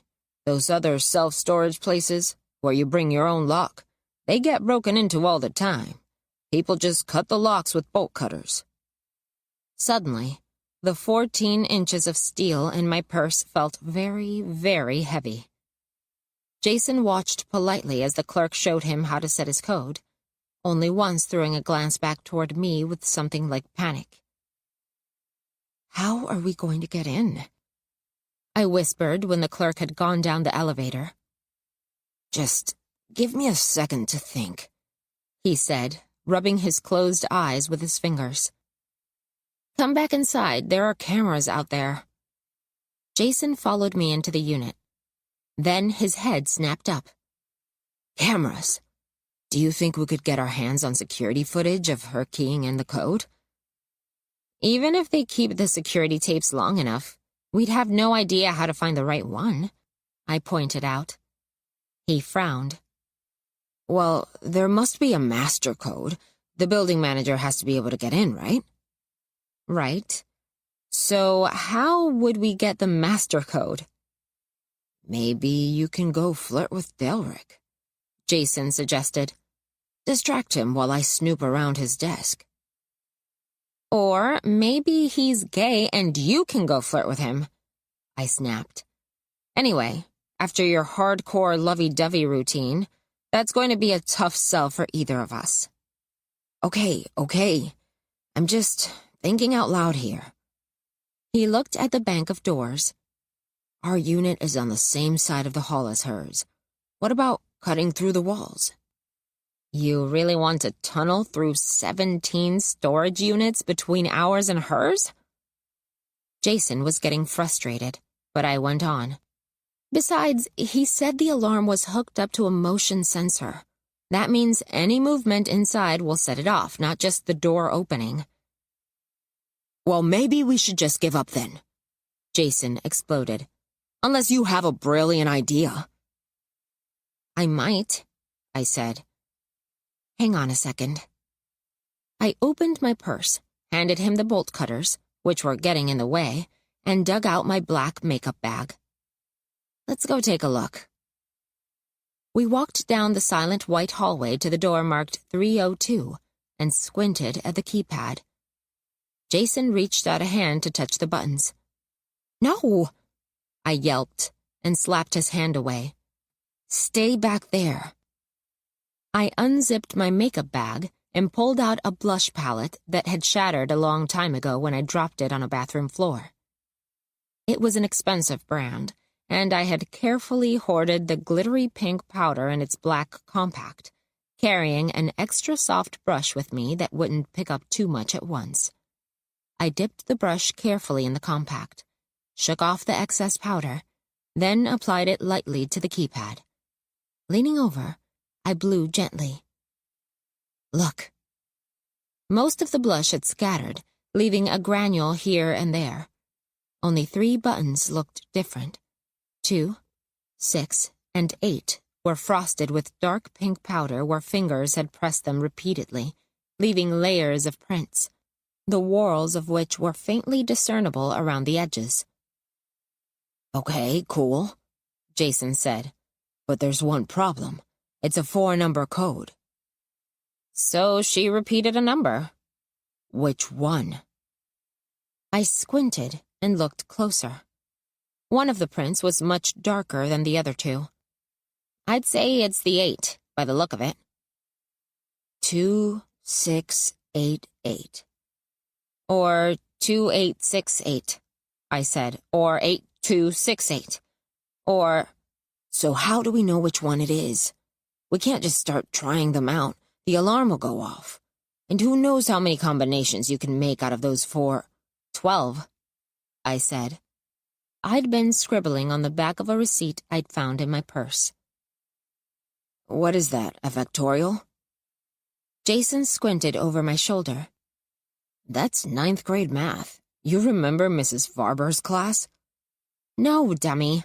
I just listed them all out. I looked at the 4-digit combinations and thought. It reminded me of looking at Carl's runner data with Amanda, searching for the pattern and coming up with Game of Thrones. What was the pattern here? Which one of these would Amanda have picked, and why? I bet it's a word. Or it's totally random, filed away in a password protection app, Jason said. I remembered writing my number on a napkin for her the night we met. You know Amanda. She doesn't even use social media. She wouldn't trust a program like that. I bet she'd come up with a word she could remember instead. So the numbers would correspond to letters? Jason frowned and looked at the ceiling. If 2 is B and 6 is F, and 8 is H, B, F, H, H? What can you spell with B, F, H, H? Nothing, I said. Get out your phone. He pulled out his phone, and I pulled up the keypad screen and pointed to the tiny letters below each number. "The phone keypad? That'll take forever," he protested. "With 12 number combinations and then each number could stand for one of 3 letters? How many possible combinations is that?"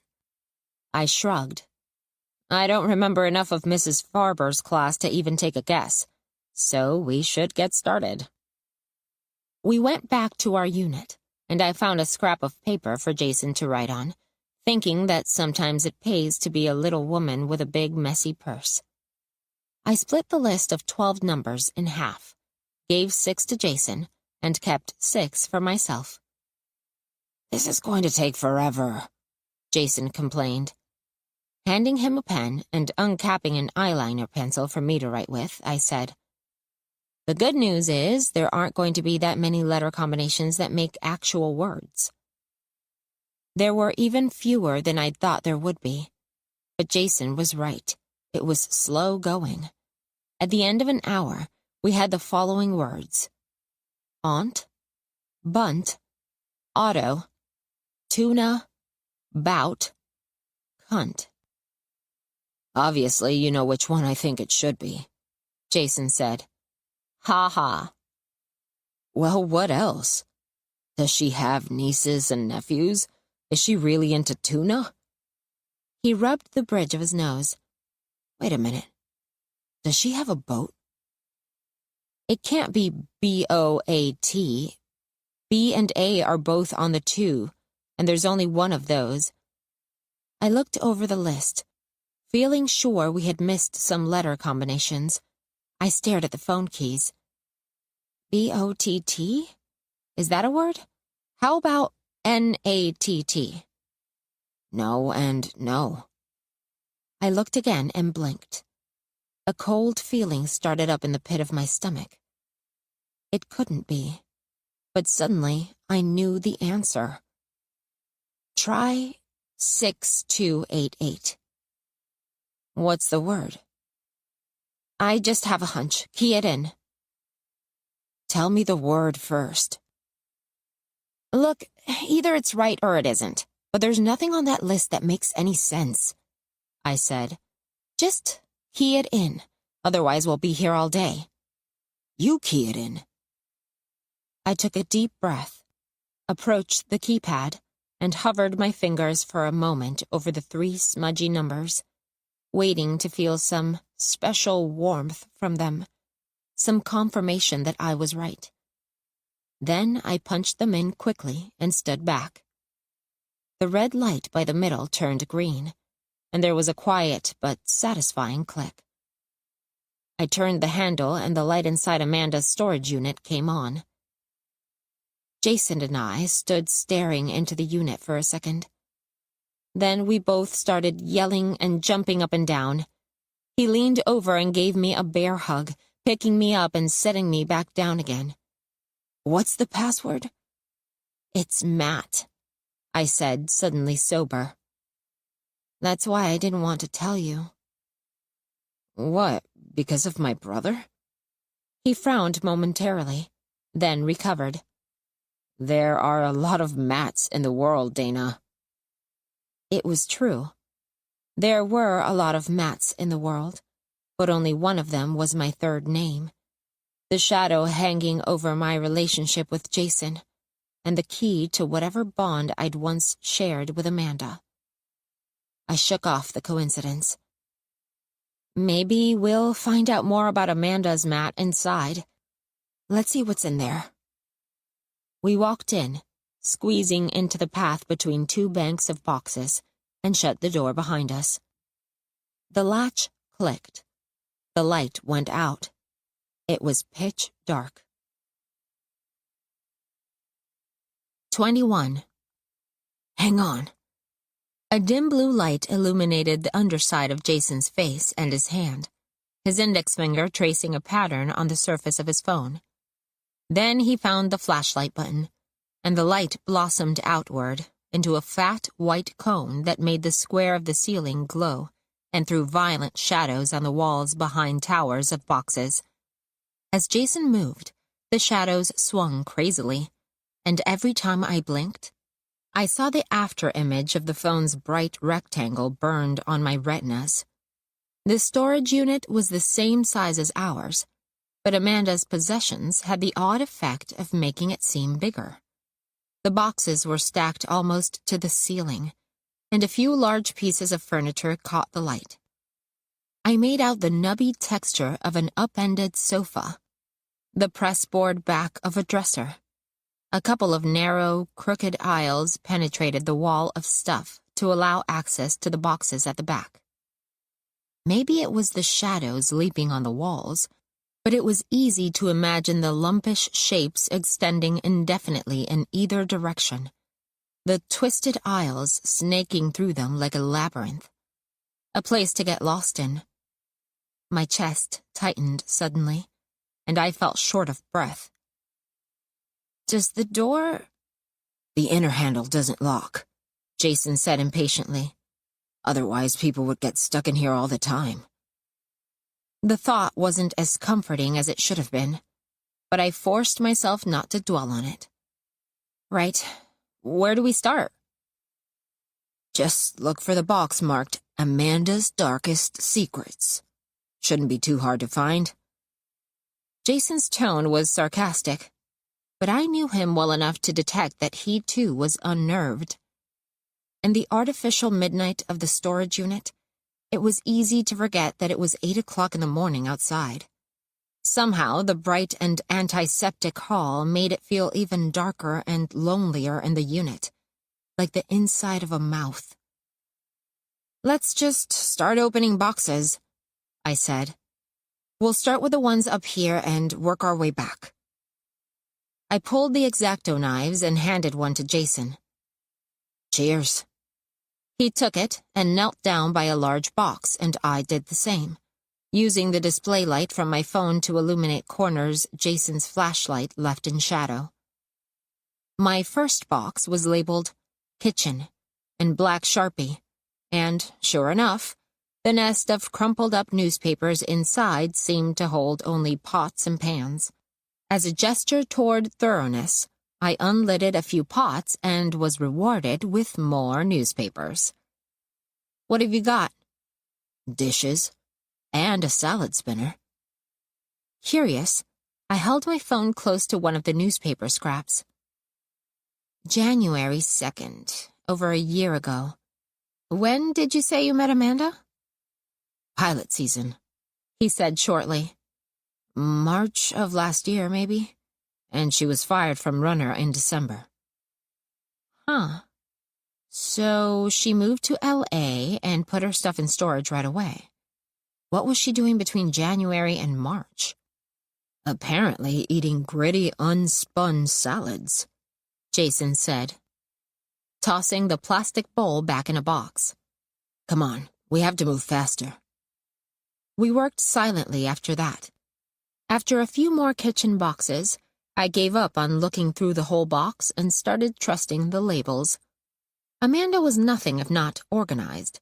She might have moved quickly after her exile from Runner, but she hadn't thrown her stuff into boxes any which way. Still, I couldn't suppress a mild disappointment at seeing her possessions collected in such a prosaic and orderly fashion. It wasn't just that a box full of kitchen appliances doesn't tell you much about a person's deepest motives for stalking you and your new boyfriend. It was that the appliances themselves were on the dull side. Amanda must have made good money, and the settlement from the suit must have been substantial as well. Drawing my finger back in pain from an inadequately wrapped blade that turned out to belong to a Cuisinart food processor, I admitted to myself that I'd been hoping for something more glamorous. I mean, I had a Cuisinart. I had been imagining some kind of fall from glory for Amanda, a fabulously rich Silicon Valley lifestyle snatched from her during the Runner debacle, and then her ensuing wrath. But by the time I unearthed 3 pairs of nearly identical worn black boots in a box marked closet, I'd begun to realize that the story Amanda's objects were telling was not one of a person who cared about expensive things. Her taste was subdued. The motorcycle jacket she wore, even in muggy Austin weather, was probably her nicest possession. Where were the yearbooks, the photographs, the old diaries? Where was the stuff that made her human? We were here to get revenge on Amanda, and she herself had told me how to do it. Find something she cares about. What did Amanda care about? Jason was having no luck either. "This is bullshit," he said.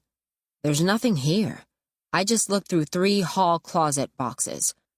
Unless she strangles her victims with extension cords and then melts them with the acid from AAA batteries, I'm not sure we've got anything here."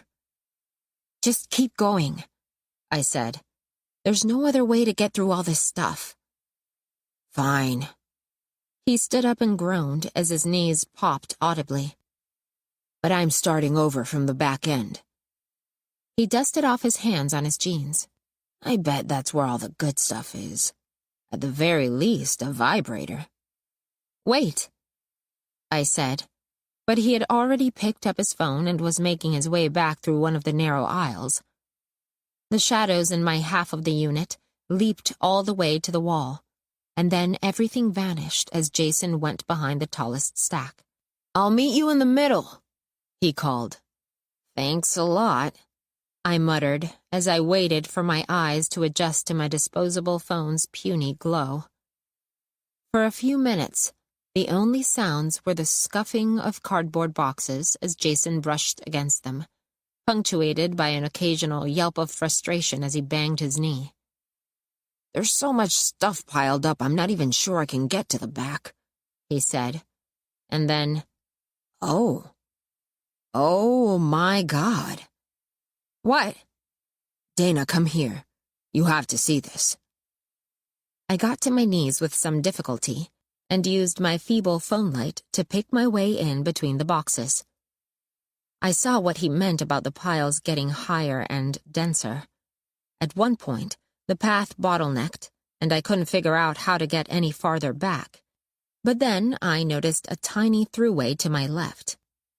I could see Jason's phone light in the triangle formed by a rolled-up rug leaning against the stack of boxes.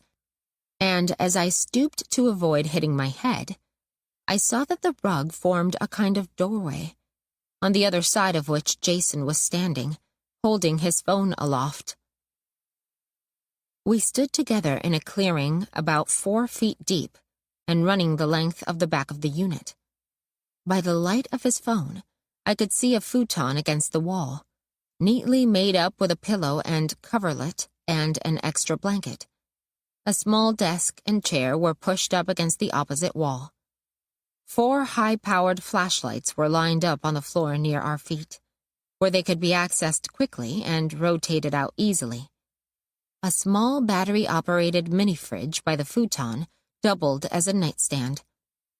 The scene was unbelievably creepy, like stumbling on the abandoned nest of some predator in the woods.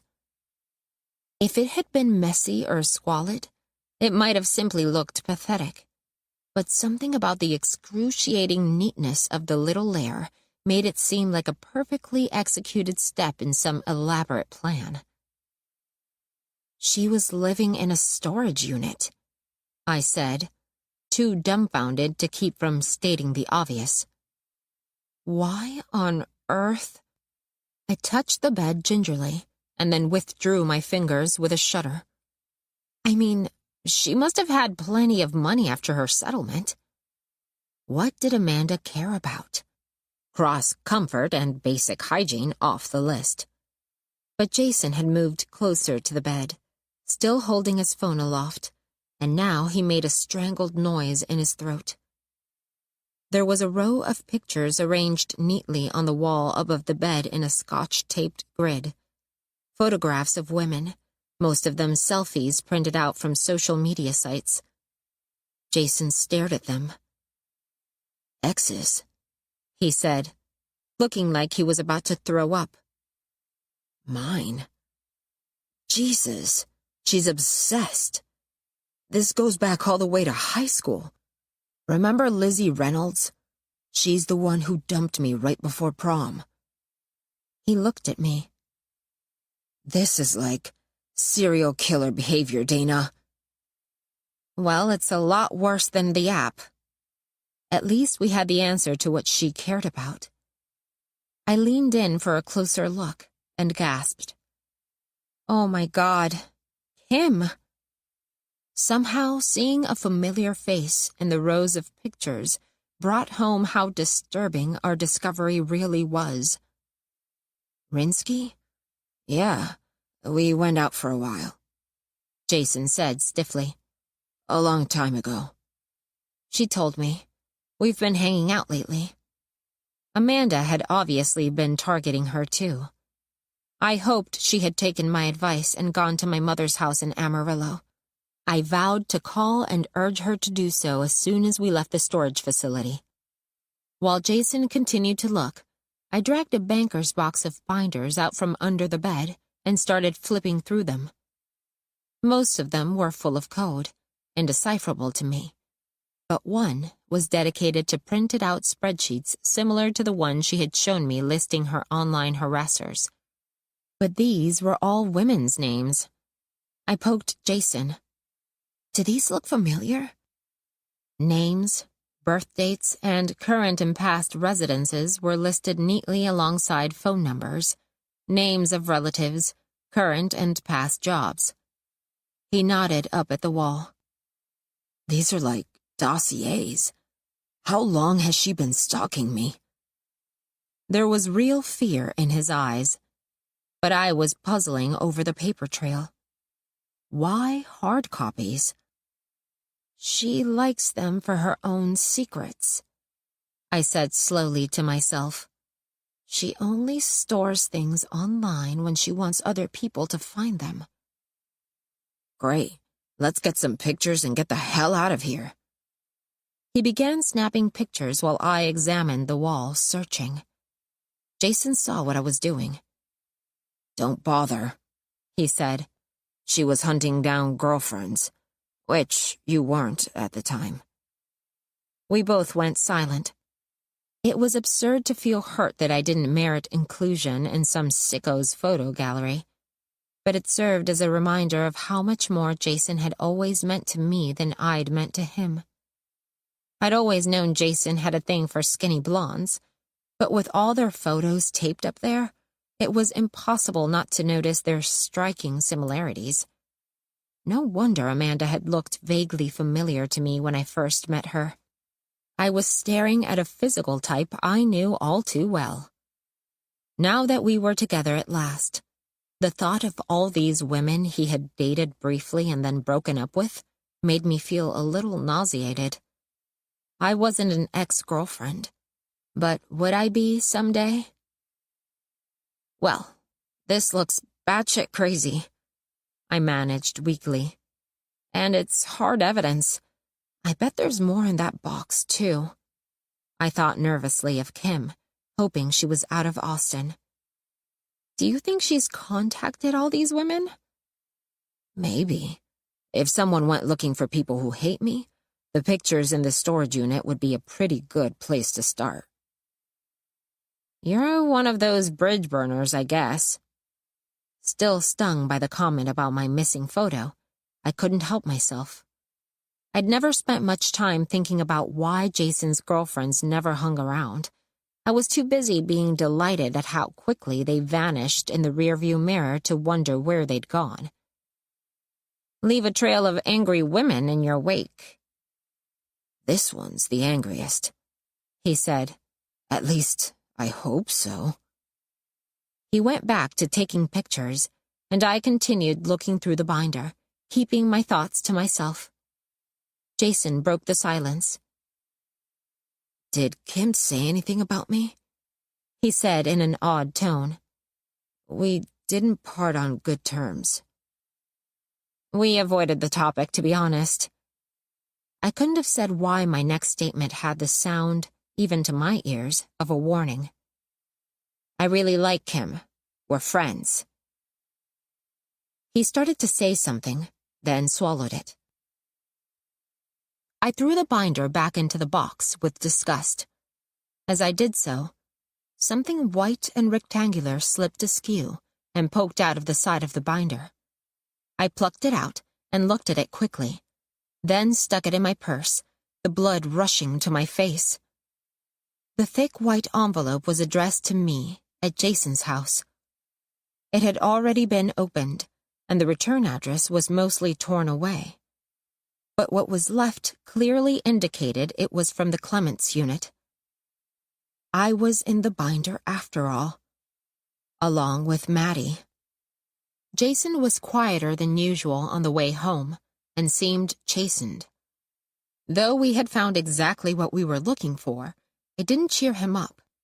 His spy movie antics had faded away the moment we found the photos. Maybe he was frightened for the first time. Or maybe, I thought, he just didn't like the version of himself he saw reflected in the eyes of past romantic partners.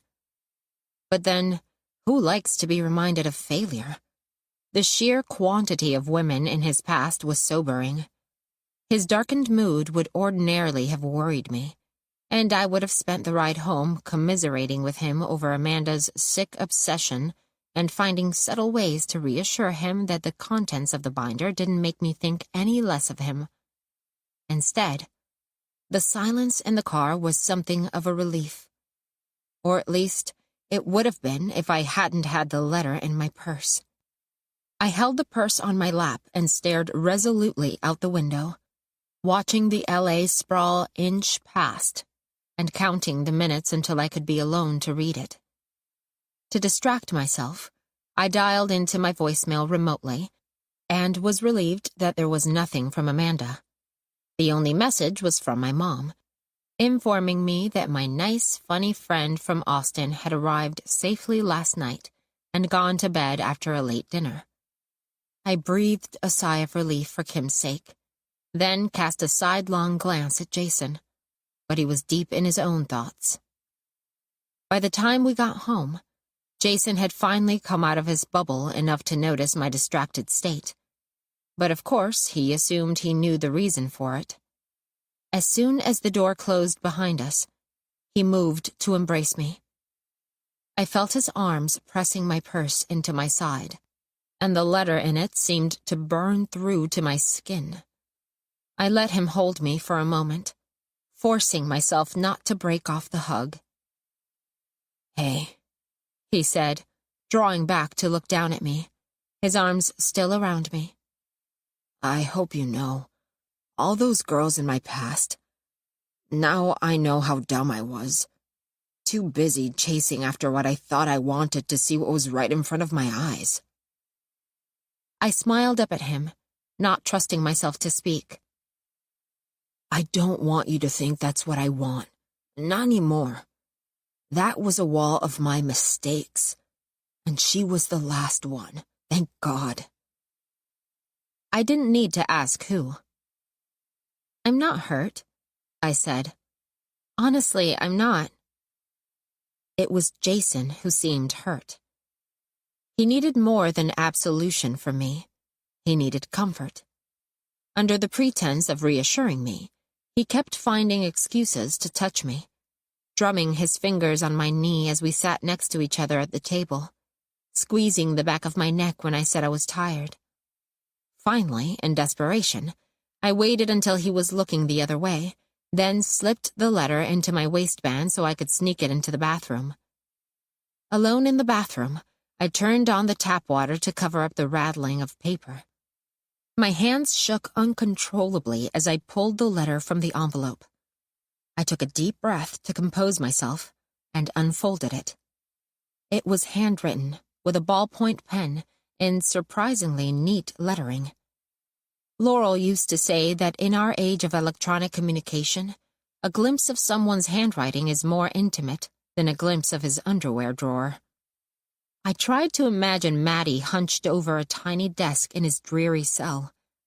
Lank black hair falling over his bulging forehead, shaping each word carefully, starting over with a fresh sheet whenever he made a mistake.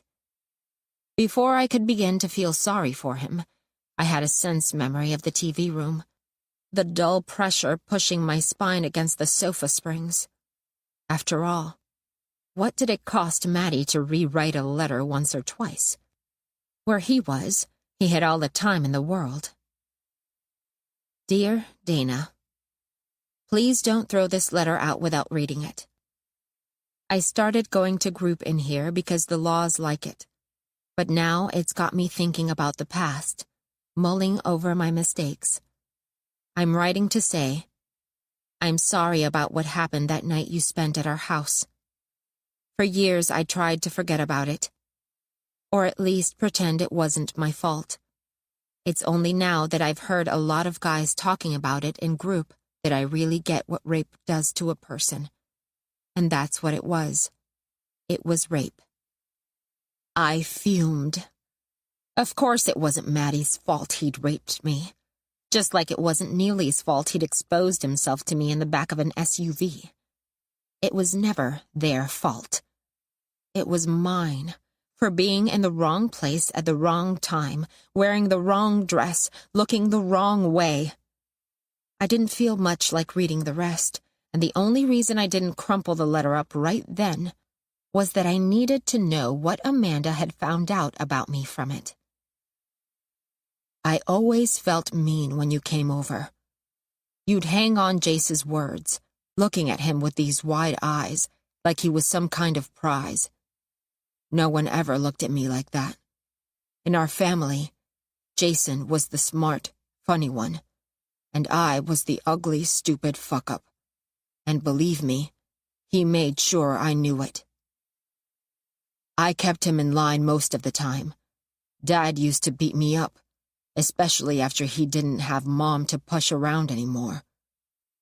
Jace never got any of that. He was so little when Mom left. He didn't really get how bad it was. I felt like it was only fair if I gave him a hard time, to even the score, sort of. He was too scared of getting wailed on to say anything to my face, but he used to pull these dumb tricks to remind me how he could get away with anything. He did it even when we were little. My mom had this jar shaped like an owl where she kept the cookies for our lunches. After she left, Jace and I used to sneak Oreos when my dad was at work. Well, one day I got caught and spanked, and the jar got moved to the top of the refrigerator. A few days later, there was a big crash, and my dad found Jason on the floor, surrounded by Oreos and blood and broken pieces of jar. He'd climbed up there to sneak some cookies. This time I got pounded within an inch of my life, because, see, it was my fault the jar got moved in the first place and Jason fell. Jason could do no wrong.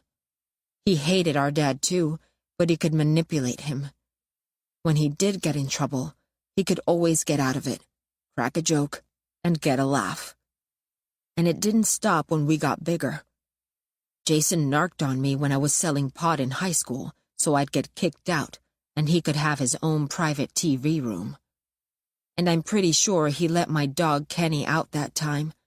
Maybe even drove him somewhere and dropped him off in a field. Or worse. Of course I got blamed for leaving the gate open, but Kenny never ran off like that before. I couldn't believe what I was reading. No wonder the letter was so long. Maddie's childhood traumas, no doubt, could fill a library. I guessed this had all come up in group. So it was his father's fault that he had raped me. Or Jason's fault.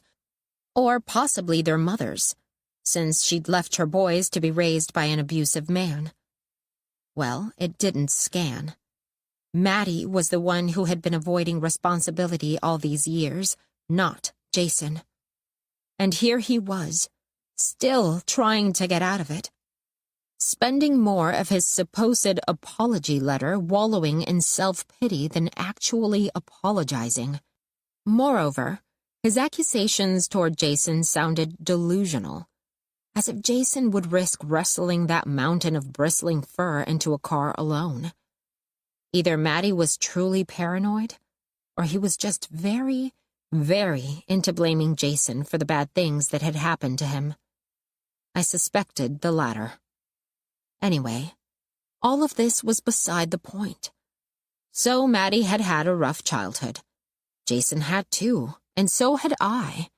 Not everyone with a rough childhood grew up to be a rapist, or an abuser, or an internet troll. We all had choices. I thought uncomfortably of Carl's face, bloody and bawling, and glanced quickly back at the letter.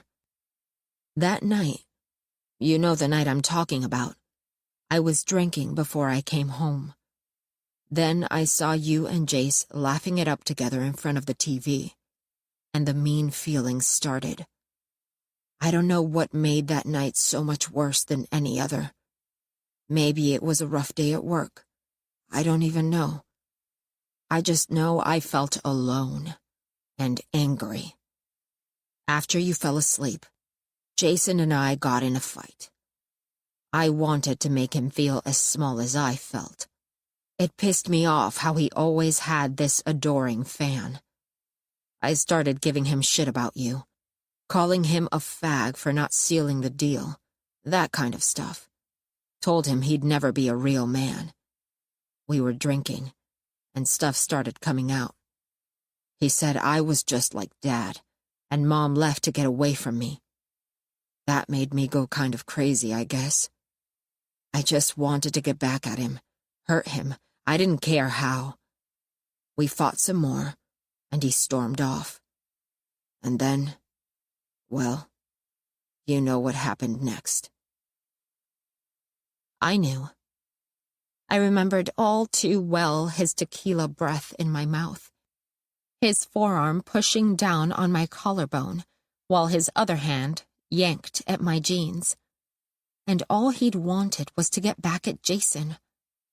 I wasn't even a person to him, just something he could take away from his brother to prove who was the bigger man.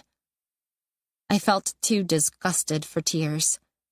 For the first time, I regretted that I hadn't given Amanda his name. Even if he was already in Clements by that time, I trusted Amanda could find a way to make anyone's life hell. Suddenly, I realized Amanda had read this letter long before she met me. She'd known about Maddie the whole time, before I told her about Neely, even. She had sent me into the Carl hit knowing I had been raped. Knowing, perhaps, I'd be triggered. When I came back with blood on my hands, she'd guessed right away what had happened. "You have one more, don't you?" she'd said. All that hounding me for the name was just a charade. She knew very well who my third name was, and where he was. Afterward, I waited for you to tell someone about the rape, but you didn't. So I didn't either. You kept coming over to hang out with Jason like nothing happened. I let myself think it couldn't be that big a deal. Maybe I was mad at you that you liked Jason so much you'd still come over even after that. I pushed it down, told myself it had nothing to do with me. Now I know that's bullshit. I'm not the only one to blame, but I'm still sorry for my part in the whole thing. Most of all, I'm sorry that I didn't understand how much you were hurt that night. I was so focused on Jason, I hardly saw you as a person at all. I guess maybe I owe Jason an apology too, for some stuff. He's my brother, and in group they say I must love him deep down. I don't know about that. All those years beating up on him probably made him worse. And some days, I wish I could take it back. Other days, I'm still so mad I feel like I could kill him. The prison shrink says it's my father I really hate. But what the hell? Someone has to hate Jason. It might as well be me. Matthew Murphy. I read the letter over 3 times. The first time, I could barely make it to the end, my stomach heaving. The second time, I read it slowly and thoroughly, without stopping, angry tears burning my face. I'm not the one to blame. What a coward. The third time, I skimmed, trying to imagine Amanda's thoughts when she'd read it. The letter was in a prison-issue envelope with Maddie's return address at Clements clearly marked on the outside. Amanda must have snagged it before Jason got a chance to see it. Which meant that even while they were still living together, she was already sneaking around, looking for ways to ruin Jason's life. She must have been burning with hatred when she read Maddie's words. I'm still so mad, I feel like I could kill him. Someone has to hate Jason. It might as well be me. In Maddie, she'd found her strongest ally yet. She'd even made his name her new password. How could I find out whether they were in contact, and, if so, what they'd said? It was someone's job at the prison to read all the prisoners' mail, incoming and outgoing. If I just had someone on the ground. Kim. Kim was in Amarillo visiting my mom. She was gutsy enough to do a little undercover work, and she was in need of distraction.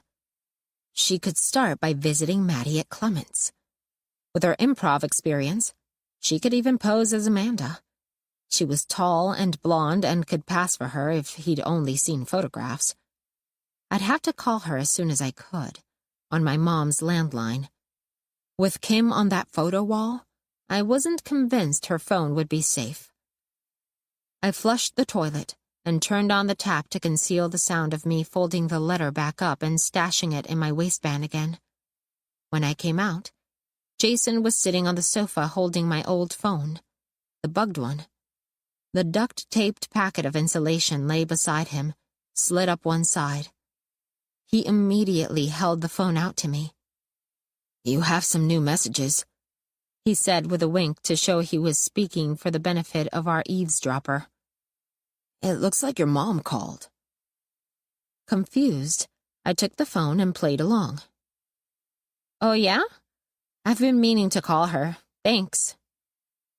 He grabbed a pencil and paper and scribbled, You shouldn't let your phone die or she'll figure out that you're not using it. I got it out to charge it. I nodded, found my charger in my purse, and plugged it in. He was right. Besides, the presence of the bugged phone gave me an excuse to take my burner outside to call my mom's house, where I was hoping to find Kim. It was true I wanted to keep my conversation with Kim safe from Amanda, but I didn't want Jason to hear it either. My mom's phone rang longer than usual, and for a moment, I worried she was out, even though it was a weekend. When she picked up, she sounded a little distant. Hi, Mama, it's me. Mija. Her voice changed instantly. I thought it was somebody selling something. The number on the caller ID looks funny. It's a new phone. Please, take some more coffee, dear. It's just going to go to waste, she said, her mouth away from the receiver. Before I could ask her to put Kim on, she started talking to me again. Mija, I don't want to worry you, she said in a tone indicating she was clearly worried herself. But I got a call yesterday from the police. I froze. The Austin police? About what? It had to be Fash. I cursed myself for telling Laurel I was staying with my mom in Amarillo. They wouldn't tell me, Mija. It's you they want to talk to. They said you weren't answering your phone. I told them you were off running errands and I didn't know when you'd be back. I let out my breath with a sigh. Trust my mom to be cagey with the police. As a Mexican-American immigrant in Texas, where ICE crackdowns could make anyone with an accent a target for harassment, she distrusted officers of the law, though she was unfailingly polite to them. Thanks, Mama. You told them right. And I'll be back soon, when I'm done with what I need to do out here. You won't have been lying for me, I promised silently. Okay, mija. But you should probably call them back before that. I said I would give you the message. I'm sure you haven't done anything wrong. I haven't. I reminded myself there was no reason I would be a suspect in Fash's killing. Fash had never hurt me directly, and I hadn't been near him on the night of his death. It was a mark of my mounting paranoia that I felt that even my mom, who knew nothing about any of it, could harbor suspicions about me. Suddenly, I felt desperate to convince her that I was doing something legitimate. I might be moving back out here to LA, Mom. I had an audition yesterday. I have an agent now and everything. There was no need to mention the offer from Cynthia Omari, since it might fall through. Anyway, my mom had only the haziest idea of what a podcast was. That's so wonderful, mija. Your friend was telling me all about that contest you won in Austin. Why didn't you say anything when you were here? Well, it was only second place. I corrected her, thanking Kim silently for having blurred the details to make me sound better. Would you mind putting her on for me? I have something to ask her. Oh, mija, she's just leaving. Let me catch her. I'll have to put the phone down for a minute. I heard the scratchy sound of a telephone receiver being set down on a soft surface. Why would Kim be leaving after just one night? I wondered if something had happened to scare her, and cursed myself for not getting in touch earlier. It was a tall order to ask her to visit Clements now, but she was the only person I could trust for the job. I was starting to think she was the only person I trusted, period, at least when it came to this Amanda business. I remembered my impulse to tell her about Aaron Neely, back before the Funniest Person semifinals, and wondered what had kept me from doing so. If only I had told her, maybe things would be different now. Kim would have believed me, and she wouldn't have laughed. She knew just how dark men like Neely and Vash could make our lives. At the same time, I knew instinctively that she would have had no patience for the likes of Amanda, with her bruised-looking eyes and her delusions of grandeur. Kim wouldn't have listened to Amanda for even a minute, and I hoped that was what she was about to tell me. The telephone made a few more rustling sounds, and I crossed my fingers. Hi, Dana. New phone number? My heart stopped. My blood thrummed in my ears. And yet, even so, it was a split second before my brain caught up to what my body already knew. In the meantime, Amanda went on. Thanks so much for giving me directions to your mom's house. She's so nice. We were up late last night, chatting over a cup of tea. Talking about you, mostly. I caught my breath at last, tears prickling in my eyes. Get out of my mom's house, Amanda. Right now. She laughed. All good things, I promise. No embarrassing childhood photos were shared. Get out of that house before I call the police. Oh, you really should, she said, affecting a serious tone of voice. Your mom told you they were looking for you, right? The sooner you call back, the less chance there'll be any misunderstanding. What do you think they were calling about, Dana? I was speechless. Anyway, she was telling me what a loyal friend you are. Like with your friend Jason from high school. That's him in your prom picture, isn't it? And I was telling her that I know I can always rely on you when I need something. Especially when you owe me one. I don't owe you anything. Oh, yes, you do, she said teasingly. And I think it should be at least as good as what I did for you, don't you? So that was it. She didn't want me just to hurt Jason. She wanted me to kill him. An eye for an eye, a tooth for a tooth, a death for a death. She was homicidal. Thinking of her standing just a few feet away from my mother sent tears streaming down my cheeks. Please, Please leave my mom alone. Don't hurt her. That would only ever happen to one person, she said brightly. And he would deserve it, don't you think? I'm not going to hurt Jason. I'm not going to hurt anyone. And yet, I had before. Someone had once begged me, on his knees, please, don't hurt me. Yes, you will, she said, as if reading my thoughts. But just to make sure everything goes smoothly, I'm heading out to see you. A chill went through me, followed by an electric surge of rage. If you're planning on cleaning out your creepy little rat hole, don't bother, I said. We took pictures of what we found there. All the proof we need that you're a psychopath. She was totally unruffled by the news. Thanks for checking on my stuff. Now maybe you understand why you're the best person for the job. Though, honestly, I think you already knew. Shut up. Shut up, you lying bitch! Dana, if there's one thing you know about me, it's that I'm honest. She chided. Brutally honest. I'll kill you, I whispered. If you come near me or Jason, I will kill you. She laughed again. Is that a promise? I have a promise for you, too. I will never, ever lie to you, Dana. Remember that. What's that, Mrs. Diaz? I squeezed my eyes shut to block out the mental image of Amanda faking pleasantries with my mom. When that didn't work, I imagined bashing in Amanda's skull, but her face morphed into a man's face and began begging for mercy. Please don't hurt me. Listen, I have to get on the road. You know the drive to LA is a killer. Oh, and I'm bringing you that wig you left in your apartment, in case you need help getting into character. You're welcome. Okay, your mom wants to talk to you again. I'm handing her the phone.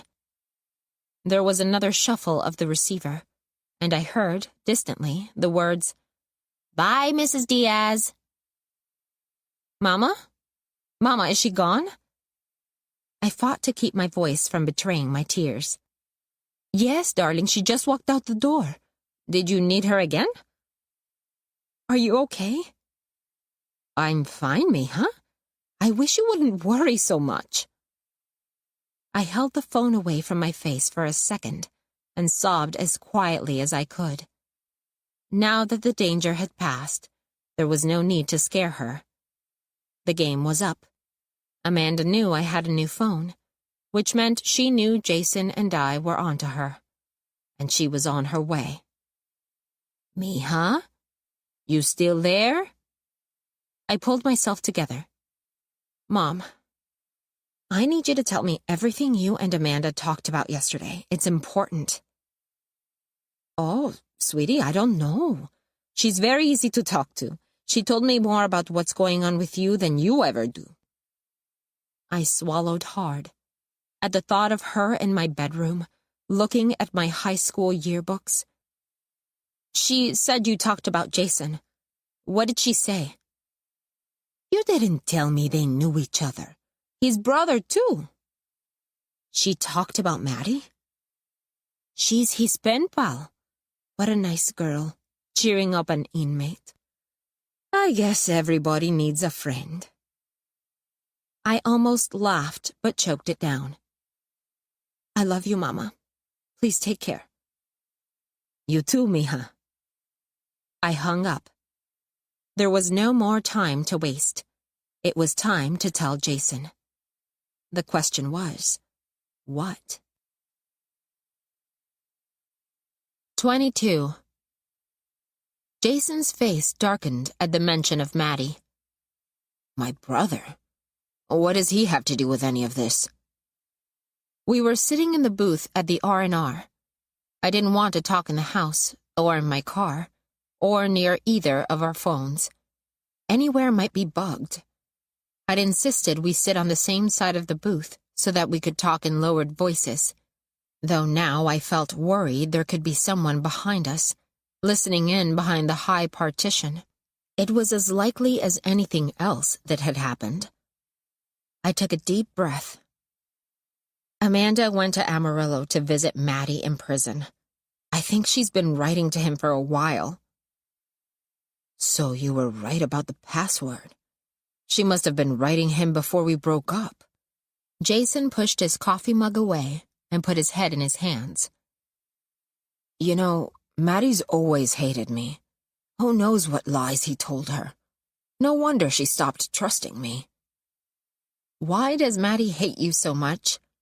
I said, trying not to betray the fact that I'd already read one explanation. Oh, I don't know. Sibling rivalry stuff, I guess. I got good grades and Maddie got Fs, so Dad always rode him harder than me. He probably thinks it's all my fault he's in prison. He likes to blame other people for his problems. He looked up, and he used to creep on my girlfriends, too.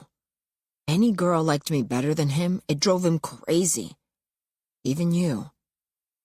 It was so close to what was in the letter, it was a little eerie. Hearing Maddie's words corroborated gave me a strange feeling, just like hearing Amanda's runner story had. The same story, or at least a story with more or less the same details, could sound so different depending on who you trusted. And I trusted Jason. But then again, I had once trusted Amanda. Only what I knew about Maddie kept me anchored to the version of reality that came out of Jason's mouth. I could never trust anyone who would do what Maddie had done to me. But while I was considering this, Jason's face had started flushing. And now it was a dark, angry red. He stared into his coffee.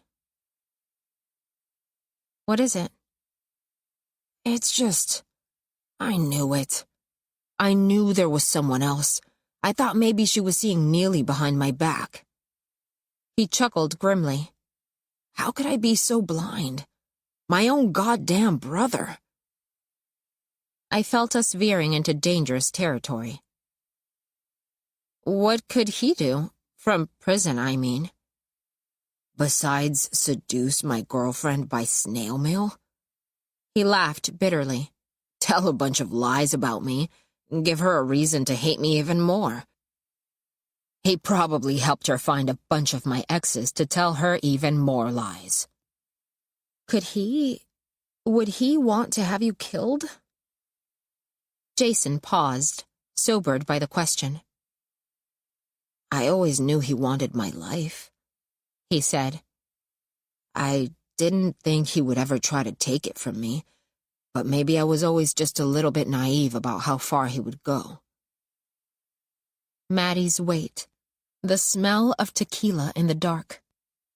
Jason, Amanda is headed here right now.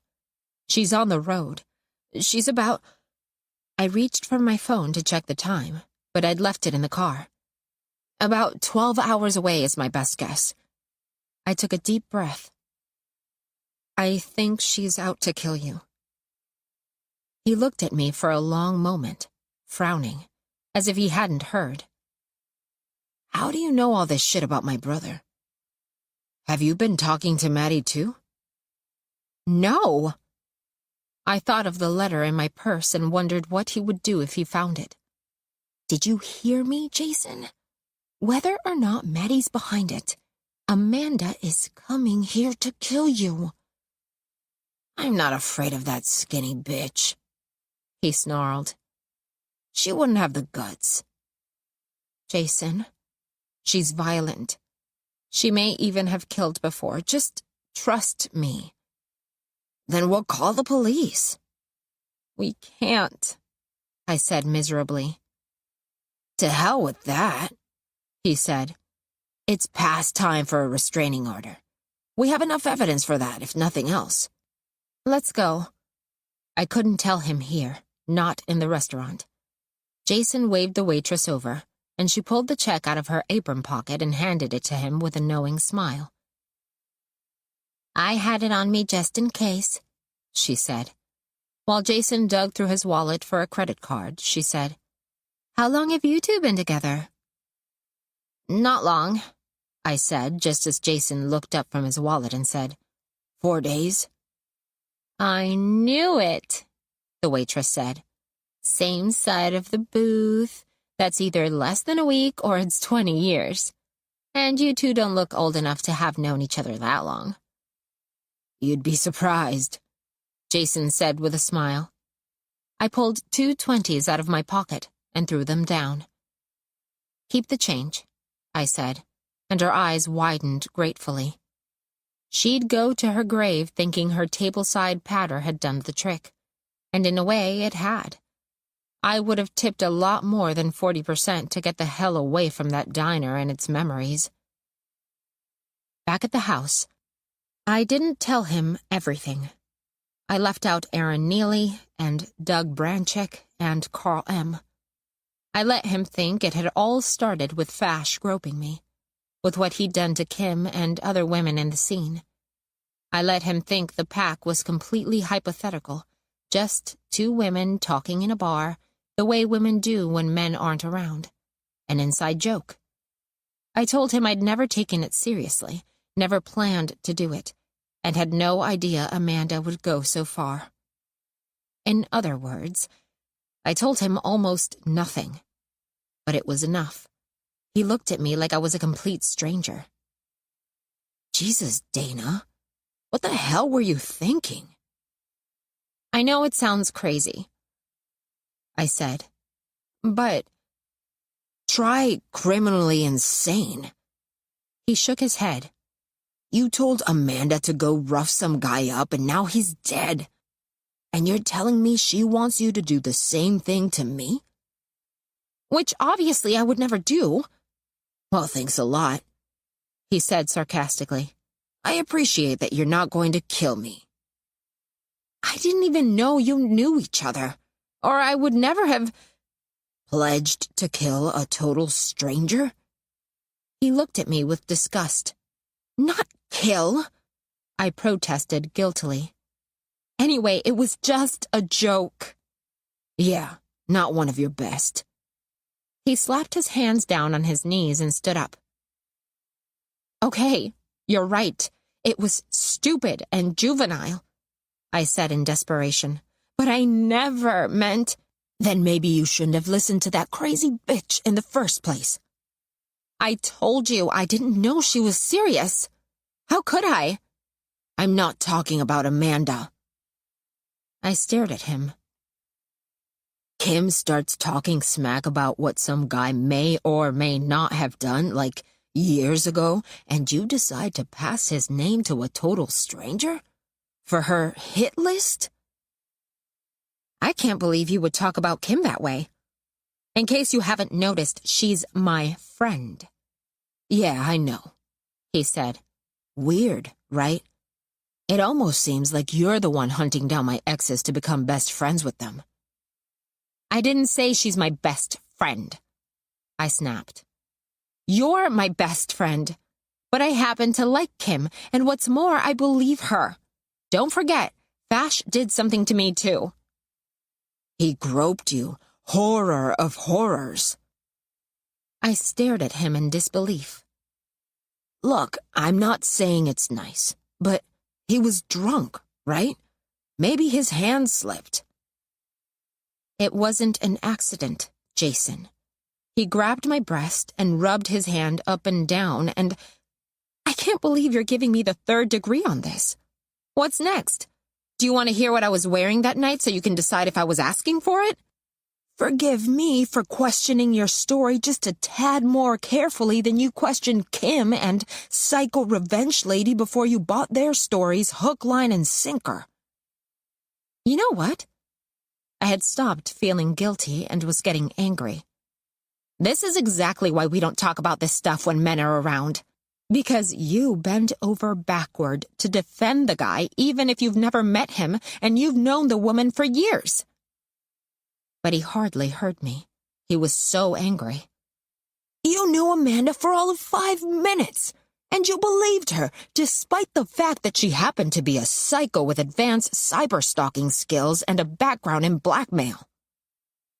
She must have left that off her resume, I said. I guess I should have done that second round of interviews in my friend-making process after all. You should have done something, Dana. He dropped the sarcastic tone. All I'm saying is, she probably has all kinds of recorded evidence against you. Conversations on your phone, texts, emails. I sucked in my breath sharply. I'd been so focused on the fact that Amanda was stalking me that I hadn't thought of incriminating evidence. But of course, she could have saved all our interactions. Screenshots of every text, recordings of every phone call. For a moment, I thought frantically back over our conversations, trying to remember exactly what words we had used and wondering how they could be interpreted. It was so awful. I clamped my mind shut on the memories. We were careful. Think, though. You said something on the phone sometime, right? Whatever your joke was. You talked about a hit. There was a long pause. Finally, I said, "A strike." He just shook his head. I put my hand on his elbow, and he threw it off, and stalked out of the door. I followed and caught up to him striding down the uneven sidewalk, letting the overgrown bushes and trees bend against him. As I scrambled to keep up with him, they flew back and thwacked me in the chest, the shoulders, the face. I threw a hand up to shield my eyes and pressed on. I know it doesn't make any sense. I know that. If you only knew. He kept walking. My legs were so much shorter than his, I almost had to break into a run to keep up. Sometimes it feels so dark, just waking up every day as a woman in a woman's body. What we go through, what we have to live with. Groped, harassed, stalked, followed down dark alleys. It makes you paranoid. He snorted. Except you're not really paranoid because there are a lot of people out to get you. Men. A lot of them. Jason's pace didn't slacken, and I was running out of breath, but I couldn't stop talking. I thought of Amanda, Kim, Ruby, Becca. Every woman I know has gone through something. Raped, assaulted, harassed, forced out of jobs, trapped in abusive relationships. We talk about it with each other when the guys aren't around, and since most of us aren't out there making revenge pacts, I don't know what the incentive would be to lie. I don't know. Ruining someone's reputation? More like warning someone, so that when it happens to her, which it always will, at least she'll know she's not alone. She's not crazy. It wasn't her fault. I had been walking faster and faster in Jason's wake, shouting the words louder and louder, trying to reach him with my voice, if I couldn't with my body. On the last word, a particularly large branch swung back from Jason's shoulder toward my face, and just as my hands flailed up to swat it away from my eyes, I felt the tip of my shoe wedge in a crack. With sickening speed, the sidewalk lurched up to meet my face, and my hands couldn't get there in time to stop it. My nose smashed into the concrete, sending jolts of red lightning deep into my skull and filling my mouth with a nauseating smell like dead birthday balloons. The world went black. And then Jason was kneeling over me, tears in his eyes. Dana, thank God you're awake. Are you okay? I nodded weakly. Was I unconscious? I'm not sure. Your eyes were only closed for a few seconds, but don't go to sleep, okay? I wheezed out a laugh, but when my head began throbbing in rhythm, it turned into a groan. Not looking for a nap under the circumstances. We need to get you to a clinic. You might have a concussion. I struggled to prop myself up on my elbows, and the change in elevation lit up acidic patches of raw flesh along the right side of my face, where the concrete had bitten deeply into my cheekbone and brow. There's no time. I'm fine. Something felt different, but I couldn't have said what it was. If pressed, I might have said the day had changed colors. That was all. He gave me his large, warm, rough hands, their size and warmth and texture all radiating something like a different color than they had before, and helped me to my feet. We began hobbling back toward the house, his arms around me, partly supporting my weight. I leaned hard, forcing my feet to walk forward even when I lost my vision in black clouds for a moment. No blood in the water was all I had, and I clung to it. Once Jason had helped me back into the house and onto the sofa, he disappeared into the kitchen for a few seconds. He came back with a brick of frozen broccoli in one hand and a package of rock-solid frozen chicken breasts in the other. Sorry, the ice maker's broken, he said. Hold these up to your face to keep the swelling down. I'll go get you some Advil for the pain. Here, try wrapping them in towels. I had gingerly touched the icy blocks to my nose and cheek, and immediately winced away. The kitchen towels Jason brought softened the sting for a moment, but soon the cold gnawed its way through the cloth, stiffening the pile until the loops of thread felt like tiny daggers digging into my skin. I swallowed 4 Advil gratefully, and inhaled the stale balloon smell and waited for the pain to ebb. Jason watched me. Can I ask you a question? He paused for what seemed like a long time, and when I didn't answer, he went on. You said we. We, I repeated, dumb head aching. What we go through. A connection throbbed back to life in my brain, a different kind of pain. I shook my head. I can't fight about this right now. I don't want to fight. I just want to know. All those things you said. Have they ever happened to you? I mean, the serious ones? I could have asked him which ones he thought were the serious ones. I could have told him that asking if anything serious has ever happened to a woman, it's like asking a comic if any of his jokes are funny. By asking the question, you've made it clear who's in charge of the answer. But I didn't. I just nodded and braced myself for his next question. Did something happen to you in high school? My eyes flooded with tears. It wasn't what I had expected. All these years, and he'd never once asked. Just like he'd never asked what happened with Neely. I'd grown out of the hope that he eventually would, someday. And now, I didn't even have to nod to make myself understood. His face registered the impact of my expression as if it were a blow. He broke eye contact, looked down at his hands. All the things men do instead of crying. I always wondered, he said. But I was just a stupid teenage boy. I didn't know how to talk about anything important with anyone, much less ask what was wrong. I'm still pretty bad at it, I guess. I whispered, Not your fault. No. I knew something was up.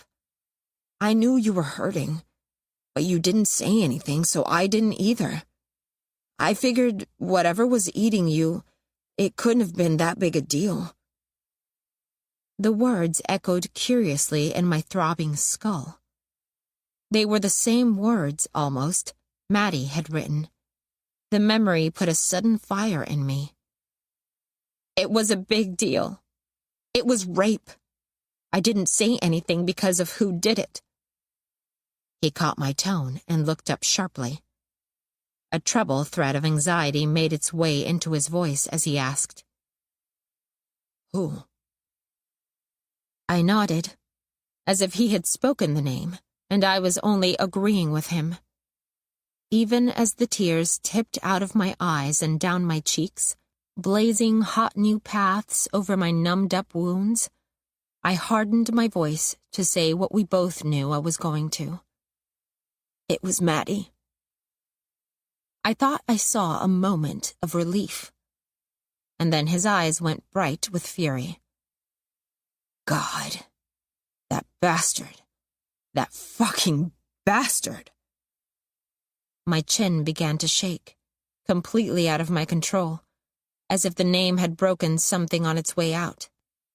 Fresh spasms of pain rippled through my face, and I discovered my hands were shuddering too, and the frozen blocks shuddering with them. My chest quaked, and I surrendered to the involuntary motion, the force of release buffeting me back and forth between larger and larger parentheses of movement. "I'm scared," I said, only it came out a silent chattering. Jason released his tight jaw, his eyes widening with alarm. He had been sitting on the sofa facing me, our knees almost touching. Now he crushed me in his arms and leaned into my shaking body, which shook all the harder as his grip pressed new pain out of me. "Dana, I'm so sorry," he said, many, many times. Then, "Dana, don't be scared. Then, no one's going to hurt you. I'll kill them if they try." But it wasn't Amanda or even Maddie I feared the most. It was Jason's fury, and mine. 23. When my shaking subsided, Jason drew back, but it was too late. Every breath hurt. "When can I have more Advil?" I said, moving my face as little as possible around the words. "I think they're every 4 hours. Let's see, you took a dose around 4 o'clock. What time is it now?" But I had already pulled out my phone and gasped so hard I had to press my hand to my jaw to get the words out. "You've got to be kidding." I showed Jason the phone in anguish.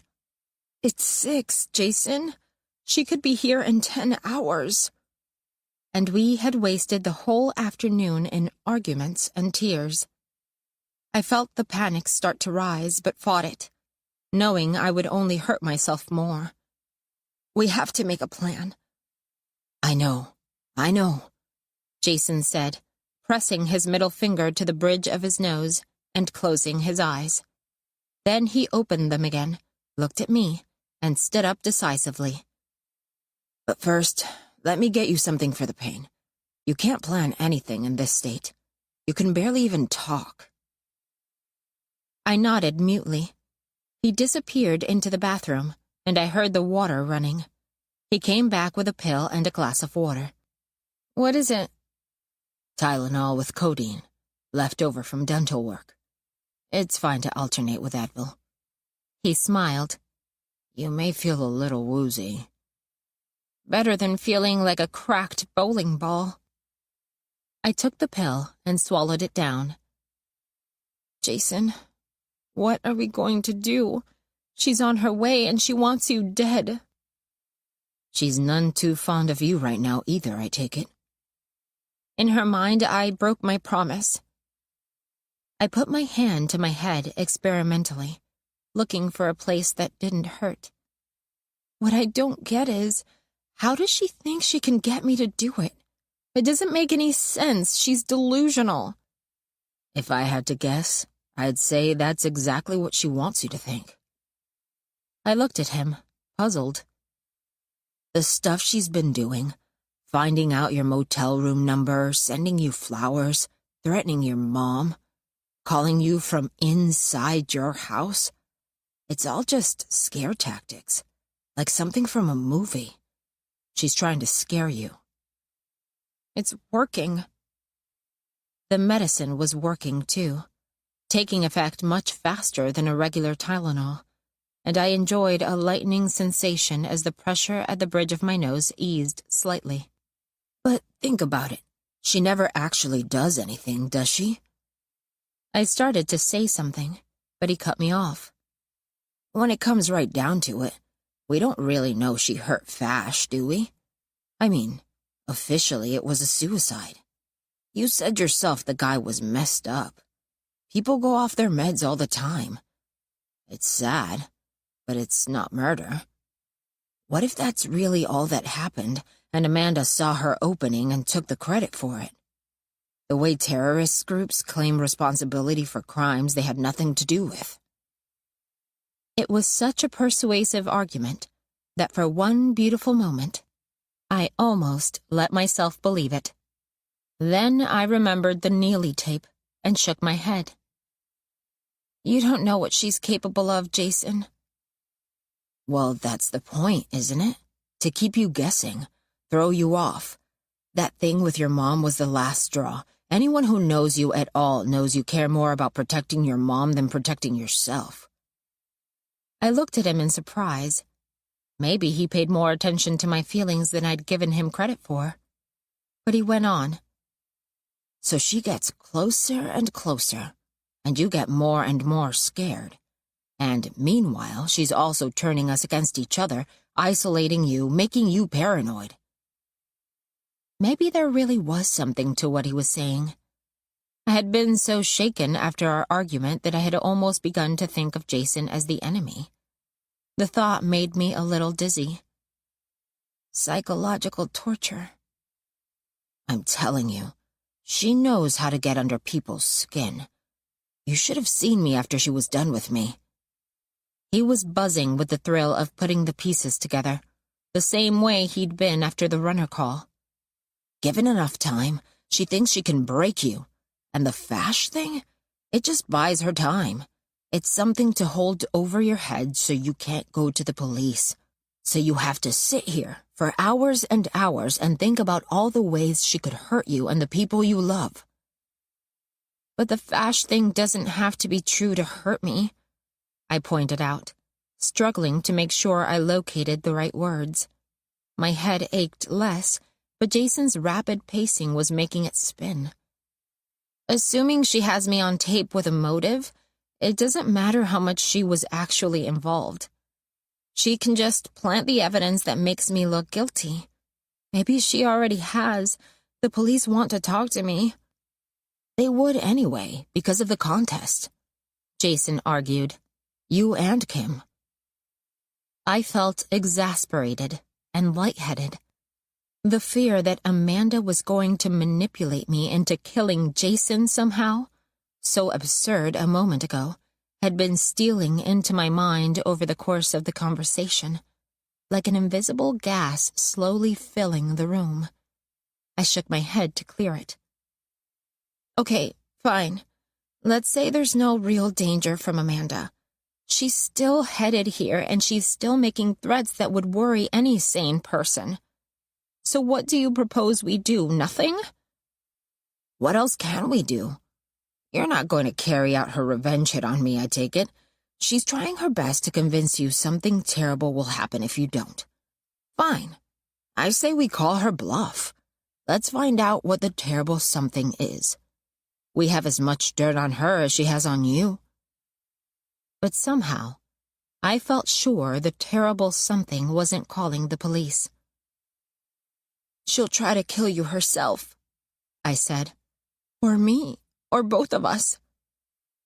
I'm not letting you out of my sight. So if she's not bluffing, and I know she is, I looked at him. But if she's not? Whichever one of us she's after, she'll have to get through me first, he said grimly. 8 o'clock. We lay on Jason's bed together, side by side, holding hands, the sky darkening outside the curtains. I felt myself sinking into the bed. I couldn't remember how I'd gotten there, though I knew it had something to do with utter exhaustion and with fear.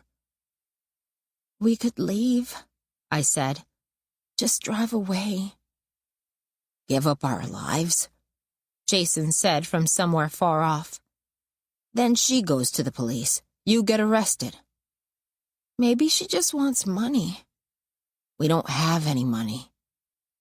There was a pause. She doesn't want money, I said. I didn't tell him how I knew. Don't go to sleep, Jason said. I jerked awake. I don't think it's a concussion, I tried to say, but it came out thick. Anyway, that's a myth about not letting people go to sleep. No, it's not. Yes, it is. You just have to wake them up every couple of hours. Go to sleep then. I'll wake you up every couple of hours. Just wake me up if I die, I said, already drifting off. Some time later, Jason and I made love in the darkened room. He curled protectively over my body, and I bobbed and floated in the darkness, straining upward and sinking down into the bed at the same time, trying to forget something. I almost succeeded. At the point where Jason's glance went hard, that glazed look men get when they vanish in an orgasm, a light was extinguished. Something in me vanished too. When I woke up again, there was a stranger in the room, watching us sleep. I sat straight up in bed, clutching the sheets around my torso and blinking against the light. It took me a few moments to realize it was Jason, silhouetted in the doorway. The lump on the bed I thought was him was only a pile of pillows. What time is it? I blinked, groaning as I felt the next wave of soreness hit me. It was all the way through my neck and shoulders now. I felt like I'd been dropped from a tall building. It's 7 o'clock in the morning, Jason said, setting a mug of coffee on the nightstand. She didn't come. I dreamed she was here, I said, standing at the foot of the bed with a knife, waiting for us to wake up. In one dream, she was cutting the bed in two. My half of the bed fell into the ocean. I shuddered. And then the whole thing would start over again. Well, she's not here. I've already checked your phone. Nobody called or texted. He beamed. I told you she was trying to scare us.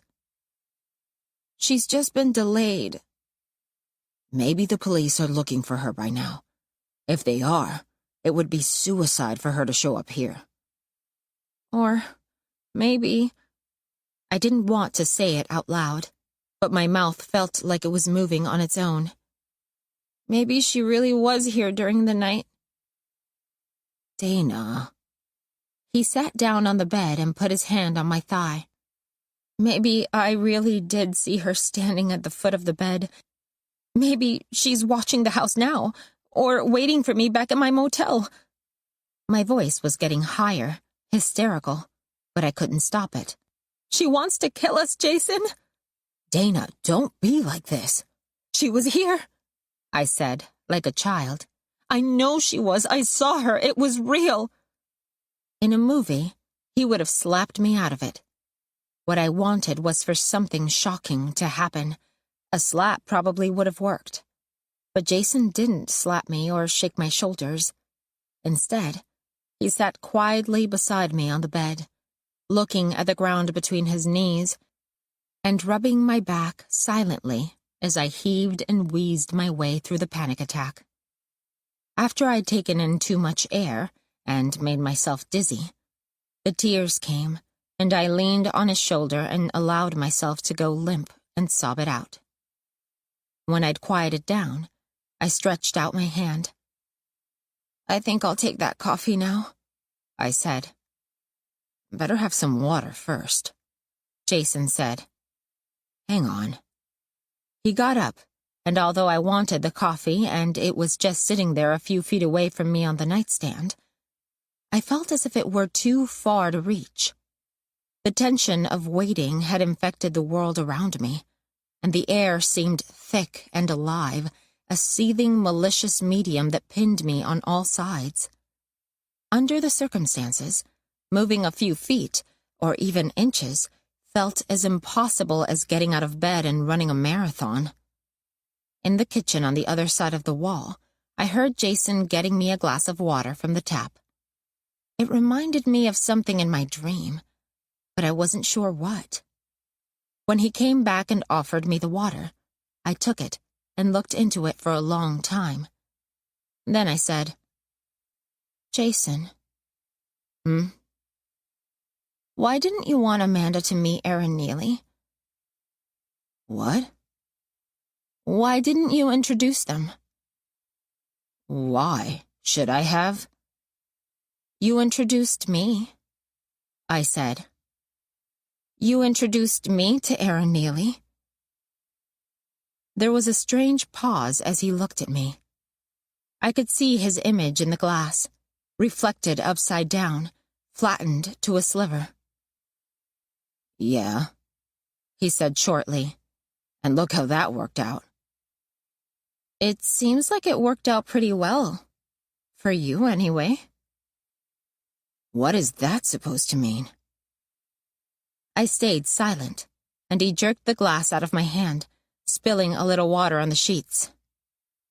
"What is that supposed to mean?" he said again, louder.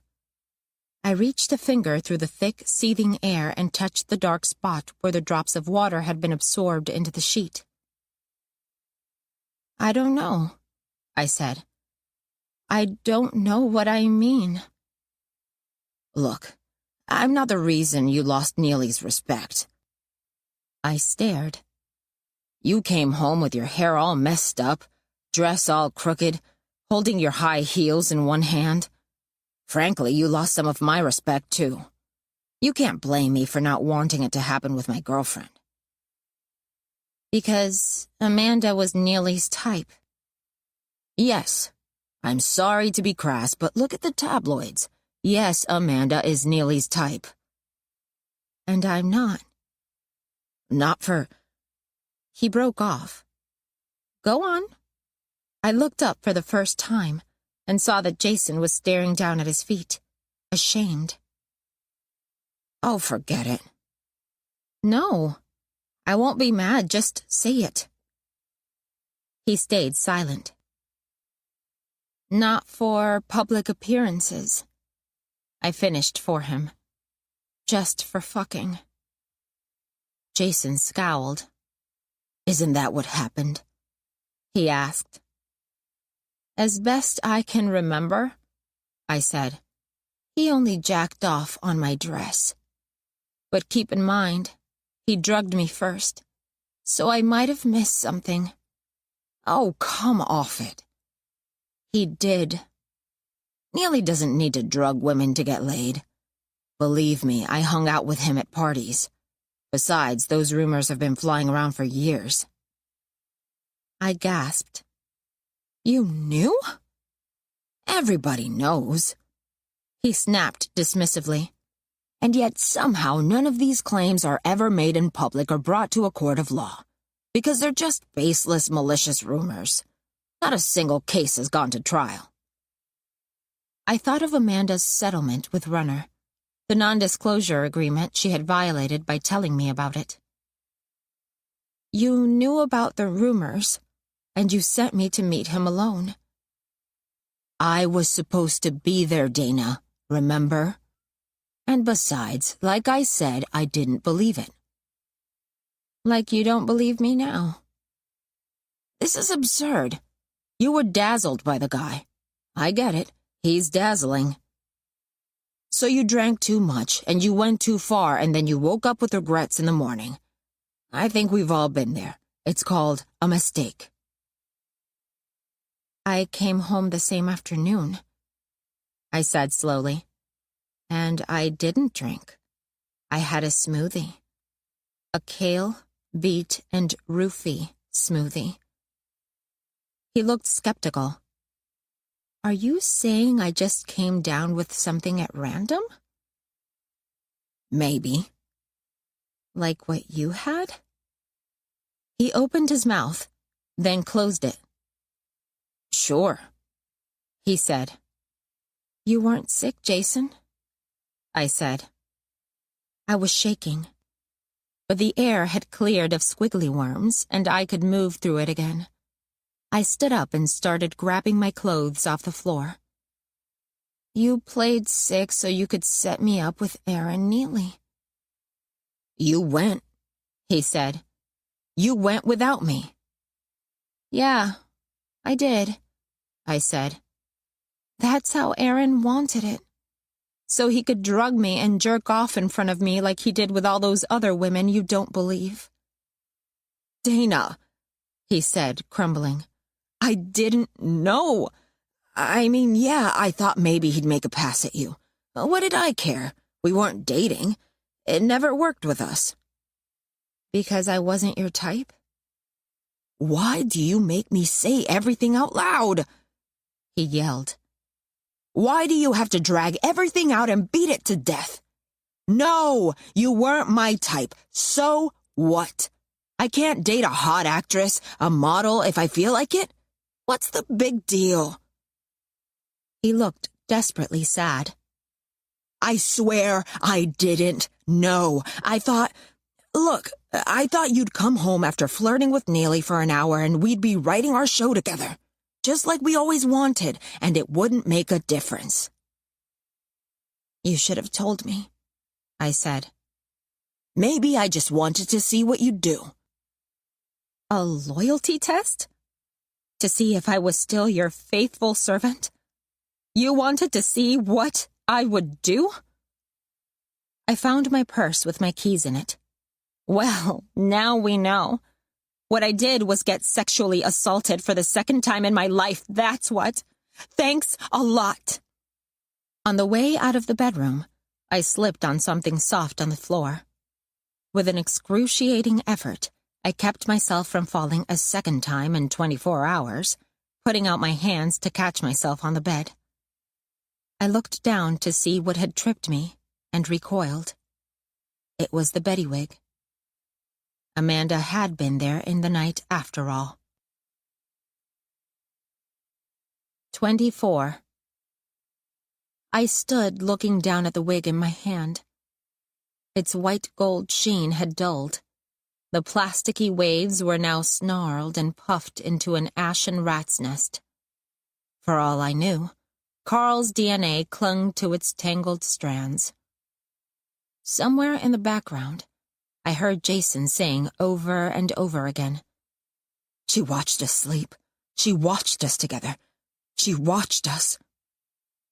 Strangely, I felt no inclination to panic. The panic had arisen only when Jason insisted there was no need to worry. Now, the ghost haunting the house had become a concrete piece of evidence, a signpost, a curiously intimate message. It was the serial killer's calling card, the bloody horsehead in my bed. We understood each other now, Amanda and I. The message was loud and clear. Equally clear was the message I had to send back. There was a fire pit in the backyard where Jason and I had invited friends over, back when we still had mutual friends. Had they really been friends? Or had one of them put a hand on my knee once as we sat partially illuminated around the fire pit and implied he might consider introducing me to his agent if I slept with him? I honestly couldn't remember. Before Neely, that stuff happened to me all the time, and I barely even noticed. Like the hecklers, I brushed them off. But the rage had been building secretly all the same, like the smoldering cigarette butts we'd bury and kindling to start the flames. That's what Amanda had been drawn to. The smoke coming off me must have been like a bonfire. It was time to rage. With my free hand, I grabbed a pack of cigarettes and a lighter off the counter and opened the back door, ignoring Jason's frantic questions. Standing in front of the pit, I tossed the Bettywig onto the charred remains of someone else's fun time. It sprawled pale and serpentine on the black, a stranded sea creature baking in the sun. Then I pulled out a cigarette, lit up, and smoked a third of it before dropping it onto the wig. Where the butt landed, the white blonde strands caught, curled, and writhed black, sending a toxic exhalation into the smoggy LA morning, an odor as nerve-shattering as a scream. "Smell that?" I muttered vindictively. Then, just in case she really was close by, hiding, watching, breathing in the burned plastic reek, I said a little louder, "That's what I think of your pact." For good measure, I lit up and then dropped 5 more cigarettes onto the pile, finishing the pack. I watched until every last piece of what I'd done, what Amanda had wanted me to become, had twisted up and melted away. I was done with pacts and alliances, partners and friends. What I needed was a plan. When I got back inside, Jason had calmed down. He was sitting on the sofa, looking shell-shocked. He held up his phone and showed me an image attached to a text. I already knew what it depicted. It was excessive, unnecessary. Just another slasher movie flourish. "Great depth of focus," I said dryly. "Like an Ozu film." But Jason hadn't heard me. He was shaking his head in disbelief. "There weren't any extra keys," he said helplessly. "She must have made a copy. She played me every step of the way." I threw the empty pack of American Spirits onto the sofa next to him. "You want to go to the corner store and pick up some more of these?" He looked at me like I had lost my mind. I know, you only smoke when you're drinking. You've told me 1,000,000 times. Don't worry, I'm done badgering you to quit." "I'm not leaving you alone, Dana." His eyes were wide. "It's just the corner store. It's 5 minutes away." We'd walked there and back 1,000,000 times. "I'll be fine." "She's here," he said firmly. "Maybe still close by. I'm not going anywhere." "Listen to me," I said. "We need to split up. It's you she wants. As long as we're together, you're putting me in danger. I need you to create a diversion. Draw her off long enough for me to leave." "The motel again? Dana." "Not the motel. I'm going home." "Home?" He looked around the house, confused, as if he'd already forgotten I'd ever lived anywhere else. Time was running out. I had to get him out of the house. "This isn't working, Jason. All we do is fight. If we're ever going to be friends again, I need to get out of LA, back to a place where things make sense. I don't know, maybe I'll stay with my mom in Amarillo for a while, get a job. No, don't look around for the bug, I left it in the other room. And anyway, this isn't for Amanda's benefit. It's for mine.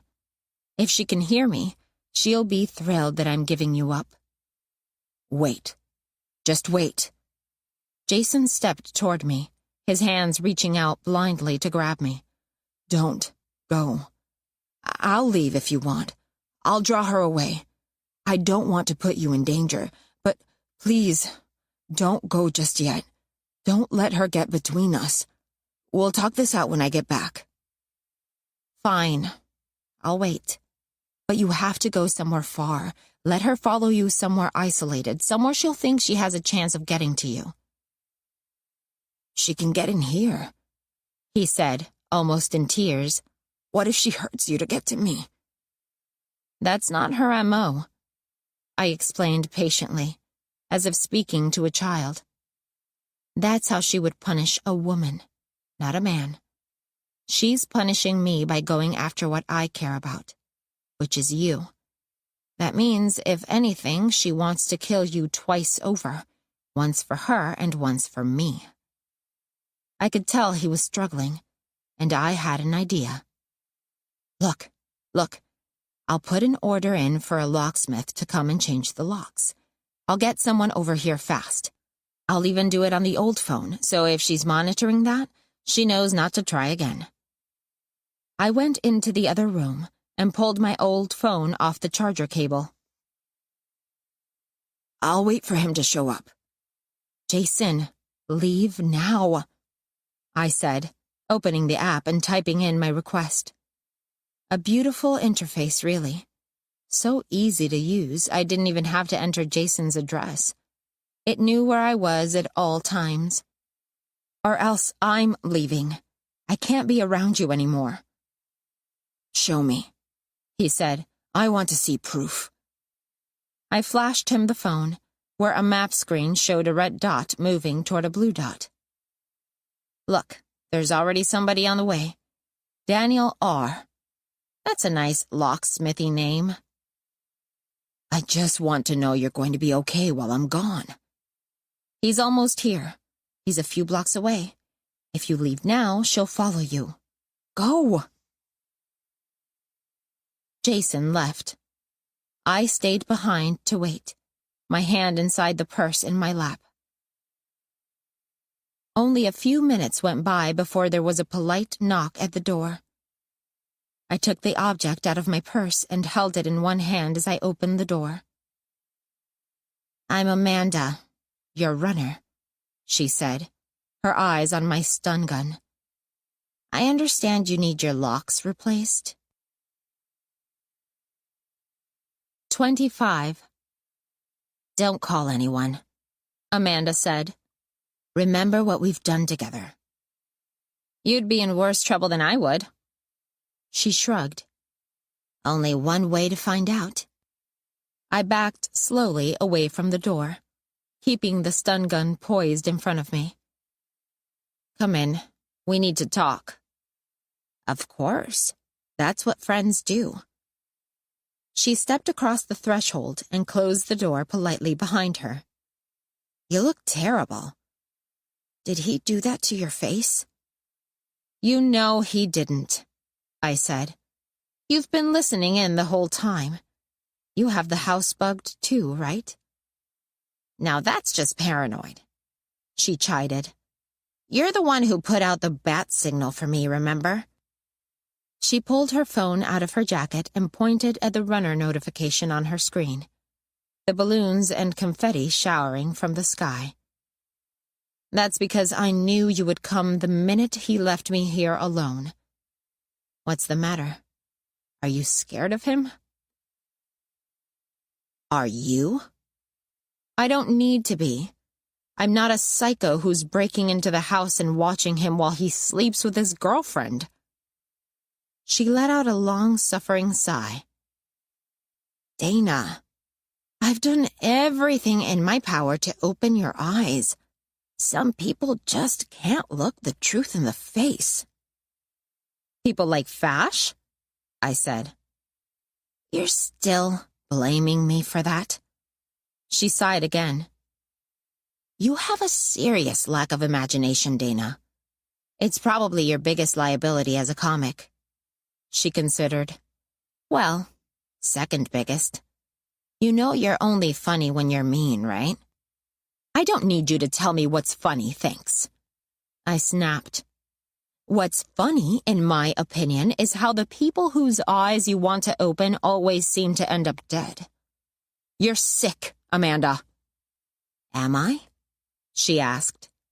She walked around the front of the couch, and I circled quickly around behind it as she took a seat on the sofa facing away from me, put her arms out, and kicked her long legs up onto the coffee table. Her hair was darker and wavier in the back, crowned around the edges with frizzy blonde curls. The stun gun shook in my hand. Without her dark-shadowed eyes staring at me, I could end this right now. Shoot 50,000 volts of electricity through her, knock her out, and then call the police. But as I stared at the back of her head, I wished I had something heavier than a stun gun in my hand. Something that would silence her permanently and end this for good. I took a step closer to her, hardly noticing my feet moving forward. Her curls bobbed as she spoke. At least when I hurt someone, I know exactly what I'm doing and why I'm doing it. Lazily, she half turned her head toward me, so I could barely see her profile. Can you say the same? I am so sick of this shit, Amanda. Just tell me what you want. You know what I want. I think you want an excuse to kill me, I said. Get rid of me, the way you had me get rid of your enemies. Branchick, Carl. That way you'll never be implicated. Why should I be? I didn't do anything.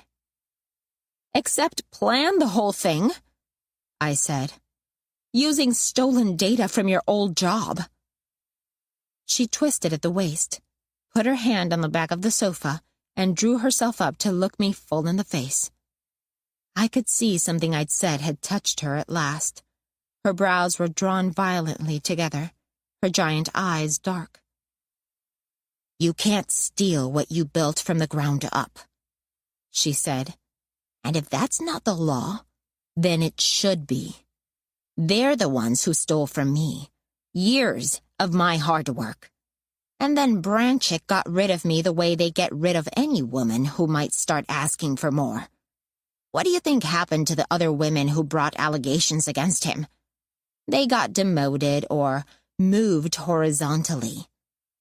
She put air quotes around the words, to teams where they'd never have the chance to rise through the ranks.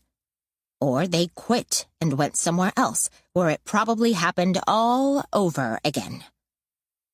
Or they revenged themselves on a few of their co-workers, I said. Not to mention customers. Only the ones who deserved it, she said. You know, this is how they destroy us, Dana. Don't pretend you don't.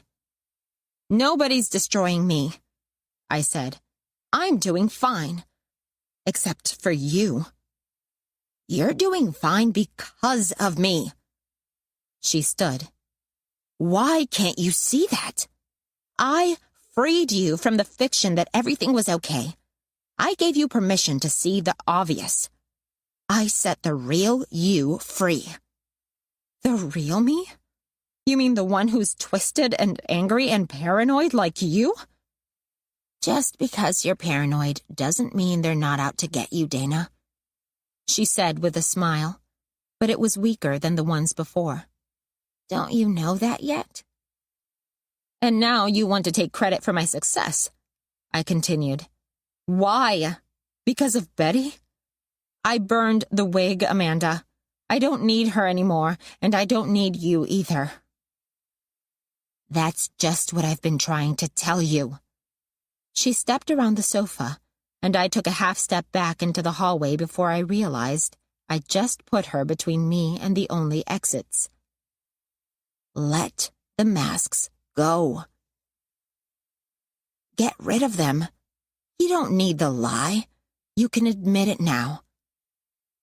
Her voice took on a wheedling tone, and she started slowly walking toward me, as if coaxing a frightened animal to her. I didn't go to that open mic looking for you that night. I went looking for Kim. But as soon as I saw you deal with that heckler, I knew it was you I wanted. I chose you, Dana. I chose you. Don't come any closer. I held the stun gun up in front of me. Or what? You'll shoot? She casually pulled something out of her jacket pocket. I gasped, and my eyes widened to take in the handgun. Suddenly, it all made sense. That's it. You're going to kill me, and you're going to pin it on Jason. Oh my God. But she turned the gun around and held it out to me. It's for you, Dana. Take it. We were both in the narrow hallway now, Amanda leaning forward with the gun outstretched toward me. Me shying away from it with one hand on the stun gun, the other leaning against the wall, which seemed to be tilting somehow, I wondered why the pictures, the kitschy portraits Jason and I had bought at Goodwill for a joke, weren't tilting too. I saw the painting of the big-eyed cat out of the corner of my eye and almost jerked to the side. It reminded me of Amanda so much. She was pushing me toward Jason's bedroom, still offering the gun.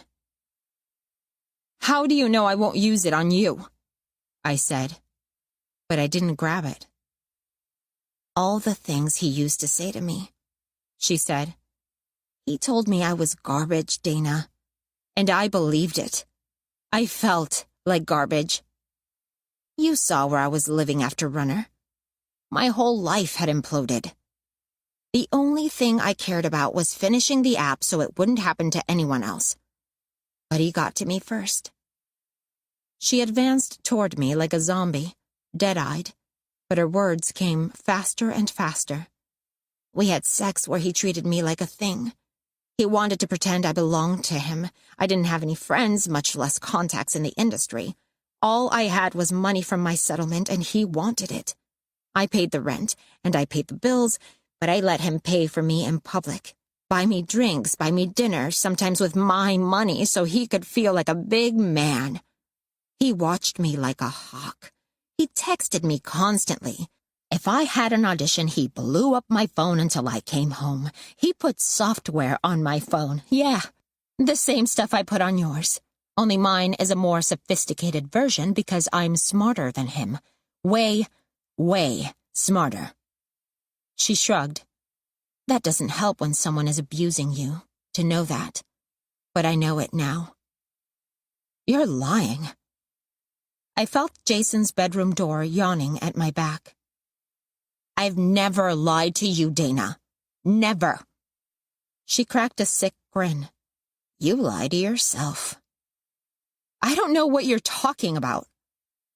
"It started with him checking the messages on my phone," she said with a lilt in her voice. "Has he ever done that to you, Dana?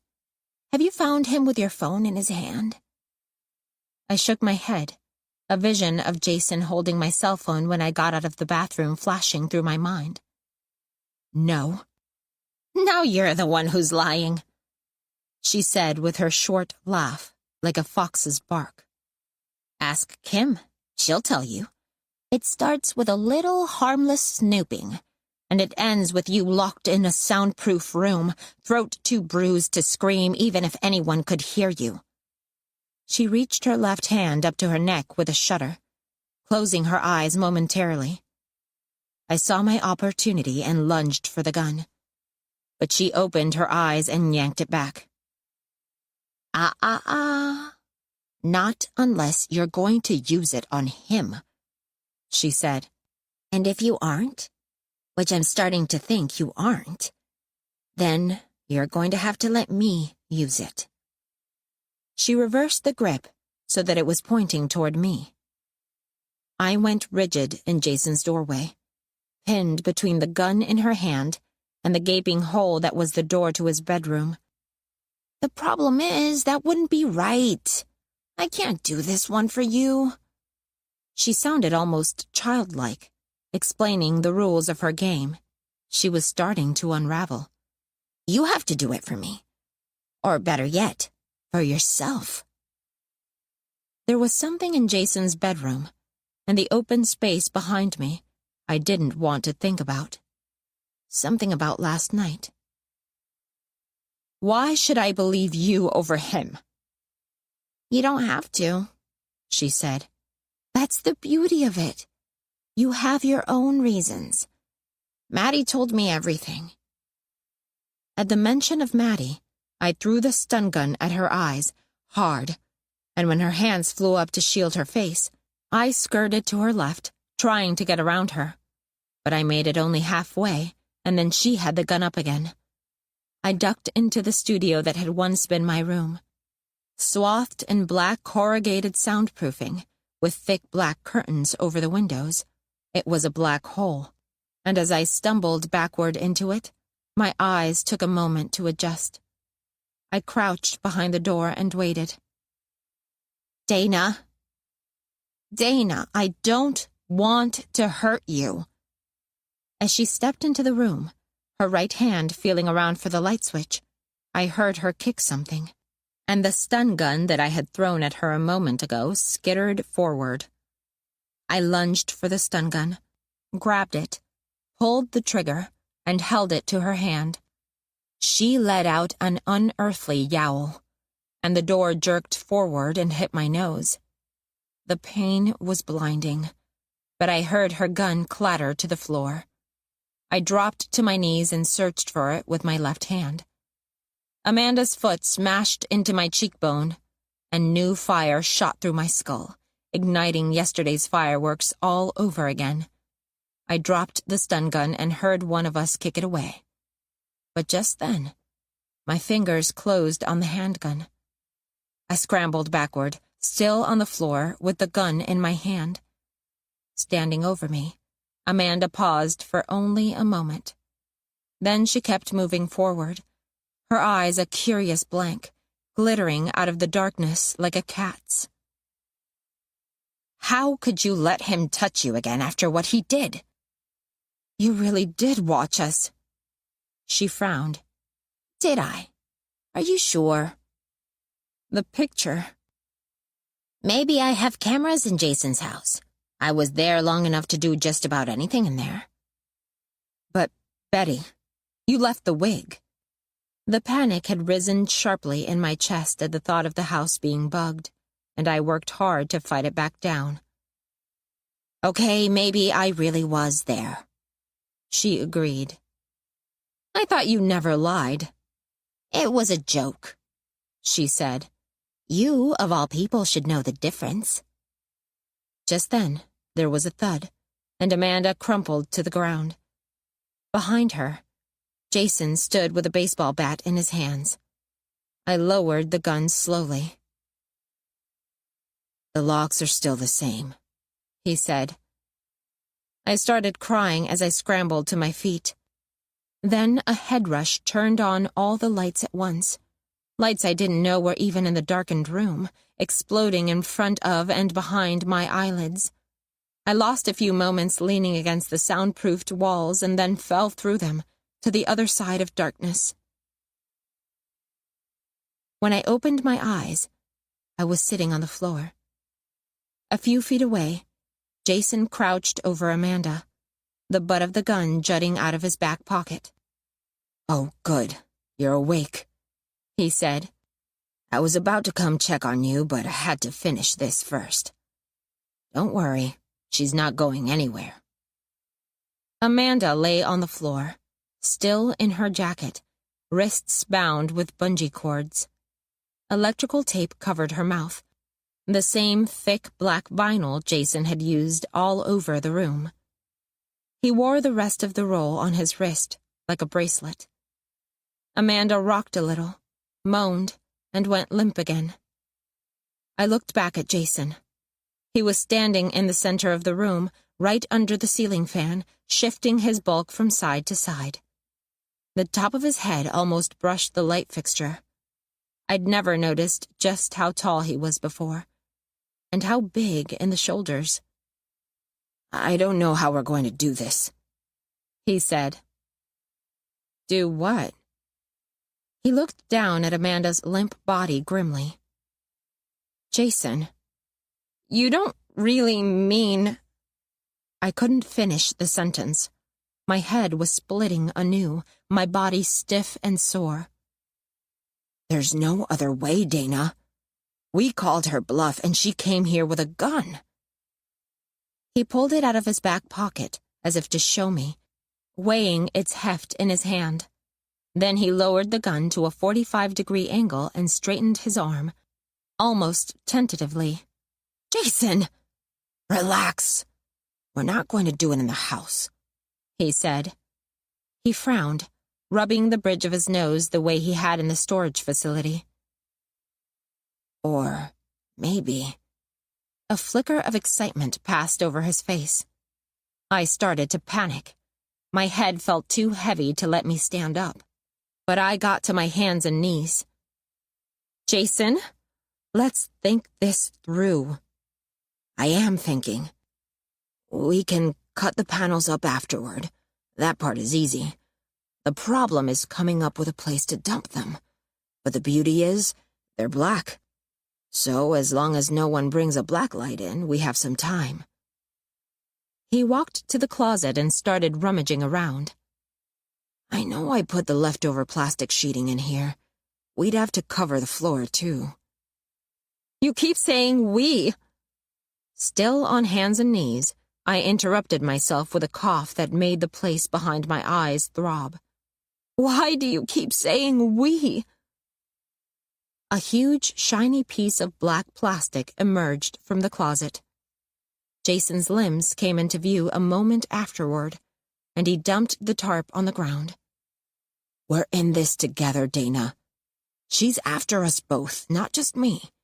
And she's just going to keep coming until she's taken care of. I was trying to rise, but at this, I went lightheaded again and retched. He looked concerned, but didn't stop smoothing the plastic over the floor next to Amanda's slightly stirring body. Besides, you're the reason we can't go to the police. We can, I said, gasping. We can go. I'll go. No, we're past that now. Almost level with Amanda on his hands and knees as he worked, he looked down at her face with disgust. She destroyed my life with her lies. And now she's destroyed yours, too. She has to be stopped, and I can't do it alone. He rolled Amanda onto the plastic as she protested feebly, half awake. I can't do it alone. Just like Maddie's truck. That gave me an idea. But you'll have to. I won't help you, Jason. Chicken out, I thought silently in his direction. You can't cross this line without me. A look of desperation crossed his face for a moment, but then he went back to the business of spreading the sheeting out as far as it would go. Then I'll do it alone. I'll figure it out. He perked up. This room is actually the perfect place to do it. Like a giant silencer. He looked around at the soundproofing panels, and I got another flash of the day Amanda and I met. He didn't hit me. He did other things. This was it, wasn't it? For the first time, he looked up sharply from what he was doing. What do you mean? The soundproof room, so no one could hear her scream. He stared at me. You don't believe that stuff about me locking her in. He got to his feet indignantly. That's another of her ridiculous lies. I stayed silent, and he took a step toward me, desperation on his face. Dana, come on. You have to believe me. She's lying. I mean, sure, we had fights, but that's just her being a drama queen. He watched my face, and suddenly, the desperation was gone, replaced by irritation. You don't believe me? Check the whole house. There's not a single door that even locks.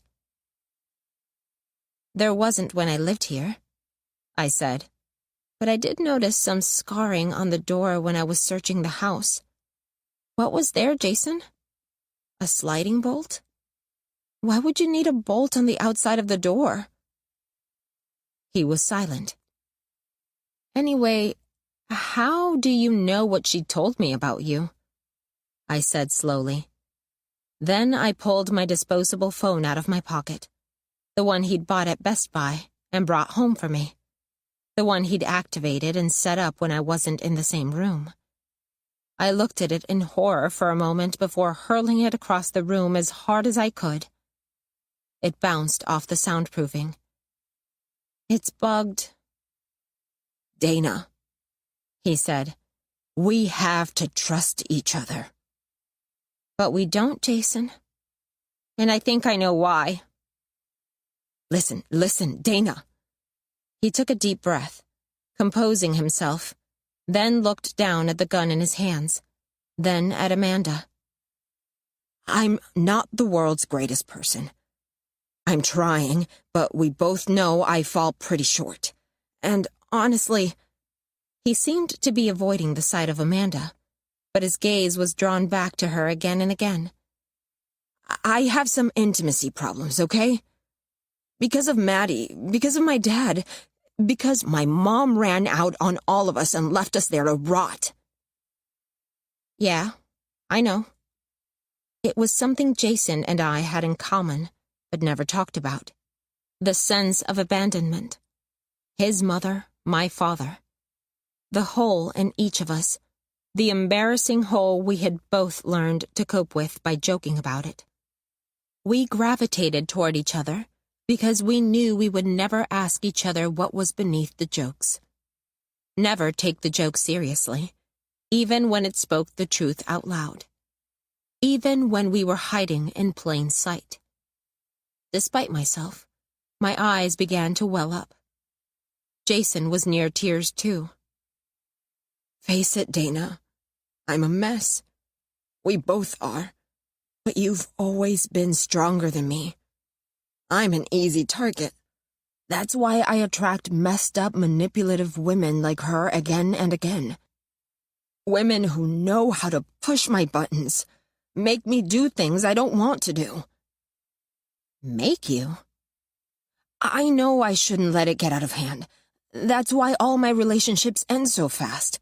Because I recognize what's happening and I try to do the responsible thing and end it. Why do you think I left Austin for LA in the first place? It was Kim. Things were getting bad between us, and she started spreading rumors. I had to leave before she poisoned the whole scene against me. I know you don't want to hear this, but she's one of them. I'd never spent much time on the Austin comedy forums. I'd actively avoided them, in fact. What had I been afraid of finding out? And why? I didn't want you to be one of them. I always knew you were better than those women I dated. That's why I didn't date you. Because you were better. I didn't want to sully what we had. I don't think a relationship sullies things, Jason, I said, finally making it to my feet. Not a normal one. This time is different, though. His eyes lit up. I finally recognized my pattern, and I'm trying to change. He seemed to have forgotten the gun in his hand, and he was waving it around alarmingly. When I agreed to give us one more chance? What do you mean, one more chance? I said. Why do you always talk like we've tried this before? And then Jason got a huge, stupid smile on his face, and the gun dropped to the floor. I started to repeat my question louder, a horrible thought dawning on me. I remembered his anxious face, waiting for me to tell him who had done that to me, and his relief when I'd said, Maddie. What had he been worried I would say? What do you mean, one more? But Jason was grinning maniacally. His face stretched in a ghoulish laugh. Then his head jerked backward, and his body went rigid. He slumped to the floor with a heavy thud. Next to him, I saw Amanda crouched on the plastic sheeting, holding the forgotten stun gun. The bungee cord she must have been working to loosen this whole time still wreathed around one wrist. Now she was reaching for the real gun, the one that had fallen out of Jason's hand.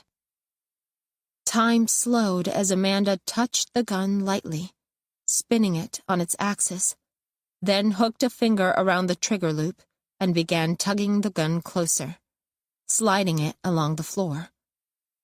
In a moment, she would have it in her palm.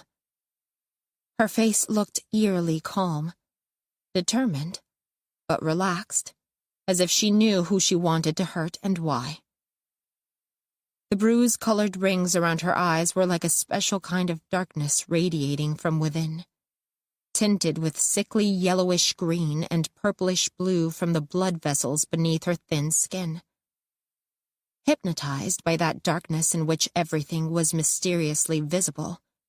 I couldn't move. I couldn't move. It was dark in the TV room except for the screen. I was asleep. I woke up with someone on top of me. I couldn't see him. I only felt him, smelled him, tasted the blood when my teeth cut my lip. I'd known with every fiber of my being who it was, but I couldn't see him. So I'd let myself think, know even, otherwise. And that certainty had colored everything ever since. My relationship with Jason, my response to Amanda, even how I'd interpreted Maddie's letter. I'd been infuriated that he'd described what happened to me that night as being someone else's fault. You, I said. Jason was already moving again, rolling over to one side to get up, but Amanda was now holding the gun in both hands, aiming the muzzle at his head. Both still lying on the floor, each rolled onto one shoulder, they looked, for a moment, like a flattened-out parody of a shooting at point-blank range. Or like lovers lying in bed together, one of them reaching out to stroke the other's hair.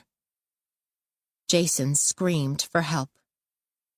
Unstuck in time, I thrust out my hand and felt it bump into something cold and heavy. A metal rod that yielded to my touch. Before the mic stand could tip all the way over, my fingers closed around the shaft, and I hefted the heavy base up over my shoulder. Amanda never saw it coming. Finding the strength somewhere, I swung the mic stand again and again, until everything was still. Huddled on the black tarp, the blood looked like standing water after a storm.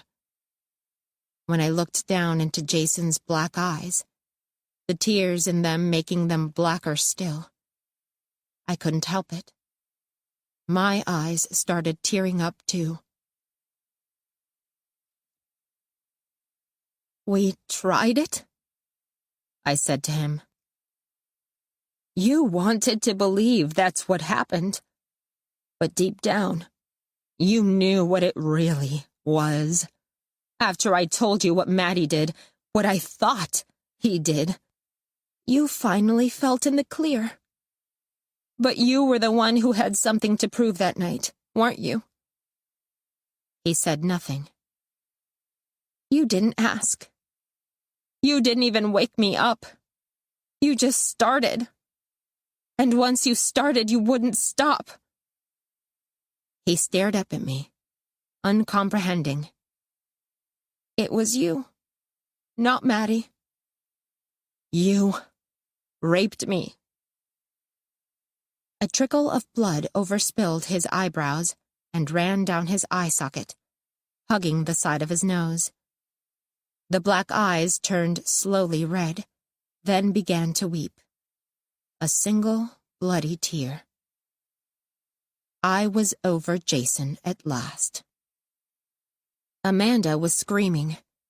She looked up, saw me standing over Jason's body holding the mic stand, and scrambled backward in terror, slipping in the blood. I waited patiently for her to find her footing on dry ground. "Here," I said. "Hold this for a minute." Dazed, Amanda took the mic stand from my hands and clutched it to her chest. Watching me in terror, her eyes darting once in a while to Jason as if he might get up and try something. I kicked the handgun to the opposite side of the room, then located the stun gun, which was half covered by the tarp, and kicked that across the room too. Then I walked over to the disposable phone lying by the wall and pocketed it. "You've saved my life," Amanda said, still hugging the mic stand, letting it support her weight like a crutch. "He was going to kill me, Dana. He had me tied up and—" She shuddered. He was going to kill me this time. I stared down at his body and wondered if he would really have done it. I thought of the truck he was too scared to steal by himself. The way he'd offered me to Neely to win his favor. The rape he'd been so happy to believe his brother was guilty of, so he could go on believing what we'd had was just bad sex. The things he'd done to Amanda because he thought she deserved them. Ultimately, the only crimes Jason ever committed were the ones he couldn't admit to himself were real. And even those, he'd relied on me to corroborate. But all that was over. I'm going to call the police. I dialed 911 on the burner, leaving bloody prints on the buttons, and held it to my ear. He had me tied up, she repeated, rubbing her wrists as she stared down at his crumpled body. But this time I got away. I got away. You can try claiming self-defense. The phone started ringing. Although it's going to be your word against mine. What? She was still groggy, moving slowly, like a person underwater. You didn't kill Fash, did you? Dazed, she shook her head no. Right. You never said you did. You just let me believe it, so I'd have to take your third name, I said. With my free hand, I gestured to Jason. Well, I did. And now it looks an awful lot like you owe me one.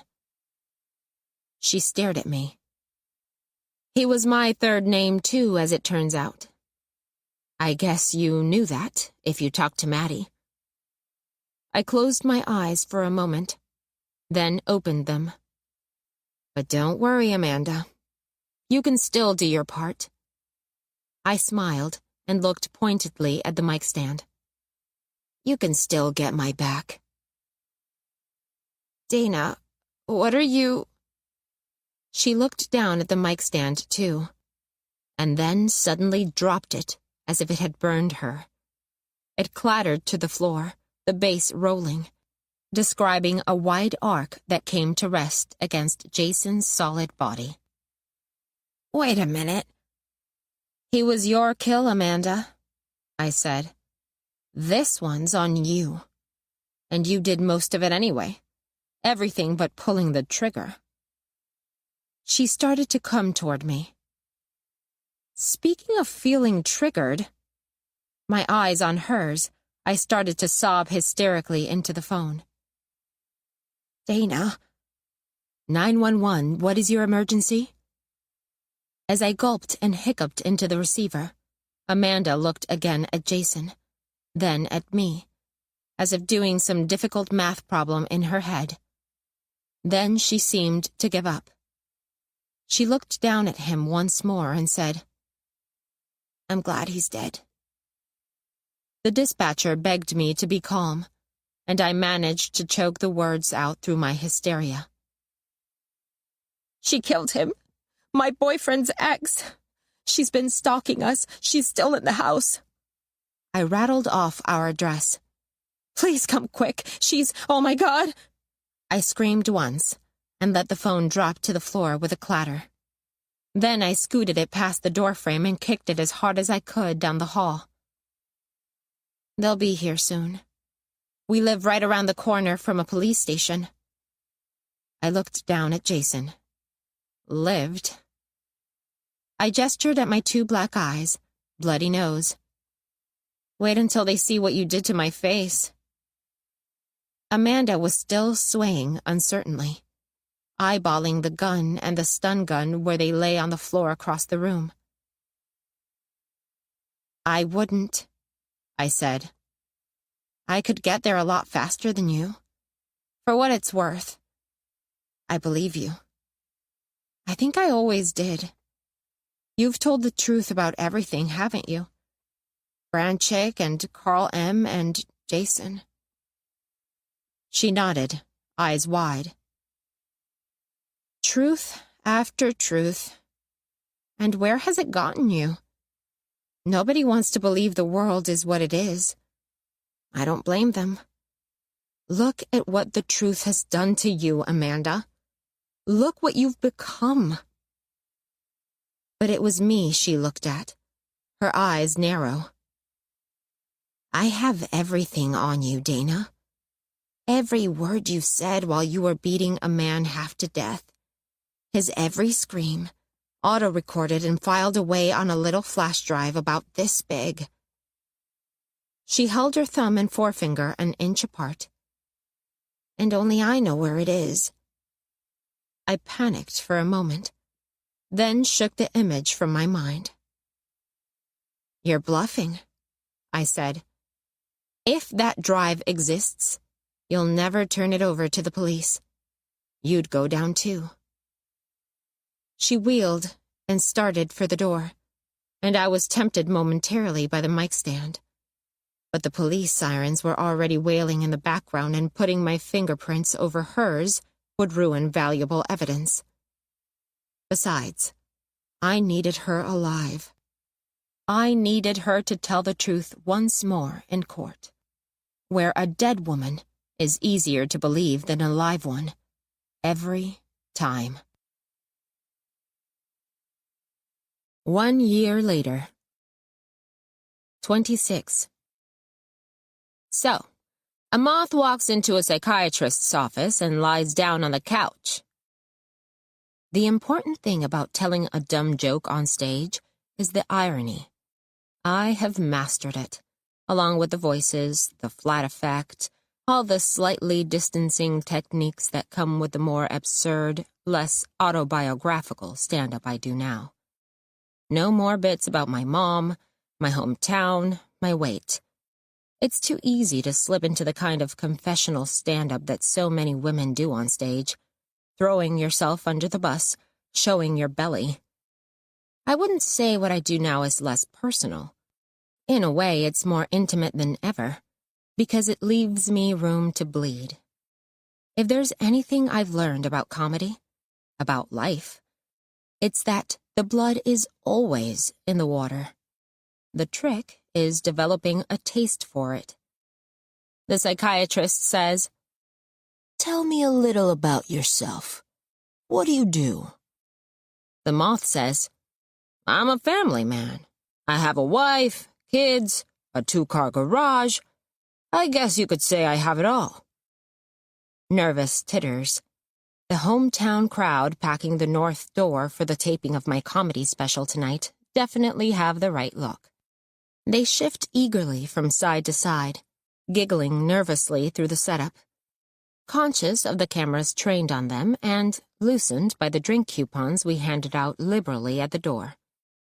The north door, known affectionately as the ND, is an awkward space, cavernous and mouth-shaped, but uniquely photogenic when filled to capacity.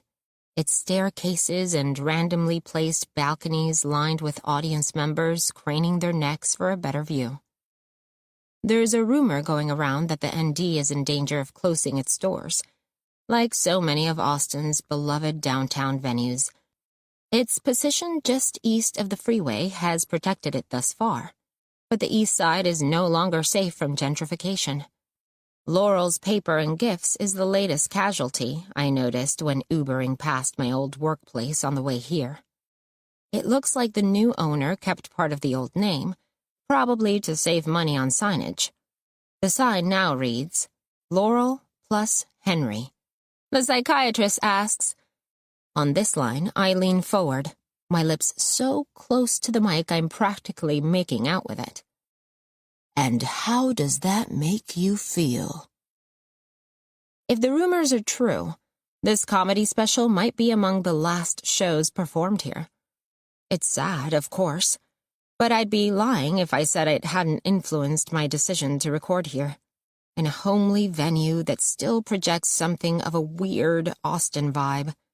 Even if the clubs that graced the city in the slacker era of weirdness are all long gone. If the ND does shut down, we might see a nostalgia boost in the streaming revenue. Cynthia would like that. And keeping Cynthia happy is as important as keeping the audience laughing. It was Cynthia's idea to tape in Austin in the first place. A hometown hero always gets a warm welcome, and my reputation in LA is still tinged with scandal. Here, the reverberations of Amanda Dorn's celebrity-adjacent murder trial are faint, dimly associated with typical West Coast excesses, and ultimately outweighed by my status as a local girl. Cynthia had her own reasons for wanting to film here, of course, as she does for everything.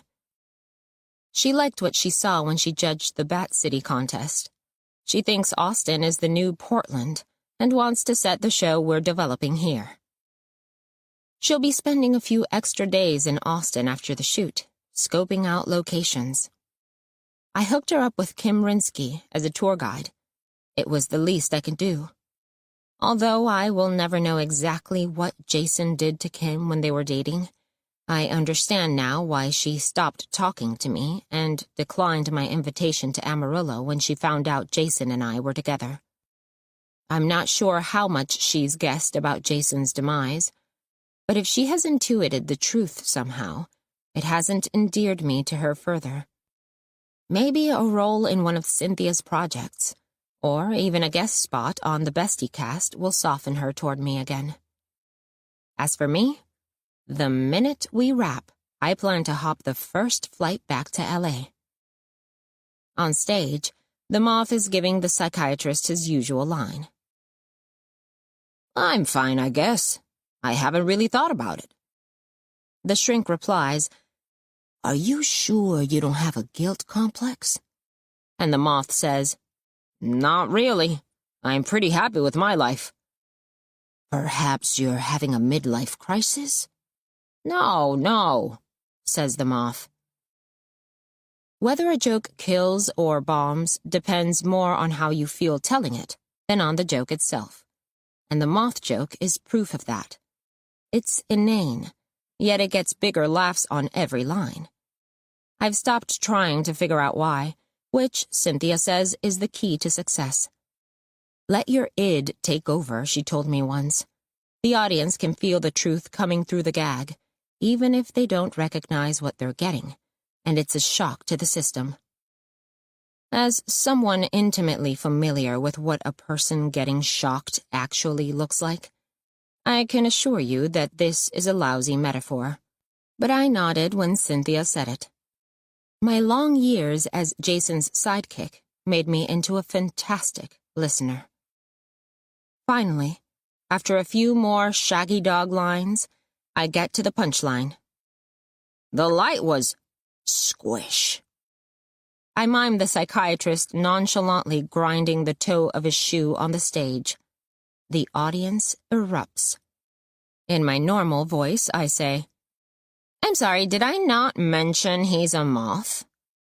The laughs are going so strong, so I throw in my tags. His insurance doesn't cover mental health. Also, he's like this big. I hold my finger and thumb an inch apart. Never forget, y'all. Size matters. Take it from a double D. And so forth. The trial went like clockwork. In the first of several windfalls for the prosecutor's case against Amanda Dorn, Amanda did not hire her own attorney, taking the court-assigned public defender instead. At first, I assumed this was a deliberate move on her part.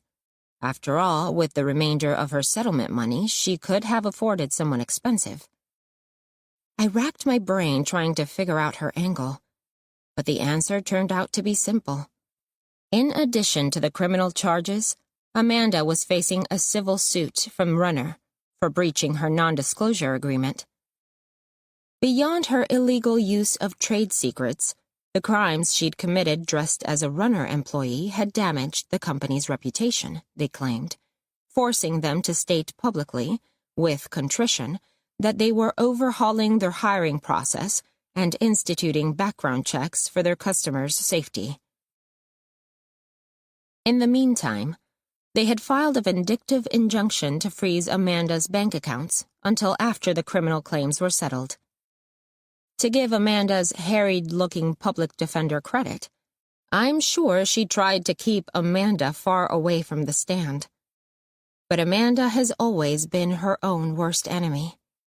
The only defense she would consider was the truth, that her lesser crimes were committed on behalf of the comedian Dana Diaz, with whom she had entered into a revenge pact, and who had committed similar crimes for Amanda, including the killing of Jason Murphy. It was the truth, but it sounded like something I had dreamed up for a Betty monologue.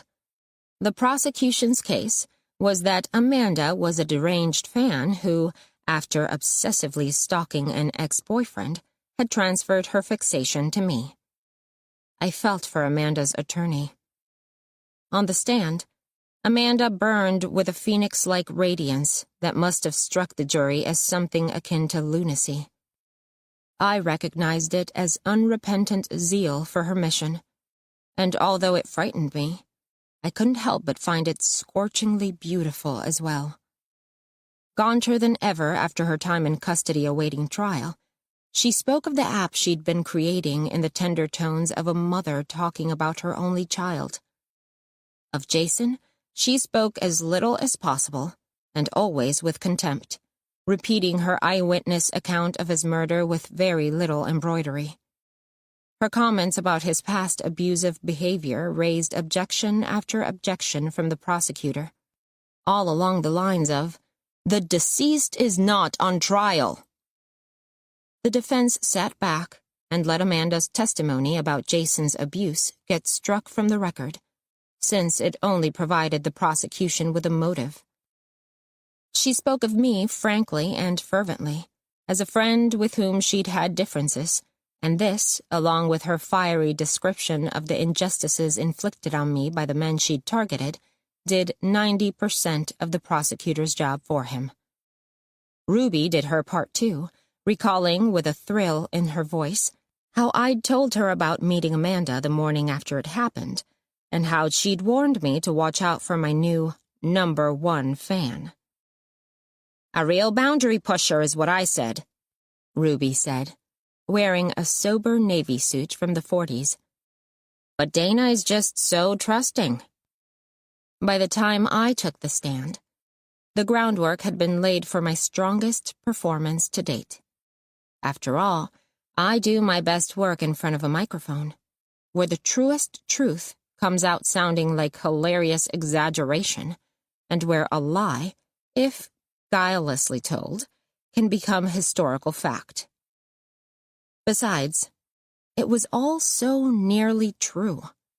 The story of how Amanda and I met at one of my stand-up gigs, how at first I thought her talk of revenge was a joke, and how troubled I was when I started to suspect she was serious.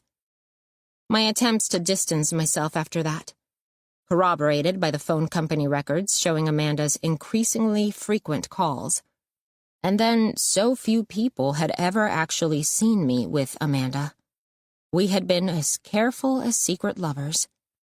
I was even able to point to the timing of my well-known stage creation, Betty, and confess, with the embarrassment of someone revealing tricks of the trade, that Betty had been partially inspired by the real-life character I'd met in the bar that night. This, too, was close to the truth. "I was exaggerating for comic effect," I explained, and then shook my head. I never imagined Amanda was really dangerous. What the police had discovered in Amanda's storage locker had done the rest. Thank God, the flash drive full of spyware recordings, if it even existed, was inadmissible, since California requires two-party consent for all recordings. Given the lack of any evidence, the truth was an outlandish defense. But perhaps Amanda knew the video of her beating Neely with the steering wheel lock would surface eventually. And once it did, edited selectively to ensure Neely's cooperation and corroborated by security camera footage of Amanda in the hotel lobby, there was simply no point in denying she had committed assault and battery under circumstances remarkably similar to those of Jason's murder. When Neely himself took the stand after months of seclusion to testify that he was the man in the video and identify Amanda as his attacker, you could practically feel the stampede of celebrity trial junkies coming from miles away to join the mob of journalists already reporting on the trial of the so-called runner revenger. "She destroyed my health, both physical and mental," Neely said, and I believed him. He looked much thinner and sallower than when I had seen him last, with puffy bags sagging under his eyes. I couldn't believe I had ever been afraid of him. "My career will never be the same. I will never be the same." Questioned about the attack, Amanda refused to be cowed. "I came back in the room and the man had his Willy Wonka out. What would you do?" she snapped. The judge pounded his gavel, and the prosecutor loudly announced that Aaron Neely was not on trial either. But the damage had been done. Amanda's flippant allusion to rumors that had been circulating on the internet for years seemed to mark a turning point for the trial. For the first time, she had gained the sympathy of her audience. Within hours, T-shirt vendors popped up like mushrooms on the sidewalk outside the courthouse, selling images of Neely photoshopped into a purple Wonka tailcoat and top hat. Overnight, a handful of think pieces sprouted up with titles like "Amanda Dorn, Feminist Hero?" and "I wish I had done what Amanda did." For a moment, it seemed that public opinion had swayed in Amanda's direction. At the peak of the frenzy, a sextet of radical feminist protesters were dragged from the courtroom after they all stood up simultaneously in the gallery, mouths duct-taped shut, and unzipped their orange jumpsuits to reveal the words, "Free Amanda," sharpied on their bare breasts. That was the beginning of the end, however. After just a few days, the men's rights activists who'd been loudly protesting Amanda's deification were joined by second-wave feminists in The Atlantic and The New York Times, worrying about the slippery slope and Twitter personalities lambasting Amanda for trying to pull a woman of color, me, down with her. And then, just as the tide was turning, something much worse came out. A leak in the Austin Police Department revealed transcripts of Facebook chats between Amanda and Fash Banner, the tragic young comic who had killed himself after going off his psychiatric medications. While there was nothing technically incriminating in the leaked conversations, it certainly sounded like Amanda was encouraging him. "They want you to be numb," one chat transcript read. "I've been there, but I went off mine in January, and I'm free now. You can be too." The next day in court, Amanda's lawyer said that, in light of recent revelations about her client's mental state, she wanted a psychiatric evaluation to determine whether the defendant was competent to stand trial. Amanda promptly fired her counsel and announced that she was representing herself. No mistrial was declared. On the contrary, the judge appeared to relish this new turn of events. Apparently, he did not appreciate the media circus Amanda had brought into his courtroom, and he seemed delighted as the odds mounted against her. But the final blow to the Free Amanda movement came in the form of a surprise witness for the prosecution. A scruffy programmer from Austin who'd been attacked under similar circumstances as Neely and Jason during the same 6-week period. When the prosecutor called to the stand Carl Montgomery, who looked the same as the last time I'd seen him except for a rusty beard covering half his face, my heart nearly stopped.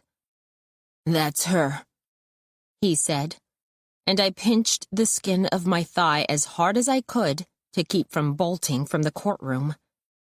But he wasn't pointing at me. Never have I been so grateful for a man's inability to rip his gaze away from a television screen full of naked women long enough to pay attention to the real woman standing in front of him. At least, not until he was being pummeled too hard to know the difference between tall and short, real blonde and fake. To be fair, I guess we all look alike when you're getting kicked in the groin. Amanda had no alibi for the Carl attack. I remember the exact moment when her shoulders slumped at the defense table, and she seemed to accept her fate. It was when Carl, who'd been absent-mindedly rooting around in his beard during his testimony, scratching his fingers back and forth hypnotically, suddenly pulled the hairs aside. The scar was the thickness of a pencil in the middle and straggled a good 6 inches across his face. From one ear all the way down to the jaw, where it was joined by another one across his chin. There was an audible gasp in the courtroom. Amanda never admitted to either the Carl strike or Jason's murder. But as the story shaped itself around her, even she must have been able to tell that her denial sounded increasingly hollow. Even her staunchest defenders, the ones who still maintained she was justified in what she'd done, didn't believe her. The guilty verdict was returned with dizzying swiftness, the sentence of life without parole, unusually harsh for a woman. The judge stressed in the sentencing that Amanda was being made to answer not just for the life she had taken, but for her specious justifications, which diverted attention from the real victims of rape and abuse. As officers of the court led Amanda away in handcuffs, the adrenaline that had sustained me during the months after Amanda was taken into custody at Jason's front door in her runner uniform drained away. She looked over her shoulder at me once, the only time she had actively sought my gaze since the trial started. When I saw her with all the radiance gone out of her, everything she had done, the stalking and spying and harassing and threats, faded, and I remembered only the first time I had seen her friendly face in the crowd at Nomad. How grateful I'd been that night for her unrestrained laughter. By the time her blonde hair vanished around the corner, my head was spinning with a sensation far more disorienting and nauseating than any metaphorical prison I had been locked in before. A therapist might call it survivor's guilt, but it was only freedom, Amanda's last poisoned gift to me. If I have not included my feelings about Jason in my account of the trial, it's because I kept him firmly out of mind for its duration. I had spent so much time missing him already. Maybe I was all tapped out of that particular emotion. Besides, the Jason I'd pined for since the 8th grade, the Jason I had missed when we were apart and trembled for when we were together, was a figment of my imagination. If I still felt a pang now and then, it was only for the remembered warmth of him leaning up against me in that beanbag chair in front of the TV so long ago. Whenever I did try to think about him, and thus about what I'd done, I encountered only a ragged hole, like a prom picture with someone's face cut out of it. The face that haunted me was Amanda's. I remembered her stumbling off in handcuffs, her zealot certainty cracked and dribbling down the drain, along with her vision, however twisted, of justice by and for women. More than the app itself, that vision had given her power and purpose, made her nearly invincible. I'd found the thing she cared about at last, and I'd taken it away forever. There was nowhere to go with that realization but home. Letting my apartment in Austin go, too apathetic even to keep my crappy possessions from being thrown into the alley, I slept all day in my mom's house and stared at the ceiling all night. She cooked for me and made sure I had clean sheets and clothes to wear, but she asked no questions. When journalists inevitably found Amarillo on the map and appeared on our doorstep, she maintained her air of gentle bewilderment, pretending not to understand their questions as she made the short walk between house and car when she went to work every morning and came home at night. Her English comprehension has always been selective. Cynthia Omari was the one who pulled me out of the black hole I'd fallen into after the trial. I'd been ignoring Cynthia's phone calls along with everyone else's, deleting her messages without listening to them. But no more easily deterred than the reporters, she'd eventually tracked me down and beaten a path to my mother's door, where she was waiting when my mom came home from work one day. With her unerring instinct for such things, my mother waved her in, calling out 2 words before disappearing. "Mija, visitor." It was benevolent self-interest on Cynthia's part. She was convinced that the notoriety of having sent the runner-revenger to prison would, after it had faded a little, ultimately help my career. She was right. Cynthia is usually right about such things. Since she coaxed me back to LA, Cynthia has been my unofficial mentor. There were countless 15-minute lunches in which I learned not to be offended when she left before the food arrived, then slightly longer lunches with email follow-ups afterward, and, finally, I began to be invited to her gloriously spacious apartment for parties and then alone, just to have a glass of wine and brainstorm about the series we were cooking up together. I won't say we are besties, but perhaps we're as close as 2 people like us can be. And, it must be said, under her tutelage, I have not had to audition for a single maid role. These days, I have taken to sending Amanda little gifts in prison, anonymously. A box of tampons, a carton of cigarettes, a bottle of fancy face wash. I imagine her bartering these things with the other inmates for what she really wants. And I wonder what that is, now that her dream is gone.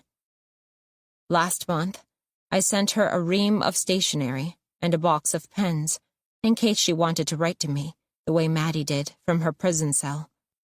I couldn't risk a note, not with prison administrators monitoring her mail, but I hoped, against all odds, that she would understand what I meant. "I am sorry for silencing you," I willed her to hear when she looked at the paper and pens. "I want to hear your voice again. Tell me how to make it right." After a few weeks, an envelope appeared in the mailbox, late in the afternoon as always. I recognized the cream-colored stationery, and my heart skipped a beat. I sat at my writing desk with the envelope in front of me for a long time, staring at my name and address in Amanda's handwriting and the red prison stamp under the return address. Sent from a state correctional facility. Finally, I tore off a tiny corner, not wanting to damage the letter, wriggled my thumb into the hole, and ripped the envelope open. Inside was a single sheet of paper, folded in thirds. I unfolded it. It was blank. The stage lights go off with a sound like a puncture wound, and the audience's applause turns to drunken yelling as soon as the house lights are up for intermission. Cynthia waits for me backstage in the green room. We call it the green room for the duration of shooting, but in the manner of such venues, it's little more than a repurposed storage room outfitted with a couple of mismatched sofas in varying states of decomposition and a ring of broken-down vanities, one of them holding the replacement Betty wig, perched on a styrofoam head and ready for her close-up. Craft Services is a rolling cart holding H-E-B sandwich and fruit trays under plastic domes and a case of room-temperature Lone Star propped on its side in the corner behind the door. This is definitely not L.A. In this environment, Cynthia looks somehow both resplendently out of place and perfectly at home. She elevates her surroundings until their shabbiness seems a kind of quaint homage. She snuggles into a sofa the color of day-old guacamole, typing something on her phone that she dispatches with a single tap when I walk in. A tweet, I assume. She puts the phone away and, without getting up, opens her arms luxuriously toward me. Darling, you are an absolute killing spree out there. Slaying. Mass murder. Her choice of words always leaves me a little breathless. Thanks, Cindy, I say, leaning over to submit to a seated half-hug. As I flop onto the brown plaid sofa opposite, I say, but they're half dead at best, getting better all the time. Close enough, she says with a cat-like smile. Here's a little secret about stand-up specials.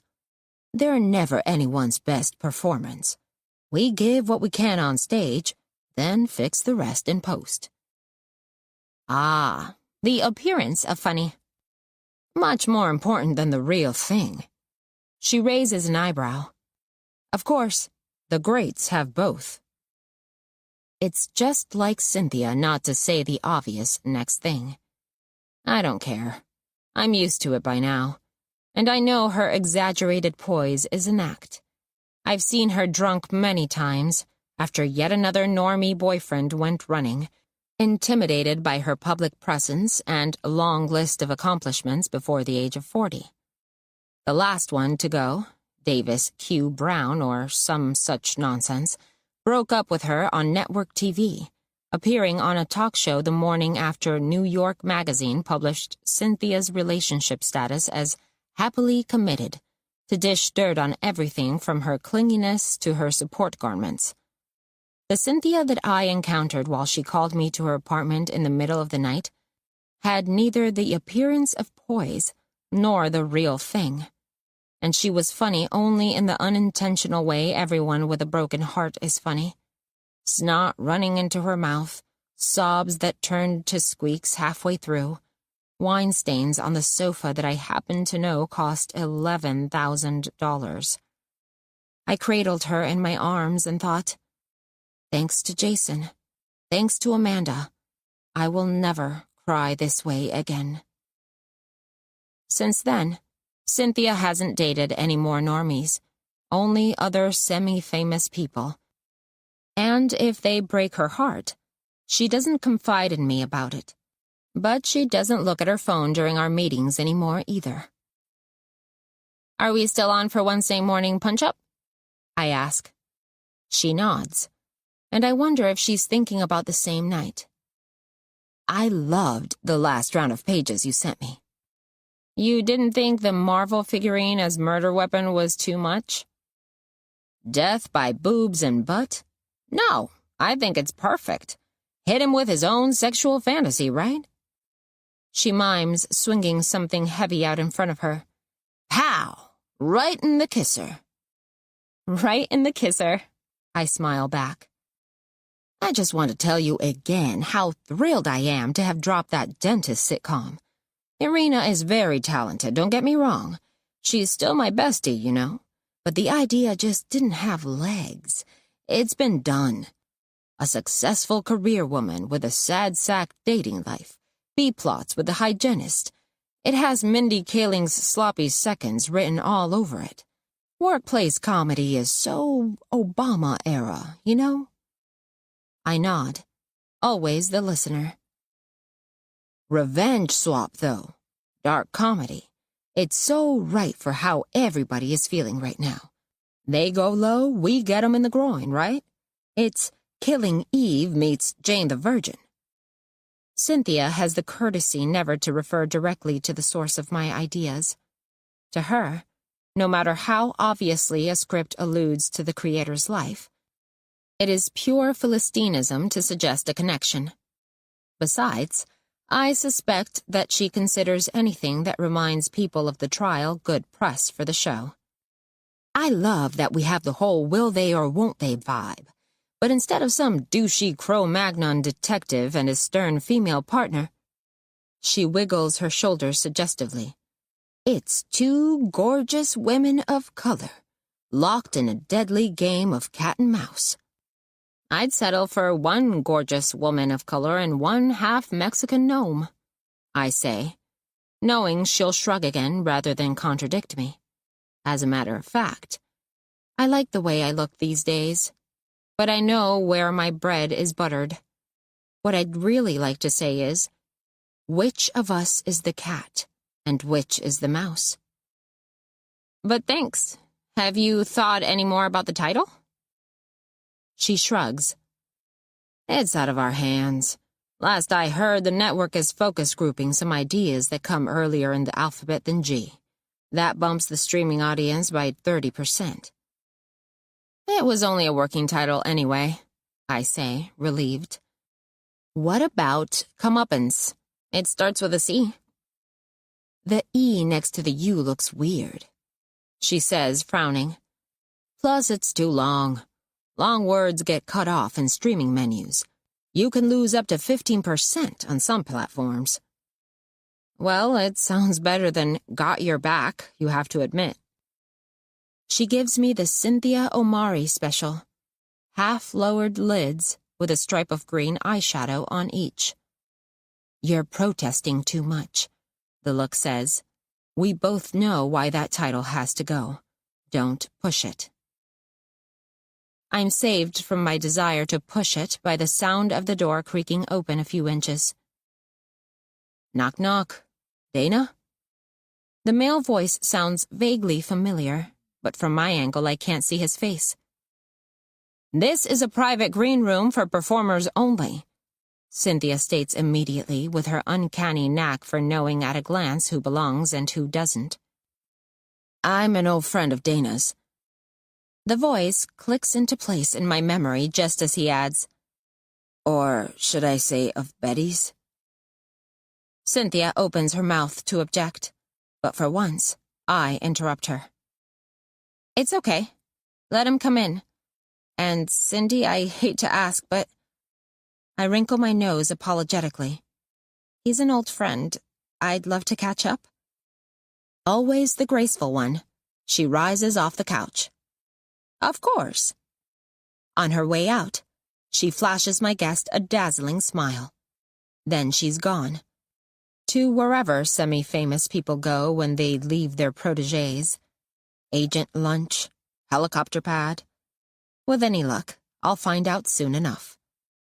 Carl Montgomery looks much the same as he did at trial, except the scrofulous beard is taking over even more of his face, creeping down his neck to swallow his Adam's apple and leaving rusty high watermarks just under his cheekbones. I gesture toward the sofa Cynthia has just vacated.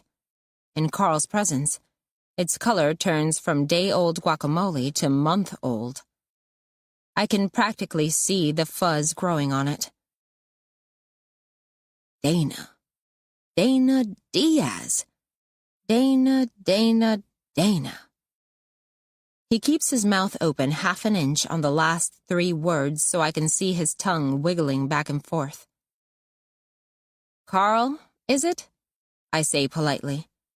This is a pleasant surprise. Is it? He says waggishly. We didn't get a lot of time to chit-chat during the trial. His eyes rest momentarily on the Betty wig, but return to me almost immediately. Under cover of a rueful sigh, I release my held breath. That was a stressful time for everyone involved. Thank goodness justice was served, he says with an expression I can't quite see under all that beard.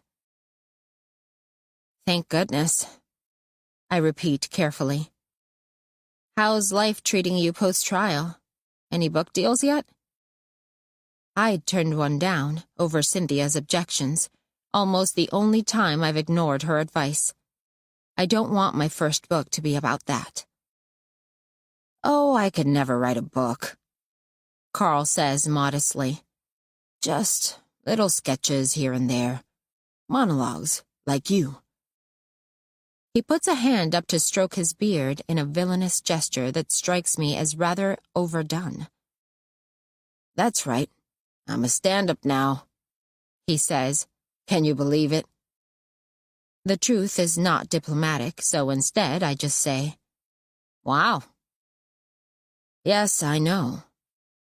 He pauses and stares off into the distance, a strange look on his face. "You know, it's funny. In a way, I owe it all to that brutal attack I suffered last spring. Because I lost everything. Not just my job. I hated that anyway. But my online world, which was where my real life was.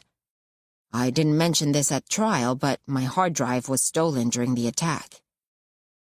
As he says the words, hard drive, he glances sideways at me. "Huh," I manage. "Right? That runner bitch got her hands on the passwords to all my accounts. My life was a living hell for 6 months. I had to scrub all my social media accounts, flee Reddit, retire Radioactive completely." He sighs deeply and looks me straight in the eye. "Those were my safe spaces, Dana. Isn't that what they're called? And now they were unsafe. I felt quite, what's the word? Triggered." Good, I think. The disgusting gifs that were his specialty running on repeat in my mind's eye. As if he can see what I'm thinking, he nods with a faux pious smile. As my mother always used to say, the Lord works in mysterious ways. I nod, too. I wait for him to go on, but instead there is a long, uncomfortable pause in which he looks away again, tugging his beard. "Except it wasn't the Lord, was it?" he says, gaze still averted. "It was you." I shift on the plaid couch, forcing myself not to search for my reflection in the mirrored wall to make sure I look calm. That's the kind of thing a not calm person would do. "No idea what you're talking about, Carl," I say, relaxing my diaphragm to keep my voice perfectly level, the way all performers learn to do in drama class. But if I did, and to make it clear, I don't, it always occurs to me these days that someone could be recording me. I would say you probably deserved what you got, don't you think? "That's as may be," he says, matching my easy tone. "Like I said, we didn't get much face time during the trial. But since your career blew up afterward, I decided to look you up, just to see what all the fuss was about. Someone was benefiting from my pain, and I wanted to know who it was." He smiles. "Along the way, digging around in the suggested videos on YouTube, I got pretty interested in comedy. I kept seeing all these losers doing open mics, and I thought, I can do that. There's not much difference between a troll and a heckler. And what is a comic anyway? Just a heckler with a microphone." I open my mouth to respond to this gem of an observation, but he keeps talking. But I digress. The point is, I found Betty. And after a little soul-searching, I've ascertained that it was Betty, not Amanda, who paid me a visit that night. "You said it was Amanda, under oath," I point out, thinking fast. "Anyone can make a mistake," he says. "Eyewitness accounts are notoriously unreliable. Anyway, I have other evidence, so don't bother denying it." Evidence. My mind goes instantly, as it often does in the middle of the night, to the recordings from Amanda's spyware. Inadmissible at trial, but still out there. Backed up on a flash drive somewhere, perhaps buried in one of the boxes that was auctioned off to pay back rent on Amanda's storage locker. Kitchen, hall closet, blackmail. Or did she send it to him from prison somehow? I saw her thumb and forefinger held apart, saying, "And only I know where it is." More likely, she planted it somewhere safe beforehand and sent Carl the instructions to find it. My face is growing hot, and I try to force my breathing to stay slow and steady. "Well, Carl, I'm so glad you've found your true calling at last," I say, preparing to stand up. "Now, if you'll excuse me, my break is almost over." "I won't excuse you, Betty," he says, narrowing his eyes and leaning forward so quickly that my feet slip out from under me, and I'm thrown back onto the sunken sofa cushion. "I'll never excuse you for what you did, or forgive you, or put it behind me. Isn't that what you wanted? For me never to forget?" I shrink instinctively away from him, anticipating some violent move, flashing back to Jason's house, to Aaron Neely's back seat. I clock the closed door behind him and curse myself for having let him get between me and the exit. If I scream, will anyone hear me over the noise outside? The phone is still in my hand. Will I have time to call someone? Who can I call? Cynthia? Will she abandon her tweeting to pick up, or will she let it roll to voicemail? My eyes dart around the room, looking for an escape route I know isn't there. Instead, I see Carl's head reflected endlessly between the rows of facing mirrors, countless bearded Carls stretching to infinity in either direction. As the reflections multiply into the hazy distance, the faces blur and lose their definition, while their menacing mediocrity only grows. "What do you want, Carl?" I say simply. He relaxes back into the sofa, relieved not to have to do whatever he was thinking of doing. "I want a piece of the spotlight," he says, made suddenly friendly by his relief. "You've got it. I want it. We can start by putting me on the bestie cast. I know you're tight with Omari." He gestures toward the door. I take a breath. I can't get you on the bestie cast. Cynthia is very choosy about her guest roster. Besides, it's not the best place to start you. I act as though I'm thinking, and he taps his foot impatiently until I suddenly hit on the answer. It's perfect. Right in the kisser. TV, though. I could get you on TV. Isn't that even better? He narrows his eyes in suspicion. "What show?" "Omari's new show," I say. "The one she and I are working on together. It's so new it doesn't have a name yet, but it's going to be very hot. If I tell her about you, I'm sure you'll get cast." I put a finger up in warning. Trust me. This is the role you were born to play. I imagine his face when he sees the script. The provocatively posed Black Widow statuette with which my character will beat his character, not half to death, but all the way this time. He'll learn what triggered means. It's a dark comedy. He nods eagerly, his greedy, stupid face reminding me of the greedy, stupid dreams I once spilled to Amanda on our first meeting, back when my highest aspiration was to be the funniest person in Austin. Keeping eye contact with him, I dial Cynthia's number and show him the phone. The fact that she actually answers lifts my spirits considerably. That was a bit of a gamble, but it was worth it to show that my capital is not spent. Not by a long shot. I have more than enough to work with. "Listen, Cynthia, I have someone here who'd be absolutely perfect for the guy in the scene we're punching up Wednesday morning. He's a very funny guy, real up-and-comer. What do you think? As a favor to me?" Cynthia's voice sounds only slightly put out, which I know means she wants me to repeat all this to her assistant so she won't have to remember it herself. "Sure, if he reads okay." "Thanks so much," I say, smiling at Carl encouragingly to let him know it's going well. His face is flushed red with nervous excitement. No doubt he thought this would be harder. "Later, Cindy." I hang up, and we stand looking at each other for a moment. "Knock, knock." Nisha, one of the crew members, opens the door and pokes her head in. Dana, they're looking for you. You're on in 5. You ready? I nod, trying not to look flustered. I'll be right out. It's all right. I think we're done here, Carl says with an ingratiating smile for Nisha. As she ducks out again, he stands up and holds his hand out.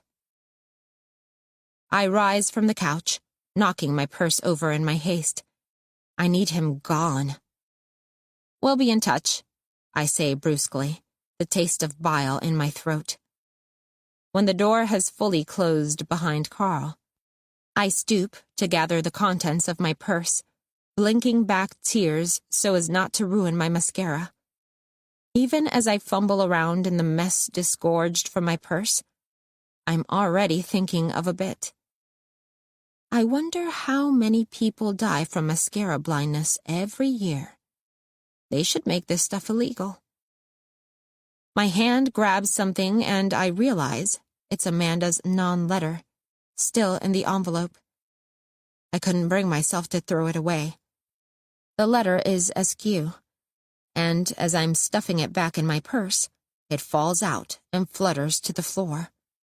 I almost stoop to pick it up, then laugh at myself for saving a blank piece of paper. I give it a savage kick that sends it sliding under the sofa, but I hold the envelope for just a moment longer, looking at the handwritten address on it, undecided. And then I notice something. In front of the bright dressing room mirror lights, the envelope is semi-transparent, and I can see marks. I peer into the envelope. 4 little horizontal lines, a few millimeters long, at random intervals on the inside back of the envelope near the top. I stare and stare at them. Then I smush the envelope flat again and hold it up to the light, staring at the return address. Faintly, through the thin, fancy stationery, I see the marks anew. Amanda, mark under AMA, Dorn, mark under R, Central California Women's Facility, P.O. Box 1501, Chowchilla, mark under ILL, California 93610, mark under O, AMA, R, ILL, O, Amarillo. Farther down, toward the middle of the envelope, there's one more mark. This one longer than all the rest. It lines up with just one word in my address. Dana Diaz, 2990 Coburn Drive, mark under Drive, Los Angeles, California, 90239. Drive. Amarillo? Drive. So Amanda has one last message for me after all. Is it a warning? A threat? Or is she just telling me to go back home? After all, I willed her to tell me what to do. I think of her smiling at my mother, looking at the prom pictures in my bedroom, and shudder.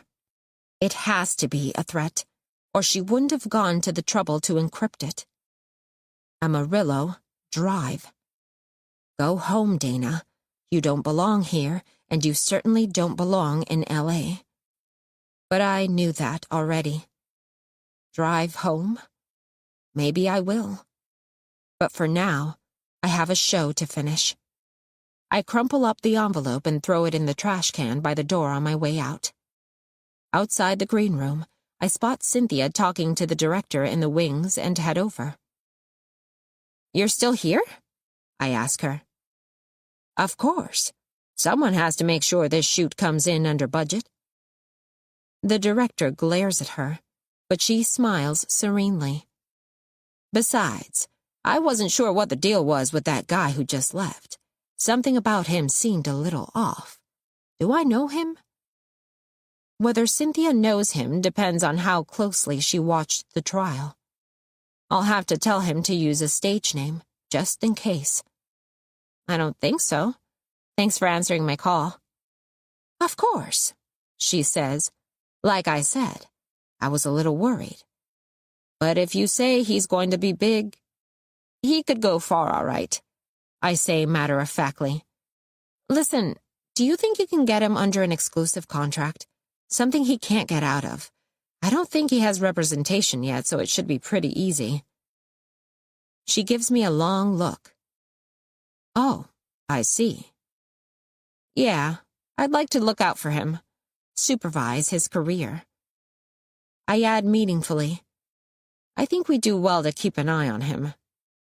Say no more. Cynthia will know what to do. Under her thumb, Carl will have nothing to complain about. He'll get parts. He'll make enough to live on. He'll be on TV. He'll get just famous enough to be on the outskirts of Cynthia's entourage. And no more famous than that. Thanks, Cindy, I say warmly. And then, thinking of Davis Q. Brown on TV and the wine-stained sofa, I add, as an afterthought, I'll find a way to get you back. For as long as I am involved in the development and production of Cynthia's show, I am contractually obligated to finish up my stage performances with a Betty monologue. I had representation when I signed that contract, so Cynthia made it worth my while. But she also made it clear that Betty was an essential part of the bargain. Like it or not, Betty is my brand. The two of us are stuck together. At some point during the second half of every show, I have a stagehand bring me the Betty wig, and I turn my back toward the audience, adjust the platinum thing on top of my now professionally styled brunette bob, and get into character. At first, I did it because having the wig on stage the whole time was distracting, and not just to the audience, but Betty's entrance has become its own bit, something I do differently every time, so even fans who've seen me before feel like they're getting something new. I've experimented with different ways of stylizing the moment. I've had the wig tossed at my face from off stage or slid along the floor toward my feet. I've had it brought out on various chairs and divans, next to a glass of wine or a bullwhip. Once it came out on a tiny litter borne by stagehands in Egyptian robes. Another time I had it draped over a frisbee and dangled on wires around my head while a theremin made UFO noises in the wings. For tonight's taping, I wanted something special but not too gimmicky or distracting. This time, I wanted Betty to feel real. The north door doesn't have a sophisticated enough setup for wires, so I hired a puppeteer to mount the Betty wig on slender rods and manipulate her from a few feet away. We practiced this in rehearsals, and although Charla's puppetry is unimpeachable, I could never ignore her presence. But tonight is different. It's something about the lighting, maybe, or the crowd's energy, or perhaps what just happened to me in the green room. But Charla's black clothes and the black puppet rods fade magically into the black background, and all I can see is Betty, marching up the stairs stage right and floating toward me just a little bit above eye level. I say floating, but thanks to Charla, who has watched me carefully when I'm in character, she seems to walk with Betty's cocky, bouncy gait, vibrant and alive. Her footsteps don't sync with Charla's. Something else is doing them as a sound effect from offstage, which adds to the illusion. When Betty first appears, the crowd cheers and claps obligingly. This is, after all, the moment they have been waiting for. The moment they are promised in every Dana Diaz show. It's very on brand. Everyone, this is Betty, I say. Betty, everyone. Wave hello, Betty. The wig moves just slightly, as if Betty is flipping her hair back from her face. But this time, coming off the Carl experience and with the creepily realistic Betty wig floating in front of me, something feels different. It feels like it's Betty, But how obvious is projection when you're doing it to a puppet? It's me who's different. I slow down, lower my voice, and go off script. You probably know that Betty was inspired by someone I met about a year and a half ago. There's another round of drunken laughter. One person yells, "Free Amanda!" from the back, and there's a tumultuous round of cheers and boos. I wait patiently for it all to die down. I know. Y'all are an awesome audience, thank you. But I want to get serious for just a minute because you probably know that the person I'm talking about is in prison right now for murdering her ex-boyfriend, who was my boyfriend and best friend, Jason Murphy. Dead silence. As I open my mouth to say the next sentence, I find myself shaking, perilously close to tears. The aftershocks of what I've just said aloud are hitting me with renewed force. For the first time since I brought the mic stand down on Jason's skull, I feel overwhelming anger for what I had to do, who I had to do it to, and how easy it was to pin on Amanda. Just on the other side of that anger is a grief so deep I can't yet face it. It's so much bigger than me. It's grief for Jason, who I lost long before I bashed his skull in.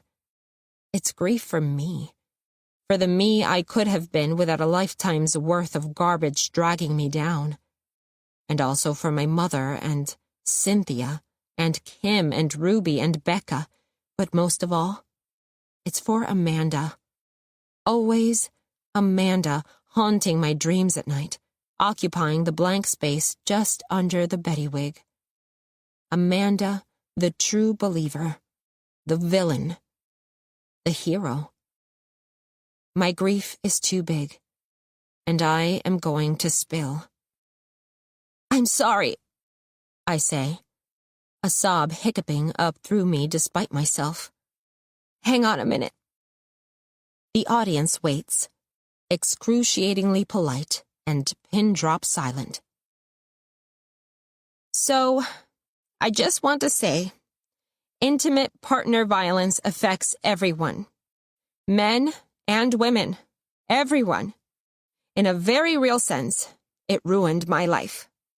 And if your life is being ruined by it right now, please get help. We're going to put a phone number up after the show. And for those of you who may be standing next to your abuser right now, because it can be anyone, I lose control again for a moment and take a breath. I just want you to know you're not alone. In the memory of my fallen friend, I'm donating the full proceeds of tonight's show to organizations that work to end domestic and sexual violence. Just like that, the silence transforms into a thunderous roar of applause. The audience members in the seated section rise, and the ones who are already standing begin stomping their feet and pumping their fists. Even the people dangling their legs through the staircase banister struggle to their feet.